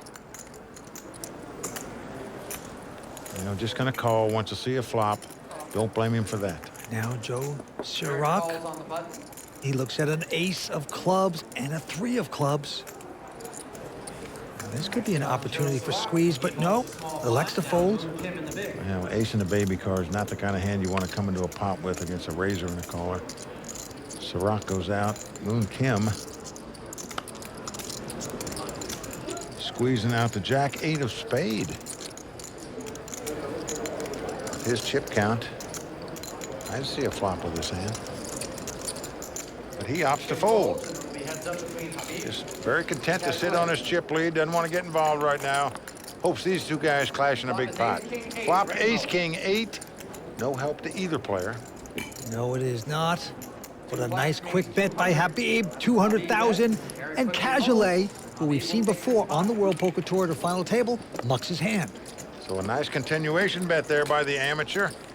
Mitch, I got to tell you, the 2 amateurs hold their own very well here at this final table against these pros. David Duckstand's second place finish at the LAPC puts him way on top of the ones to watch leaderboard. This week on our Ones to Watch segment, we followed a player who never holds back, Dan O'Brien, who gives his thoughts on who should or shouldn't be a bounty.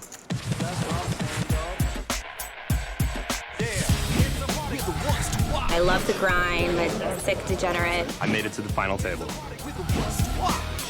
I'm a ones to watch, so that should be interesting. No. I think this year is my year. I'll win one eventually. Ones to watch. Day 1, San Jose World Poker Tour, Shooting Stars. I'm late as always. This is where all the stars are. I'm just starstruck. This is such a fun event. There's bounties, but I'm a bounty. Yeah, it's nonsense. I'm not a bounty. Actually, that's not true. I don't deserve it. Actually, you know what? There are a few people that I deserve to be a bounty over. Men win. Who cares about men win anymore? Are we serious? Like, people still think this guy's any good? He's not. He's terrible. I'll play that. Who else is there? I'd like to bust Todd Brunson, frankly. Todd Brunson's our shooting star. For the first entire level, he just ordered food. The entertainment value out of my shooting star is just not there. I don't think they should put the winner from last year as a bounty. Again, nothing against Alan Sternberg personally. Who really cares? No one's happy that you won. And McLean the year before that, I came in 3rd that year. Dan O'Brien is sick right now. And McLean won and he's a bounty the next year? I don't want him to be a bounty. I don't care about that. I wish I won. Yeah, I'm gonna be honest, I've always wanted to bust Bill Hellmuth, and this would be the best tournament to do it. Too late, he's gone. Yeah. All good ones. Kathy Liebert was the bubble girl and a bounty, but I love Kathy, so she deserves it. I wouldn't want the burden of being a shooting star because 5,000 is a lot of money. There's really no one else that I can think of off the top of my head that I'm prepared to just openly talk about. Let me tell you this, I'm calling this because you have a 5K bounty and because you're not that good. Don't blame the guy. So maybe I'll just put in a call next year and say, hey, what do I have to do? Do you know how many people call me every year wanting to be a shooting star? I gotta at least flip Savage a 20. Maybe even give him a pat on the ass. If Doyle was your daddy, Dan, you'd be a shooting star too. Next year, for sure, everyone's gonna think, you know what, that Dan O'Brien, he's a bounty and he deserves it. my chance with my hand, 0%. Well, Mike, there's more bitterness out there than the coffee at 7-Eleven, it seems. Well, I know everybody wants to be a bounty. I know all the young players think they play better than the old players. But to say the defending champion shouldn't be a bounty, right there, he loses his credibility. All right, four-handed poker continues. A quick fold by Habib, the real estate guy, and now the Canadian, Eric Cajolet now came in as a chip leader. This time he has king-9, and he's going to raise. Yeah, he started out very aggressive at this final table. Then he sort of changed gears, went back into neutral. Now he's stepping it up again. Ciroc out, and now the jeweler, Moon Kim. He's in the big blind, and he looks down to a 6 and a 4. What are you going to do, Moon? Well, he's the chip leader. He can speculate. He says, I'll pay that off. Well, he's going after the Canadian. Gus Hansen used to do quite well with those kind of hands. Here we go with the flop. Now, flop 10-7-5, all diamonds. Moon Kim has a flush draw and an open-end straight draw, but his flush draw is no good. As you can see, Eric Cajolet has the king of diamonds, and he's going to make a continuation bet with that flush draw of 100,000. 100,000 Moon, though. With some possibilities right now. Ain't going nowhere. He makes his call. He does make the call and gets a dream card on the turn. 8 of clubs comes off. Moon has made a straight. He is now out in front. And he is now going to lead out. It appears he is a full moon right now. He is betting 150,000. Well, the pot's got over $500,000 in it, so this is not a very big bet. Cajolet has the king of diamonds, so he has a flush draw. Certainly, he's going to be priced in to make this call, but doesn't help him as the 3 of hearts comes on the river. And now let's see what the Moon Man is going to do. He wants to figure out how much he can bet where this guy will pay him off. How much you got there? 1.9. Now, we know Cajolet doesn't have really anything. Did not hit. But Moon doesn't know that. Cajolet had an open-end straight draw and a flush draw. Had a big drawing hand on the turn, but fanned on the river. 1 million. Oh, boy. Well, he's going to bet $1 million here. Overbets the hand anyhow. Well, the pot's only got 800,000 in it, but the Moon, not sure if he'd have bet any amount that Cajolet could have played the pot, but still, Moon Man catching some cards there, makes a straight on the turn. And Vince, I'll tell you, I don't care if you're an amateur or a pro. If you're playing good and catching good, you're going to be tough to beat. And that's the category the Moon Man's in right now. Yeah, the Moon extends his chip lead to the delight of his posse here, sitting on the rails. Back to the next hand, Joe Ciroc, the 24-year-old. They call him Flows because he just flows through life, I guess. Well, I think they should call him Lakes instead of Flows because he's so calm all the time. He is calm. In the meantime, he's got just the hand he's looking for right here. He's on the short stack at this table. He's picked up a premium hand. All he's thinking about is, does he raise a little or does he raise a lot? He chooses the little variety. 120,000, the minimum raise. Into Moon Kim, who looks down at an awful hand. He mucks that. Bada beeb. Bada bing, bada boom. The real estate guy out. Round to the pro from Montreal, Eric Cajolet looks down at ace deuce of spade. By the way, he's a former bartender, Mike. And he looks like a former bartender, doesn't he? He looks like Dana White of the UFC to me. But, oh, wow. He is going all in, and a quick call by Joe Ciroc. Well, perhaps the Montreal man overplayed the ace deuce. We shall see, but a great opportunity for Joe Ciroc to double up here. No doubt about it. Yes, Flo's in a great position right now. He'll get to move into third chip position if he wins this pot, and Cajolet will drop to fourth if he loses it. Joe Ciroc, can he flow through this hand? He hasn't made many mistakes tonight. And Cajolet, who started out as our chip leader, now way behind in this hand. Here we go with the first 3 cards. Now flop comes 9-6-3 all clubs. So Flo's is going to like that because he's got the ace of clubs. As you can see, he is all smiles right now. He knows his opponent is going to have to catch an offsuit deuce, meaning a deuce that's not the deuce of clubs, to win this pot. Look at this. Flo's looks very cocky. He is prancing around. Cajolet looks absolutely disgusted as we go to the turn. Now, 9 of spades comes off. Now, this is a good card for Cajolet because he can split the pot now if a 6 or a 3 comes off. Presto changeo there, Flows. So Flows can only lose the pot if a deuce comes up that's not the deuce of clubs. He'll split the pot if it's a 6 or a 3. All right, last card coming up. Big chance for Flows. Will his hand hold up? Yep, the king of diamonds comes on the river, and more chips flow over to Flow's side. Yes, sirree. Joe Sirach, poker pro out of the U.S., 24 years old, doing quite well right there. Well, Vince, you got to admire the way the skateboarder is played here. He sort of just leaned and weaved and bobbed around his way this final table, but he's still on the board. He's doubled up. We've still got 4 players left, 2 amateurs, 2 pros, fighting it out for the nearly $1 million first place prize. It's exciting, Mike. What player we are seeing tonight? We're seeing a lot of bluffs, a lot of suckouts. We're seeing it all. But Moon Kim, he's the jeweler. He is the upset special here tonight. Will he do it? I don't know. Well, he's well out in front right now. Let's see if he can cross the finish line with the cash and the trophy. Thank you, gentlemen, and that hand brings us to the end of this hour's coverage of the Bay 101 Shooting Star here in San Jose, California. Please join us next time for more of the WPT's continuing coverage and the conclusion of this competition, brought to you by ClubWPT.com. Until then, for Mike Sexton, Vince Van Patten, Tony Dents, the Royal Flush Girls, Matt Savage, and the whole WPT team, I'm Marianella Pereira saying thanks for watching and good night. I don't understand what this is for. The World Poker Tour is brought to you by ClubWPT.com. Never lose a dime playing poker. Guaranteed. In San Jose, the bounties have been collected, but the really big money is still on the line. The conclusion of the Bay 101 Shooting Star starts right now, only on the WPT.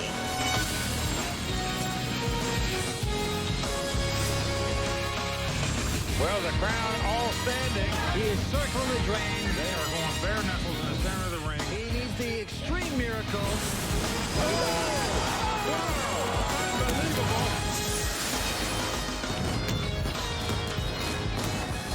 Welcome back to San Jose and WPT Season 10 coverage of the Bay 101 Shooting Star. I'm Marianella Pereira, and with me tonight, as always, are Poker Hall of Famer Mike Sexton and Vince Van Patten. Now, guys, this event started with a twist, as for the first time in 9 seasons, no big-name bounty made the final table. But that hasn't really affected the quality of play, has it? Well, you're right about that, Marianella. No shooting star made this final table, but it's been a very good final table. We've seen about everything. Some good poker, a little bad poker, some big bluffs, some suckouts. But what's amazed me the most is we came to this final table with 4 pros and 2 amateurs. We're now down to 2 pros and 2 amateurs, but the 2 amateurs are our chip leaders. That is so true. And look at the table. The 2 guys in red are stealing the show. And there are 2 local players that play in this very casino that play against each other all the time. One's a jeweler, one's in real estate, and they are playing phenomenal poker. They beat the biggest names in the business. You know, if they could pull this off, we got a big upset in the making. Well, if one of these amateurs is going to take this title, he's going to have to get by 2 very tough pros.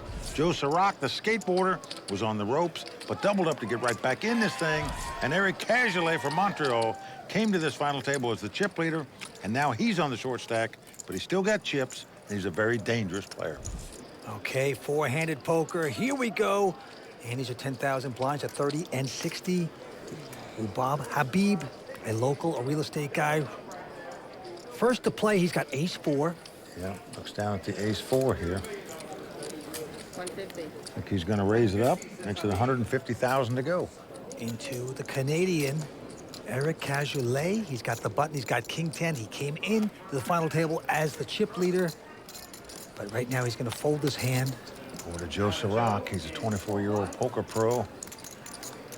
Skateboarder. Never, ever seen him get upset, rattled, shaken.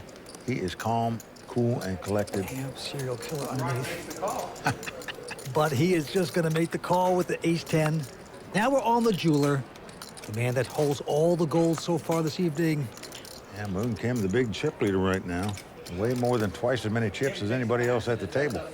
So he folds the hand. Here we go. Ace-10 versus ace-4. Now flop comes queen-8 deuce. No help to either player. And Sirach is going to check it. Notice how His opponent flicked in 200,000 there. Yes, he did. So Rock must have noticed it too, because he's getting out raising chips. Vince, he is going to check raise here with the ace-10. The old check raise. He's saying, I was so strong, I was trapping you, but we know better.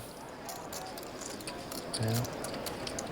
Habib made the continuation bet, trying to win the pot, but that check raised here. But he's not going out.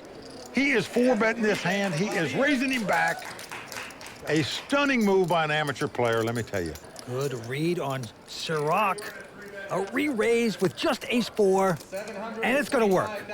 Well, it sure is. And now he's going to show him the ace-4. You gotta love that. Showing the young pro, I've got some game here. That's how we do it. That was some game there, Vince. You just don't expect that kind of play from an amateur. The 4-bet with no hand and no draw. I got into a satellite. It was a midnight satellite. I tried a satellite earlier, but I couldn't get through, and this was the last satellite. Come on, baby. One time. Ace-10 is not only down today. And I got in. It's got an achievement, and I still can't believe it. I made it that far. You don't have to be a professional to make a mark in any area if you are good with what you're doing. You know the basics, and you have good reads, you can make good judgments, you can make it. And I actually feel pretty confident taking this whole thing down. Well, he is pretty tough. He's 36 years old, hanging in there, and right now the blinds are going up to 40 and 80,000, Mike. Pretty expensive here at the Bay 101. Whatever happens, he got a bounty when he knocked out a former world champion of poker, Jonathan Duhamel, out of this tournament. So he was happy to do that, but happier to be where he's at now, fighting for this title. Okay, one fold, and now Sirach with an ace-jack has to be disappointed about the last hand, to be outplayed, but this time he's going to raise, makes it 160 to go. Moon Kim, the jeweler, out. All in. Over to BB's going all in here with a queen deuce offsuit. Just can't believe he'd make this play after showing his opponent a bluff. Gets up from the table, usually the sign of a pretty big hand.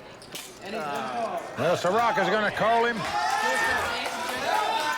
We got live cards. And look at Sirach, so proud of himself. What a great call. Didn't fall for it that time. Hung in there with ace-jack, and right now he's in a great position to knock out the local Habib. Did you just bluff me a minute ago, and now you're going to try to do it again? I don't think so. So Habib now in a lot of trouble. One on the flop, one on the river. Anything can happen with 5 cards to come at Bay 101. Well, Habib looking for some luck here. He's going to have some to stay alive. And an ace comes right on the flop. Yeah, that's a very good flop for Joe Sirach, hitting aces just like that. Habib does have the queen of spades. He's got to catch 2 runners to win this pot. He can catch 2 runners to make a straight, 2 runners to make a flush, or 2 runners in any combination of a queen and a deuce. But he's got to have 2 runners to win the pot. Here is the turn card. Well, he gets one of them there, Mike, as a 4 of diamonds hits the board. Could he possibly make a wheel like Moon Kim did earlier at this final table? Joe Sirach, if anybody can do it, he can do that it. is all. Anybody can do it, he can do it. All right. Here we come, the Magic River cards coming up right now. Oh, no! Unbelievable! Can you believe it?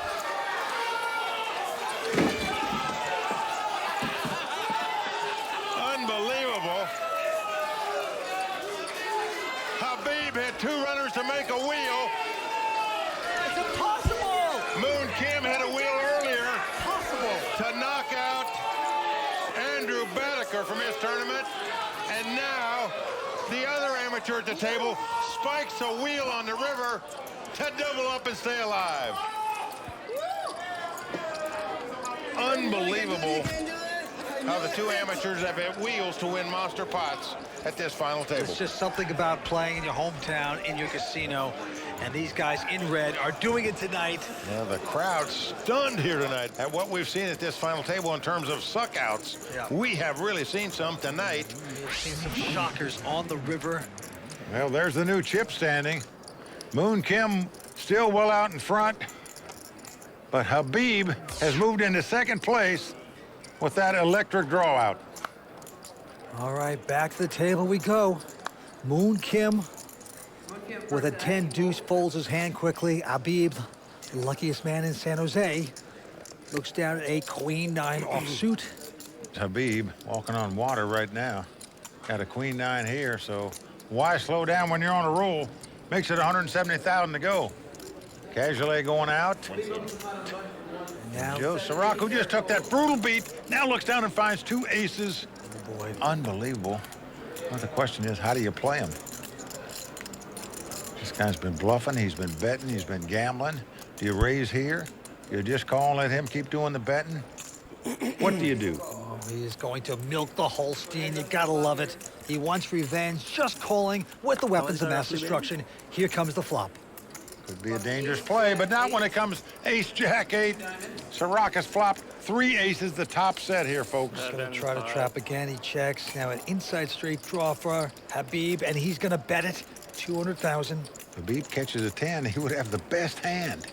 Now Sirac is on a short stack now. Do you just come over the top and don't let this guy draw out, perhaps? There's a possible straight and a possible flush out there, but I don't care what card comes up. You're never giving up the top set. He keeps milking. Here comes the turn card. And now a jack of diamonds comes off. Sirac with aces full cannot lose the hand, no matter what card comes on the river. Both check. And now the 6 of diamonds comes off. Habib has made a flush. He's got the queen of diamonds. Perfect scenario for Joe Sirac. Now he looks back here. He's acting like he's looking for the flush, Vince. Now we know he's got aces full. So you hate that when a guy looks at his hand. Well, this is a false tell by Reversal. Sirac. Yes, they do those things. Oh, it's beautiful. I love the check because he's going to get the action. Look at this. Habib biting right there. Best 300,000. And that gives you just goosebumps if you're Joe Sirac. Well, it's all going to go in now. Oh, yes. I mean, Sirac doesn't even have 600,000 left, I don't think. And there it goes. He's shipping it all. And a quick call by Habib. Habib makes the call with the flush. Now look at this. Habib thinks he won. Well, that's an amateur mistake. There's a pair of bold. I didn't see it. Well, Sirac even smiles at it. He says, you beat this hand? Not unless you show me 4 jacks, son. Habib thought he was the hero of San Jose. An embarrassing moment for Habib right there. No doubt about it. What he thought was victory. Unfortunately for him, it's defeat. Sirac doubles up, but it seems only fitting after what happened to him just a moment ago. Our third hour of coverage from San Jose, California is just getting started, and we have more to come, including Tony Dunst telling it like it is in the Raw Deal, and another installment of 5 questions with WPT champ Joe Hashem. Joe needs any queen of diamonds on the river. And boom! It's all when we return to the Bay 101 Shooting Star, so stick around.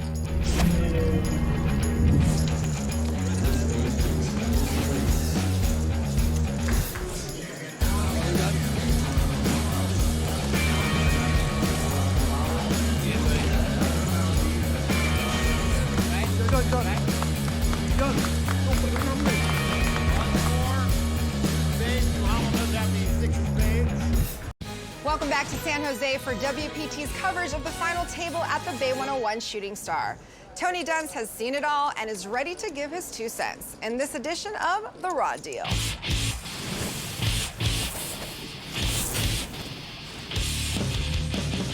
In tournament poker, your mental state can be just as important as your poker knowledge. A brilliant player with minimal emotional control is a liability to himself if something goes wrong in a crucial hand. And in the heat of the moment, pretty much every hand feels crucial, especially the equity sweats at a WPT final table where every 3-outer comes with a 6-figure price tag. Then there are some players that are the very picture of calm. Take WPT champ Nam Lee, for instance. Here's Nam winning $1 million. And here's Nam losing $1 million. However, I don't know if I've ever met anyone who walks around as calm and nonchalant as Joe Sirac. Sometimes he just sits around doing and saying nothing for such a prolonged period of time that I get concerned and I check his pulse. He's his usual relaxed self at the final table tonight, and although he's obviously enjoying himself in the big moments and anxious in the uncertain ones, it's clear he never loses his center. And it's not like he isn't provided a little motivation to be unsettled. Four-handed, he opens the button with ace-jack, and Habib moves in from the big blind with a mere queen-deuce offsuit for about 18 blinds. Why Habib decided to move in for 18 blinds with queen deuce in this spot, I'll never know. Either way, he leaps out of his seat after the move-in, which gives Joe a reason to pause and consider his opponent's behavior before making the call with the plaques he's holding. However, it's also possible that Joe considered this something of a slam dunk call, but wanted that slam dunk to be in slow motion. And when Joe suffers the fate of having his top pair runner-runner, he's clearly pretty disappointed, but also still clearly calm. It's a good thing too, because when he's in the big blind a moment later, he finds aces, and with his short stack, could easily justify moving in and assuming his opponent will perceive him on tilt and call with a wider range. However, Joe is still thinking everything about the hand through and realizes that Habib is unaware that Joe would never just call with such a short stack in the blind unless he has a huge hand. He uses this deceptive edge on all three streets, most prominently displayed when he cleverly checks a third time on the river when the fourth diamond comes off, causing Habib to become invested enough by betting at the pot and refusing to fold when he's shoved on in a situation where he'll never have the best hand. It's a very well-played hand in a situation where many would simply take the easy, often considered automatic route pre-flop. And as a reward, Joe now has over $2 million in chips. Now let me just go make sure he's alive to enjoy them. Well, I got to tell you the truth, Vince. I love Joe Sirac. I like his calm demeanor at the table, and he's a darn good player as well. And right now, Moon Kim, the local, the jeweler, out in front with $6.1 million. A lot of chips. As four-handed poker continues here at the Bay 101, Eric Cajolet, nothing happening for him lately. Goes away. He's just biding his time, watching these other guys just duke it out seemingly every pot. Joe Sirac with the button with a 5 deuce. He just won the pot with 2 aces, so he's feeling good. Makes it 160,000 to go. Moon Kim, the jeweler, looks down at a Jack King of spades. And he's got Kojak. See what he's going to do with it. 42-year-old got in this tournament through a satellite, playing impeccably this evening. He's a local, he's the crowd favorite. And there you go. He's going to raise. Playing well and running well. And here he is going to raise it. Let's see how much. 300,000 more. Yes. And now it's on. Habib has got to be a little punchy after that last escapade. Folds his hand. Back on Joe. Joe just tried to steal the blinds and antes, but didn't work. So Moon Kim takes down that pot to extend his chip lead. Yes, he does. And there's his family and friends. This is a local out of this casino. This is the time of his life. He is doing it here tonight. This tournament was fun because I was winning. I knocked out the bounty, Nam Lee. Come on. He had a pocket jack and I had a pocket queen. Flop was 10-10-6. The turn was 10, so he can go away.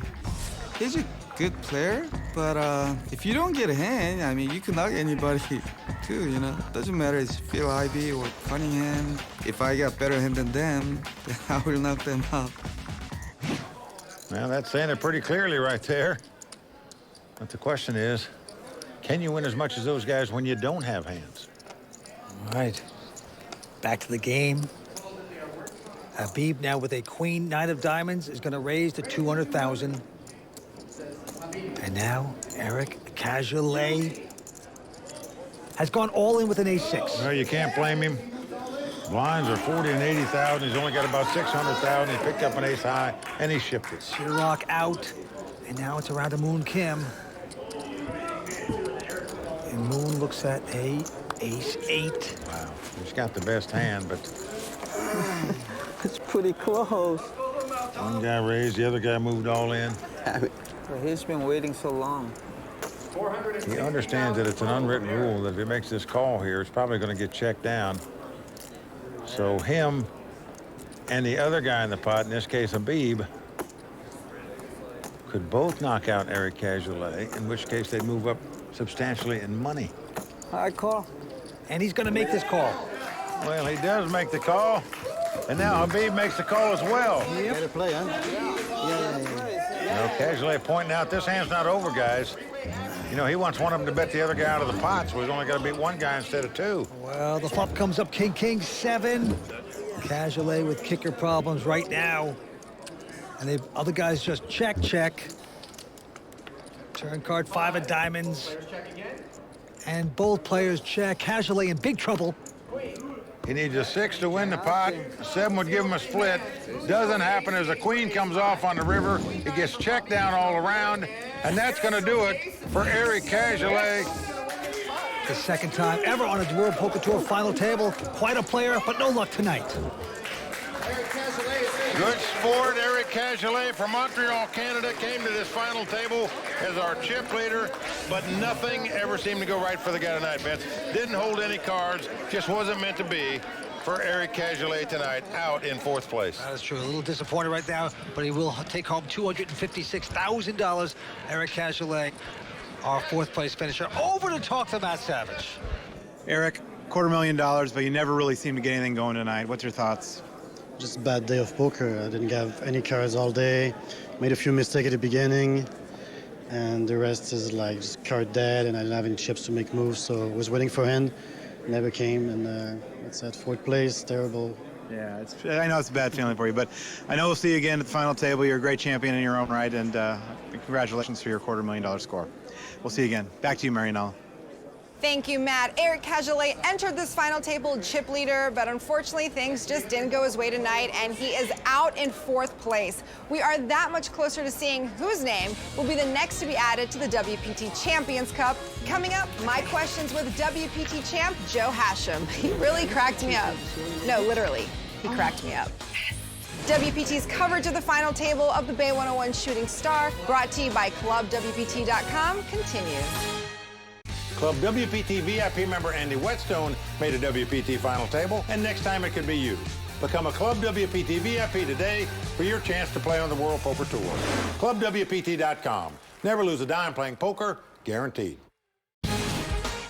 Welcome back to the WPT's coverage of the Bay 101 Shooting Star Tournament. And over the years, many big names have played in this event. Well, you're right, Mike. We have seen some great players, big names, at the final table at this event. But what you might not know is that you can actually relive some of those moments on the World Poker Tour if you belong to ClubWPT.com. That's right. If you're a VIP member, you get exclusive access to all our old shows, so you can watch WPT Action anytime you want. And as a Club WPT VIP member, you can receive other benefits, such as the Entertainment Savings Guide, and play online poker for real cash and prizes, up to over $100,000 in cash and prizes every month. And it's all for only $19.95 a month. ClubWPT.com. Never lose a dime playing poker, guaranteed. Okay, we're down to three-handed poker at the Bay 101 Shooting Star. The jeweler out in front. That is Moon Kim with $6.1 million. Yeah, the other amateur, Habib in second place with $3.5 million, and the young pro, Joe Sirach, in a distant third place right now with just $1.2 million. To the felt we go. The real estate guy, Habib, looks down at a king-jack, and he is going to raise, makes it $200,000 into Joe Sirach. And Joe, with Queen 5, is going to fold. Yeah, Moon Kim looks down at a 10-7 offsuit. Now, this is so-called buddy events, but look at this play. Just going to re-raise him right here. Looks like about $650,000. Well, Moon Kim's got a lot of chips. He's going to try to apply the pressure. Will it work? Real estate guy takes a sip of his iced tea. That's based on the chip count. I just don't think you can get involved here. Can I do a $250,000 bluff here? Well, it's actually $455,000 in addition there, Habib. But he's talking about $250,000. That's the difference in prize money between third place and second. In real money. So a lot on the line for these two local amateurs here, especially Habib, with this decision. And with so much difference between third place and second place money. Wow, look at this. I think he just laid his hand down, but instead he moves all in with it. Just unbelievable that he would make that kind of play with Sirach, just not sitting on that many chips. Ooh, runs away from the table. Moon Kim with just a 10-7. Has to be saying to himself, what is going on? And this is just a fluff and puff show right now. You know he's going to muck, and he does finally. Well, Moon Kim thought he understood the situation, that his buddy Habib couldn't stand pressure now based on the amount of chips Sirach has, because there's so much difference in prize money between third place and second place. But he figured it out right. What he didn't figure was that Habib had the moxie to move all in there. Now the jeweler tried to pass the cubic zirconian to his buddy. Did not work. Well, there you see the Player of the Year standings. Will the Thrill Faela still out in front? He's going to be out in front even after this event's over, because the winner here is going to get 1,200 points. Moon Kim taking a hit right there. He is shaking his head. Its action's on him, and he's going to look down at a pretty solid king, queen of clubs with the button. Premium hand in a three-handed poker game. And he's going to raise it. Let's just see how much. Blinds are 40 and 80,000. Well, it looks like 2:10 to go. Habib. Well, he just pulled off that great all-in bet a second ago. Going to rest this time. And now Joe Sirach has a pair of nines. Oh, Vince, he's only got about $1 million in chips. He's just going to ship it here if he plays this pot, I'm sure. You would think so, and he does so. Exactly what he does. Can you take it up, please? And Moon Kim saying, I want to figure it out. How much it's going to cost me? That's about another 800,000. He can well afford to make this call, and I'll be shocked if he folds here. Yep, the jeweler figuring it out. Would like to knock out this skateboarder right now. The very talented Joe Sirach. They call him Flows. And he's going to give him that opportunity to do so. He's made the call. They flip the cards. And let's come down to the race situation one more time. The two overcards versus the under pair. Sirach with the 2 nines. Moon Kim with the king, queen of clubs. And look at this, the two local guys celebrating together. They'd love to knock out Sirach and go into a heads-up battle. And Vince, not just them, the whole crowd here. They know that if these two guys come first and second, the games here at Bay 101 are going to be booming. Oh, the flop, though, very good for Sirach as a 8-6-3 flops up. Sirach sitting pretty like the cat that swallowed the canary. Moon must catch a king or a queen to win the pot now. He did it. The king right on the turn. Incredible. Oh, absolute shock for Sirach. Again, they have drawn out. I'm talking about the two amateurs.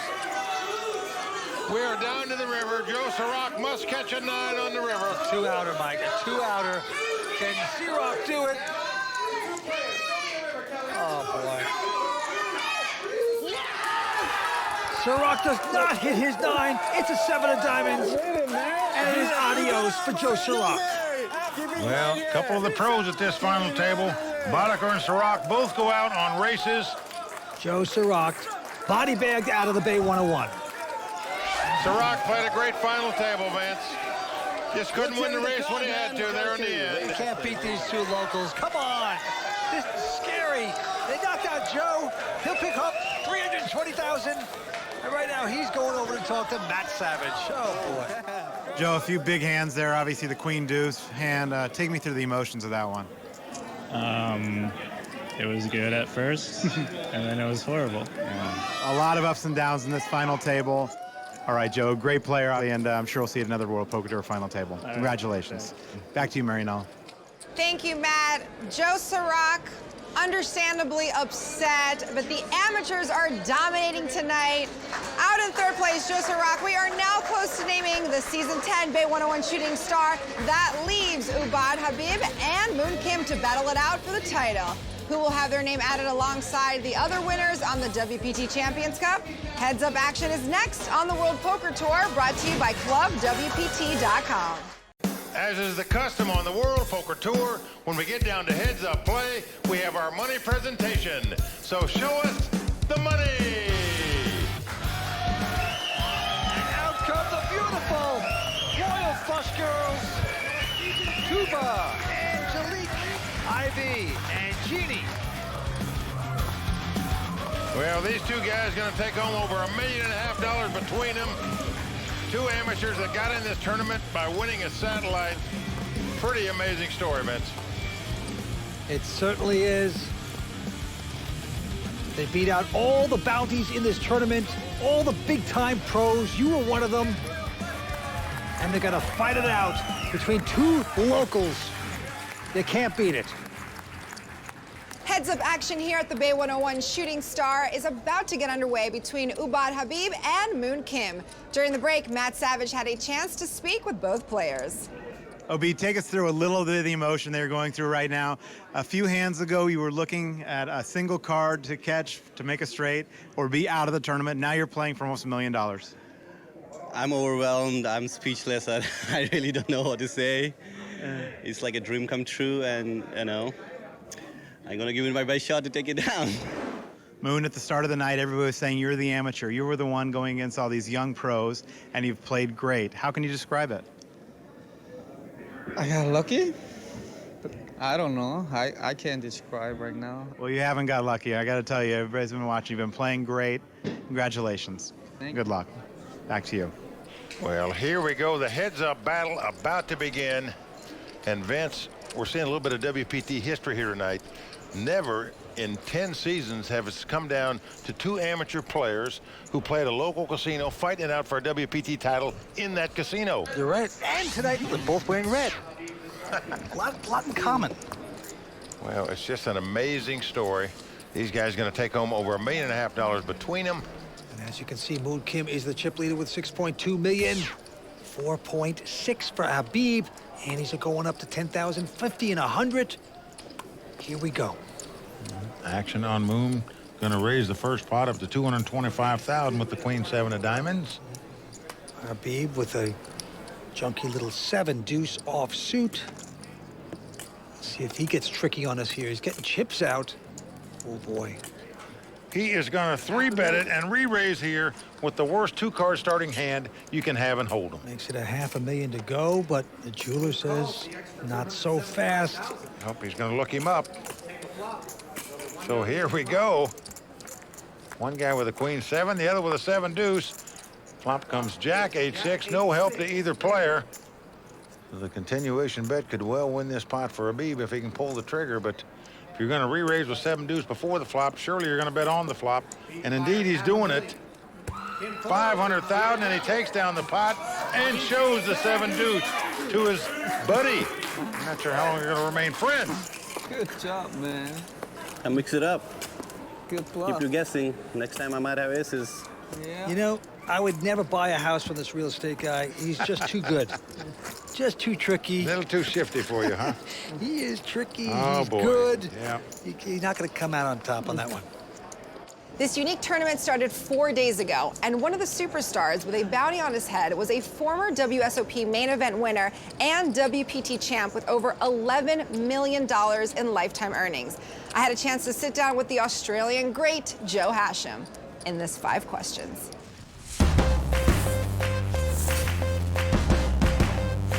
You're one of the few players to be a WSOP main event champion and hold a WPT title, along other legendary players such as Doyle Brunson, Carlos Morrison, Scotty Nguyen. Do you think that WPT win legitimized you as an elite player? Oh, absolutely, absolutely. Even though it was only 18 months since I'd won the World Series, it's not like I wasn't grateful for the success that I'd had or the, the fortune that I'd had. I was chasing that second victory. I was desperate to have another significant win.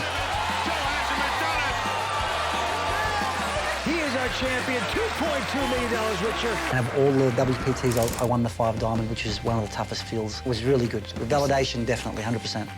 Take us back to the moment. Ace on the turn, queen on the river. You know, when I took the queens against the ace queen. 2 queens still the best hand. I can't. Let's take a look at the turn card. Oh, that ace comes right off on the turn. Oh, no. Joe Hashim is just sick about that card. And I sat back down after I calmed myself down, and these words for the rest of my life I'll remember. Jack McClellan, the tournament director of Bellagio, says, Joe needs any queen of diamonds on the river.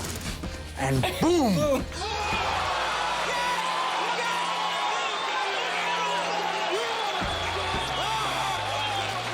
It was spectacular, mate. What poker player do you look up to? The guy that I actually look up to the most, I only ever met him once, and he passed away. Chip Reese. The reason I look up to him so much is I've never heard a bad word said about him, and from all descriptions, he was the epitome of professionalism. in every respect. Chip Reese was a really great poker player, a gentleman at the table and away from the table. Tell me a little bit about your brother, Tony. He's the exact opposite of me. I can go to the same bar for 10 years and have 3 friends. He'll walk into a bar within 5 minutes. He's hugging everybody. And he's the fun one. I'm the more serious. He really only got into poker after I won the World Series in '05 and became really passionate about it. And then he went on to win back-to-back Player of the Year in the ANZPT in Australia, and that shut everybody up. Joe, on to another very important question. Are you still a chiropractor? No, I haven't been a chiropractor for a long time. Do you still adjust people? I do. See if I've still got the magic. Okay. Girl, lift your chin towards the ceiling a little bit. Oh, yes. Oh, my God, my new hero. That was awesome. Mike, I gotta tell you something. That neck crack was so intense, my neck just went out. It really did. Well, Joe Hashem, a credit to the poker world. Great world champion, great WPT champion, and just a super ambassador for poker.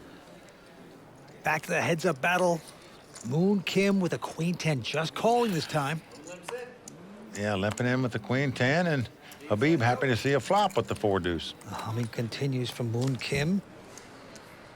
Flop comes up Jack 6-4. Habib getting a piece of that. He's got bottom pair. And he's going to lead out and bet 120,000. Now Moon Kim with just queen high.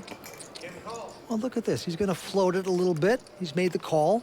Really surprises me. A 10 comes on the turn, so a good card for Moon, but when you don't raise pre-flop with a queen 10, you hit nothing. Why getting involved? But it's gone check, check. Check. And Habib checks again, and certainly Moon will get a value bet in here. Gotta think he's got the best hand now. The opponent checked the turn and checked the river. Bringing the chips in, 375,000. Habib with the 4s. Well, wouldn't blame the guy. He paid this off, but he's going to raise it, Vince. Really puzzled by this raise. He's got a hand that he can call the guy if he's bluffing, but in case he's got a real duke, all you're doing is burning up your money here. Well, you are correct. It's a little baffling, but nevertheless, he's done it.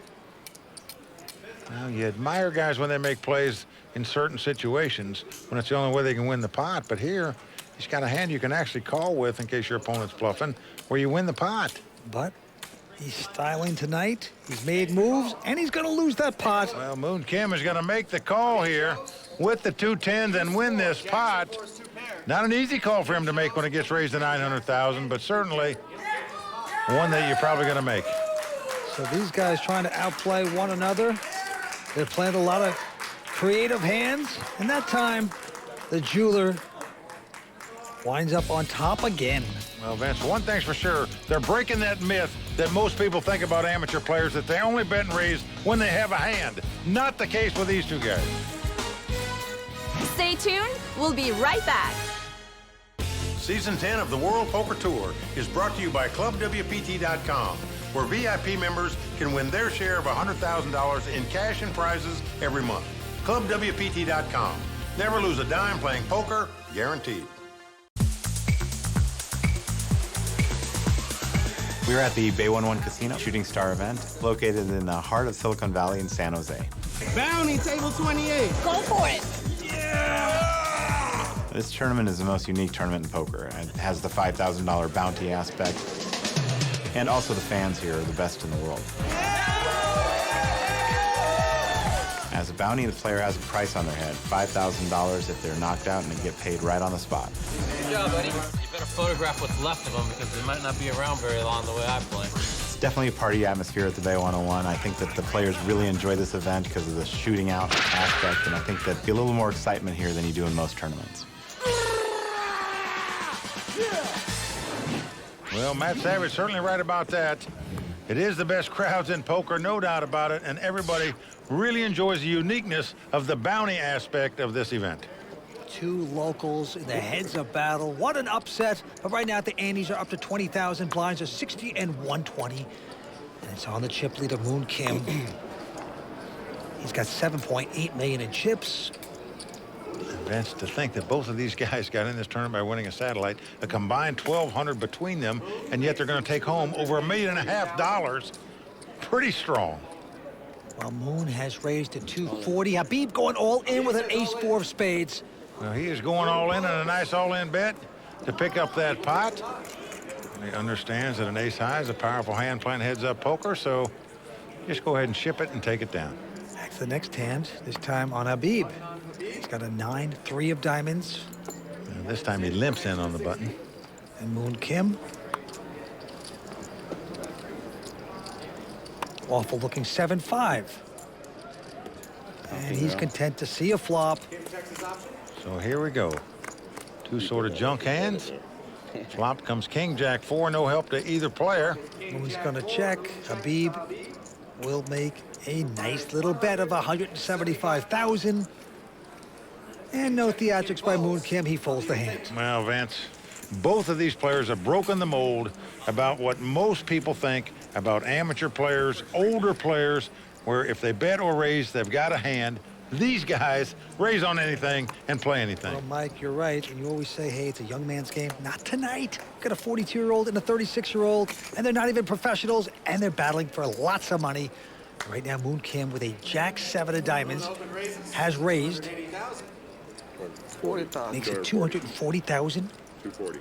Habib with a Queen 9. Well, he quickly calls him. All right, Queen 9 versus Jack 7 of diamonds. And here is the flop. Let's come 9-4 deuce. We could see fireworks here. Habib hitting top pair checks with the 9s. Moon with the flush draw is going to bet. Looks like 300,000. And this pot is going to get raised, folks. No doubt about it. This is going to be the check raise. When you flop top pair in this situation, you're going to fire. That's exactly what he's going to do. He's going to make it 900,000 to go. Moon standing up, getting up on his feet here. I'm all in. Whoa. He's going all in with the flush draw. He's putting the pressure on Habib. I don't see how Habib can get away from this hand, Vince. No, it looks like Moon Kim could be pushing with the flush draw. Hard to get away when you have top pair, queen kicker. Well, he could also have 9-10, for example, or 9-8 and be making this play. Well, you'd have the best hand. The real estate man in a quandary.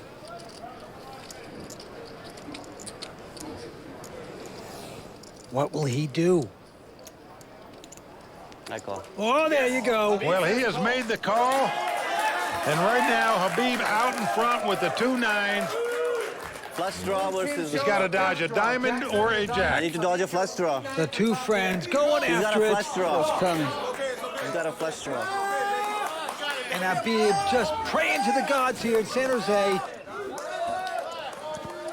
Now remember, folks, this is a jeweler who's bet the diamond draw.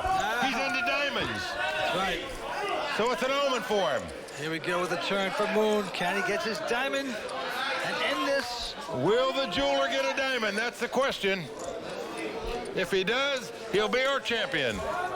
2 cards to come. Not a diamond there. It's an ace of clubs. Habib with a great possibility of doubling up here and becoming the chip leader. Well, he'll have about a 2-1 chip lead if his hand holds up here. Down to the river we go. Poker destiny on this card. He has done it. The jeweler has made a diamond flush and taken down this title. Wow. Really picked a great time to gamble. Huge celebration for Moon Kim. He's our champion at Bay 101. Almost $1 million richer. You did it. And right now, Matt Savage over to talk to our runner-up, Habib. Obi, it was an incredible night for you. Came down to the last card on the last hand. What are your thoughts here? Well, first of all, I'm very happy I came this far, but sad at the same time. I couldn't fade one more card to take this whole thing down. It's very great. All your fans behind you tonight cheering your name, and how does that feel? It feels awesome. It feels great. I already feel like a winner. I don't feel like I lost anything. All right, well, congratulations. Mike, over to you. Well, we're talking to our champion. from Dublin, California, Moon Kim. Moon, you got in this tournament by winning a $1,000 satellite. We thought you played terrific poker at the final table. How you feeling right now? I feel great. Amazing. Well, in addition to winning nearly $1 million in cash, you also get your name inscribed on the WPT Champions Cup, and you get an entry into the season-ending WPT World Championship. You can win millions more. Hey!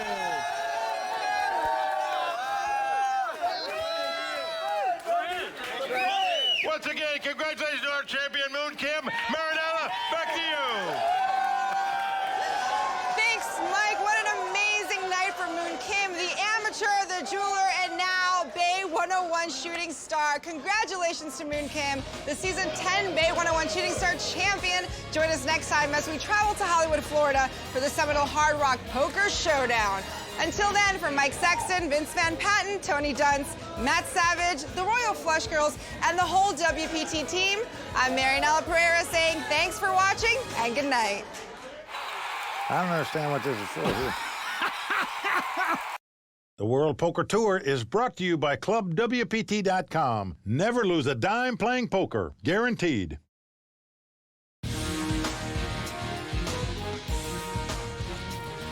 Tonight in Hollywood, Florida, the WPT Player of the Year race kicks into high gear as more than one player goes back-to-back for poker glory. There is history in the air and millions on the table. Only on the WPT.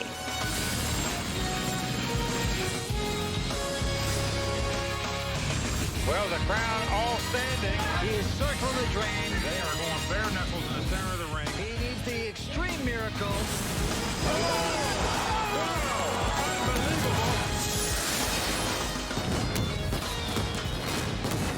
Welcome, everybody. I'm Marianella Pereira. There can be no doubt that once a player gets a taste of playing for millions under the bright lights of the WPT arena, they can't wait to return for more. But making back-to-back final tables, whether it be in consecutive weeks, as we saw Vivek Rajkumar accomplish last season, or the same tournament in consecutive years, as Antonio Sfondiari did earlier this season, it takes a remarkable player to make that dream a reality. Well, as you will see at the seminal Hard Rock Showdown, a tough field held remarkable players everywhere we looked. We want to wish all of you the very best of luck in your quest to make it to the final table. So let's shuffle up and deal. Day one of the seminal Hard Rock Showdown saw the Hard Rock Live transform from a concert venue to a high-stakes poker arena, welcoming hundreds of players descending on the Sunshine State armed with their $10,000 buy-in and high hopes of adding their name to the WPT Champions Cup. You can't miss a hand. Many top Florida pros were looking for some home court advantage, and Jason Mercier looking to win an elusive WPT title close to home. It's always fun to play big tournaments in Florida, especially at this casino. It's like 5 minutes from my house, so hopefully make it to day 2, then 3, then 4, and final table. Florida native and season 10 wants to watch Ebony Kenny was running good in her home state when she made a royal flush and doubled up. I've just doubled up the royal flush. I think I'm gonna go home now. But it was not an easy day for season 10 WPT champ James Dempsey. Lost like 10K slowly, then lost 10K quickly, and then lost 11K very quickly. And that was about it. It's a long way to come to bust out this fast, but oh well. Defending champion Taylor von Kriegenberg entered the tournament area with high hopes. So many tough players, someone's got to get lucky. Hopefully it will be me again. And as the Royal Flush Girls checked out the action, they found last season's seminal Hard Rock finalist Alan Berry in the field along fellow final table players Kurt Kohlberg, Abby Daniels, and Justin Zaki. The only one missing from last season's final 6 was Tommy Vitas. But with registration open until the start of day 2, hopes of a full reunion were still alive. Justin Zaki finished in 3rd place last season. Tough luck right there for Justin Zaki. After being crippled by Taylor. And Justin was looking to get a little payback.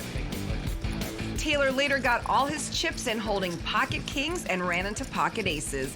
As he was ready to leave, Taylor's tournament life was saved when he spiked a 2-outer on the river. I can't believe it. I don't know. If it wasn't for luck, I'd just be nowhere in this world. Taylor was among one of the 209 players to survive the day, along with fellow Champions Club members Chino Ream, Jonathan Little, and Matt Waxman. But the big stack in the room belonged to Mississippi pro David Nicholson. Pretty fortunate to catch the cards and make sets and flushes, and it wasn't too difficult today. Day 2 brought new players into the mix as registration remained open until the start of play, and last season's 6th place finisher Tommy Vitas got in just before the cutoff. New blood in the field brought new hope for short stacks Mike Sexton and Kathy Liebert. Kathy and I are just in dire straits here coming into day 2. Extreme short stack. Yeah. Kathy, one more time, we got to fight from the bottom. Yeah, well, I bluffed off my chips. How'd you lose? Oh.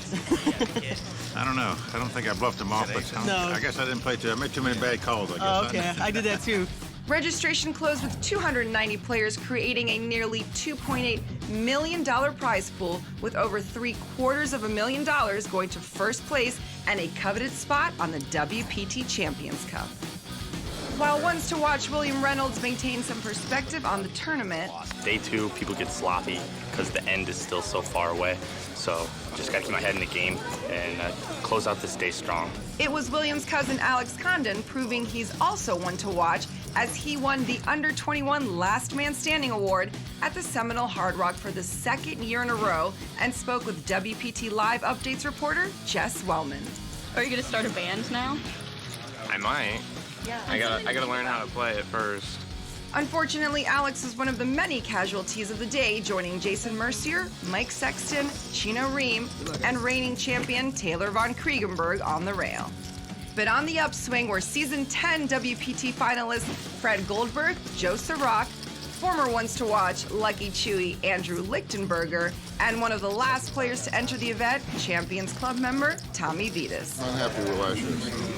Came back now that Taylor's out, so I got a shot now. Also playing for a shot at another final table, Season 10 champ Will the Thrill Fiella got his last chips in, holding pocket kings, and was called by former tennis pro Raj Vora with Ace Jack.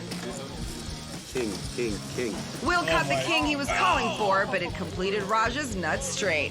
And with no help on the turn or river, the thrill was gone just before the end of play. I got a loose guy that doesn't fold for 40% of his stack, and he decides that I'm playing weak. Hey guys, I'm bad, man. Come on, turn that off. Raj is one of the 102 players remaining at the end of day 2, but the big story was the meteoric rise of Tommy Vitas, who more than quintupled his starting stack and was staring up at only one player, Texas businessman Clyde Hinton. And for Clyde, the strategy for entering day 3 with the chip lead was simple. Don't make no mistakes.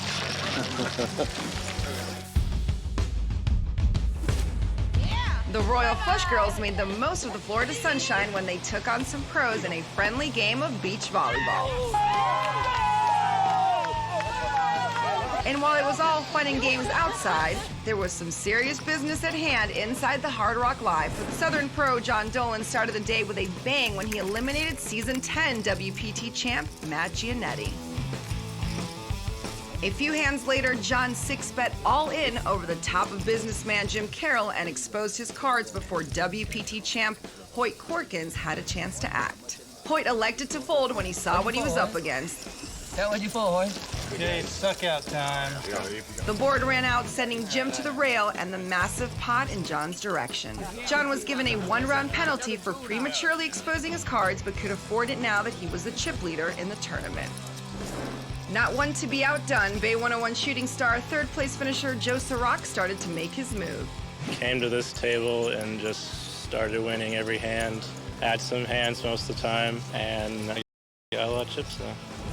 But Lady Luck was not on the side of WPT champs Hoyt Corkins, Jonathan Little, Tuan Lee, Matt Waxman, and Steve Brecker, as they all were eliminated short of their goal of another WPT title.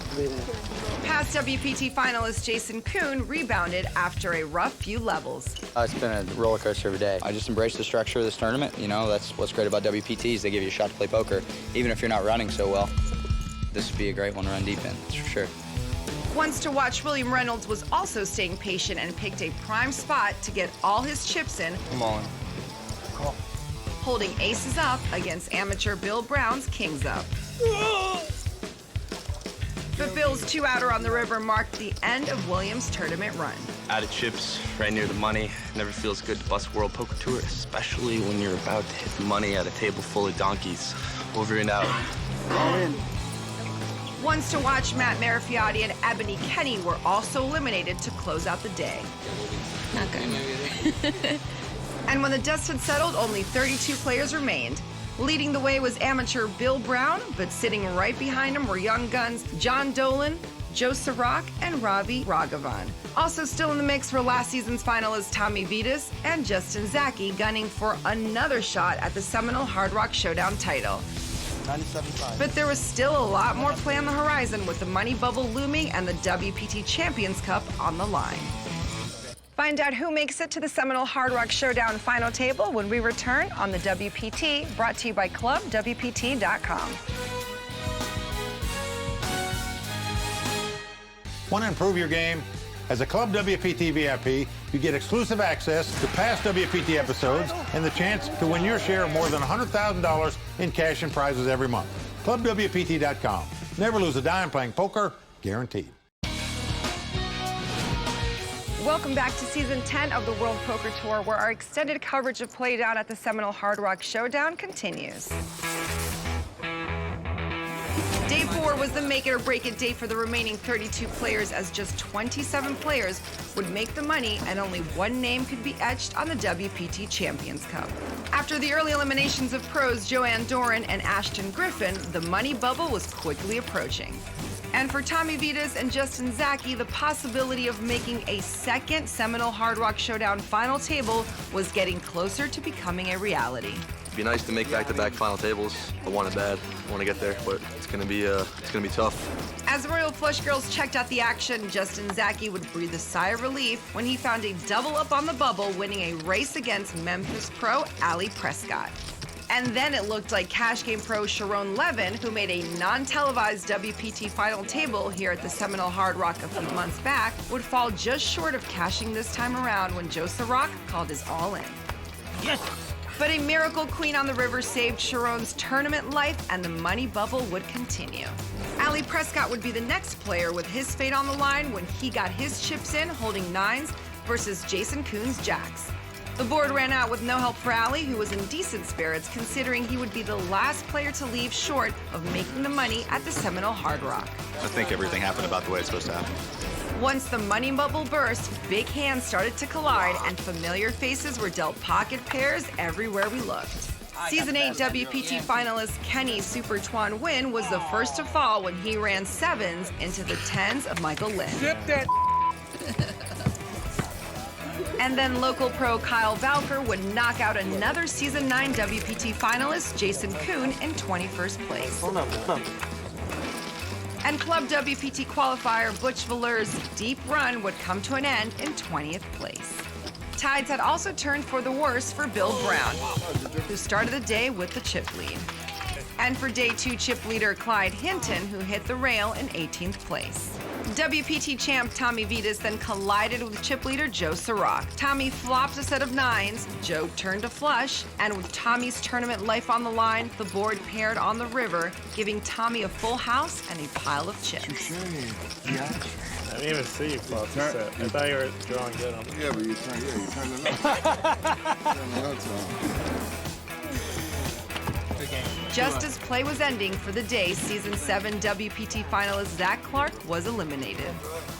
And the remaining 15 players would bag up their chips in preparation to battle for a coveted spot at the WPT final table. Joe Sirach, fresh off his third place finish at Bay 101, would lead the way, but also still in contention for a second final table this season were Fred Goldberg, Eli Berg, and Sharon Levin. And hope was still alive for Tommy Vitas and Justin Zaki to complete the rare feat and make back-to-back final tables at the Seminole Hard Rock Showdown. Play moved to the poker room at the Seminole Hard Rock for Day 5, where the remaining 15 players battled for the 6 seats at the WPT final table. And while the Royal Flush girls relaxed at the pool, the mood at the tables was intense. Chip leader Joe Sirach got off to a rocky start, losing a big pot to businessman Jess Yawitz and doubling up East Coast pro David Paredes. Not slowing down, Joe then made a big bet on the river versus WPT champ Tommy Vitas with a missed straight draw. Tommy made the call with only ace high and was rewarded for his read on Joe. In less than a half hour of play, Joe Sirach had dropped like a rock, losing over 50% of his starting stack, while Tommy Vitas' attempt for back-to-back final tables at the Hard Rock was moving in a positive direction. Woke up on the right side of the bed today. Justin Zaki, who also made this final table last season, lost his back-to-back bid when he was eliminated in 15th place by season 10 WPT finalist Fred Goldberg. Obviously, I'm pretty disappointed getting this deep in that final tabling, but I was short the whole week, so can't complain. Though Joe Sirach had lost a large portion of his stack, he found a spot to rebound when he picked up jacks versus former high school math teacher Robert Gerardo's tens. Joe got up from the table but stole a peek at the board to see that he would indeed double up. Just like the first 40 minutes didn't happen. You stew it off and then you cooler someone. Tommy Vitas found a rush when he eliminated season 10 finalist Dr. Eli Berg in 14th place. And then Tommy coolered Robert Gerardo with full house over full house, sending the math teacher home in 12th place. Season 8 WPT finalist Ravi Raghavan got all his chips in with aces and was called by young pro Craig Bergeron with kings. But a king hit on the turn, taking away Ravi's shot at another WPT final table.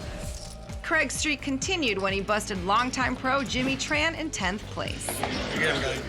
It was then Joe Sirach's turn to kick it into high gear when he eliminated David Paredes in 9th place. Hopefully I can continue to play better and improve and make a deeper run next time. Then Joe denied Fred Goldberg of a second final table this season, sending him to the rail in 8th place. Little heartbreaking though. I wanted to make the final table bad. With one more elimination needed before play would end for the day, 3 players saw a flop of 10-8-5, 2 diamonds, and businessman Jess Yawitz pushed his remaining stack in with bottom pair. Joe Sirach called with aces, and Tommy got out of the way. With no help on the turn or river, Joe's aces would hold up, and Jess found himself out one spot short of the TV final table. You know, I'm just fortunate to be here with these players. They're so much better than me, but I had a great time. The WPT final table was set with 3 players making back-to-back final tables. Joe Sirach in consecutive tournaments, Sharon Levin at the Seminole Hard Rock this season, and Tommy Vitas, who made this very final table last season. But with 3 young pros standing in their way, all 6 would return to battle for a piece of poker immortality and a coveted spot on the WPT Champions Cup. Back to back, that is the theme of tonight's final table, and right now we turn to 2 men who have been side by side for 10 seasons here on the WPT, Hall of Famer Mike Sexton and Vince Van Patten. Now, Mike, Joe Sirach has seemingly come out of nowhere to not only make back-to-back final tables, but also be our chip leader tonight. But we saw in that recap how Joe almost blew his whole stack at the start of yesterday's play. What are the chances of him blowing up early?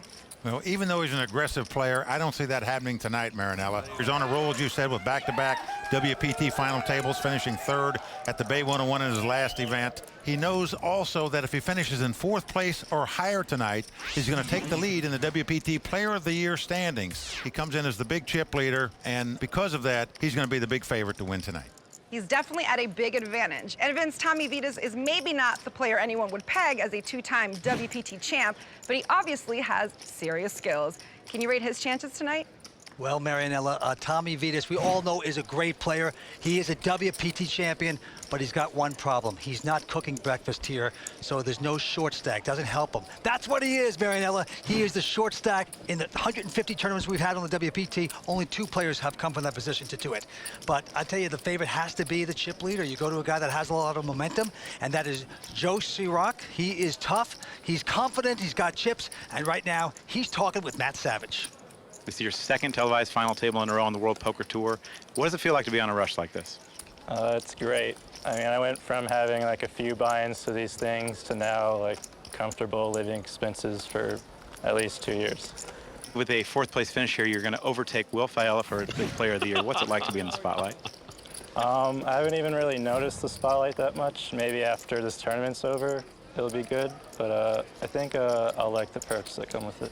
All right, Flows. Good luck. Thank you. Marianella, back to you. Thank you, Matt. Which one of these players will take home the over $750,000 first place prize and add their name to the prestigious WPT Champions Cup? Find out when the Season 10 Seminole Hard Rock Showdown final table begins right after this.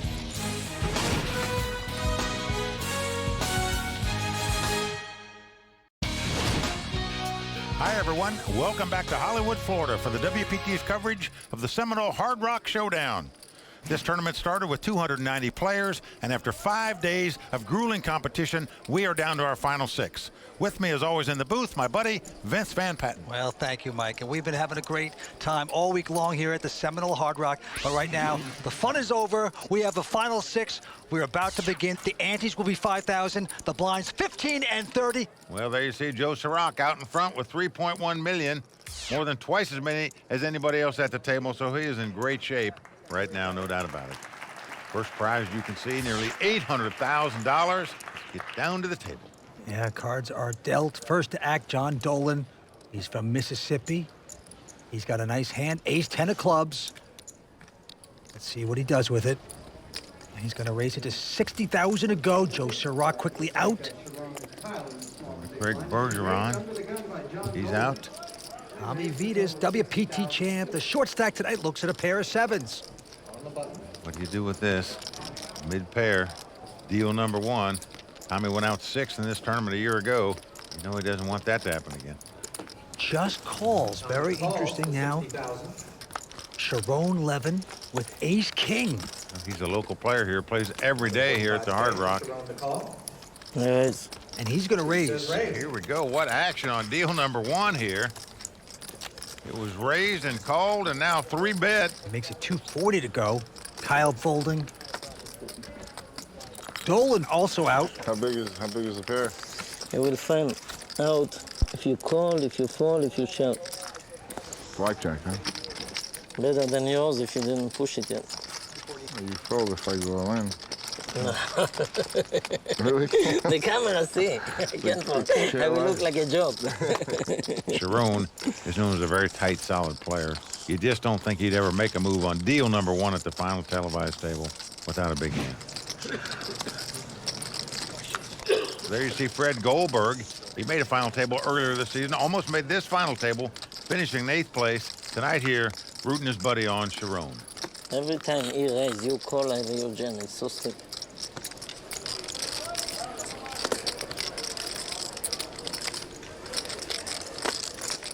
Ace-king. Vitas is going to fold it. He did not shove. And Sharon is going to win this pot. I guess we'll see a rabbit later. Oh, no. Look at this. He is going to propose that we do a little rabbit hunting. Get to look at the cards. Of course, we don't do that unless we see a flop. I know that's something you like to do every once in a while, but I'm a big opponent of it. You don't like that? It just slows the game down. Oh, slows 3 seconds. Is that going to slow you down, Mike? It aggravates you if you would have hit the flop. And it makes you feel happy if you didn't. Can't you go roll with the punches? Just loosen up a bit. Take it easy on me then. Well, I love that you can look at the cards. Curiosity seeker, that's all. All right, Sharon out, as is Kyle Bowker. John Dolan now with an ace-8 is going to raise, makes it 60,000 to go. Ciroc out. Greg Bergeron folds. Tommy looking very relaxed. He says now he's going to live in Cyprus, the island off of Turkey. He's got a lot of family there. He's going to where there's money, he says. Yes. A long time ago, Amarillo Slim once told me, he says, you can't make money hanging around brokes. He's right about that. Well, first event of season 11, held in Cyprus. You say there's a lot of rich people over in Cyprus, huh? A lot of opportunity. He has called the hand, and look at this flop. But Tommy Vitas flopping 2 pair queens and 7s, just like that. And he checks it. Just a dream for him. Top and bottom pair. Man, Dolan with a continuation bet with nothing, 70,000. Then you repop him here, or just okie dokie call, Mike. Wow, a little surprised by that, with possible straights and flushes out there, but He's going to gamble. He's just going to gamble. Just hope this guy keeps leading at the pot. And oh, he's really going to hope it now as he has made queens full. Oh, yeah. Vitas going to check it again. Obviously, no card Dolan can catch to win this pot. Just whatever he puts in there, he can say goodbye to. Dolan slowing down nice. Very shrewd. Dolan knows he can still beat a straight draw or a flush draw. Now he can no longer beat anything as the jack of diamonds comes up. Dolan not hitting anything, but Vitas says, I have to get something out of this, and he's going to stick out 100,000 on the hopes that his man will call. But no, a quick wet away by John Dolan, and Vitas is going to take down that one. And right there, you see someone in the stands that looks exactly like Tommy Vitas. It's a Fees Khan, a poker pro himself, but Vince, it looks like to me we've got a Vin Diesel look-alike contest here tonight between Tommy and Haviz. And there you see the updated chip counts. Joe Ciroc still well out in front. Tommy Vitas still on the short stack. 6 pros fighting it out for this title. 4 guys in their 20s, 2 in their 40s. Onto this hand, John Dolan now going to pick up a pair of 10s. He's getting action so far early on here. Lost every pot so far, but he's got a raising hand here, and here he comes again. Yep, makes it 60,000 to go. Joe Ciroc, wonderful player, goes away. Craig Bergeron also out. Tommy Vitas. Just one little pot. Now he's getting very aggressive with the ace-7 offsuit. All right, Sharon goes out. Kyle Bauka also out. Come on. And look at this. Dolan over the top, all in. He says, I can't take it anymore. Nope. Lost the first 2 pots. Here on deal number 3, he's just going to ship it. I don't see Tommy Vitas calling this for all his money. And he does lay it down. So John Dolan getting on the board, picking up a nice little pot. Yep. But Tommy Vitas, 40 years old, would love to take down this title. Gonna be tough, though. I made this final table last year. Well, Tommy Vitas has made it straight. I call. Now he quickly calls. I made one bad play against Abby and probably cost me the tournament. So a break for the lady there as she wins a huge pot. I'm in the same seat as last year, C2, which could be a bad thing. Deuce of spade comes off. Tough luck for Tommy Vitas right there. Just didn't hit the hand and goes out in 6th place. Hopefully I don't repeat in 6th. He's already talking about the jinx of C2 where he finished 6th last year. Poker players are just superstitious, you know it. Yes, I do. Well, he's still the short stack, but action right now going to Kyle Bauker. He's a local, and he has a pair of 10s here. Lives in Hollywood, Florida. He has raised to 65,000, round to Joe Ciroc. Also folding. Craig out now. It's up to Tommy Vitas. Always got the ace-king. This is the kind of hand you're looking for when you're on a short stack, and you're just going to ship it. I'm all in. And that's exactly what he's done. And I don't see Bowker going anywhere. Now Sharon's with a pair of 7s going to fold. Now Kyle. I think you have to go with this hand. You might hate to, but you have to do it. Big decision for Kyle, 29 years old, thinking about it. Call. And he is going to call it. Kyle says call. Thinking about the days at Home Depot, just didn't want to go back there. No. All right, they turn up the cards. So everybody on their feet here. Tommy Vitas, if he doesn't win this race, would go out in 6th place just as he did 1 year ago. Certainly not a spot he wants to go out. He's been there, done that. Vitas up from his seat. 10s versus ace-king early on at the Seminole Hard Rock Showdown. Like so many times, it all comes down to a race. Do you live or do you die? And here's the flop. Oh, King Jack 8, all spades. Tommy Vitas out in front with the 2 kings. Neither player have a spade in their hand. Kyle is going to have to catch a 10 or 2 running cards to make a straight to win the pot. He would tie it if it came spade. Here comes the turn, and it's a 9 of hearts. That's good for Kyle. Gives him a straight draw. He can now make a straight with a 7 or a queen, as well as a 10. Of course, we saw Sharon fold 2 7s, so that doesn't help his cause. Kyle's gonna need some luck. Otherwise, he'll be on the extreme short stack. He won't be broke. Can he do it here? No. 4 hearts on the river. And Tommy Vitas doubling up. And with that pot, he will cross the $1 million chip mark. Tommy, the WPT champion, doubling up, absolutely crippling Kyle right now. 6 players remain. Kyle hanging in there.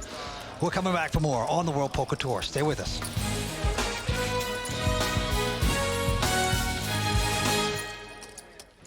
Season 10 of the World Poker Tour is brought to you by ClubWPT.com, where VIP members can win their share of $100,000 in cash and prizes every month. ClubWPT.com. Never lose a dime playing poker, guaranteed. I'm Danielle, one of the Royal Flush Girls. Welcome back to the World Poker Tour.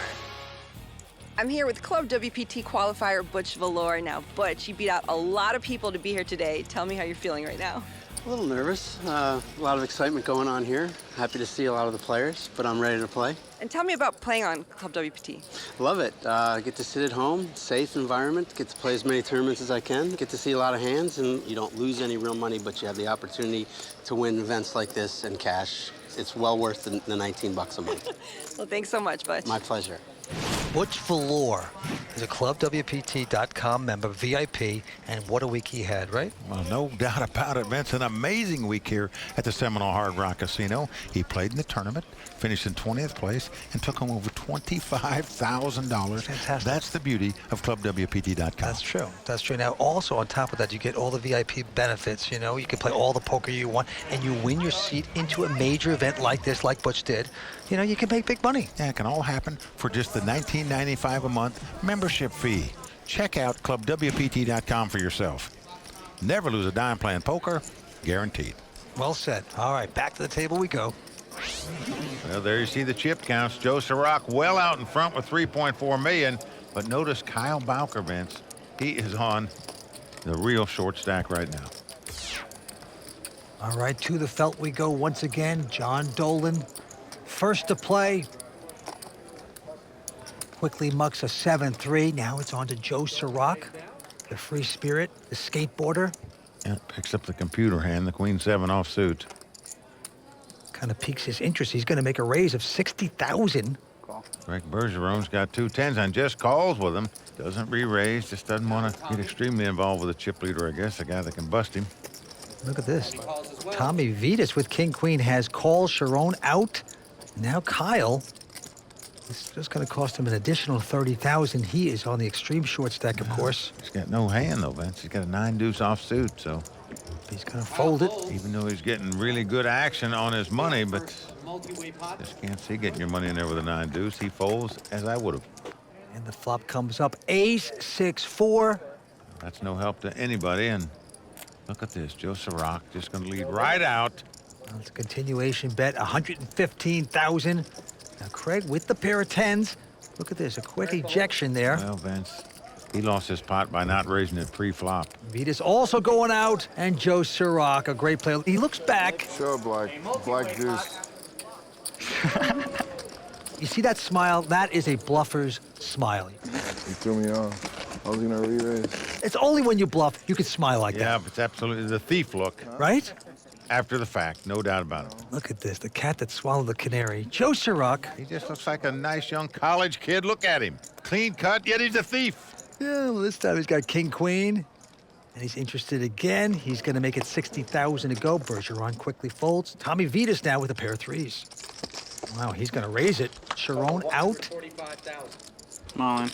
And Kyle moving all in here. Yep, he's got ace-jack. He's pushed all in. Dolan out.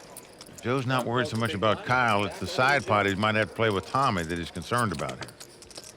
He could afford to play it, but just wants to wait for a better spot. Tommy Vitas is going to proudly show his pair of 3s up against the man from Home Depot. Look, Kyle. My turn? Your turn. My turn for the flip? I'll give you that one. The last time they raced, Tommy Vitas doubled up to stay alive. This time, Kyle Bowker must win this race to stay alive. Let's see if it can happen. The flop. Oh, it is nice for Kyle Bowker, hitting his aces. Yep, he is out in front. Jack of heart coming. Tommy's going to have to catch a 3 or 2 running hearts to win the pot. Jack of heart. Bowker smiling. Here comes the turn. And it only gets better for Bowker, hitting aces and jacks. But who's really sad about this is Joe Ciroc. He folded the king-queen, would have made the straight. We don't need to see it over. Just give him the pot. Tommy Vitas must catch a 3 here. The 2-outer to knock out Kyle Bowker. No three, no three. Give it to him. and put him back into aisle number 35 at Home Depot. Now look at that. He said, I won the last time. He said, give this one to him. 8 of hearts on the river. It's going to work for Kyle. Now, Vince, I've never seen a player say, just give it to him. You know, that's good enough. I beat him last time. Could be good karma for Tommy Vitas. Oh, now you're starting to say karma. You have grown, my friend. Yeah. You're rubbing off on me, Vince. I'll tell you the truth. I was never superstitious and all that until I hung around you. I had him beat. You have king, queen? All right, cards being dealt once again. Kyle sticking around. 6 players at the Seminole Hard Rock Showdown. Son Craig Bergeron looking very dapper. Folds his hand. Tommy Vitas. Almost 5 hours to go 5-handed. Going out. Sharon, the local here, not gonna play now. Kyle Bowker on a little bit of a rush. Looks at an ace. What's his second card, Mike? Looks at one card. With this chip stack against the blinds, that's enough to move all in with. But right behind him, Dolan with ace-8. He's considering this. I call. Wow, he's gonna call it. Ciroc out. I have an ace. John says call. All right, so something like 50-50. Well, both players have an ace. Well, Kyle's picked up another nice hand. Ace-king suited this time. Right now, Kyle in great shape to double up yet again. They think it was a slow roll on TV now. I'm pretty sure you know I just looked at the ace. I'm pretty sure you know I just looked at the ace. Kyle explaining that he only looked at his ace when he shoved. We believe you, Kyle. Here's the Royal Flush Girls social bar where anyone can sit with the Royal Flush Girls and take a shot at maybe getting a date. Never happens. And here's the flop. Well, it's come king, queen, 3. So unless it comes specifically 8-8, John cannot win the hand. He'd split the pot if it becomes a jack and a 10. And he would love to do that. Kyle out in front. Here's the turn card. 5 of hearts. Well, that's going to do it. Kyle Bowker doubling up yet again. So the man who used to work at Home Depot, you might say, he's still in furnishings, Vince. Got some chips. And just like that, Kyle Bowker is back in the game. More action from the Seminole Hard Rock coming up.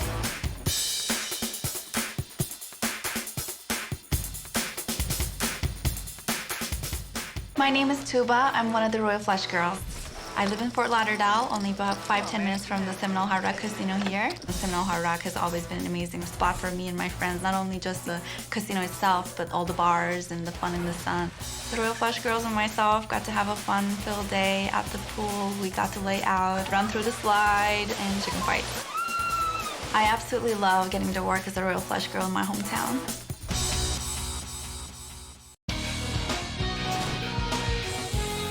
Welcome back to the Seminole Hard Rock. Kyle Bowker has just doubled up and is back in this game. Let's get to the call of action with Mike and Vince.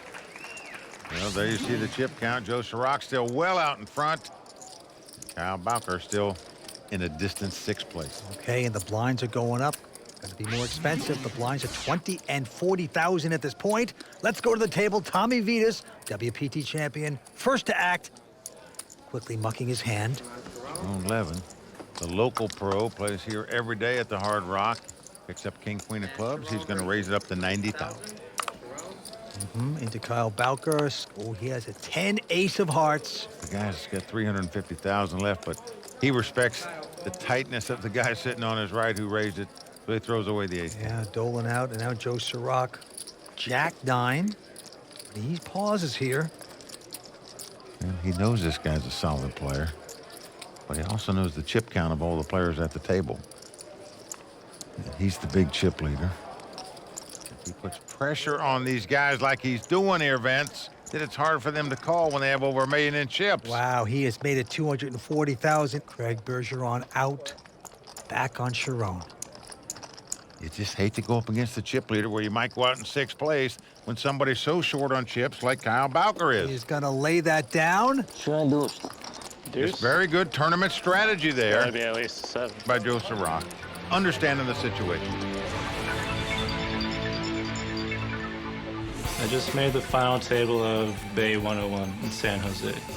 And more chips flow over to Flo's side. Yes, sirree. Joe Ciroc, poker pro out of the U.S., 24 years old, doing quite well right there. I have no idea what's up with this run I'm going on. It wasn't looking good for me, and then all of a sudden, 2 final tables. I don't really know how to explain it. WPT Player of the Year would be crazy. I didn't even think about it like 2 months ago, and then all of a sudden I'm up there. I definitely haven't changed my game. I've been playing the same for a year or two. Yeah, I'm pretty glad I made it back to another final table. It's pretty nice. Well, there you see the WPT Player of the Year standings. Joe Sirach will overtake Will the Thrill Fella if he finishes in 4th place or better tonight. It's just amazing. You just never know when you're going to get your rush. It is happening for Joe Sirach here on the WPT. But back to this hand. It's happening for Tommy Beatus as he picks up an ace-9 offsuit, and that's going to be good enough for him to raise with. Makes it 85,000 to go. Sharon out, and now Kyle. Kyle Bowker, ace-9. Same exact hand as Tommy Beatus. But you just hate to commit all your chips with an ace-9 offsuit. Still got a couple players back behind you. Guys raised in front of you. Play this pot and go out. You'd say, why'd I play it? He's going to throw it away. Sure. Now John Dolan also folding. Now it's up to Joe Sirach, who has a jack-4 of diamonds. He's in the big blind. He's like he's looking up at the poker guys. What do I do now? This guy is great. He skateboarded around the Bay 101, in between hands. This Betsy is going to raise again. Yeah. He just made this same play a minute ago against Sharon, got him to lay his hand down. He's got imagination, but can you push away an ace-9 at this point? Again, Tommy Beatus in the same situation. Doesn't want to finish in 6th place like he did a year ago in this tournament. When you're up against the chip leader, though, you just hate to take a chance on going broke. There you go. Ah, you are correct. He is going to lay down the hand, doesn't want to see the flop, and again. Snap you off later. Joe Sirach stealing pots here. Sharp as a sea rock. Change the name to Sea Coral. When one player is extremely short, he knows other players don't want to get involved until the short stack goes out. Should have jammed. You were too weak. Too weak there. Well, the great thing about when you steal pots, too, you feel like you're taking pots, you're earning them. It makes you feel good. Oh, boy. Looks so innocent, yet he's a thief. Back to this hand. Vitas out. Sharon with a 7-5 of clubs, considering it for a second, but then he mucks. Bowker. He looks down at Queen Jack. I left last time with an ace-9, and this time he says, enough is enough. I'm pushing all in. Dolan out. I don't blame him. I'd go on with this hand right now, too, if I had his chip stack. But look at this. Joe Sirach has picked up ace-jack, and he's looking behind him. He's saying Craig's still in. Pretty big hand for Joe Sirach. Well, he can well afford to make this call, obviously, with nearly $4 million in chips. And so he does make the call. Craig quickly goes out, so they show their hands. Well, Kyle Bowker in dire straits now. Yep, Joe Sirach in a great place to knock out Kyle. Kyle's tournament life on the line. Can't blame him for going all in here with the amount of chips that he had, that's for sure. Now he's going to have to get lucky to stay alive. Let's see if he can do it. Yeah, Kyle, the local from Hollywood, Florida. Like to pick up a queen right now. Let's see the first 3. Well, no queen there. It's 7-6-3. Joe Sirach out in front. He knows he can only lose if a queen comes up right now. Here comes the turn card.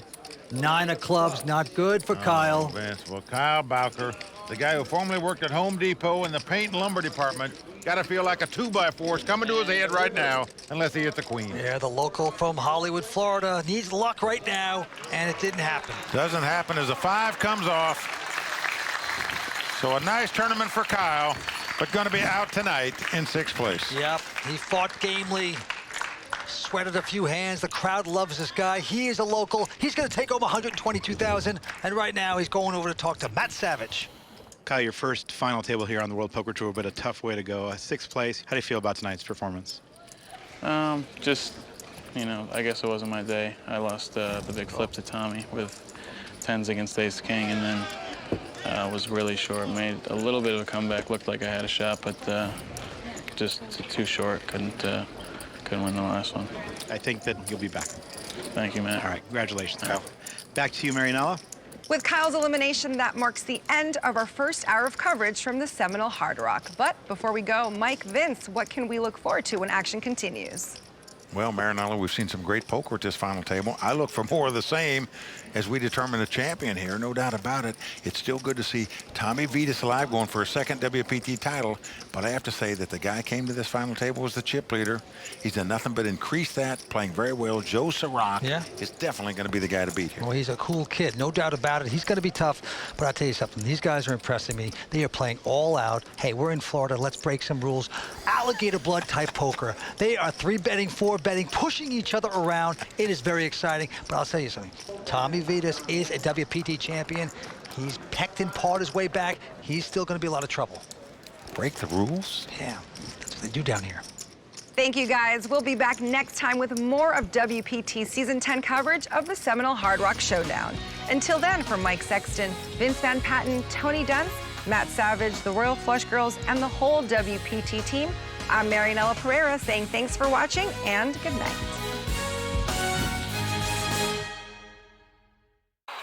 I don't understand what this is for. The World Poker Tour is brought to you by ClubWPT.com. Never lose a dime playing poker. Guaranteed.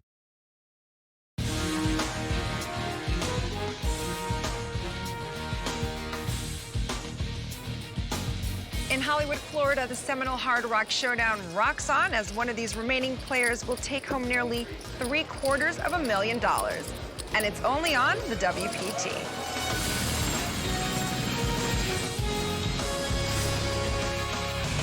Well, the crowd all standing. He is circling the drain. They are going bare knuckles in the center of the ring. He needs the extreme miracle.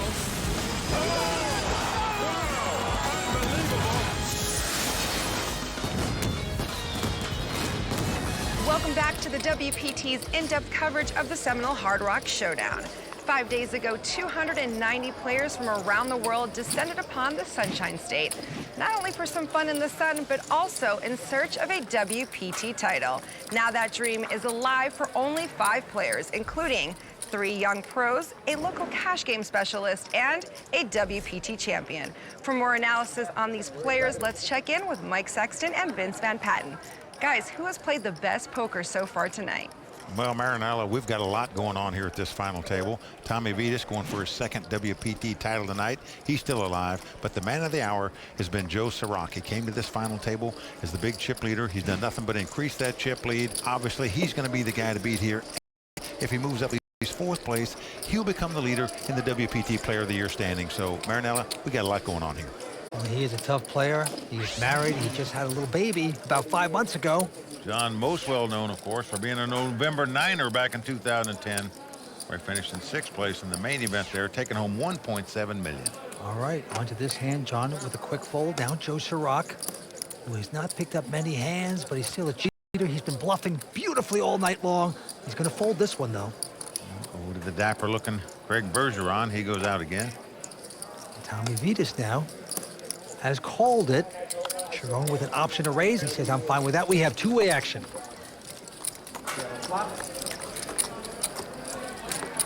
Now flop comes ace, king, 9. Tommy with the 2 kings checks. Sharon picking up nothing. Checks right behind him. And now a 5 comes off. Sharon has 5s now. He's picked up a piece of that.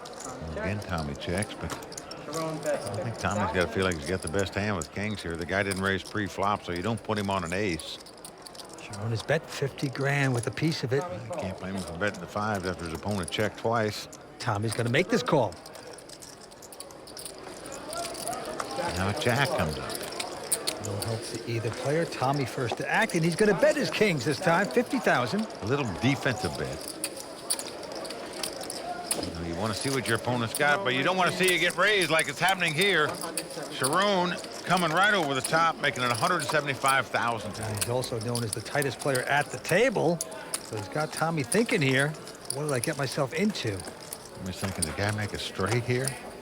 Did he make 2 pair? What is going on here? He didn't raise before the flop, didn't bet on the flop. And a good call by Tommy Vitas right there. He figured it all out perfectly, that the guy was just making a move, made the call, and taking down the pot. Very nicely done by Tommy Vitas. Almost worse. Well, Sharon Levin sickened by that. He's saying, where's the respect, my friend? I'm supposed to be tight, you're supposed to fold. What he's really saying is, why am I bluffing?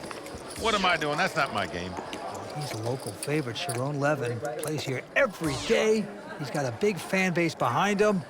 Vince, this is his second WPT final table in a row right here at the Hard Rock. One was a non-televised event, but it was a big tournament, so pretty impressive stuff by the guy. All right, onto this hand. Craig out. Tommy Vitas picking up a mid-pair of sixes. And he's going to raise to 90,000. Sharon. Notice he just looked at the ace. He didn't look at the second card. He's just moving all in. Yeah. That's enough to go with. Dolan out. Chirac out. 6-15. Back around to Tommy Vitas. It cost him over $500,000 to make this call here. Oh, well, Sharon looks at his second card, a miserable 3. He's not going to like it. He is hotter than a cup of coffee at 7-11. Strong hand, or you just like to make me smooth? And look at this. He's getting a feeling that Tommy's going to call him, so he's trying to talk him out of it. Well, he doesn't want him to play, I can guarantee you that. Tommy probably figuring the best he can be is in a race situation, though. His opponent's probably got 2 overcards. I call. Well, what a call by Tommy Vitas. And you can see how happy he is when his opponent turns up an ace-3, meaning he's a nice favorite to win this pot and eliminate Sharon from this tournament. Sharon, his legs buckling, it appears. So the X. Trying to get a smile out of him. I wish I see that 3. I saw the ace. I didn't see the other card. I know you're raising light. I saw the ace. I wish I know I have a 3. Sharon is trying to talk to anyone that'll listen. If he wants to win here in this tournament tonight, he's going to have a lot of help. Not a lot, just a lone ace would do it. Let me go see the ace. Let's see the ace together. Let's see the ace together. I raise you with one card. I didn't know an ace, right? Nobody fold the ace. Nobody. I didn't see one. Sharon trying to see his ace. Maybe he'll get it. We will see. A 6 right on the flop. It's come King Jack 6. Whoa! Now the only way Queen 10. Sharon can win this pot is it must come a queen and a 10, where he makes an ace high straight. What's the difference? Oh, man. 3 of a kind, just like that. Tommy Vitas with a big high five with a pro Joe Alpaya. And Sharon's sick, and he knows he needs runner. 6, 6, 6. It's crazy. Coming in 6, day 6, with 600,000. Tommy Vitas started out as a short stack tonight, and here comes the turn. It's a 2 of hearts. Sharon drawing dead. Sharon Levin from Pembroke, Florida, 41-year-old local player here at the Seminole Hard Rock Casino, out tonight in 5th place. A fine sport, shakes hands with everyone. Tight, solid game. The local has to say goodnight. 6, that's a sign. I've been seeing 6s all week. Sharon Levin out in 5th place, gonna take home $158,000, and now he's going over to talk to Matt Savage. Sharon, you were pretty patient all day long today, and you made your move with the ace-3. What were you thinking on that hand? I didn't know what my other card is. Yes, and I'm on the bottom. I have just 600,000. The blind is already 20-40. I saw the ace. I hope he will not call. If he call, maybe my other card is bigger than 3. But anyway, flop a set of 6s, so even if I have aces, I'm out. So. Well, you played 2 World Poker Tour events this year. You final table both of them. Congratulations to you. I'm sure we'll see you back again. $158,000. Congratulations, Sharon. All right, Marianella, back to you. And with the 6 on the flop, Sharon 11 is out in 5th place. The action at the Seminole Hard Rock is heating up, and we've got plenty more to come, including Tony Dunst dishing out the raw deal, the Royal Flush Girls having fun in the sun, and 5 questions with the reigning champion of this event, Taylor Von Kriegenberg. I get pissed at myself. I go to war with myself. Welcome back to Hollywood, Florida, and the Seminole Hard Rock Showdown, brought to you by ClubWPT.com. I had a blast, though, I really did. And that's really all that matters. And I'm still on vacation. Yes. I'm here with Club WPT qualifier Don Gerling, all the way from Illinois. It must feel great to be here in sunny Florida. Yes, it is, with beautiful women, too, by the way. Oh, so you've already checked out the Royal Flush Girls, I see. Oh, got to dance with the Flush Girls. They live.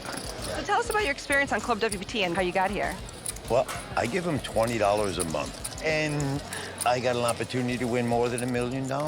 And they gave me $11,000, $1,000 in cash and a $10,000 buy-in here. It's actually phenomenal. Well, it's so good to have you here, and I wish you the best of luck on day 1. Well, thank you very much. Well, Vince, Don Gerling had the time of his life here with his Club WPT VIP experience at the Seminole Hard Rock Casino. And you two can make your poker dreams come true. That's true. And if you love poker as much as we do, it is a bargain to join ClubWPT.com. Now, for that, you put up $19.95 a month. You get all the WPT benefits. You get to play unlimited poker. Plus, you also have a chance to win a seat at a major WPT event, just like Don did. So check out ClubWPT.com. Never lose a dime playing poker, guaranteed. Okay, let's get back to the table. All right, and as you can see, Joe Sirach is the chip leader with close to 4.2 million in chips here tonight. Everybody else has got well over $1 million, so certainly anybody's game. All right, Tommy Vitas has raised to 90,000. And look at this, John with an ace-3 has re-raised to 235. Joe Sirach gonna go away. Craig Bergeron, who hadn't played much at this final table, but looks dapper. Yep, he has folded the hand. And Tommy Vitas going to make the call. So we got King-Queen up against ace-3. Winner's going to take home close to 800,000 here tonight. Oh, nice flop for Tommy as he flops top pair. There comes Queen 9-5. Check. And he's going to check and allow his opponent to make a continuation bet, which is what it looks like John is going to do. Yep, the man from Biloxi, Mississippi doesn't miss a beat. He's going to stick out a bet. All in. And a quick all-in by Vitas. I mean, just a 1 second all-in, an insta all-in, as we say. Bad news for John Dolan as he throws his hand away. Yeah, he does the insta-muck. Insta-muck is right. And Tommy Vitas taking down that pot. Very nicely done by Vitas, a WPT champion. Well, Tommy going for his second WPT title tonight. Only 15 players in WPT history have won multiple events. Delayed reaction by there. Tommy looking to become the 16th. There you go, Tommy. Here we go. Here we come. He is looking jolly. What a run he's making this evening. Four-handed poker continues at the Hard Rock, and John Dolan going to raise with the Queen Jack. Makes it 80,000 to go. Sirach mixes up his game beautifully. He folds. And also out. And now Tommy Vitas with a 10-7. He's going to make the call. He's in the big blind. Tommy Vitas is what we call a defender. Just doesn't like to give up his blind, so he makes the call. We're going to see a flop. It comes ace-ace-9 with 2 diamonds. Helps neither player. Vitas first to play. He checks it. Dolan knows the strength of the continuation bet, even if you don't hit. And again, he's going to put the chips out there like any good gambler would do. 80,000. Tommy Vitas, of course, has nothing. It's a 10 high, but look at this, Vince. He is getting out, raising chips. He is going to check raise with junk here. Oh, boy. At least it looks like he is. He knows by doing this, his opponent literally can't continue the hand unless he's got an ace in it. Oh, boy, he is going to push. He is going to bet with nothing but heart. That's why this guy's a WPT champ. He's got heart. And he's going to make John Dolan fold his hand. What a play by Tommy Vitas right there. He is dabbing it right now. And look at John Dolan starting to get a rash, itching himself. We've all heard the saying that your fate can be determined by the turn of a card. But for reigning champion Taylor von Kriegenberg, Poker Destiny plays only a small piece in a much larger journey, as I found out in this edition of 5 Questions. This time last year in this very room, you became a WPT champ. Yeah. How has your life changed since then? Wow, I mean, over the past year, I've done some things to just soul search and find out who I really am. Like, I looked back on that tournament, I was actually watching it with one of my friends, and she was saying, like, you're not smiling like you always do. Like, I didn't get that happy when I won. I was almost sad in a way to see myself. I'm not even smiling, like, I'm just a totally different person. And yeah, I just wanted to bring the smiles, bring the joy, and just try to repeat and win this tournament again. This last year, I don't think you've played a lot of poker. You took a pretty big break, huh? Yeah, You've just been relaxing. And I realized that, like, I got the amount of money that I wanted. I decided it was time to step away from the table and focusing internally and just wanted to change just kind of the way I thought about life, just the way I treated each day, and I just wanted to start like experiencing life better. And You played baseball in college, and it is a strategic game. Is there anything that you've taken from baseball that you could apply to your poker world? I struggled in baseball in college. Baseball would be like, I might go strike out, and then I get pissed at myself. I go to war with myself. I'd be so mad. Yeah. And like, that's something now that I just don't do as much. Like, if I bluff off my stack, I'll be like, hey, you thought it was good, you know? You should get upset for like maybe a few seconds, but there's no reason to dwell over it. And what advice would you give young guys and women who want to play poker professionally? If you love the game, you know, go for it. Right. Like, if you're feeling it, just go out, go day in and day out and play. I think that's why you see so many athletes in this game, because they're able to overcome so many challenges. They can get over the bad beats, you know? Not the average person could handle losing a pot for $100-something thousand or, you know, stuff like that, but all of us sickos can find a way to do it. You feel like you're close to another WPT final table? I'm just not even sweating it. I just don't even care. I'm like a little bit good at this game because of my ability to just not care. I do care so much, and I don't care at all. It's a cool balance. Hopefully I end up back there, you know. I do not care, but I really do care. I don't buy it. Well, Taylor joining the girls at the Royal Flush Girls Social Bar, as you can see, but won this event a year ago. Very popular guy out here on tour. Yep, having a good time here tonight. But the blinds are going up to 25 and 50 at this point. First to act is Joe Sirach. He brought out the sunglasses. Looks like he got at the dollar store. But that's what he does. He skateboards around, gets cheap sunglasses. He's happy. He's gonna make it 100,000 with just 8-5. Craig folds a king jack. Tommy Vitas now with a king jack of hearts has re-raised to 255 to go. And behind him, John Dolan with a pair of fours. All in. And he's going all in with the fours. Sirach out. So tough decision now for Tommy Vitas here. The 4-bet, folks, with just 2 fours here. The pot was raised and re-raised in front of him, yet Jolan showing the heart to move all in. As Joe Sirach meanders over to the rail. Joe Sirach is looking like a happy beatnik right now. He's getting up, walking away, and sort of glancing over his shoulder to see if Tommy Vitas is going to make this call. Does anyone have any real sunglasses? These are like $5. They don't work. I think he's overpriced him about $4. I think you're right. I think your call is a little bit better, worth about $1. We get a lot of free spirits in poker, though. Oh, look at this. What Tommy. a call by Tommy Vitas. And you can see the look on John Dolan's face. He did not want to see that get called. He knows at best he's in a race for all his dough, and that is the case. Tommy Vitas cannot watch. Got king jack of hearts. Taking ace-10 up on flop. He said I'll just take an ace-10, a couple big cards where I can have a straight draw, at least. Pair of fours up against king jack. Dolan looking confident. Not very confident. You're never confident when you're all in, Vince. Here we go with the flop. The flop is 5-5 deuce. Not good for Vitas. John Dolan liking that flop. His fours out in front. That's a great flop for John Dolan. The opponent must catch a king or a jack. Doesn't happen on the turn as a 9 comes up. Yeah, not good for Vitas. If it's not a king, jack, or a 9, John Dolan will double up. All right. Who will be stung with the pain? We're coming down to the river. It's a 7. So there you go. What a great time for John Dolan to move in. And he did it after his opponent 3-bet, Vince. Yeah. That's impressive. John Dolan doubling up. Showed a lot of heart right there. Vitas sits back down. 4 players remain here on the World Poker Tour. We're coming back on the Seminole Hard Rock in just a moment. Season 10 of the World Poker Tour is brought to you by ClubWPT.com, where VIP members can win their share of $100,000 in cash and prizes every month. ClubWPT.com. Never lose a dime playing poker, guaranteed.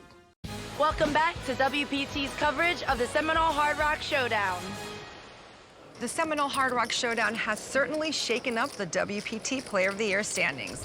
Fred Goldberg has moved up on the leaderboard with his 8th place finish this week, but the big story is Joe Sirach. At this stage in the game, Joe is guaranteed to take the point lead away from Will the Thrill Fiala, who held it for most of the season. And the only question remaining is how big of a lead will Joe have as we enter the tail end of the season? We will continue to track the WPT Player of the Year standings, but in the meantime, let's get back to the game with Mike and Vince. All right, four-handed poker at the Seminole Hard Rock Showdown continues. As you can see, Joe Ciroc, the chip leader, with 4.2 million in chips.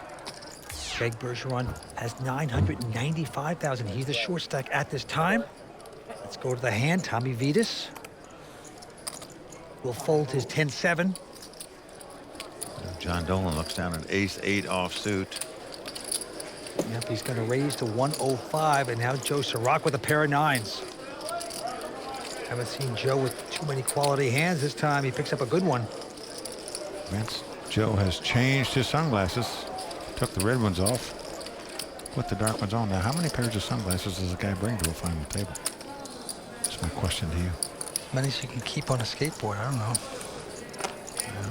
These sunglasses look way better than the other pair, I must say. More attractive, and look at this. He is going to raise with the 9s. 240 to go. Craig out. Back on John Dolan. I know John Dolan doesn't like that. Looking at this hand. And he's going to give it up, so Joe Ciroc taking down yet another pot.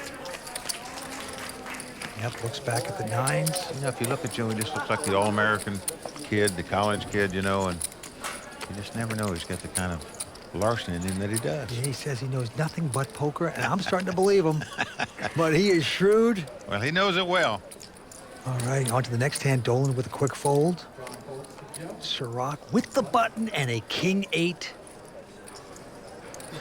And he is going to make the raise. Makes it 100,000 into the tightest player at the table, Craig Bergeron. And this guy is tighter than a Chinese phone booth, Mike. Yeah, I haven't played many pots today, but taking a long time to act here. Oh, no. Is it possible he'll play a hand? On. Oh, there you go. Well, he is going over the top. The sunglasses come up from Joe. He says, whoa, this guy's coming into a pot. Tommy out, and yeah, Joe Ciroc saying, I know your game. I'm not getting near that. Folds his hand, Craig Bergeron taking down that pot. And Bergeron only been playing for 5 years, but impressive tonight. This is my first 10K cash, so I'm real excited to make a final table here. So you win, boys, top set. I got a pretty smile, but I'm a fiery guy. Come on, man. It's battle out there. It's who has the balls to pull the trigger. That's going to be the big thing. This is war and with chips. I like that analogy, Vince. War with chips. That's what it is at these final tables. Well, he is a young guy. He's only 23 years old. He's from Farmington Hills, Michigan. All right, he goes back to his old form. He folds the hand. And now it's on Tommy Vitas, who also folds. John Dolan picking up a nice hand here. Ace Jack of spade. Yep, he's raised to 130 to go. Into Joe Ciroc, who has an ace-4 of clubs.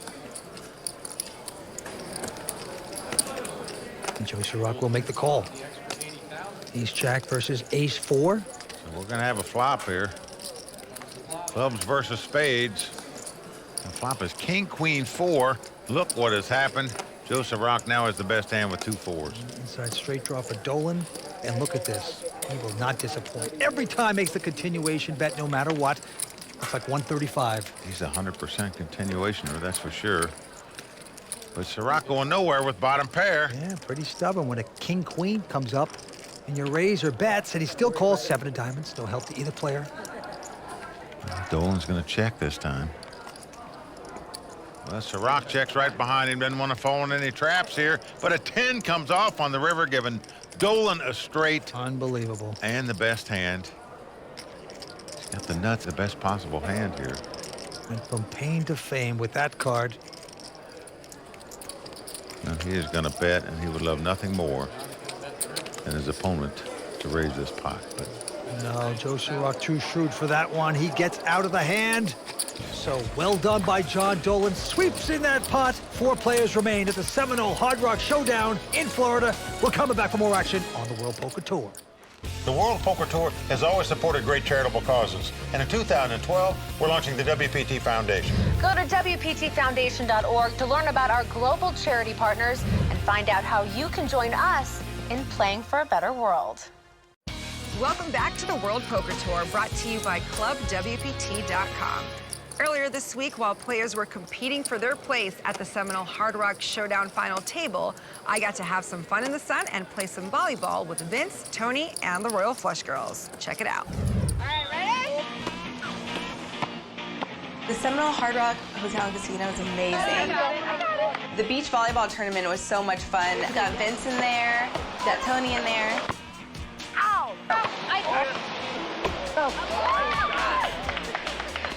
The Seminole Hard Rock Hotel and Casino is one place that I would definitely come back and tell people about. It's awesome. And you just got served. You've been waiting to say that. Well, Mike, I only played that because I thought you were playing it. Where were you? I should have been there. I can play better than some of those guys I was looking at, I can tell you. We could have had fun. We got the sunburns. Bet. You're always looking to rob me. You're always looking to get my money. All right, back to this game. Winner's going to take home close to $800,000. Tommy Vitas with a quick fold, and now John Dolan with just 9-5 is going to raise to 105. And right behind him has been the thorn in his side, Joe Ciroc. Here, Joe picks up ace-jack. And look at this. He's just going to call it. The 23-year-old Craig Bergeron going to fold. So two-way action between John and Joe. 9-5, ace-jack. Here we go. And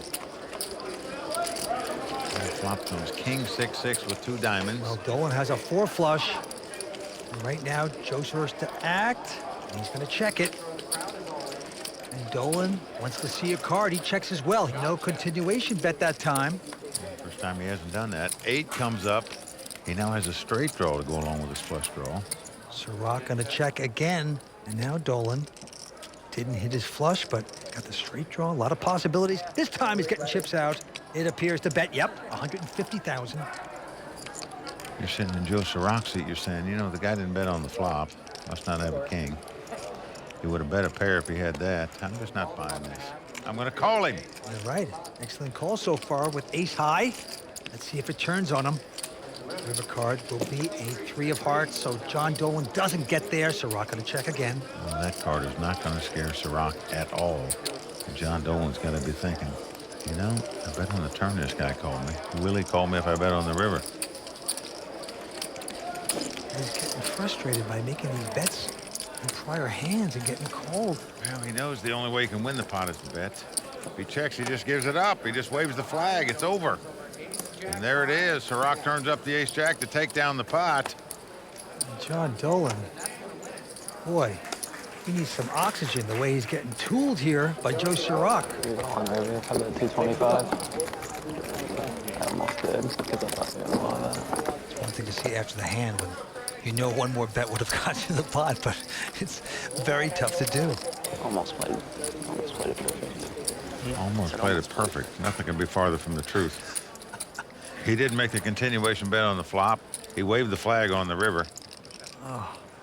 That hand was played far from perfectly. Right. A little critical there on John, but I have to agree. Now, this time he's going to raise with a queen-jack. Makes it 105. Right behind him, Joe Ciroc, though. He's got king 10. Oh, look at this. He's going to re-raise. Craig out. Now Tommy Vitas could look down at a nothing hand. He folds, so back on John. I fold. And John is going to lay this one down. He is just getting manhandled by Ciroc. The hippy-dippy free spirit does it again. Well, just incredible. Terrific poker we're seeing tonight. I'm definitely not a serious guy. No one would say that. I've known Joe for a while. We lived together in London for like 6 weeks. I did not live with John. I slept on his couch maybe for like a week or two. Wait, maybe in Vegas. Oh yes, London. Wow, is it? Okay, yeah. Yeah, he is one of a kind, and you will probably never meet another like him. He's a free spirit and just goes with the flow pretty much. Part of my style is being a vagabond. I just like to take it easy and have fun with life. Well, that is the life of a young poker professional. You forget where you're sleeping, but you don't forget how much you win or lose at the tables, Mike. When you sleep on everybody's couch everywhere you go, you forget where you're at and who you're with. But he never pays rent. The guy sleeps all over in different countries, different towns with different players. Wow. To the table we go. Joe Sirach now with ace-6. He's a great player. He is raised to 100,000. Craig, of course, out. And now Tommy Vitas. He has a good hand. Got those suited connectors you always like to see flopped with. No, he's not going anywhere. He's made the call. Dolan out. So ace-6 up against jack-10. Here's the flop. Flop 8-4-3. No help to either player. Action on Tommy. He's going to check. Comes a continuation bet by Flows. Ever so nonchalant. He puts in 90,000. Just ace high. Vitas not mucking his hand yet. He is a player very capable of check raising here with no hand in this spot. He certainly is. We've seen him do it before. Tommy Vitas, very sneaky, tricky player. But does he want to tangle with the chip leader? No, he does not, Mike. He gives it up. So Sirach takes down yet another pot. This guy has one tough cookie, Vince, no doubt about it. Back-to-back final tables out here on the World Poker Tour. He is now the WPT Player of the Year, leader in the standings, of the point standings. And he says he knows nothing but poker, and I don't believe him anymore. He knows how to not pay rent, sleeps on everybody's couches. Yeah. He knows how to skateboard. He does a lot of things besides play poker. This guy is very shrewd. But back to this hand, Craig Bergeron finally going to pick up a little pair of sixes. On. Look at this. Craig going all in with the sixes. He moved in for $1 million. Oh, but big trouble behind him. The ladies, the pair of queens for Tommy Vitas. And he goes back over the top all in. Like he should. Dolan out. And Joe Sirach looks at his hand, also full. So there we go. You got tens. Queens. You got queens. Well, Craig Bergeron in dire straits here. Queens versus sixes. Well, the sixes were lucky early on for Tommy. Will they be unlucky for him this time around? He's at the card of the night. Who knows? Well, Craig Bergeron has Route 66, and he'll be on his way down the road if he doesn't get some help here. Yeah, 23-year-old from Michigan, a great player. On the ropes right now with 5 cards to come. And part of Craig's problem is his opponent has the same 2 flush cards he does. So he can't make a flush to win the pot. Okay, here come the first 3. Ooh. And it's come King 8-7. So far, so good for Tommy Vitas. The queen's out in front. Obviously, Craig could backdoor straight and win this pot. Put 9 up per sweat. 4th Street is an 8 of spades. Craig Bergeron must catch a 6 to win the pot. Nothing else will do for him. Otherwise, he's out in 4th place. Can he get lucky here? Well, it's a 9. So there you go. The 23-year-old poker pro from Farmington Hills, Michigan, Craig Bergeron, going to be out in 4th place. Well, he played tight but smart all night long. Going to take home $212,000. He's a very talented young player, and right now he's going over to commiserate with Matt Savage. Here with our 4th place finisher, Craig Bergeron. You're taking home $212,000. Tell us a little bit about your hands tonight. I just kind of stayed around the stack I started with going in the final table. If you had asked me 4 days ago, you know, if I'd be happy with the 4th place finish, I'd say yes. But today, you know, I expected to win and I wanted to win, so a little disappointing. But well, you're only 23 years old. I'm sure you're going to be back again, and you're looking sharp tonight, I must say. Marianella, back to you. Thank you, Matt. He sure is. The very dapper Craig Bergeron out in 4th place. We are getting closer to adding a new name to the WPT Champions Cup. We'll be right back with more from the Seminole Hard Rock Showdown, brought to you by ClubWPT.com. My favorite Club WPT VIP benefit is the Entertainment Savers Guide. I save hundreds of dollars on everything from dining out, shopping, entertainment, and vacations with my family. Check it out, ClubWPT.com. Never lose a dime playing poker, guaranteed. Welcome back to Hollywood, Florida, and the Seminole Hard Rock Showdown, brought to you by ClubWPT.com. We've had a great time here all week, and it was tough, but we managed to pull Tony Dunst away from the pool to hear what he has to say in this edition of The Raw Deal.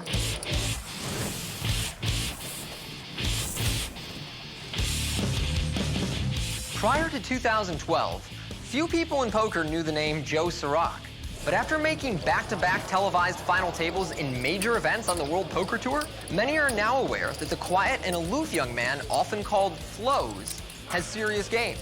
In fact, if there's one man in poker that's still unaware that Joe Sirach knows exactly what he's doing, it's probably Joe Sirach. So what kind of plays is he making to propel him to back-to-back final tables? I'm Tony Dunst. Let's break him down. At his first final table this season at Bay 101 in San Jose, Joe was usually grinding a medium-sized stack against players that weren't very good at folding, so he was playing fairly tight. Tonight is a different story, with Joe coming into the final table with a substantial chip lead, and he has repeatedly demonstrated he knows exactly how to use it. First, earlier at this final table, we saw Joe maintain a very active opening range. For instance, Queen 7 offsuit isn't an ideal hand to raise with, but with a major chip lead and a very short-stacked Kyle Bowker still in, Joe knew it was unlikely for anyone to get out of line with him. And although his raise got 2 callers, Joe followed through with a small bet on an ace-rag-rag flop that caused both players to lay down. Then we witnessed Joe continue to use his stack size advantage pre-flop by attacking the medium stacks with light 3-bets while Bowker was still alive but on life support. First he made Sharon lay down king-queen suited, then he got Vitis to muck ace-9. These players knew it would be a disaster to get their money in light pre-flop against someone that can afford to gamble with them when there are serious, real money implications if they bust before the crippled Bowker, who indeed ended up going out in 6th place. And while Joe is seemingly oblivious to everything around him off the table, Joe Sirach is looking like a happy beatnik right now. he's highly aware of his image at the table and how it affects the play of others. Sharp as a sea rock. Change the name to sea coral. Joe maintained control once four-handed by firing multiple 3-bets against John Dolan, calling correctly on a dry board with only ace-high, and betting most flops when his opponents refused to fold pre. Now as we enter 3-handed action with Joe holding over half the chips in play, we can only expect him to keep going along the same path. While viewing the final table, 2-time WPT champion Randall Flowers tweeted, "I've never seen Flows show emotion. A true laid-back poker robot assassin." Yeah, couldn't have said it better myself. And I'd agree with that assessment. He is an assassin at the table, but calm, cool, collected, never gets upset, never gets distracted. You gotta love the guy. Hasn't made a mistake this evening. Perfect poker. But we are down to 3 players right now. Let's go to the felt. Joe Sirach first to play. With the button, a 10-5 in his hand. It is suited. Good enough for him to raise with. What was that dance? A little magic? Yeah, makes it 100,000 to go. Tommy now with not much of a hand, 8-6. Joe Sirach, he's tied 1 record, back-to-back final tables on the World Poker Tour. He's trying to set another one. Most sunglasses at a final table, different pairs. Might do it. Well, he seems to whip them out of nowhere. He's got the teal-colored ones now. Tony Vitis is going to fold his hand, and now it's on John. Oh, look at this, Vince. He is going to raise it. He's going to give Sirach a dose of that medicine he's been getting all day. Yep, he wants to get something back at Joe Sirach, and it's going to work for John Dolan. He has pushed him out of the pot with Queen 6. Well, he finally said to himself, you know, let me try some of that stuff he's been doing to me. The 3-bet. And there's the Royal Flush Girls. You think they're talking about pot arms or reality shows, Mike? I think they're talking about where they're going to get sushi tonight, Vince. Probably right. Back to the table we go. Joe Sirach with the new glasses on. We'll lay this hand down. Tommy Vitis now with just 9-5 suited. We'll bump it up. Yep, 110,000 to go. 10 to go. Into the young guy from Biloxi. Ooh. Look at this. Dolan's picked up 2 jacks here. She's got a real hand. Obviously going to re-raise with this. And he does so. Yeah, a total of 275. Vitis says, I was just kidding around. And John Dolan going to take down another pot. Well, Dolan on a little heater now. 3-bet 2 pots in a row, picked them both up. And he's a professional poker player, originally out of Florida. He's only 26 years old. Now, there you see the WPT Player of the Year standings, and Joe Sirach has overtaken Will the Thrill Fiella, who has led the Player of the Year standings since he won the Legends of Poker back in August. Player of the Year, Joe Sirach with 1,800 points. And what's amazing is just a couple months ago, he was saying, I just want to cash. I had no idea this was going to happen.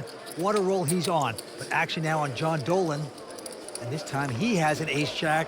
Well, Vince, he does know if he becomes WPT Player of the Year, he's going to get more attention from the Royal Flush Girls. That alone's enough incentive to try to win that title. Dolan going to make it 110,000. Joe Sirach, though, has a mid-pair, pair of sixes, and he's going to re-raise. Makes it 240 to go. Just stays aggressive. Tommy Vitas going to muck his hand back on John. Yeah, now it's going to cost John another 130,000 to make the call. These guys have been fighting for pots all night long. Oh, look at that. He's not calling, Vince. He is re-raising again. He is 4-betting it here up to 450,000. Sirach folded the last hand. And there, whoa, he's going back over the top. Now, this is the 5-bet all-in, folks, and it's another $1.5 million to John Dolan right here, and his tournament life on the line. John's a little desperate here. John only has an ace-jack. Hard to put another $1.5 million in there with this hand. I call this. And he's made this call. What a daring call by John Dolan, and we're in a race situation. John Dolan must win this pot to stay alive. And once again, it's the 2 6s as the pair. Yeah. The Route 66. That's the hand that sent Craig out of here. Will it send John out of here as well? Now, Sirach gives him a hug just in case he's got to sleep on the couch again sometime. Joe acting very casual, walks over close to us. Doesn't want to look. Here we go. And here it is, Jack 8-7. Jack's there for John Dolan. Nice spike. That wasn't good. Well, that's the emotion that Joe Sirach shows. He turns around the Royal Flush Girl. That wasn't good. Oh, yeah. All right, but 2 cards to come. Can Sirach suck out? Well, that's a 3, so we're down to the river. Joe Sirach must catch a 6. Craig had to catch that a minute ago when he was eliminated. Joe won't be eliminated, but we will have a new chip leader. It's been a powerful card here tonight. Will it be again? Will the miracle happen? Last card coming up. Let's take a peek. Well, a 5 comes off. John Dolan sits back down, and he sits down with the chip lead. With John Dolan's double up, Mike, Vince, has play been going as you expected? And what should we keep an eye out for when play resumes? Well, Marinella, the dynamics just changed dramatically with that double up by John Dolan. For the first time tonight, we've got a new chip leader at this final table.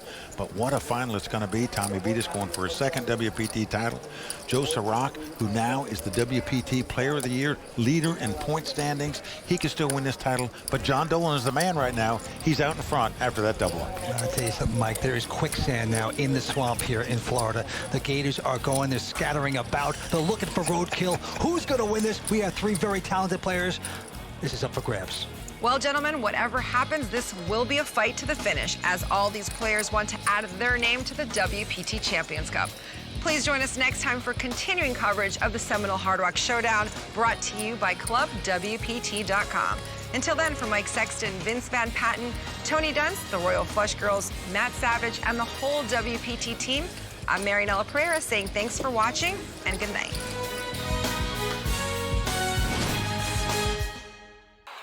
I don't understand what this is for here. The World Poker Tour is brought to you by ClubWPT.com. Never lose a dime playing poker. Guaranteed.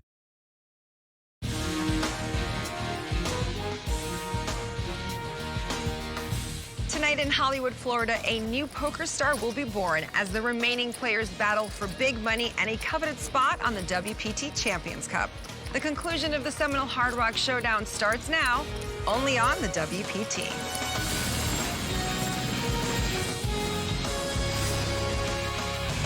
Well, the crowd all standing. He is circling the drain. They are going bare knuckles in the center of the ring. He needs the extreme miracle.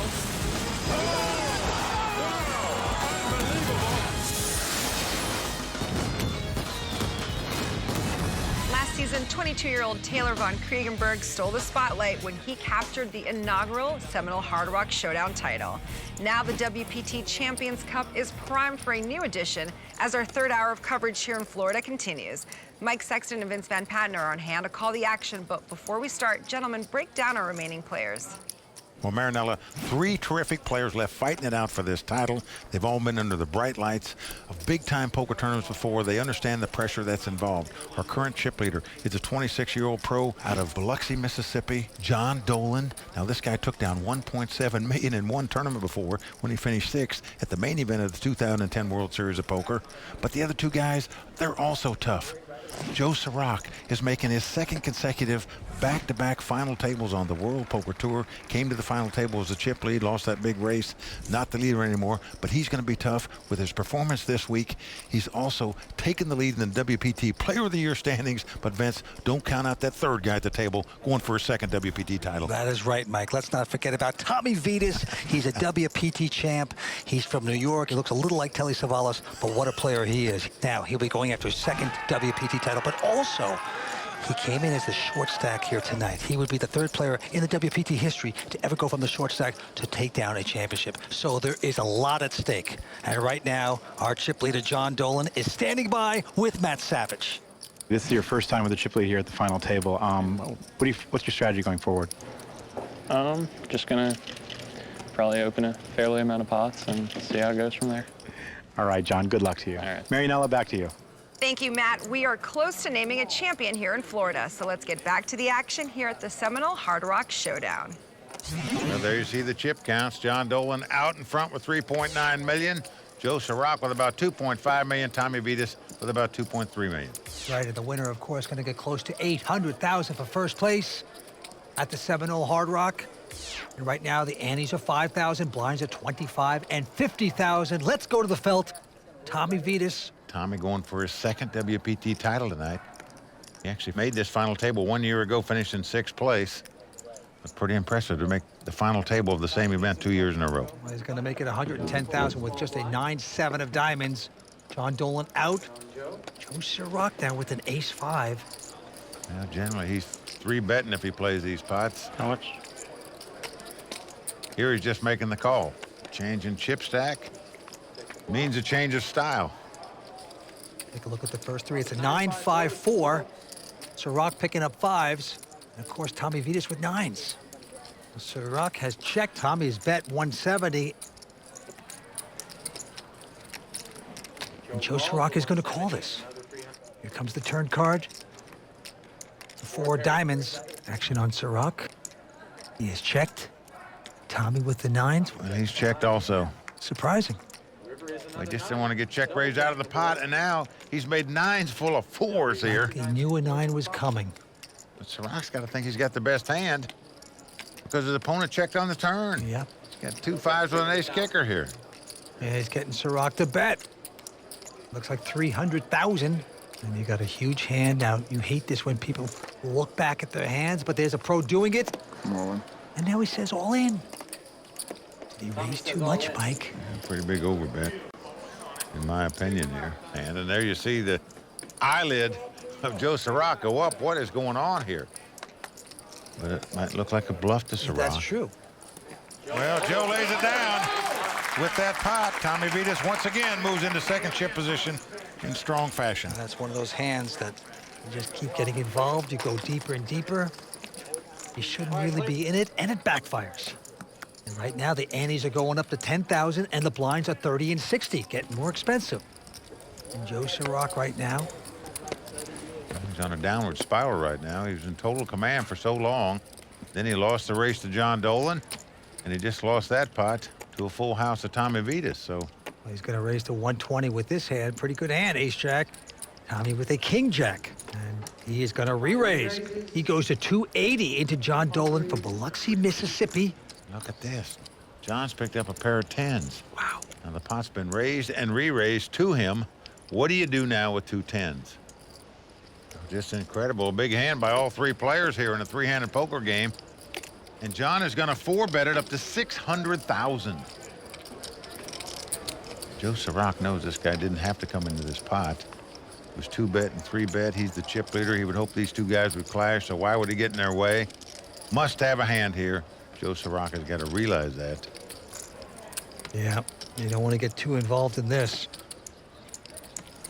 Joe Sirocco, the skateboarder, the vagabond, the free spirit, sort of lives a hippie lifestyle, very relaxed. He's going to fold this. Well, now Tommy Beatis, who had a worse hand than Joe, is faced with pretty much the same kind of decision, though. You got to realize this guy didn't have to come into this pot. He's the chip leader. Why would he enter it without a strong hand here? This is Tommy Vitas' third WPT final table. He is a champion. Came in as a short stack, and he probably does the right thing. He folds his hand, gives respect to John Dolan. John Dolan on a roll. I have not cashed any WPT events. I think I'm something like 0 for 11 up to this one. I've never signed up for a tournament not trying to final table it with everything I had, but winning this title would mean a lot to me just because my first big TV final table didn't exactly turn out how I wanted it to.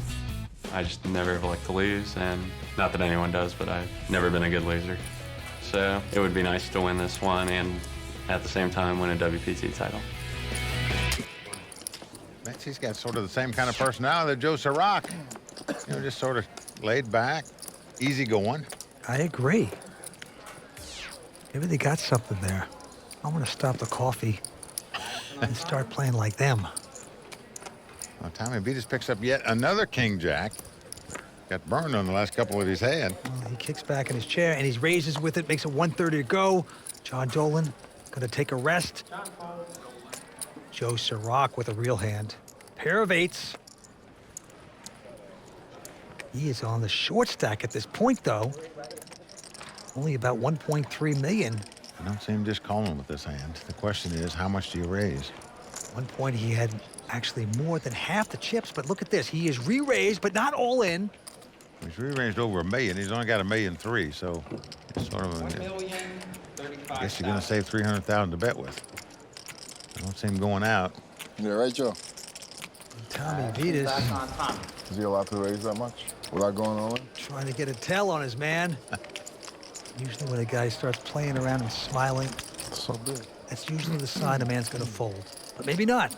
Well, he's not all in actuality, but in theory, he's all in Tommy Vitas' mind, that's for sure. And there you see Daryl Fish.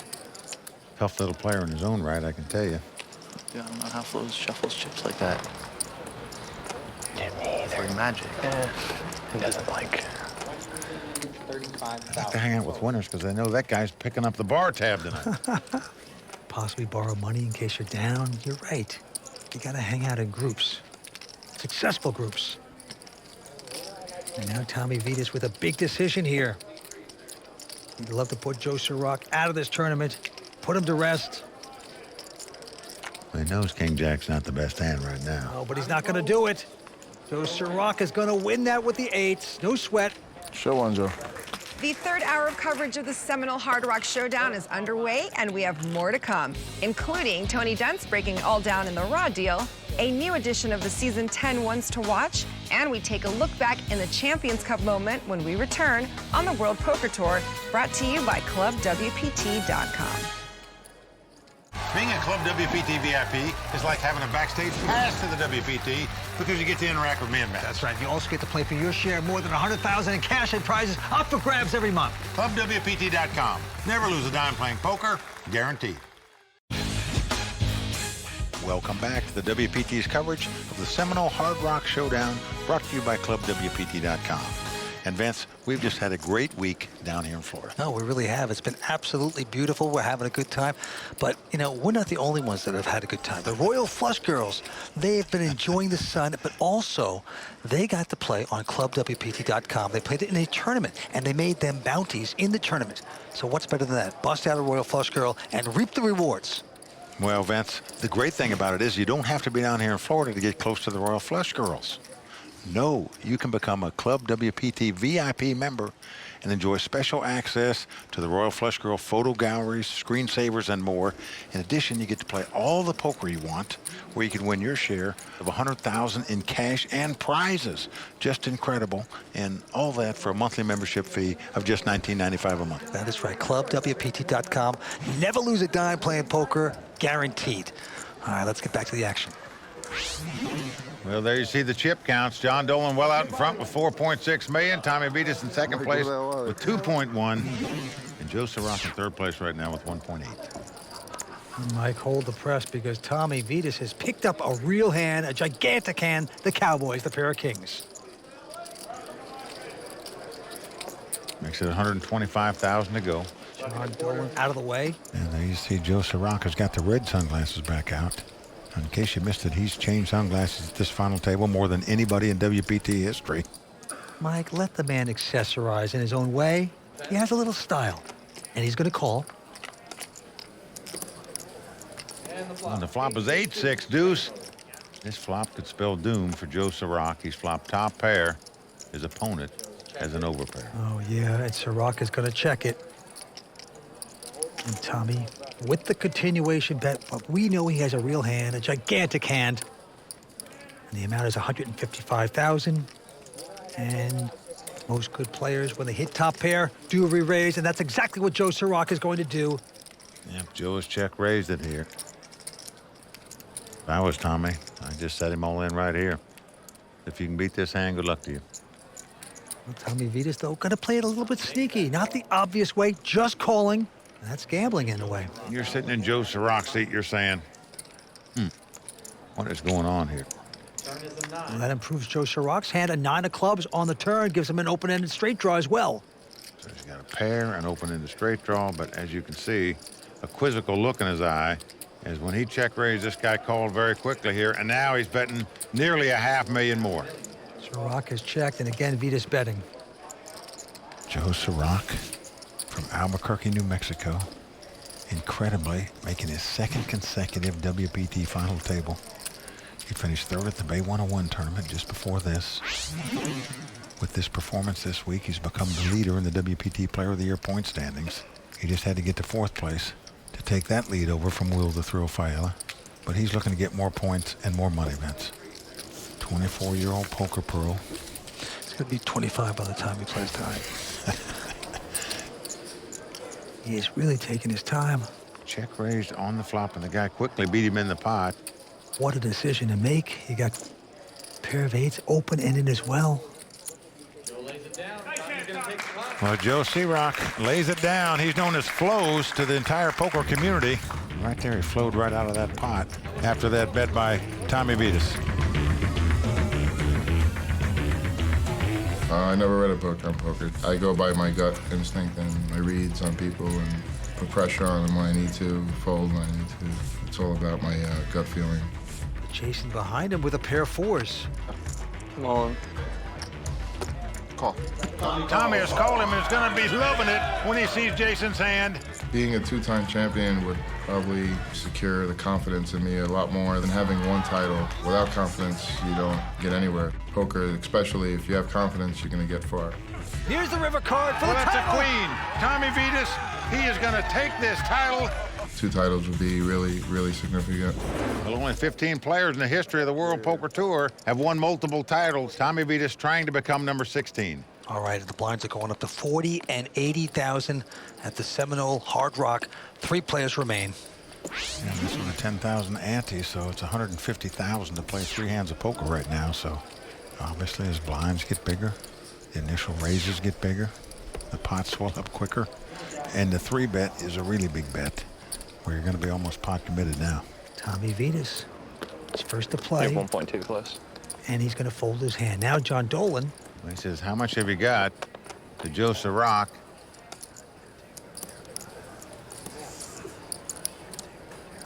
$1.270. A little bit more than that, close to 1.5.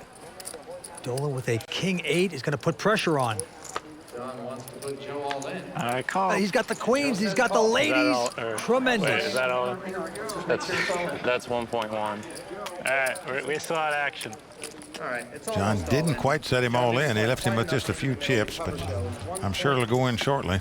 Joe thought he had moved in on him, so he said call, but Joe's got 300,000 left here, but this pot has about $2.5 million in it. All right, King 8 up against Queens. John Dolan just making a move there. It's part of that flop as an 8 comes up. I'm all in. And John moves all in. Yeah, Joe Chirac has gone all in with his queens, and John takes a look at the queens, realizes he is behind at this point. Joe Chirac with a big chance to double up here. Well, this pot has about $3 million in it, so he'll be right at the chip lead if he wins this pot. I'm talking about Joe Chirac well out in front right now with the 2 queens. And these guys are getting playful right now. Just got to dodge a king or an 8 here, and Joe Chirac will be in great shape to take down his first WPT title. Good luck. Good luck, me too. Oh, man, these guys are buddies. They've roomed together. They've traveled together. They've skateboarded together. And now they got to sweat out the last 2 cards. John Dolan would love to hit an 8 or a king. Let's take a look. Oh, boy, king on the turn. Unbelievable. Tough luck for Joe Chirac here. Wow. That is heartbreak for him. He must catch a queen on the river now to stay alive in this tournament. Joe, who came in as the chip leader, now just deeply disappointed. Can't believe his fate. Going swinging, kid. We're about to. And right now celebrating with Tommy Vitas, his poker pro, Noah Schwartz. Joe Chirac on the verge of being eliminated in 3rd place in the 2nd consecutive WPT event. Well, it's a 9, so that's going to do it. Well, what a tournament Joe Chirac played. He lost a big race where he had a massive chip lead playing heads up to John Dolan earlier, and now John lucks out on him again right there, catching a king on the turn. But Vince, what can you say about this 24-year-old poker pro, Joe Chirac, the 2nd consecutive WPT event? The guy's finished in 3rd place. Yeah, he's a good kid. He's smiling now, even though he took some bad beats there. And right now, he's going over to talk to Matt Savage. Well, you had another 300,000 in your bankroll, another 3rd place finish. How disappointing is this? Not that much. I mean, I came here like just off the final table, and then you make another final table. It's kind of crazy. Well, that's a great attitude to have, obviously. I'm sure we're going to see another final table this year, maybe? Jacksonville? Yeah, Jacksonville. All right, well, you are in the lead for Player of the Year at this current point, so good luck and continued success. Thank you. Back to you, Marianella. Thanks, Matt. Even though Joe Chirac is out in 3rd place, he has moved to the top of the WPT Player of the Year standings. We are getting very close to crowning the Season 10 Seminole Hard Rock Showdown champion. Will it be John Dolan, who wins his first WPT title, or will it be Tommy Vitas, who gets to etch his name on the WPT Champions Cup for the 2nd time? Stick around for Heads Up action on the World Poker Tour, brought to you by ClubWPT.com. I gotta climb this Dolan mountain. Mount Dolan. Mount Dolan, I like that.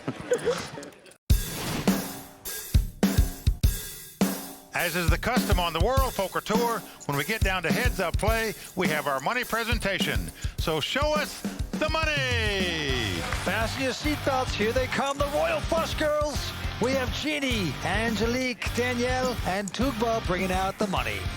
Well, all the cash being put on the table for these 2 guys to divide up. To the victors go the spoils. You get to play for all this money and the opportunity to have your name inscribed on the WPT Champions Cup. Just doesn't get much better than that as a poker player. It is all on the line here. Which one of these guys will take it down tonight? Tommy Vitas going for his 2nd WPT title. John Dolan going for his 1st. We started with 290 players, Mike. You were one of them, but we're down to these 2 tonight. One is going to take home close to 800,000. I run good at Heads Up, by the way. What every poker player dreams of, making the final table and going into Heads Up battle for a championship. They might have a few dreams about the Royal Flush Girls along the way. Heads Up play for the Seminole Hard Rock Showdown title is almost ready to get started between Tommy Vitas and John Dolan. During the break, Matt Savage had a chance to speak with both players. Tommy, an amazing comeback to this point, but your work is not done yet. Yeah, we got our work cut out for us. More than 2-to-1 dog, so we'll try and battle it up. All right, one more stop to go before your 2nd World Poker Tour title. Good luck. Thank you. All right. Thank you. Well, you've just eliminated your good friend Joe Chirac, and now you're Heads Up for your 1st World Poker Tour title. How does it feel? It feels pretty amazing. Got fortunate against Joe, and now I'm in a pretty good spot. You're in the chip lead, but he's come back from a short stack before, Mr. Tommy Vitas. How do you feel about your chances? I like my chances. I know he's more than capable. I mean, I know he plays poker well, and I know he's more than capable of coming back, but I feel good about where I'm at. All right, well, good luck on your quest for your first title. All right, thanks, man. Will Tommy Vitas add his name to the WPT Champions Cup for a second time? Action is about to get started, so let's get back to the game with Mike and Vince. John Dolan well out in front with 6.6 million. Tommy Vitas with 2 million in chips. There you see what they're playing for. The winner going to take home nearly $780,000 and get their name inscribed on that WPT Champions Cup. Quite an honor. For Tommy Vitas, it would be the second time. All right, and right now, Tommy Vitas with the button. He's got ace-3, and he will make it $165,000 to go. John Dolan behind him, though, with a queen-10, and he's not going anywhere. He makes the call. Yeah, wants to see a flop. See a flop. And what a flop it is for boy. John Dolan. He's flopped top 2 pair. And look at that. That's a deer caught in the headlights right there. So excited. And he's going to check. He is hoping Tommy Vitas makes his continuation bet here, but he doesn't. Oh, he's going to disappoint Dolan. To the turn we go. Checks the ace high. Now the board pairs 10s. A full house for John Dolan. Obviously, no card can come up where Tommy could win this pot. And when you're that strong, you got to keep checking. But Vitas not going to bite. He checks as well. And he's got the kind of hand you can check down, and now 2 pair on the board. Well, that could induce Vitas a little bit with his ace high. So that could have been a bad card for Vitas potentially. Let's see. John Dolan now finally having to come out and bet. Dolan's got to recognize the guy could have ace high. How much would he pay off with it? 225 and a quick call by Vitas. Did get into trouble on that last card. I can't blame Tommy for calling the way the hand was played, Ben. No doubt, no doubt. That's all, huh? And Vitas sort of happy that he didn't lose that much. And John Dolan, the man from Biloxi, doing well. South Florida has produced some of the biggest names in poker, names like Mizrachi and Mercier. But Florida also has a strong group of potential superstars waiting in the wings, including one player who mixes her game up both on and off the felt, as we find out in this edition of Ones to Watch. That's what I'm saying, dog. Yeah. We're the ones to watch. I love the grind, the sick degenerate. I made it to the final table. We're the ones to watch. I'm a Ones to Watch, so that should be interesting. No. I think this year is my year. I'll win one eventually.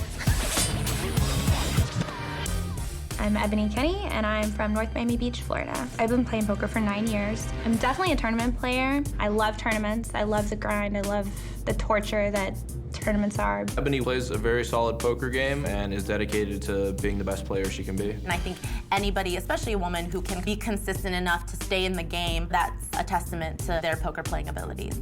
I am hungrier than I ever been, especially being named a Ones to Watch, because it's such an elite group of people. I have so much to prove, and maybe if I do well, it'll kind of change things, and people might start to take me seriously.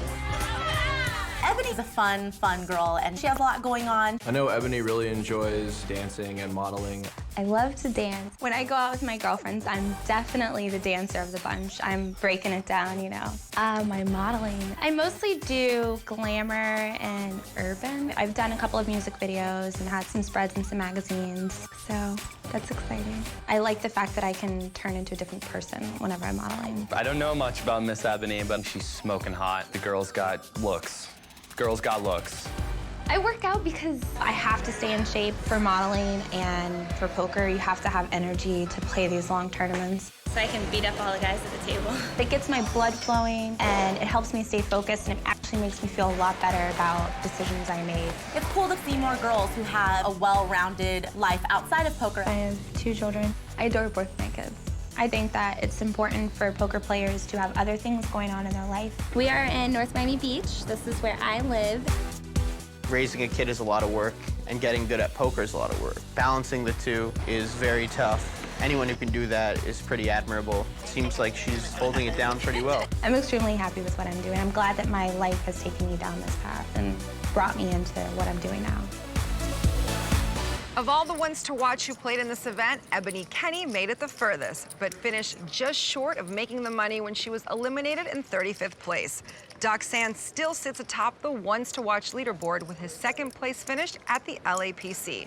We'll keep our eyes on these players as they close out season 10, but for now, let's get back to the Seminole Hard Rock Showdown final table. Well, tough luck for Ebony. She didn't make the money here, but Vince, she's got a lot going for her besides poker. Oh, a lot of great young talent here on the World Poker Tour. But right now, the heads-up battle continues. John Dolan stretching out his lead, 6.8 million. Action's on him, and he's got a nice hand. Ace-9. Yeah, and ace high playing heads-up poker. Good hand. 180. 180. Makes it $180 to go. John? Tommy Vitas will squeeze. Well, he's got a queen 3 of diamonds. Lost an additional 100,000 if he wants to play, and he does. Well, Tommy likes to see flops, but see if we can get lucky here. And that flop is? Oh, and lucky is putting it mildly as he has flopped a flush. Just incredible. What a time to get it, and he's going to check and trap. Well, he may well trap John Dolan because John's got top pair with top kicker here. Yeah, he ain't going to play that slow because there's 3 diamonds out there. John doesn't have a diamond, so you got to make your man pay. And that's exactly what he's going to do. He's coming in with the bet, 240,000. Now it's up to Vitas. You got the big flop, and yep, you got to make him pay. He re-raises, makes it 530 to go with his flush. Tough decision for Dolan here. Is he on some kind of drawing hand, like a Jack-10 with 1 diamond, perhaps? Or does he have a big diamond in his hand? I'm all in. Well, John is not fearful. He has gone all in. And the snap call by Tommy Vitas, and John Dolan knows he's toast. John Dolan, hard to get away from that. Tommy Vitas is going to double up here unless John hits 2 runners to make a full house. Can't beat that defense. John Dolan, good-natured about it. But what an opportunity for Vitas to double up. Of course, John needs runner. It's almost a miracle. Dolan's sitting back down. And we'll see a couple cards. And this will make the match very close. If Vitas' hand should hold up. And yes, it does. A king of spades. This thing is a wrap. It's over. Tommy Vitas gonna take this pot. Decent flop. And Vince, we really got a horse race going now. John Dolan, good-natured, a good loser at that point, gives half the chips back to Tommy Vitas. We'll be right back with more from the Seminole Hard Rock, including Tony Dunst breaking down tonight's play in the Rod deal. Stay tuned.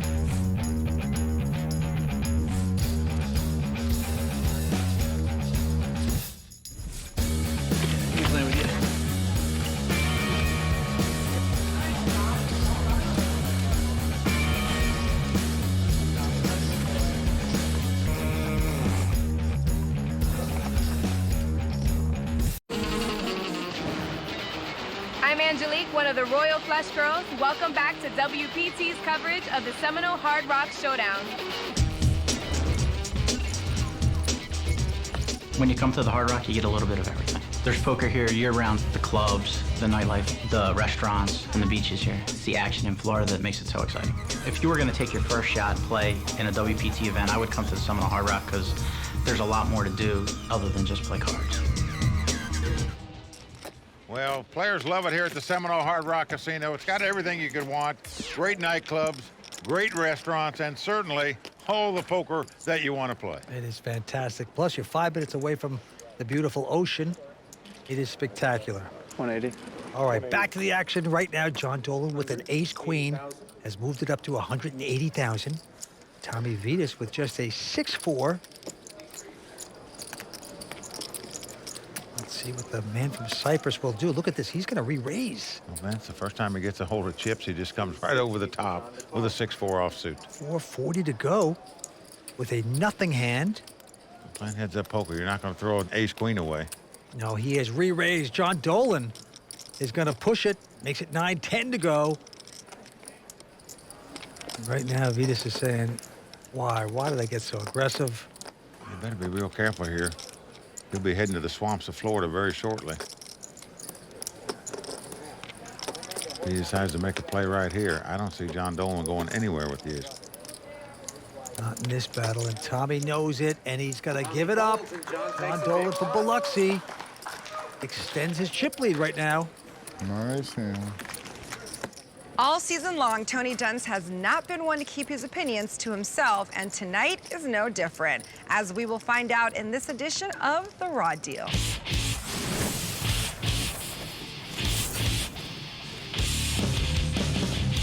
I like Tommy Vides. He has a certain mellow professionalism to him. He's polite to everyone. Whether he wins or loses, he's always pretty relaxed. And it's hard to argue with the guy's resume. This is his third WPT final table, with his first being a major win at the Festa Al Lago in Season 8. But, damn it, I just hate the way the guy plays. Then again, Tommy is the first to admit that he plays unconventional and prefers to rely on his instincts over fundamentals. I go by my gut instinct and my reads on people. So, is it a different approach to the game, or am I just being a jealous hater? I'm Tony Dunst. Let's break it down. Take a look at a few pre-flop spots from his win at the Bellagio in Season 8. He called with 10-8 offsuit in the big blind against an under-the-gun raise just 32 blinds deep. He just called with king-queen out of the small blind with under 20 blinds when offered a prime squeeze scenario. He open-limped with king-jack offsuit first to act and then called a raise out of position. He flat called a raise with ace-jack when four-handed when Freddie Deeb opened an 11-blind stack. Does not re-raise with the ace-jack. I mean, I could keep going here, but it's only supposed to be a 2-minute segment. Now let's look at his play tonight. Coming into this final table as the short stack, you might think he would look for a spot to double up early, but instead, he just called a raise with pocket sevens and only 20 blinds. Put it to you like this. If I had pocket sevens and only 20 blinds, I'd slam it all in, run into the stands, and celebrate to a degree that would put Dwight Pilgrim to shame. Woo! You can't play better poker than me, man. Then he called a min raise in the big blind with queen 7 offsuit with just 17 blinds. Let's be clear. The reason players like Tommy prefer calling over re-raising in many situations pre-flop is because they are very comfortable with their post-flop abilities. They often prefer to keep the pot small and not risk a high percentage of their stack until they feel highly confident about a particular read or situation. In some hands, this is absolutely the best approach. But I think it's a flawed default approach because the strategy is applied far too loosely and often results in confrontations where you're out of position, without the initiative, and against players that simply won't make big enough mistakes to negate those disadvantages. All right, one more stop to go before your second World Poker Tour title. Then again, what do I know? I've yet to make a WPT final table, and Tommy is at his third, and heads up for his second title. And at the end of the day, I root for the guys I like, even if I don't agree with every play they make. But whether Tommy still likes me after watching this segment is yet to be seen.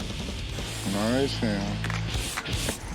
Tony Dunst thinks he plays all these raggedy hands out of position, et cetera, but I can tell you one thing, Tommy Vides has got a good feel for the game. Great feel. And look at Joe Sirach, what a champ. Guy gets knocked out, but he goes to the Royal Flush Girls social bar, and he's having a good time. He has a lot of class, and he's a great player.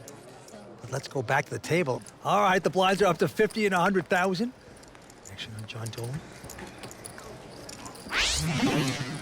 And there you see John with about a little over 2-to-1 chip lead over Tommy Vides right now. John has a 7-4 of hearts. And he is going to make a raise, 200,000. Trying to pick on Tommy when he's down. Tommy with Jack-7 has made the call. Here we go. Oh, the flop comes 7-5-3. Both players have flopped top pair. Tommy Vides has him out-kicked. And Tommy has checked it. You can see some fireworks here. John Dolan is going to bet 250 now. John also has the straight draw as well as the top pair. That could get him in trouble. Certainly could. Vides now. Cost him 215 to call, but he's not just calling. He's popped it. 585 to go. But now John Dolan.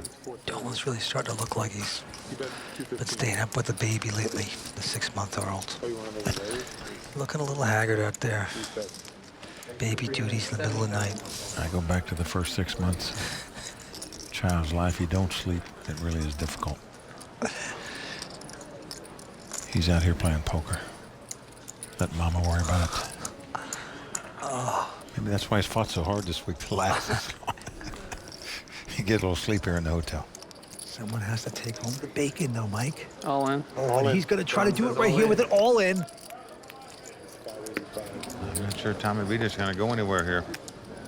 Right, cool. Nope, he's made the call. Good, solid call by Vitas. Joe Sirach enjoying the moment. Vitas in great shape to double up and take the chip lead in this heads-up battle. It is all on the line right now. The 7-11. Will it be lucky for Tommy Vitas? He's out in front right now. Can he hold him? Tommy just needs to dodge a 6 or a 4, and he'll double up and take the lead in this heads-up battle. However, if John Dolan should get lucky, he will become the champion. It will be over. John Dolan would put his name on the WPT Champions Cup with the rest of the champs. Let's see the turn. Well, it is a 10 of club. No help for John Dolan. Well, Tommy Vita's nodding his head because the club came off, gives him a flush draw, meaning John can't catch the 6 of clubs or 4 clubs and win this pot, so 2 of his outs are gone. Here we go. John needs to suck out, but he's not going to get it as an 8 of diamonds hits on the river. Tommy Vita's going to double up. Tommy Vita's taking the chip lead in this heads-up battle. Game over. It's all over. Lights out. The Kelly Savalas look-alike. Now he's our chip leader. Just incredible. Stay with us. We're coming back with more heads-up action in just a moment here on the World Poker Tour. Season 10 of the World Poker Tour is brought to you by ClubWPT.com, where VIP members can win their share of $100,000 in cash and prizes every month. ClubWPT.com. Never lose a dime playing poker, guaranteed. Welcome back to the World Poker Tour's coverage of the Seminole Hard Rock Showdown, brought to you by ClubWPT.com. While tonight's players take aim at their own piece of poker history, it's time to take a look back at this classic victory and the WPT Champions Cup moment. Here we go to the river. Who's going to get lucky?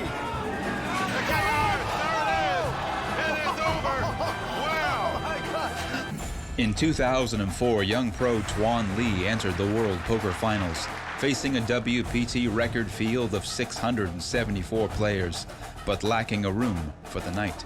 Legend holds that Tuan Lee traded 50% of his possible winnings to friend and fellow pro Hassan Habib, outperforming all expectations. The World Poker Tour is brought to you by ClubWPT.com. Never lose a dime playing poker, guaranteed. The newest stop on the World Poker Tour changes everything as one of our own makes the final table and the Player of the Year race gets turned upside down. The heat is on in Florida and it's only on the WPT.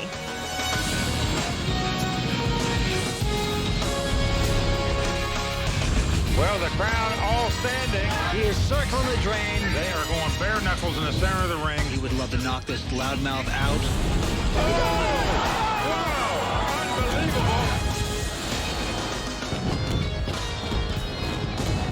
Welcome everybody to Jacksonville, Florida for the inaugural Jacksonville Best Bet Open. I'm Marianella Pereira sitting in for Kimberly Lansing, who's away on maternity leave.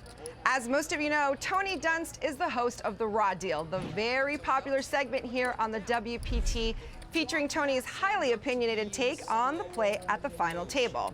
Well, tonight the tables get turned as Tony Dunst has battled his way through the field in Florida and will take a seat among the final 6 in a bid to win a WPT title of his own.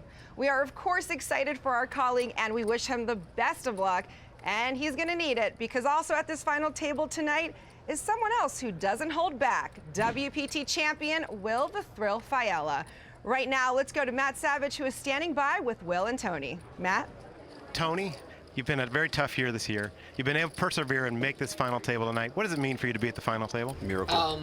You know, man, Will's Miracle. talking trash immediately. Miracle. You can't even Miracle. you can't even let me get through my part. Miracle. It means a lot, obviously, you know, to be part of the family and here at this final table and battling against such a legend like Will. Obviously, is Beck smashed him over the head. There you go. You know, I think he's so eager to get in here. Why don't we ask Will his question? All right, well, make sure you don't make any raw deal plays Okay, tonight. sure.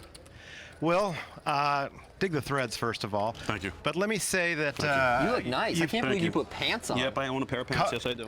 You've called your shot here. You said you were going to make the final table. You said you were going to overtake Player of the Year once again. What does it mean to be so determined? It's nice to be focused. I feel good that I'm here. I know that I'm very blessed to be here, and I feel very honored to be in everybody's presence. Do you own those pants, or did you borrow them? I rented them. Okay. I like you better with a microphone, by the way. All right, guys, thanks a lot and good luck tonight. Thank you, thank you. Back to you, Marianella. Are you excited? Matt, I am really looking forward to this final table. We have a solid group of players, and with Will the Thrill there, we are, of course, guaranteed to be entertained. They're both looking very dapper, by the way. We've heard from Tony and Will, but we've yet to see the other players that make up this stacked final table. To reveal those who made it and those who fell short, let's go back 4 days ago to when it all began. Hi, everyone. Welcome to the WPT Jacksonville Best Bet Open Poker Championship. Dealers, shuffle up and deal. With cards in the air on day 1A in Jacksonville, the Royal Flush Girls took to the tournament floor to welcome the players. They found WPT champions, final tablists, ones to watch, and even our own Mike Sexton, Tony Dunce, and Vince Van Patten. In this special re-entry tournament, any player who busted on day 1A could pay another $5,000 and enter on day 1B, inspiring WPT champ James Dempsey to gamble it up a bit. Got it! The hand of the day would involve a four-way all-in with short-stacked ones to watch Matt Marifiotti in trouble holding pocket sevens against pocket aces, kings, and queens. But with a 7 on the turn, Matt quadrupled up. Raj Vora's aces took the side pot, eliminating the other two players. That woman just she was rubbing my nipple and stuff during the end. I mean, I don't know if it was lucky or something, but... Day 1A would see half the field of 125 players eliminated, including Vince Van Patten, Matt Marifiotti, and Borgata final table player Daniel Buzzgon. So day 1A didn't go so hot. Are you going to be playing again tomorrow? No, not because you said that. Really? Of course I'll be playing tomorrow. Re-entering was not a consideration for those at the top of the chip count, including raw deal analyst Tony Dunce, Legends champ Will Fiella, and current chip leader Darren Elias. Hopefully I can make it, keep it going, see what happens. So players, it's time. Get ready, let's shuffle up and deal. Start of day 1B gave us two types of players. Those who were just arriving to Best Bet Jacksonville, like WPT Player of the Year Andy Frankenberger, WSOP main event champ Jamie Gold, and ones to watch Ebony Kinney. I just got off the plane. Then there was the re-entry crowd who had busted day 1A and were looking to invest another $5,000 in pursuit of WPT glory. Included in this group were WPT final tablists Daniel Buzzgon and Sean Kunix. Ones to watch Matt Marifiotti, plus WPT champs Hoyt Corkins and Matt Waxman, who started bluffing before the cards were even dealt. The newest stop on the WPT really went all out, including Best Bet Jacksonville dealer Brian Woods, who showed off his WPT pride. With registration now closed, the numbers were posted. A total of 320 entries created a prize pool worth over $1.5 million. Yes! Yes! GG! Yes! But a day that had started with hope would not end well for Jamie Gold and Hoyt Corkins, who both busted. But it was great for French pro Amini Chobani, who ended as day 1B chip leader. And proving they were wise to re-enter the fray, Daniel Buzzgon and ones to watch Matt Marifiotti both survived to play another day. Overall, I'm really happy with my play today. I only slept 6 hours, so time for bed. Good night, guys. Day 2 saw half the combined starting fields of Day 1 return and a strong contingent of the 160 remaining players who had already made final tables this season, meaning WPT Jacksonville was shaping up to be about more than just this one title. Joe Sirach's final table appearance at Seminole Hard Rock vaulted him ahead of Will Fiella to take the lead for WPT Season 10 Player of the Year. As luck would have it, Season 9 POY, Andy Frankenberger ended up right in the middle of their friendly rivalry. I got Joe on one side, Will Fayette at the other. So right now I got a front row seat for it. Of course, if I take them both out, then I could be right back in it too. But Joe, Will, and Andy weren't the only ones in the field with a chance at WPT Player of the Year. 5-diamond champ James Dempsey, as well as Borgata final tableist Darren Elias and Daniel Buzgon, all had a shot to take the lead, depending on how long Will and Joe survived. Meanwhile, our own Tony Dunst was practicing his signature raw deal style with poker pro and philosopher Alan Kessler. Like, I feel like you're a man who, wherever he goes, death follows him. I'm just happy I made it through on the first hole. Me too. Unfortunately, it was tournament death for WPT's other man in the field, as Mike Sexton's pocket sevens could not hold against the ace-king of Paris final tableist Byron Kaberman. Back at the POY table, Joe Sirac busted, leaving room for Will Fiella and several others to catch up to him in the Player of the Year race. It's going to be a dogfight. I think there's still about 6 people in here that it's up for grabs for anybody to win this WPT Player of the Year. But I can tell you one thing. They got to come with this. The end-of-day chip count would put Fareed Jadid on top of the leaderboard. But with Joe Sirac on the sidelines, the players in 2nd, 4th, and 7th place on the leaderboard all had a serious shot at scrambling the Player of the Year race, as well as taking down this WPT title. Who will join Tony Dunst and Will Fiella in the fight to win a seat to the season-ending WPT World Championship, $400,000 and a WPT title? Find out when our extended coverage of the playdown to the final 6 continues. And later we'll see how the Royal Flush Girls have been enjoying their time in Jacksonville. Plus, we relive an historic Champions Cup moment. It's all when we return to the WPT Jacksonville Best Bet Open, brought to you by ClubWPT.com. Stick around. Welcome back to Season 10 of the World Poker Tour's coverage of the WPT Jacksonville Best Bet Open, brought to you by ClubWPT.com. With the competition in high gear, the field has begun to dwindle as the race to make this final table became even more intense. Day 3 of the Jacksonville Best Bet Open was all about making the money. Of the 55 players starting the day, 36 would cash. With players finding themselves short-stacked and busting, the Royal Flush Girls were there to show their support for everyone. Anything can happen. Something did happen to WPT champ James Dempsey, and it wasn't good. Shoving with pocket eights, James was outflopped by Matthew Schulte's suited ace-queen. The turn and the river were no help to James, making the Bellagio champ the unfortunate bubble boy. It was not in the script. It was not in the script. C'est la vie. As some players were collecting their min cashes, others were collecting chips. Borgata final tableist Daniel Buzgon was all in pre-flop against fellow WPT alum Fred Goldberg and WPT champ Matt Giannetti. With a flop of 8-7-5, Fred bets $100,000 into a side pot. Folds. Matt folds his pocket jacks. Oh, there's your one time. A 10 on the turn gives Daniel Buzgon a set to crack Fred's pocket aces and triple up.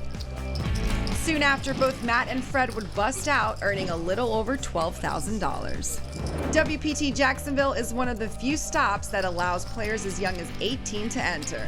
And Best Bet Jacksonville offered a custom surfboard to the one player 18 to 20 years old who lasted the longest. This meant the last bust out of the day would be bittersweet, as 20-year-old Robert Gorodepski's set would lose on the river to Blake Purvis, who made a straight. Robert cashed in 17th place and rode the waves home. The day would end with 16 players. Will Fiella, gunning for his 2nd title of the year as well as Player of the Year honors, was on top of the leaderboard. Daniel Buzgon 3rd. Paris final tableist Byron Kaverman was sitting in 4th position, with Once to Watch Matt Murphyati holding strong in 8th, and our very own Tony Dunst rounding out the top 10. Day 4's play would lead to the final 6, but the 18 who started the day were remarkably deep, including 5 players with WPT final table experience, as well as WPT Once to Watch Matt Murphyati and raw deal analyst Tony Dunst. While everyone had their eye on the Champions Cup, WPT champ Will Fiella also had his sights on Player of the Year. An 8th place finish or better, and Will would retake the lead in the POY race from Joe Sirach. I'm making the final table. 100%. 100%. The poker heated up as Tony Dunst shoved, holding pocket deuces. He's called by Daniel Buzgon, who had 10s. The board runs out to give Tony a miracle straight on the river. Oh my God. Holy wow. Doubling up Tony and leaving Daniel short-stacked. With the field dwindling and players about to go on break, Sean Kunix checks the flop against Matt Merfiati. Matt shoves for almost $600,000. All in. Call. Sean snap calls to show he hit a set of deuces against Matt's pair of aces. The board runs out and Matt is shell-shocked as he busts in 9th place. Son of a... While Matt sat stunned, Will would celebrate as he once again took the lead for WPT Player of the Year. The day's final hand would pit Paris final tableist Byron Kaverman against Florida businessman and accomplished amateur James Calderero. Byron lost his race holding ace-king. There it is. And our final table was set. Will Fiala and Tony Dunst would be joined by our chip leaders, 2 businessmen with strong poker experience, Sean Kunix and James Calderero, as well as 2 pros who both made the final table at Borgata this season, the well-respected Darren Elias and our short stack, Daniel Buzgon.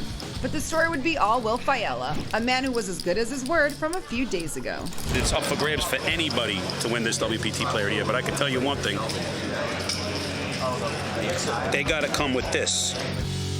As we get ready for the start of this amazing final table, I'm joined by the best in the business, Mike Sexton and Vince Van Patten.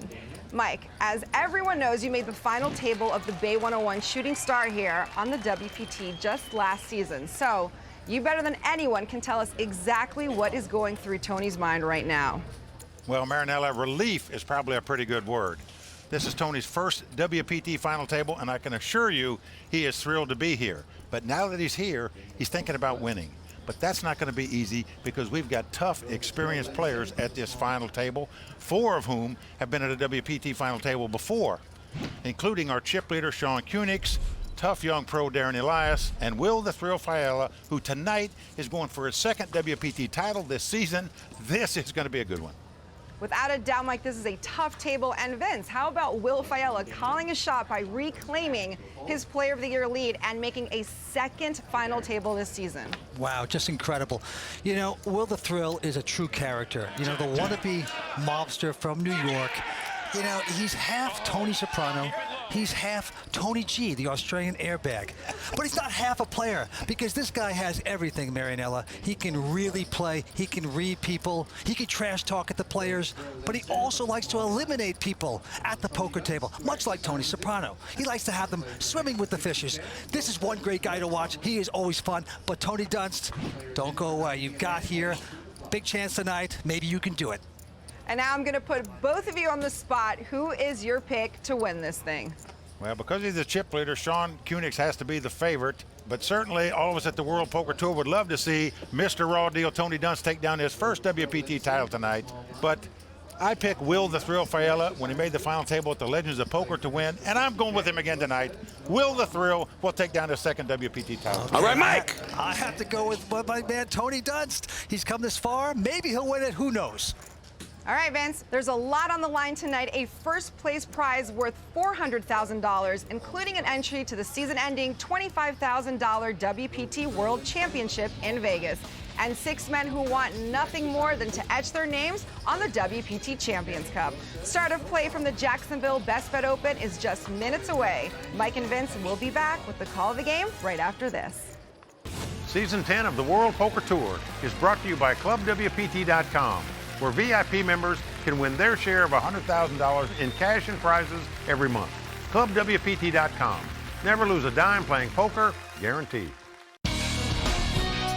Welcome back to the World Poker Tour. The final table of the Jacksonville Best Bet Open Poker Championship about to get underway. We've got youth, we've got experience, we've got 6 great players fighting it out for this coveted title. That is right, Mike. We are in beautiful Jacksonville. We are just minutes away from where Ponce de Leon discovered the Fountain of Youth. Well, will youth prevail? We will find out. The cards are in the air. Andes are starting at 5,000, blinds 15 and 30. Let's go to the felt.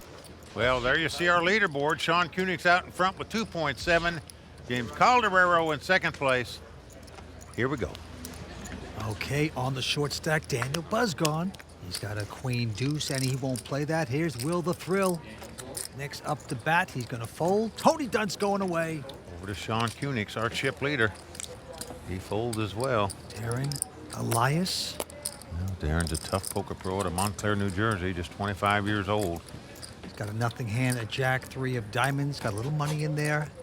Finished 5th at Borgata earlier this season. And he is going to raise it up out of the small blind with the Jack 3 of diamonds. 75,000 to go. James Calderero, real estate investor from Venice, Florida, has re-raised this, makes it 175. Wow, what a 3-bet here by the businessman from Venice, Florida. Not just a businessman, folks. This guy can play poker. Had a couple WPT cashes. He also finished 13th in the 2009 main event at the World Series of Poker, which garnered him $633,000. So the guy knows how to play, as you can see right there, by 3-betting with 9 high. Just 9-7. He's going to win that pot. Darren goes out. So off to a good start is the amateur player. All right, very next hand, Sean Koenig's the chip leader at this point. Now Sean playing with a broken collarbone. He was in an accident with his son on a quad runner, but not hurt bad enough to miss this event. He's going to fold a queen 8. And now back to Darren, who has a miserable 7-3. Won't play that. Calderaro going away. And now the short stack, Daniel. Daniel Buzzgone, 27-year-old poker pro out of Marlton, New Jersey. Tough player. He was 3rd at Borgata earlier this season. Well, he has folded, and now it's around to Will the Thrill. And Will the Thrill has a 6-5. Well, Will the Thrill making the call out of the small blind.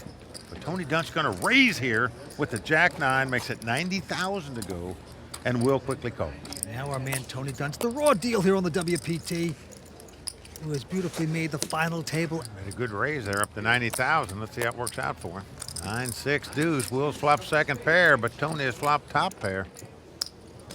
Thrill quickly checking, and Tony quickly betting with the continuation bet. Looks like 90,000. This could spell trouble for the WPT champ, who has retaken the Player of the Year lead. Will has called it By his finish in this tournament. Faster, buddy. All right, turn card coming up. It's okay. It's a regular deal Will now. behind. When a 5 comes off. 2 pair for Will the Thrill. He's behind no more, Vince. He has taken the lead. He's got 2 pair. And he quickly checks it like he hated it. Of course, we know better. And Tony gonna bite here. Like he should. Protect your top pair. And there's the bet, 215,000. Well, let's see what Will's gonna do now. He's gonna raise it. There's your answer. This comes right over the top of Tony Dunt. Will Tony get away from this hand, or will he be talking about it on the raw deal later? You got top pair. You got a wild man on your right. Well, he's going to make a good laydown here, that's for sure. Very nice, Tony. So Will the Thrill getting lucky on the turn, taking down that pot. Come on, let's go. Something. Crowd's dead. We got to wake up this crowd a little. Will the Thrill is trying to wake up the gang at the Royal Flush Girls Social Bar. If anybody can wake it up, it is Will the Thrill. I'll give him credit, Vince. He had to get to at least 8th place in this tournament to go past Joe Sirac. He said he was going to do it, and he did it. He has retaken the lead for the WPT Player of the Year going into the main event. Quite a character. All right, back to play. Darren Elias now with Ace King, a big hand. Darren's out of Montclair, New Jersey, 25 years old. And he's getting out raising chips, of course. Goes to 65,000. Right behind him, James Calderero with a nice suited connector. Well, he 3-bet with a 9-7 of clubs a minute ago. That worked for him. Here he just makes the call with the 8-7 of clubs. Everyone else folding. to the chip leader, Sean Kunix, who has not picked up a good hand yet. And he's going to fold. Two-way action. Ace-king up against 8-7 of clubs. And we are flopping. And flop comes ace-10 deuce. Great flop for Darren. He's got top pair and top kicker. Just a thing of beauty. You play it sneaky, or do you come out with a continuation bet? That's what he's going to do. 75,000. Look at this. James has no hand and no draw. And yet he is playing this pot. He's got some heart there because he's going to make it 195, Mike. Well, this is unbelievable. Problem is your guy has ace-king. That's a quick call right there by Darren. Here we go to the turn. 5 of clubs comes off. That's going to give James a flush draw, but Darren's still well out in front with the 2 aces. Now it's going check, check. Oh, and the queen of clubs comes up. Miracle card for the real estate guy. James Calderaro hitting his flush. And it's on Darren first. Slow down. Yes, he does. Then he's going to check. He got raised on the flop. He's fearful this could give his opponent 2 pair or a straight possibly. I doubt he's thinking about putting him on a flush here. Calderaro's thinking, how much can he get out of Darren? And it looks like 260, a nice amount. Well, folks, I don't see how Darren is going to fold this hand, but you're going to see him slink out of his chair and slump to the floor when he sees how he got beat and how this guy raised him on the flop with 8 high. No hand, no draw. Yeah, it's a pretty auto call. Even though you don't like it, you got aces with the big kicker. 260, yes, he's going to donate. And he's going to be disgusted, of course. He sees the flush. Oh, oxygen tank, please. Yeah, you can see everybody else's eyebrows are going to be raised when they see the hand that James turns over there, because they see this guy's got a lot of heart to make plays like that, to raise on the flop with no hand and no draw. Absolutely, and Darren there, burned like the toasted Denny's. That is not fun. Oh, boy. Plenty more to come from the WPT Jacksonville Best Bet Open, including the Royal Flush Girls having fun here in Florida. Plus, we relive a Champions Cup moment. Here we go. Wow. It's all when we return to the WPT Jacksonville Best Bet Open. Stick around. The World Poker Tour has always supported great charitable causes, and in 2012, we're launching the WPT Foundation. Go to WPTFoundation.org to learn about our global charity partners and find out how you can join us in playing for a better world.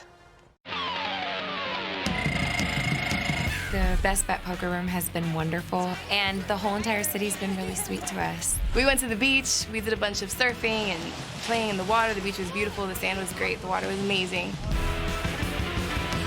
Clark's Fish Camp was definitely an experience that I will not forget. They had python, kangaroo, ostrich, venison, everything I could ever think of that you could possibly cut up and eat, they had it there. Honestly, she's had like 17 gator toes. I'm really starting I'm starting to worry here. Jacksonville, Florida is an amazing place to visit. You'd be so surprised at all of the incredible things they have to offer, and the Best Bet Poker Room was perfect. Vince, I got to tell you, the Best Bet Jacksonville couldn't be better named, because this is the best bet you can get if you're a poker player. This place is gorgeous. What impresses me the most as a player, you're not cramped. There's plenty of space between tables. The chairs are comfortable. The tables are beautiful. The lighting is great. Yeah. I think if you're in this area, folks, and you like to play poker, you got to check out Best Bet Jacksonville. We'll also just talk about the food and the service, impeccable. So you're right, Mike. This is one of our favorite casinos. And how about this, Vince? Oh, boy. Dealer Brian Wood has engraved the WPT logo right in the side of his head there. Gotta love it. I hope he's getting some big tips for that one. I bet he is. Everyone having a good time here as 6 players remain. As you can see, our chip leader, Sean Kunix, with 2.8 million in chips. And he is a businessman out of Columbus, Ohio. But the other businessman, James Calderaro, right on his heels here with 2.7 million in chips. James is going to fold on this hand, and now Mr. Buzz gone. A short stack at the table with a king-8 of spades. This hand has piqued his interest.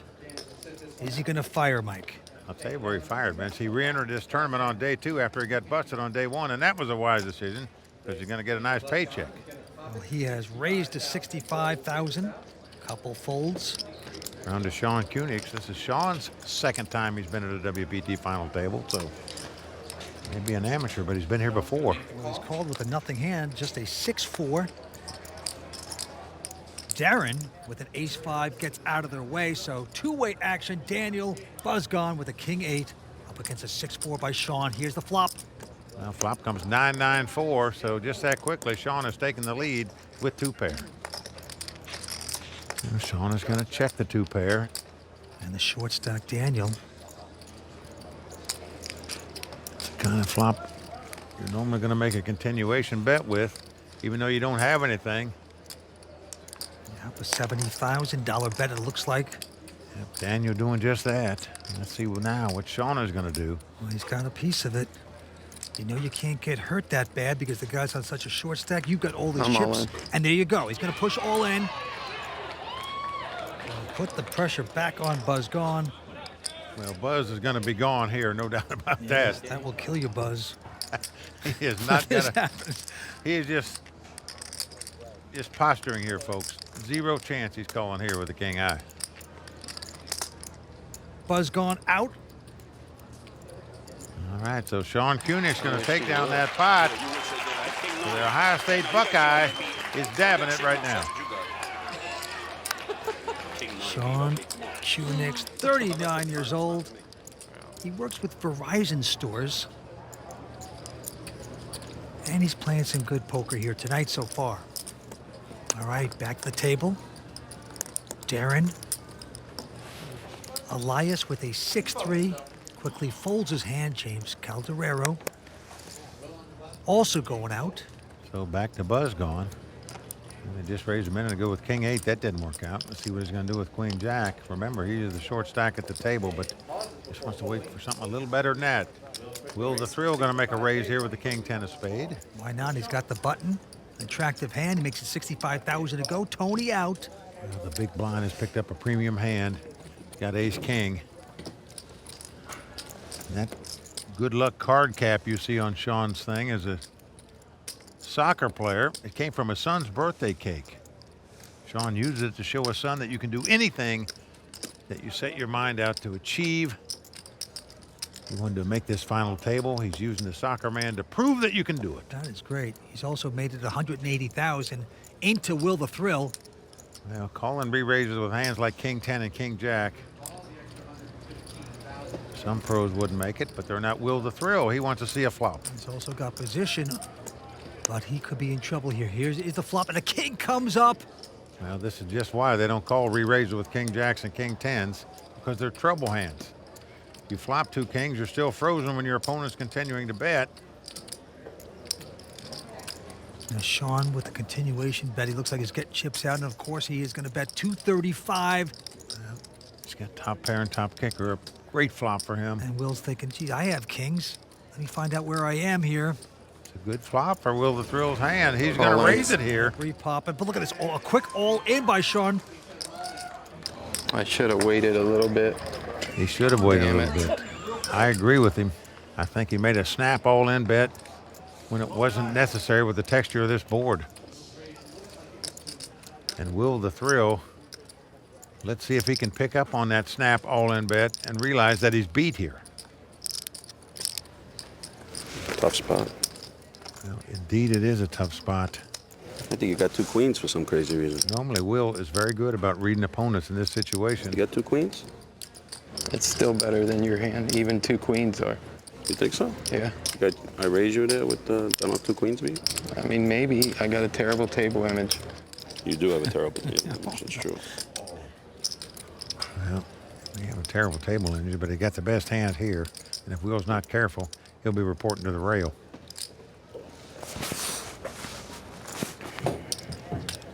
What a predicament for Will the Thrill. First in the Player of the Year standings. Quite a character from Long Island, New York. I bet you got to salute the guy. He had to get to at least 8th place to retake that Player of the Year lead. He did it. He's trying to extend that lead now, but if he makes the call here, Show me.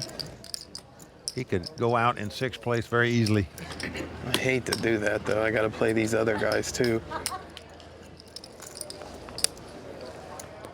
And he is going to make the right fold. So Sean Kunix extending his chip lead by picking up a nice pot right there. And that is just horrible for Will the Thrill, whose chips are disappearing faster than a 70s child star. I know you told us. That was so great. Tony just so happy it wasn't him. As we look at the Royal Flush Girls social bar, anyone can go out there and talk to the girls about almost anything. I swear to God, I folded a king. I don't know. You guys going to see it in 30 minutes. Why Thrill. don't I? Trying to prove that he had kings. He did. Good lay down. We must move on. James Calderero. This guy's impressed me, Vince, I got to tell you. He goes out here, has this buzz gone. Yep. Back to Will. And he's got the suited connectors, a 6-7 of spade here. He's going to raise it to 60,000 with the 6-7 of spade. Tony Dunst now with a pair of tens. Now, for sure, Tony's going to 3-bet with this hand. Yeah, that's what I wanted you to do all day, buddy. That's what I wanted. Yeah, he's lying about that. You don't want a guy to 3-bet you when you got 7 high.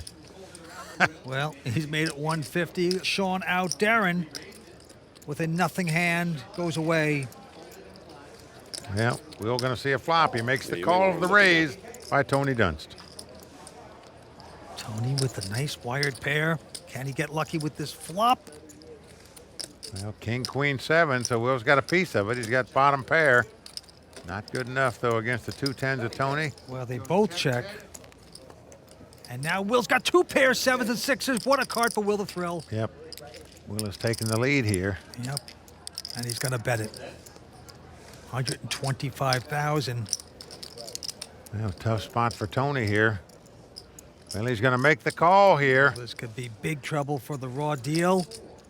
4 diamonds comes off, so 3 diamonds out there. Will the Thrill checking. Check. 6. No good. Oh, you got me that time. Nice hand, nice hand, nice Will hand. the Thrill has overlooked his hand, folks. What the heck just happened? He said he had 2 6s, Vince. Didn't realize he had 7s and 6s. Oh, boy. He had the best hand. This is just an absolute shock here. Didn't see his cards. He mucks it. Well, because he didn't table his cards. He didn't turn his hand up. Oh, you got me. He just said he had 2 6s and mucked his hand. His hand is dead. Tony Dunst getting a gift right there with a big bow on it. This is a major mistake by a major player. This is startling. Well, Vince, even the greatest players make mistakes sometimes. We saw it right there by Will the Thrill. Unbelievable. Stay tuned. More from Jacksonville coming up. Want to improve your game? As a Club WPT VIP, you get exclusive access to past WPT episodes and the chance to win your share of more than $100,000 in cash and prizes every month. ClubWPT.com. Never lose a dime playing poker, guaranteed. I find Will Fiala fun to play with. I warned you not to bluff that ace. You like chin nuts?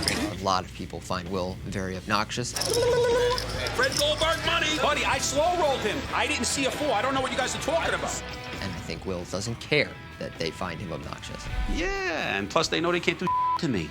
You don't listen. I try to tell you, no good, buddy. You won't be here long with me to your right, bitch. Don't worry. They can't say nothing. They can't do nothing because they know I'll just come right back at them, and they don't want that. I'm not trying to take anything away from his play, but you remember Will Fiala, the man, before you remember Will Fiala, the poker player. Tony Dunst asked his mind today. That I promise you. If someone's making him go to the rail, it's going to be the Thrill. Love to outplay the Dunster. Well, Will the Thrill outplayed himself that last hand by laying down the best hand. I'm still shocked by that, Vince. Button's right. You know, I just wonder if he was thinking about the other hand that he lost with the 2 kings where he mucked that hand. We know it was a good lay down, but it still might be playing on his mind where he might have thought he had the best hand. I don't know. But Mike, we've been here for 10 years now on the World Poker Tour, and we have seen great poker, right? Well, you're right, Vince. And now our viewers can see some more great poker because if they join ClubWPT.com, they'll become a VIP member and they'll have special access to former episodes on the World Poker Tour, whether it be Season 10, Season 1, or whatever they want to watch. That's very true. You get all the VIP benefits, and you only pay $19.95 a month, okay? So you can play unlimited poker. You also have a shot at winning a seat at one of the major WPT events. We've seen it done, and they've taken home big bucks. No question about it, so folks. So sign up for ClubWPT.com. Never lose a dime playing poker, guaranteed. All right, back to the table we go. Well, we've seen some great poker, but a moment ago, we saw some weak poker when Will folded the best hand. All right, this has been folded around to Sean, the chip leader. He's got about 3.6 million in chips with just a 7-3, Mike. Yeah. Really not much of a hand, but he's going to raise it, it looks like, just to try to pick up the blinds and antes here. Yeah, 65,000 into Darren with just a Jack-8. But he kind of knows what's happening here. He's going to make the call. So a 7-3 up against a Jack-8. And there's an 8 on the flop and a 7. Well, Sean has flopped bottom pair. Darren has flopped middle pair and a gut shot straight draw, as you can see. And Sean's going to come out with a continuation bet. It looks like 80,000 with his 7s. And Darren, of course, with the 8s. And a straight draw is going to make the call. And now a jack comes off. Now. So now Darren has 2 pair. But Sean first to act is not going to slow down. He's getting more chips out, it looks like. Yep. 160,000 into Darren. Even though Darren's got 2 pair, he's frozen here because there's a possible straight out there and a possible flush, as you can see. Doesn't have that many chips, though, Mike. You just fire here and just gamble. I think you do just what he's doing. You make the call with 2 pair and the straight flush draw. All right, he's in front, and the river card helps neither player. King of clubs comes off. An all-in bet by Sean Kunix. What a play this is. And even though Darren has 2 pair, he's fearful his opponent's got a flush, a straight. Just wouldn't think he would make this kind of play with 2 pair or trips with a possible flush and straight out there. But I know one thing. You're sitting in Darren's seat. Just a tough, tough, tough call to make here for all your dough. If he's got the straight or flush, you're reporting to the rail and you're out of here in 6th place. Well, this could be the turning point for Darren. If he should make this, it would be a spectacular call. He would double up.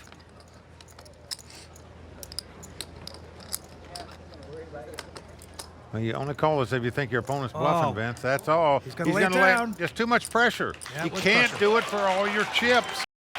I don't blame Darren for laying that hand down, but you just got to take your hand to this Ohio State Buckeye.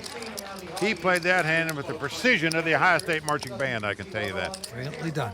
We had a stacked table tonight here at the Best Bet Open, but let's take a look back in World Poker Tour history at another loaded table and its unlikely outcome in this WPT Champions Cup moment. There we go to the river! Who's gonna get lucky?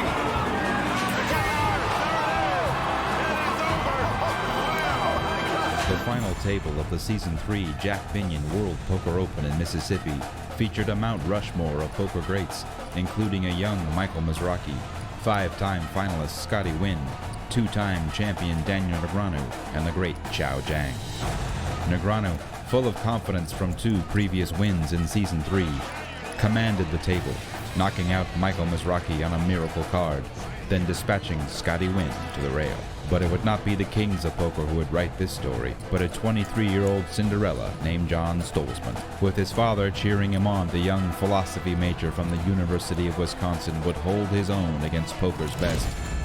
I'm all in. Beating Daniel Negreanu in a huge pot. He gets a 6! Wow! And then sending the player of the year home in 3rd place. With the great veteran Chao Jiang still to defeat. I call him. He's calling him. He's done it. John Stolzman would finally complete this astonishing victory. Here's the river. John Stolzman has done it, Vince. Winning $1.4 million and ending the greatest upset in WPT history by calling home to say he had etched his name forever on the WPT Champions Cup. Well, that's the dream of all players, to get your name etched on that Champions Cup. No doubt about it. One player at this table has done that. Will the Thrill Fiala going for his 2nd WPT title tonight. Right now, Sean Kunix, 39-year-old, is the chip leader with 3.9. He's playing some bold poker here this evening. Back to the table we go. Quick full by James Calderero. And now the short stack. Daniel Buzzgon has a hand, ace-queen. You know, he's on the short stack at this table, just the kind of hand you're looking for when you don't have many chips. In my mind, you're just going to ship it right here.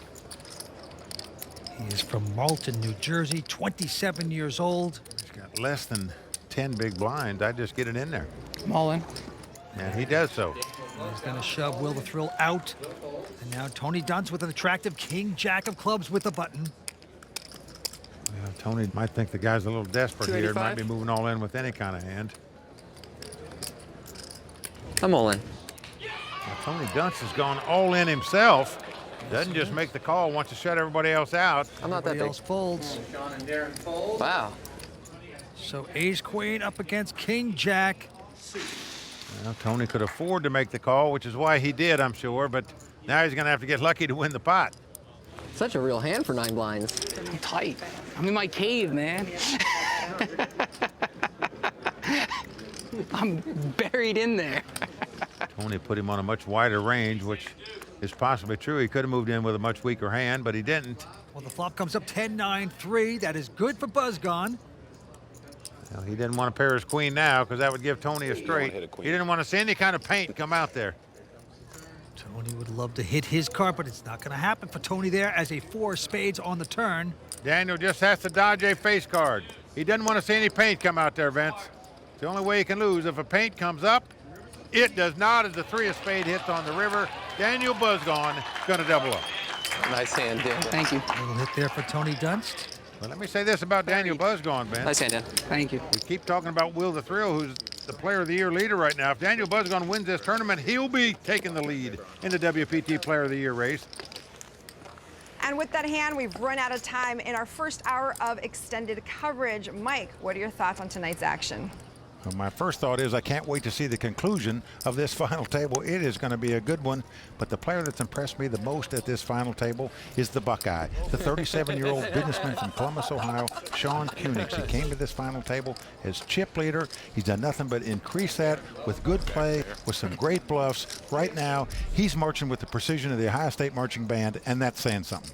I absolutely agree. Sean has been extremely aggressive tonight. Vince, what are your thoughts? Well, I tell you, 3 of these guys just can't get themselves out of the Jacksonville swamp tonight. And we're talking about the New Yorker, Will the Thrill, misstepping here tonight. Tony Dunst, kind of conservative. He can't make it happen either. And the young gun, Darren Elias, hasn't been able to make anything happen here either.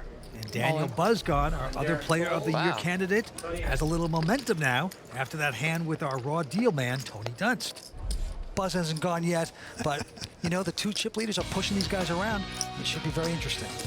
Thank you, guys. Join us next time from Jacksonville for more of Season 10 coverage of the WPT Jacksonville Best Bet Open. Until then, for Mike Sexton, Vince Van Patten, Matt Savage, the Royal Flush Girls, and the whole WPT team, I'm Marianella Pereira saying thanks for watching and good night. I don't understand what this is for here. The World Poker Tour is brought to you by ClubWPT.com. Never lose a dime playing poker. Guaranteed.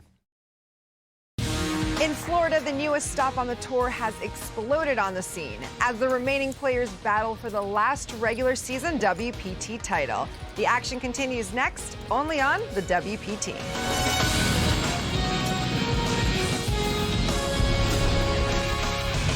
Well, the crowd all standing. He is circling the drain. They are going bare knuckles in the center of the ring. He would love to knock this loudmouth out.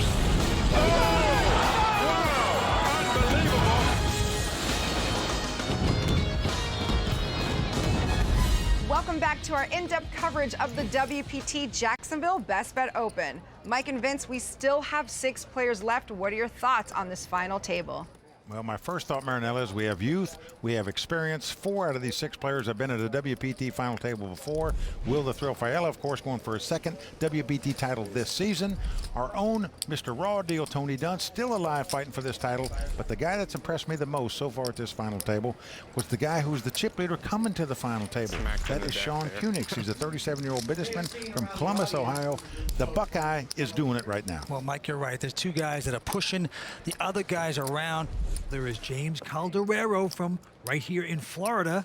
He got into it early on. He won a big pot from the young gun, Darren Elias, who was off to a pretty slow start. I expect to hear a lot more from Darren before this one is through. And of course, there is Daniel Buzzgone. You remember him from Brigada earlier this season. And he's got a little momentum going. If he wins here tonight, he could take the lead for WPT Player of the Year away from Will the Thrill Fiala. But the play of the night so far was when Will the Thrill, the Tony Soprano wannabe, had a brain cramp, didn't realize he had 2 pair. He folded the winning hand against our raw deal man, Tony Dunst. Just incredible that he did that. So let's see if Will can come back from that fiasco. This is going to be a lot of fun. Thank you, guys. There's obviously still great poker ahead. We have word that cards are about to go back into the air, so let's get down to the table. Well, there you see our chip leader, Sean Kunix, with $4.3 million in chips. James Calderero in second place with $2.3 million. They're the lone two amateurs at the table, yet they're sitting in first and second place. Pretty good stuff by them. All right, the antes of 5,000, blinds are 20 and 40. I like to play with. Play goes to Tony Dunst, the raw deal here on the World Poker Tour. He's going to quickly fold his hand. Action over to the chip leader, Sean Kunix. Been very aggressive tonight at this final table. He's got a massive chip lead. He's going to raise it here with a Jack-10, just continuing to apply pressure to everybody. Darren and James both going away. Now Mr. Buzzgone with a king-queen. Now he just gets away from it. Okay. And now it's up to Will the Thrill Fiella from Long Island. And he picks up Queen Jack. He's in the big blind, but he's on the short stack. It's going in. Do you think? I'm not worried about that. He's a great, entertaining player to watch. That is Will the Thrill. Nothing's gone right for Will the Thrill so far since he's made this final table. Vince, you got to hand it to this guy. He has been the leader of the WPT Player of the Year standings most all the years. He lost it in the last tournament. He said, I'm going to get it back. To do it, he had to come in at least 8th place in this event, and he did it. Don't forget, he took off to go to another tournament in Monte Carlo, got knocked out of that, and had the guts to say, hey, get me back there in time. I want in. So it's nice to see that all that effort has paid off. Has paid off. He's taking the lead for the Player of the Year race. Now got to decide what to do here in the short stack. He just makes the call. So he doesn't move all in with the Queen Jack, so we're going to have a flop here. Doesn't have any more chips left, Mike. Here's the flop. The flop comes 10, 9, 7 of clubs. Good flop for Will. He's gone all in a quick call by Sean, who has 10s. Well, Sean's got him out flopped as he's got top pair here. He also has a straight flush draw, but Will has a bigger flush draw. All I need is the 3 of clubs. You hear what I'm saying? I just need the 8 3 of clubs, or you could just put up an 8. A red 8 will do. Not the 8 of clubs, as Sean says. That would give him a straight Just flush. put up a 3 of clubs and end it. So Will the Thrill, 3 of clubs the and end Tony it. Soprano wannabe, dying for the right card to double up. Well, Vince, sometimes when you make a bonehead play somewhere along the final table like Will did earlier, the poker gods punish you. Will they punish Will here and not help him? Ace of spades, no help for Will the Thrill. He needs to catch a king, a queen, an 8 that's not the 8 of clubs or any other club to stay alive in this tournament. A lot of outs to win the pot. Can he catch something? Last card coming up. Can Will do it? Nope. 5 of diamonds comes off. So Will the Thrill Fiella is not going to capture a second WPT title tonight. Nothing went right for the guy. Out tonight in 6th place. Yeah, the Thrill is gone for Will. Takes home $54,000. He's always fun to watch. And right now he's going over to Matt Savage to commiserate. Well, it just wasn't your day today. Talk about that last hand. Well, you know, I had a tough spot there. I didn't know if I was going to get a better chance to look at better cards. Every hand I was looking at was a 3, a 5, a deuce. And he's raising every hand. I think I have the best hand, but I wanted to see a flop. And make a long story short, the best flop I could pretty much see for my hand came, and he had top pair. So you're back in the lead for Player of the Year. Yeah. But there is a kid sitting at the table right now, Daniel Buzzgone, that can take the lead back again from you. What do you think? He's got a good shot. You know, he's getting smashed by the deck right now, so you never know what happens. But I play as good as I could play. You know, that's all I could do is try to get it in good. I couldn't get a hand at the right time. You know, blinds are really big right now, so. One more event. We'll see you at the World Poker Championship. Thank you, everybody. And there you have it, Will the Thrill Fiella out in 6th place. I have to say I am so surprised to see that he was the first player eliminated tonight. However, he does have the lead in the Player of the Year race. But if Daniel Buzzgone takes this title, he will overtake Will. Plenty more to come, including my 5 questions with British pro and brand new WPT champ, James Dempsey.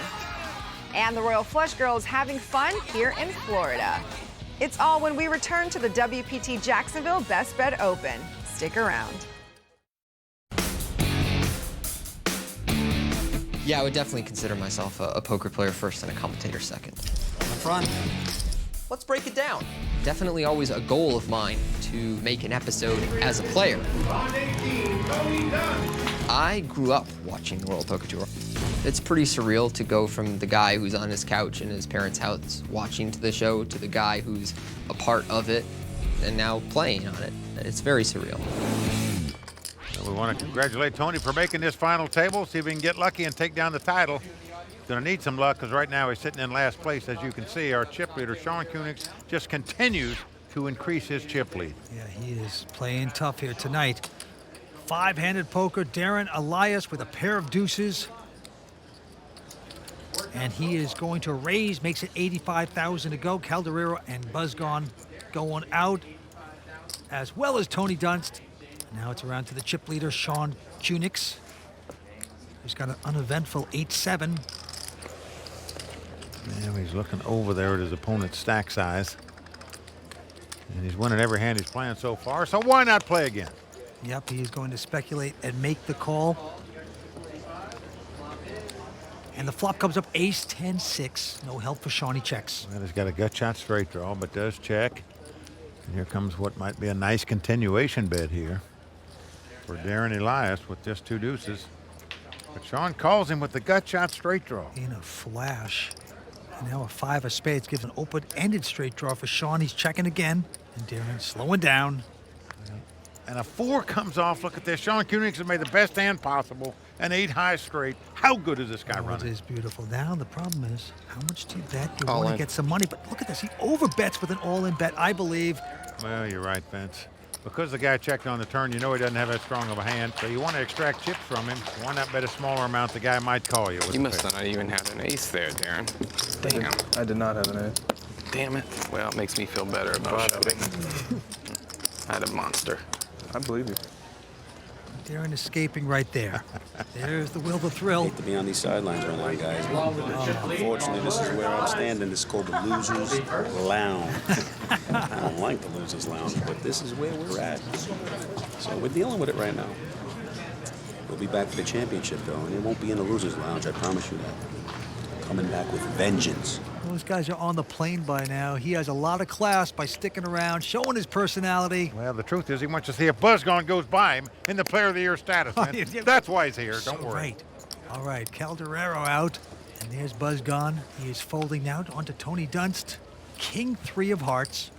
I'm all in. Wow, he's going to push with this. Well, he has moved all in with a King 3. Right behind him, our chip leader. Timing is fold. everything. Darren now. How much is it? Got an ace 9. That is callable.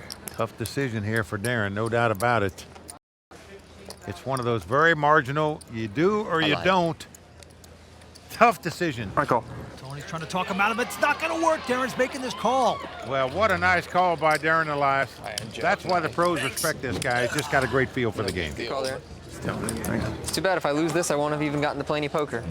Well, what's unusual, if Tony loses this pot, he'll have lost about every pot tonight. The only pot he won, he didn't even have the best hand. Here's the flop. Can Tony outdraw his man here with a King 3? Here we go. It is a 10-6-5. Not good for Tony Dunst.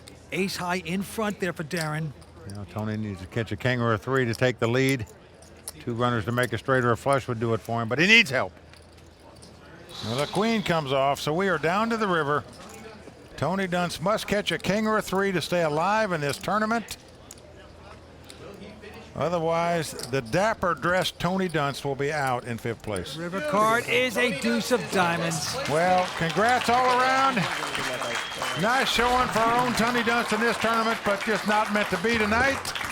He is going to finish in 5th place. Well, Mike, he never really got any hands, no momentum to go with, but what an effort for our very own raw deal, Tony Dunst. He's out in 5th place, going to take home $66,000. He's excited to watch, and right now, he's over to talk to Matt.